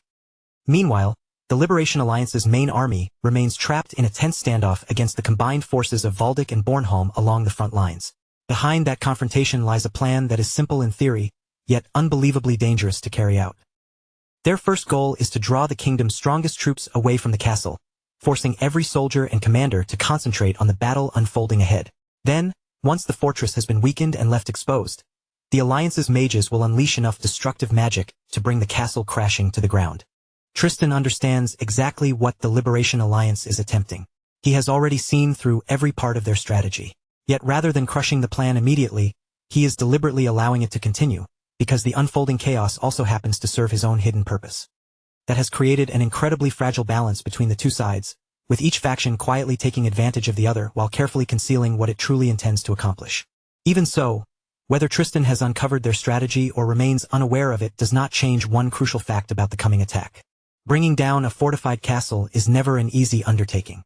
A genuine siege requires an overwhelming number of soldiers, mountains of supplies, enormous resources, and enough time to slowly wear the defenders down. And even when an invading army possesses every one of those advantages, victory is still far from guaranteed. The attackers must struggle uphill from the very beginning, because every part of a castle is designed to give the defending force the upper hand. Throughout the long history of warfare, sieges have consistently ranked among the most brutal and difficult battles imaginable. Those protected behind thick walls and fortified gates naturally possess an enormous advantage over anyone attempting to break their way inside. Lucian continues examining the situation with a calm, focused expression. As he pieces everything together, he points out that the Liberation Alliance is attempting something that should normally be considered completely impossible. Rather than sending its full army to storm the fortress, the Alliance has chosen to carry out the operation with little more than a small, carefully selected detachment. That group does not possess the manpower, supplies, siege equipment, or resources normally needed to seize such a heavily defended stronghold. With every conventional possibility ruled out, Lucian realizes there can be only one explanation. The mages accompanying the Liberation Alliance must possess enough raw destructive power to overturn the impossible odds of the siege all by themselves. Those mages are far more than another unit within the Alliance's army. They are the core of the entire operation, its most devastating weapon, and the one essential reason this seemingly impossible assault has any chance of succeeding. Once Lucian reaches that conclusion, he declares that they have been handed the perfect opportunity.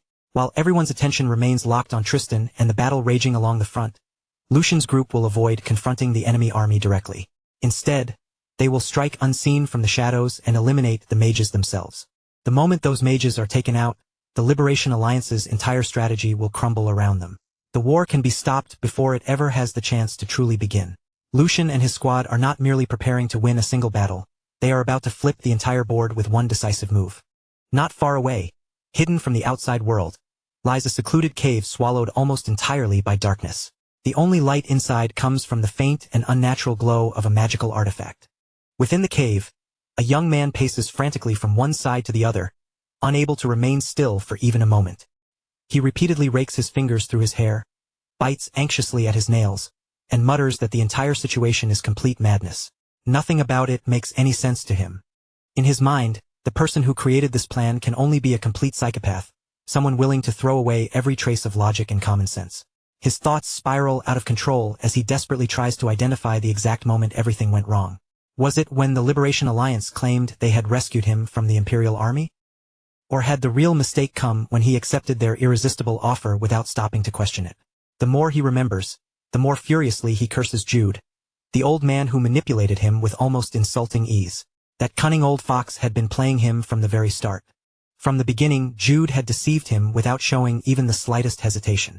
The old man promised that all he had to do was cast a single lightning spell at the proper moment, and once the task was complete, he would receive his full reward. Trusting that simple explanation, the young mage accepted the deal without realizing he was walking willingly into a carefully prepared trap. Worse still, he had signed a magically binding contract. If he broke the agreement, a terrible curse would permanently erase half of his mana. Now that he finally understands how thoroughly he was tricked, he can blame no one but himself for being foolish enough to fall for such an obvious scheme. His breathing becomes heavier and more uneven as despair closes in around him. He had always suspected that the job would involve something questionable, perhaps even outright illegal, but the truth is far worse than anything he imagined. Only now, when there is no time left to escape, has Jude finally revealed what the mission actually requires. They expect him to release enough lightning magic to blast the castle gates apart so completely that nothing recognizable remains behind. Rage surges through the young mage as he curses Jude yet again. He demands to know why that deceitful old man concealed the real objective until the very last moment, when every possible chance of running away had already disappeared. He grabs fistfuls of his own hair as the horrifying truth settles over him.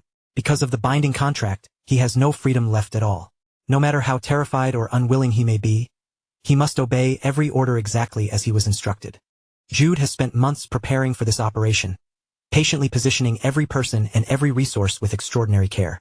Each piece has been arranged so precisely that victory now seems almost impossible to prevent. The magical power assembled for the attack is already more than sufficient to erase the castle gates in a single instant. Once that barrier vanishes, the soldiers defending the fortress will be left completely exposed. What comes afterward will not resemble a fair battle in any sense. It will become a one-sided massacre. And the terrible consequences of that massacre will reach far beyond the walls of the castle itself. If he helps the Liberation Alliance carry out this attack, losing his place at the academy will be the least of his worries. People across the entire world will blame mages for the catastrophe, and fear will rapidly turn into hatred. Before long, mages everywhere will be hunted down without mercy until their kind is driven toward complete extinction. Crushed beneath fear, guilt, and bitter regret, the young mage desperately searches for even the smallest opening that might let him escape this nightmare. Unfortunately, every possible path has already been closed. The guards assigned to him have watched him constantly. Their eyes have followed his every movement so closely that he has been unable to take even a single step without being noticed. Just as the last of his hope begins to disappear, however, he senses that something around him has suddenly changed. The atmosphere within the cave shifts so subtly that most people would never have noticed it. The young mage freezes in the middle of the chamber as his instincts warn him that something is terribly wrong. Only then does he understand that while his mind was consumed by Jude and the impossible situation trapping him, he completely overlooked something unbelievable. The guards who had been breathing down his neck only moments earlier are nowhere to be seen. Confused and increasingly suspicious, he slowly scans the cave, wondering how men who had refused to leave him alone for even a second could vanish without producing a single sound. Realizing that something serious must have happened, the young mage immediately activates his magic, sending it beyond the cave so he can investigate exactly what is happening outside. As his magical senses spread across the surrounding area, an unbelievable sight appears before him. The guards who had watched him every second are now lying dead one after another, each of them silently eliminated by Lucian and his squad before they had the slightest chance to respond. The young mage pushes his magical perception even farther outward, searching beyond the fallen guards for whoever is responsible. Carefully following the traces left behind, he begins tracking the intruder's movements through the surrounding darkness. Before long, he locates Lucian's squad and watches them advance with perfect discipline and absolute precision toward one specific destination. The instant he realizes what their true objective must be, the crushing despair inside him finally begins to loosen its grip. A faint spark of hope slowly returns to his frightened eyes. Barely daring to believe what he is sensing, he lowers his voice and quietly whispers that perhaps he is not going to die today after all. Far from the hidden cave, attention shifts to the tower belonging to the Mad Mage, an ominous place surrounded by such an eerie and oppressive presence that the very air around it feels suffocating. The farther anyone ventures into the tower, the heavier and darker that oppressive atmosphere becomes, as though the structure itself is trying to swallow every trace of light. The staircase descending beneath the tower is drenched in blood, creating a horrifying warning long before anyone reaches the laboratory hidden below. At the bottom, deep within a concealed underground chamber, the true nightmare waits in silence. From somewhere inside the chamber, a desperate voice echoes through the blood-stained room, pleading again and again for only one thing: death. Helpless and unable to move, someone lies sprawled across an examination table. At the center of the laboratory stood a table, completely surrounded by a radiant magic circle whose eerie light pulsed across its surface. Lying helplessly before him, a broken man pleaded with the Mad Mage to finally end the torment that had consumed his body. He was no longer asking to be rescued or returned to normal. Through the unbearable agony, he begged only for death, desperate for the pain to finally stop. But the Mad Mage offered him no pity at all. He merely released a disappointed sigh and mocked the man for failing to survive even one full month this time. He confessed that he had expected far more from this particular test subject. After all, a holy knight was an extraordinarily rare specimen, which made this failure considerably more valuable and more frustrating than the others. Slowly shaking his head, the Mad Mage complained that the situation had become rather troublesome after everything he had already invested in the experiment.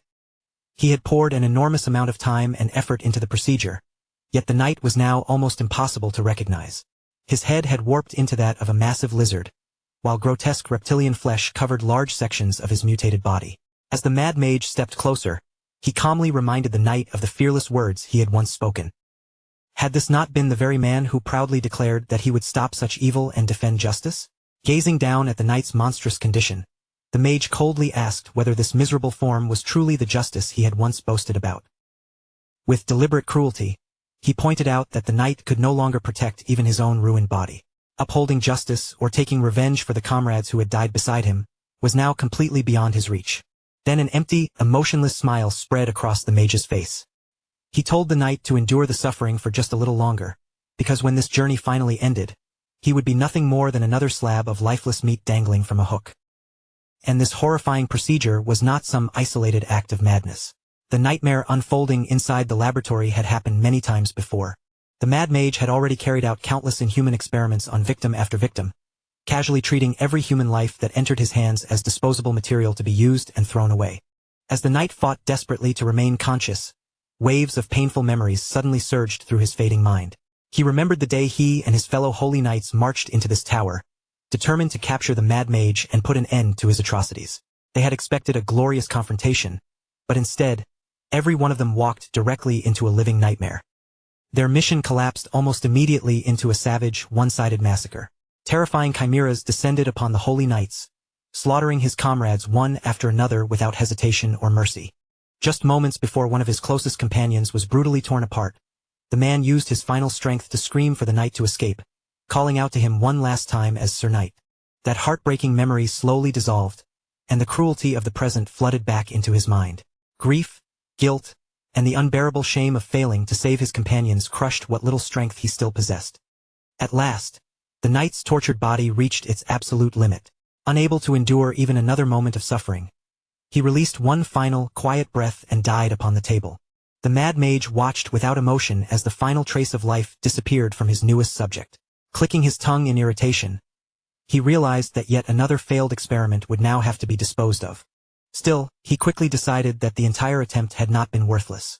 At the very least, the procedure had confirmed one important discovery. A body already capable of handling mana could survive the transformation far more effectively than an ordinary one. More importantly, the younger the vessel was, the greater its chances of surviving successfully. Yet while he calmly considered these results, his expression abruptly sharpened. His heightened senses had detected a strange disturbance somewhere close to the laboratory. The Mad Mage narrowed his eyes, immediately wondering whether Colin had done something unbelievably foolish again. With careful, unhurried movements, he turned his attention toward the laboratory entrance. There, standing completely alone in the doorway, was a silent figure. For someone to enter this hidden place without the Mad Mage noticing their presence until that very moment was remarkable all by itself. The figure remained perfectly calm, showing not even the slightest trace of fear. It was none other than Lucian. The Mad Mage fixed his gaze on the unexpected visitor, and the two silently locked eyes across the laboratory. At last, the Mad Mage broke the heavy silence. His voice remained cold and controlled as he calmly remarked that he certainly could not remember ever sending Lucian an invitation. Without wasting even a heartbeat, Lucian quickly reunited with his knights, restored their formation, and led them forward at full speed toward the distant battlefield. As the group pressed onward, one of the knights silently considered what war truly represented. A battlefield was never some training ground where warriors sharpened their skills or gradually grew stronger. It was a place built entirely upon destruction, a merciless hell that could twist ordinary people into strangers they could no longer recognize. Once the killing began, common sense, bravery, and even the idea of justice became completely meaningless. The moment someone faced genuine murderous intent, raw fear would seize control of their body before they could resist. Their muscles would lock in place, leaving them frozen exactly where they stood. Under the crushing certainty of approaching death, every other thought and emotion would be swallowed whole. As those grim thoughts passed through the knight's mind, memories of a horrifying battlefield soaked in blood suddenly rose from the depths of his past. Soldiers had butchered one another without the slightest mercy, while severed heads, mangled limbs, and shattered corpses lay scattered across the blood-stained ground. Anyone forced to stare at such a waking nightmare for too long would eventually have their mind torn apart, leaving them as little more than a broken and helpless fool. And yet, despite all of that, the third young master standing before them was completely different from any ordinary newcomer. The steady determination burning within Lucian's eyes could never have belonged to someone entering a true battlefield for the very first time. Meanwhile, a short distance away, another mercenary squad had gathered in one place to catch their breath. Before any of them received even the slightest warning, Lucian appeared among them and severed their squad leader's head with one swift motion. The surviving mercenaries stood completely frozen, their faces filled with disbelief as their minds struggled to process what had happened right in front of them. At that exact moment, a crushing aura burst from Lucian's body and spread across the area. Its presence was so terrifying that even another squad farther away could clearly sense its overwhelming pressure. Before anyone could recover from the shock or raise a weapon, Lucian vanished from sight once more and reappeared directly behind another unsuspecting mercenary. With a single ruthless blow, he cut the man down without showing even a trace of hesitation. Panic immediately swept through the survivors as they desperately wondered who this terrifying attacker could possibly be. Lucian offered them no answer at all. He remained completely silent, and that cold silence alone was enough to crush what little courage they still possessed. Without speaking a single word, He launched himself forward at unbelievable speed and began slaughtering every mercenary unfortunate enough to stand in his path. His body moved so quickly that several of the mercenaries could not even track his figure with their eyes, much less defend themselves against him. One after another, their throats were opened in flashes of steel, and most of them died before they even realized that Lucian had already reached their side. Only then did everyone finally recognize the horrifying truth. The peaceful and harmless image surrounding the third young master had never reflected his real nature. That gentle appearance had merely been a set of restraints, chains holding back the monster that had always lived inside him. After erasing the entire mercenary squad, Lucian immediately turned toward his next target and continued moving without slowing for even a moment. As he advanced farther across the chaotic battlefield, old memories from his previous life gradually surfaced within Lucian's mind. Even during that former life, missions of this severity had been extremely rare. Each one demanded that he risk his life again and again, with every step dragging him into yet another seemingly impossible situation. A single wrong decision, or even the smallest piece of bad luck, could send a person's head rolling across the ground. Lucian had once believed he would never again wager his life in such a reckless manner. Every mission like this forced painful memories back into his mind, memories he had desperately wanted to bury forever. Above all else, he despised those who concealed their selfish desires behind claims of fighting for some greater cause. He hated the twisted way such people treated the lives of faithful subordinates as disposable tools, sacrificing them without remorse simply to feed someone else's ambitions. For that very reason, Lucian had already reached an unshakable decision. He would personally destroy every individual and every false ideal that supported such disgusting hypocrisy. With that unwavering resolve blazing within his chest, Lucian continued his relentless advance alongside his knights. Before long, the entire group finally arrived near the Black Mage's hidden stronghold. Deep inside a forest untouched by civilization stood a dark, ominous fortress. Countless dangerous creatures surrounded it, with wolf packs, goblins, monsters, and various demonic beasts guarding every possible route toward the stronghold.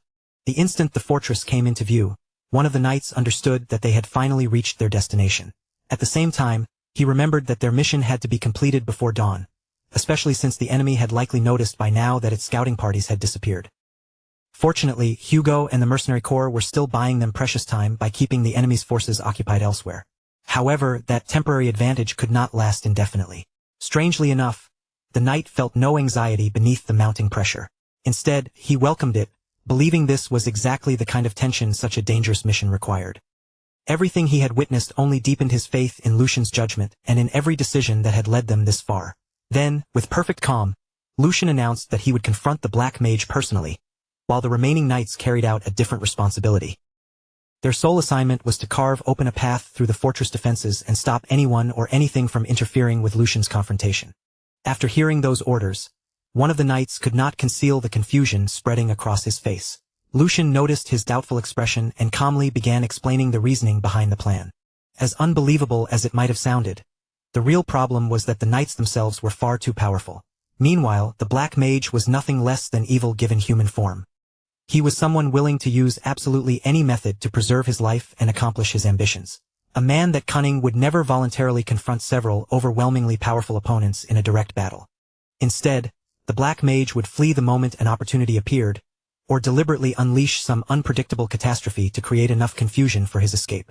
That was precisely why Lucian considered himself the perfect person to approach him. Compared with the elite knights, Lucian would look like nothing more than an inviting, vulnerable, and defenseless experimental subject. With a little good fortune, the Black Mage might underestimate him and lower his guard. That brief opening would give Lucian the perfect opportunity to suppress him before he could understand the danger. Lucian made certain that everyone understood his choice had nothing to do with chasing personal glory.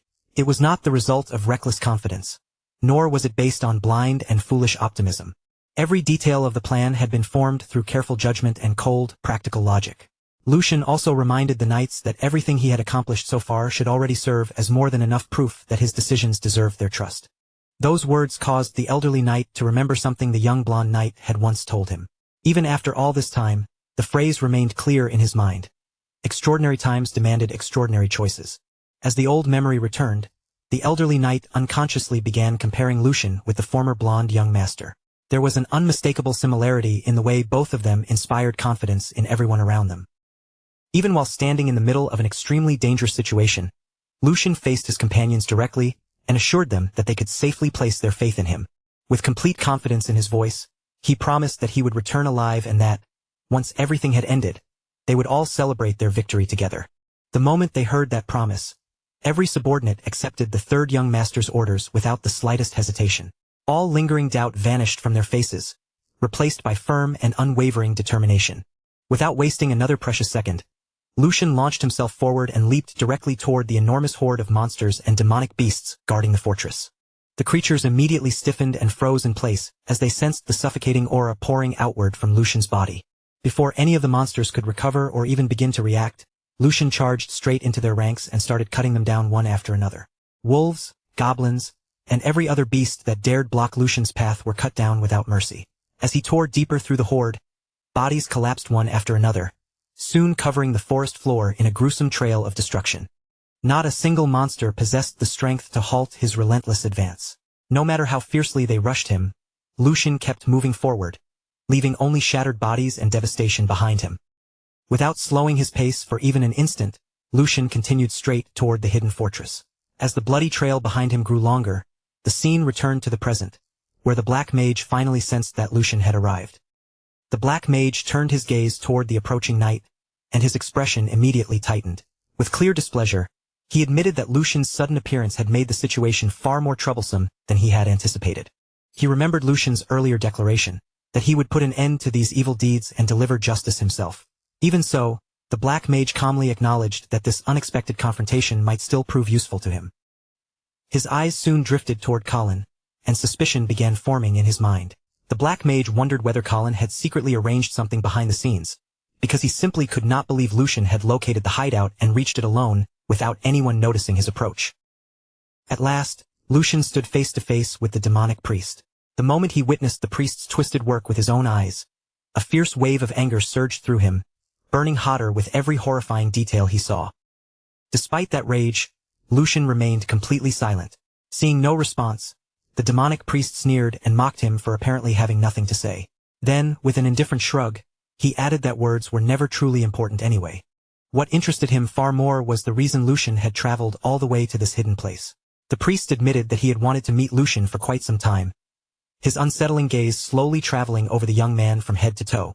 With disturbing admiration, the priest praised Lucian's golden eyes, radiant skin, perfectly proportioned body, and astonishingly young age. He remarked that the fools from the Liberation Alliance had not exaggerated Lucian's remarkable appearance in the slightest. Lucian merely stared back at him in icy silence.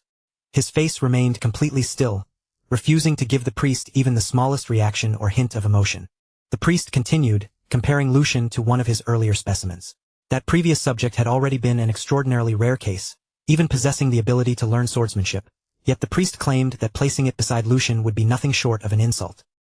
In the priest's eyes, Lucian was unquestionably a specimen of the highest possible grade. Every sentence that left the man's mouth sounded more revolting than the one before it, but Lucian still forced himself to endure the disgust and remain silent. Nearby, the lifeless body of one of the priest's failed experiments lay stretched across a rough wooden board.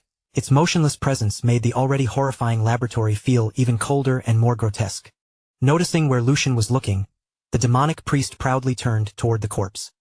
His eyes gleamed as though he were admiring a priceless masterpiece, and he began claiming that he had once believed he had already witnessed every disgusting horror this world could possibly produce.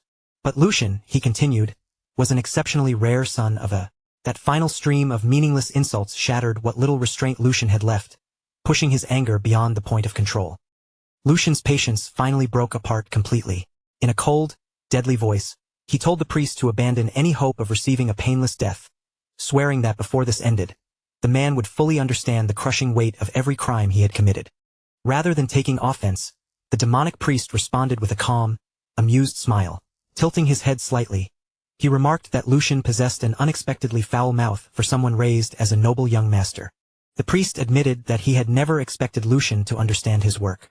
After all, everyone who had ever tracked him down had arrived shouting the same dull accusations, repeating words he had already heard countless times before. Even so, he considered their meeting extraordinarily fortunate. Lucian had willingly stepped into his laboratory, placing an incredibly rare and valuable specimen directly within his reach. The priest confessed that he had repeatedly failed to achieve the evolution he had pursued for so long. However, as he stared hungrily at Lucian, he seemed utterly convinced that this new specimen could finally change everything. Hearing the word evolution, Lucian briefly frowned in confusion. Lucian had no idea what kind of evolution the madman was referring to. The demonic priest immediately noticed that uncertainty in his eyes and began explaining the warped beliefs that had driven all of his actions. He said Lucian probably viewed him as nothing more than a murderer who controlled demonic beasts and unleashed them to slaughter innocent people indiscriminately. According to the priest, the world carelessly grouped men like him together with black mages, treating them as a plague that needed to be wiped away. But from his perspective, such judgment was born entirely from ignorance. He believed it exposed humanity's limitations as an unstable and fundamentally inferior species. As those chilling words continued, the color slowly drained from his eyes until both of them became completely black. A terrifying pressure immediately spread throughout the laboratory, filling every corner with a suffocating demonic presence. With his twisted philosophy growing darker by the second, the priest declared that the human body itself was the clearest example of complete inefficiency. Human beings, he claimed, were weak in both physical structure and durability. Even worse, they willingly imprisoned themselves behind meaningless social rules, outdated beliefs, and irrational emotions that prevented them from ever breaking through their natural limits. To the priest, those very weaknesses exposed the true nature of humanity. Throughout his deranged speech, an unsettling smile remained fixed across his face, making him resemble a demon wearing human skin rather than an actual man. Lucian listened without interruption, allowing the priest to reveal every layer of madness hidden inside his mind. Then, without showing the slightest hesitation, the demonic priest reached down and lifted one of the experimental corpses nearby, cradling the body with an almost affectionate tenderness. Smiling proudly, he announced that his purpose was to strip away every impurity within humanity and guide the entire species toward true evolution.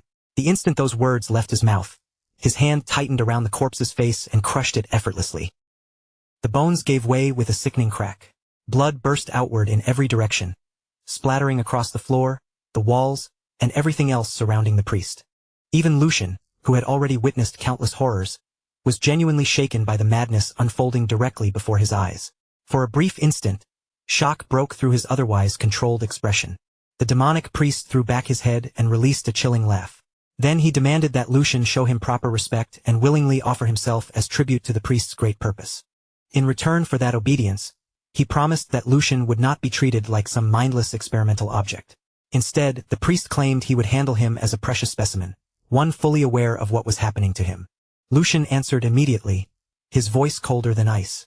He called the priest's speech an unbelievably long-winded way of expressing complete nonsense, then reminded him that thousands of innocent people had been deliberately manipulated and driven to their deaths in the name of this so-called evolution. For the first time, genuine surprise crossed the priest's face. The priest admitted that he was impressed Lucian had uncovered so much of the truth behind his plans. However, his surprise quickly vanished, and he calmly insisted that this knowledge changed absolutely nothing. As their exchange neared its end, the unnatural darkness slowly withdrew from his eyes, restoring their original color. Yet the overwhelming demonic aura surrounding his body did not weaken in the slightest. Remaining perfectly composed, the demonic priest insisted that every truly great cause required countless specimens, along with endless rounds of experimentation, failure, and repeated trial and error. In his view, anyone who seriously wished to reshape the world had to accept that sacrifices were unavoidable. Since Lucian had been born and raised within House Valdic, the priest believed he, of all people, should understand that cruel reality better than anyone else. Lucian had heard enough. Without wasting another word on the madman, he slowly reached for his dagger and drew the blade, its edge emerging with quiet, deadly purpose. Keeping his eyes locked firmly on the priest, Lucian replied that his reasoning was every bit as twisted as that of every criminal who tried to disguise unimaginable atrocities behind noble ideals. He then told the man to carve one truth permanently into his mind. Among all those who constantly insisted the world was broken, not one had ever succeeded in putting his own life in order first. To Lucian, the man before him was nothing more than an egomaniacal lunatic hiding his madness behind grand ambitions. That merciless judgment immediately struck a nerve. The priest's smile vanished, his expression darkening as he declared that he had originally planned to preserve Lucian as a top-grade specimen. Before the priest could finish his threat, Lucian started to answer. However, without offering the slightest warning, the demonic priest suddenly lunged forward and attacked, cutting Lucian's response short before the final words could leave his mouth. Lucian was not about to let such a surprise assault catch him unprepared. The confrontation that had been unavoidable from the moment they met finally erupted into a full battle. Lucian refused to surrender even a single step. The instant the demonic priest struck, he answered with a lightning-fast counterattack, driving his dagger directly toward his opponent with lethal precision. The demonic priest twisted away at the very last second, narrowly avoiding the deadly blade by the smallest possible margin. As their weapons crossed and sparks flashed between them, Lucian reached one firm conclusion. Simply killing this man would never be enough. The thousands of innocent lives the priest had ruined, the grotesque experiments he had performed, and the sick pleasure he had taken from every moment of suffering could never be repaid through one swift and painless death. A merciless monster like this deserved to experience agony before drawing his final breath. Yet across from Lucian, the demonic priest remained unervingly calm, behaving as though neither the battle nor Lucian's killing intent concerned him at all. With smooth, practiced movement, the priest slipped around Lucian and appeared behind him, immediately launching another vicious strike. At the same time, darkness once again spread through his eyes, slowly turning them pitch black. A sinister grin stretched across the priest's face as he laughed mockingly. Although Lucian appeared capable of controlling mana, the priest dismissed that power as nothing more than a weak and desperate struggle. In the very next instant, their attacks slammed directly into each other. The collision unleashed a violent shockwave that shook the entire battlefield, while the force of the impact hurled dust and thick fog into the air, swallowing the surroundings and completely hiding both fighters from view. Then, for one brief and uneasy moment, every sound disappeared, leaving the battlefield trapped beneath a heavy and unnatural silence. A moment later, Lucian stepped calmly out of the thick, swirling fog, his expression steady and completely untouched by panic. Almost immediately afterward, the demonic priest also emerged from the mist behind him, that same disturbing smile still stretched across his face. The priest kept talking as though every second of this battle was pure entertainment to him. With obvious delight in his voice, he urged Lucian to continue resisting, telling him to struggle with every last bit of strength he possessed. When Lucian gave him no response, the priest's voice abruptly twisted into something deeper, harsher, and far more demonic. He loudly proclaimed that the harder Lucian fought back, the more painfully he would be forced to recognize his own limitations. Eventually, he claimed Lucian would finally understand the greatness behind his supposedly noble intentions. Yet Lucian remained completely unmoved by the priest's distorted threats. Not even a flicker of uncertainty crossed his face as he calmly replied that he had heard the man belonged to the beast faction. Now that he had finally seen him with his own eyes, Lucian had to admit that the priest perfectly matched that reputation. Lucian then landed firmly on the ground, planting his feet without the slightest hesitation. His fingers tightened securely around the handle of his dagger as he steadied his posture and prepared himself for the next violent exchange.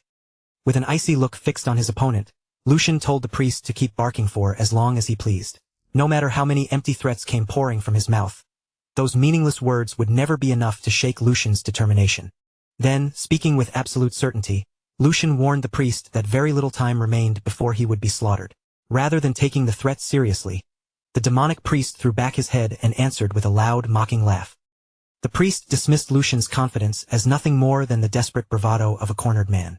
He claimed Lucian's terrified body had already acted on instinct, forcing his eyes shut in one final, pathetic attempt to hide from the reality standing before him. Lucian did not waste his breath arguing with him. Instead, he silently closed his eyes and stood perfectly still.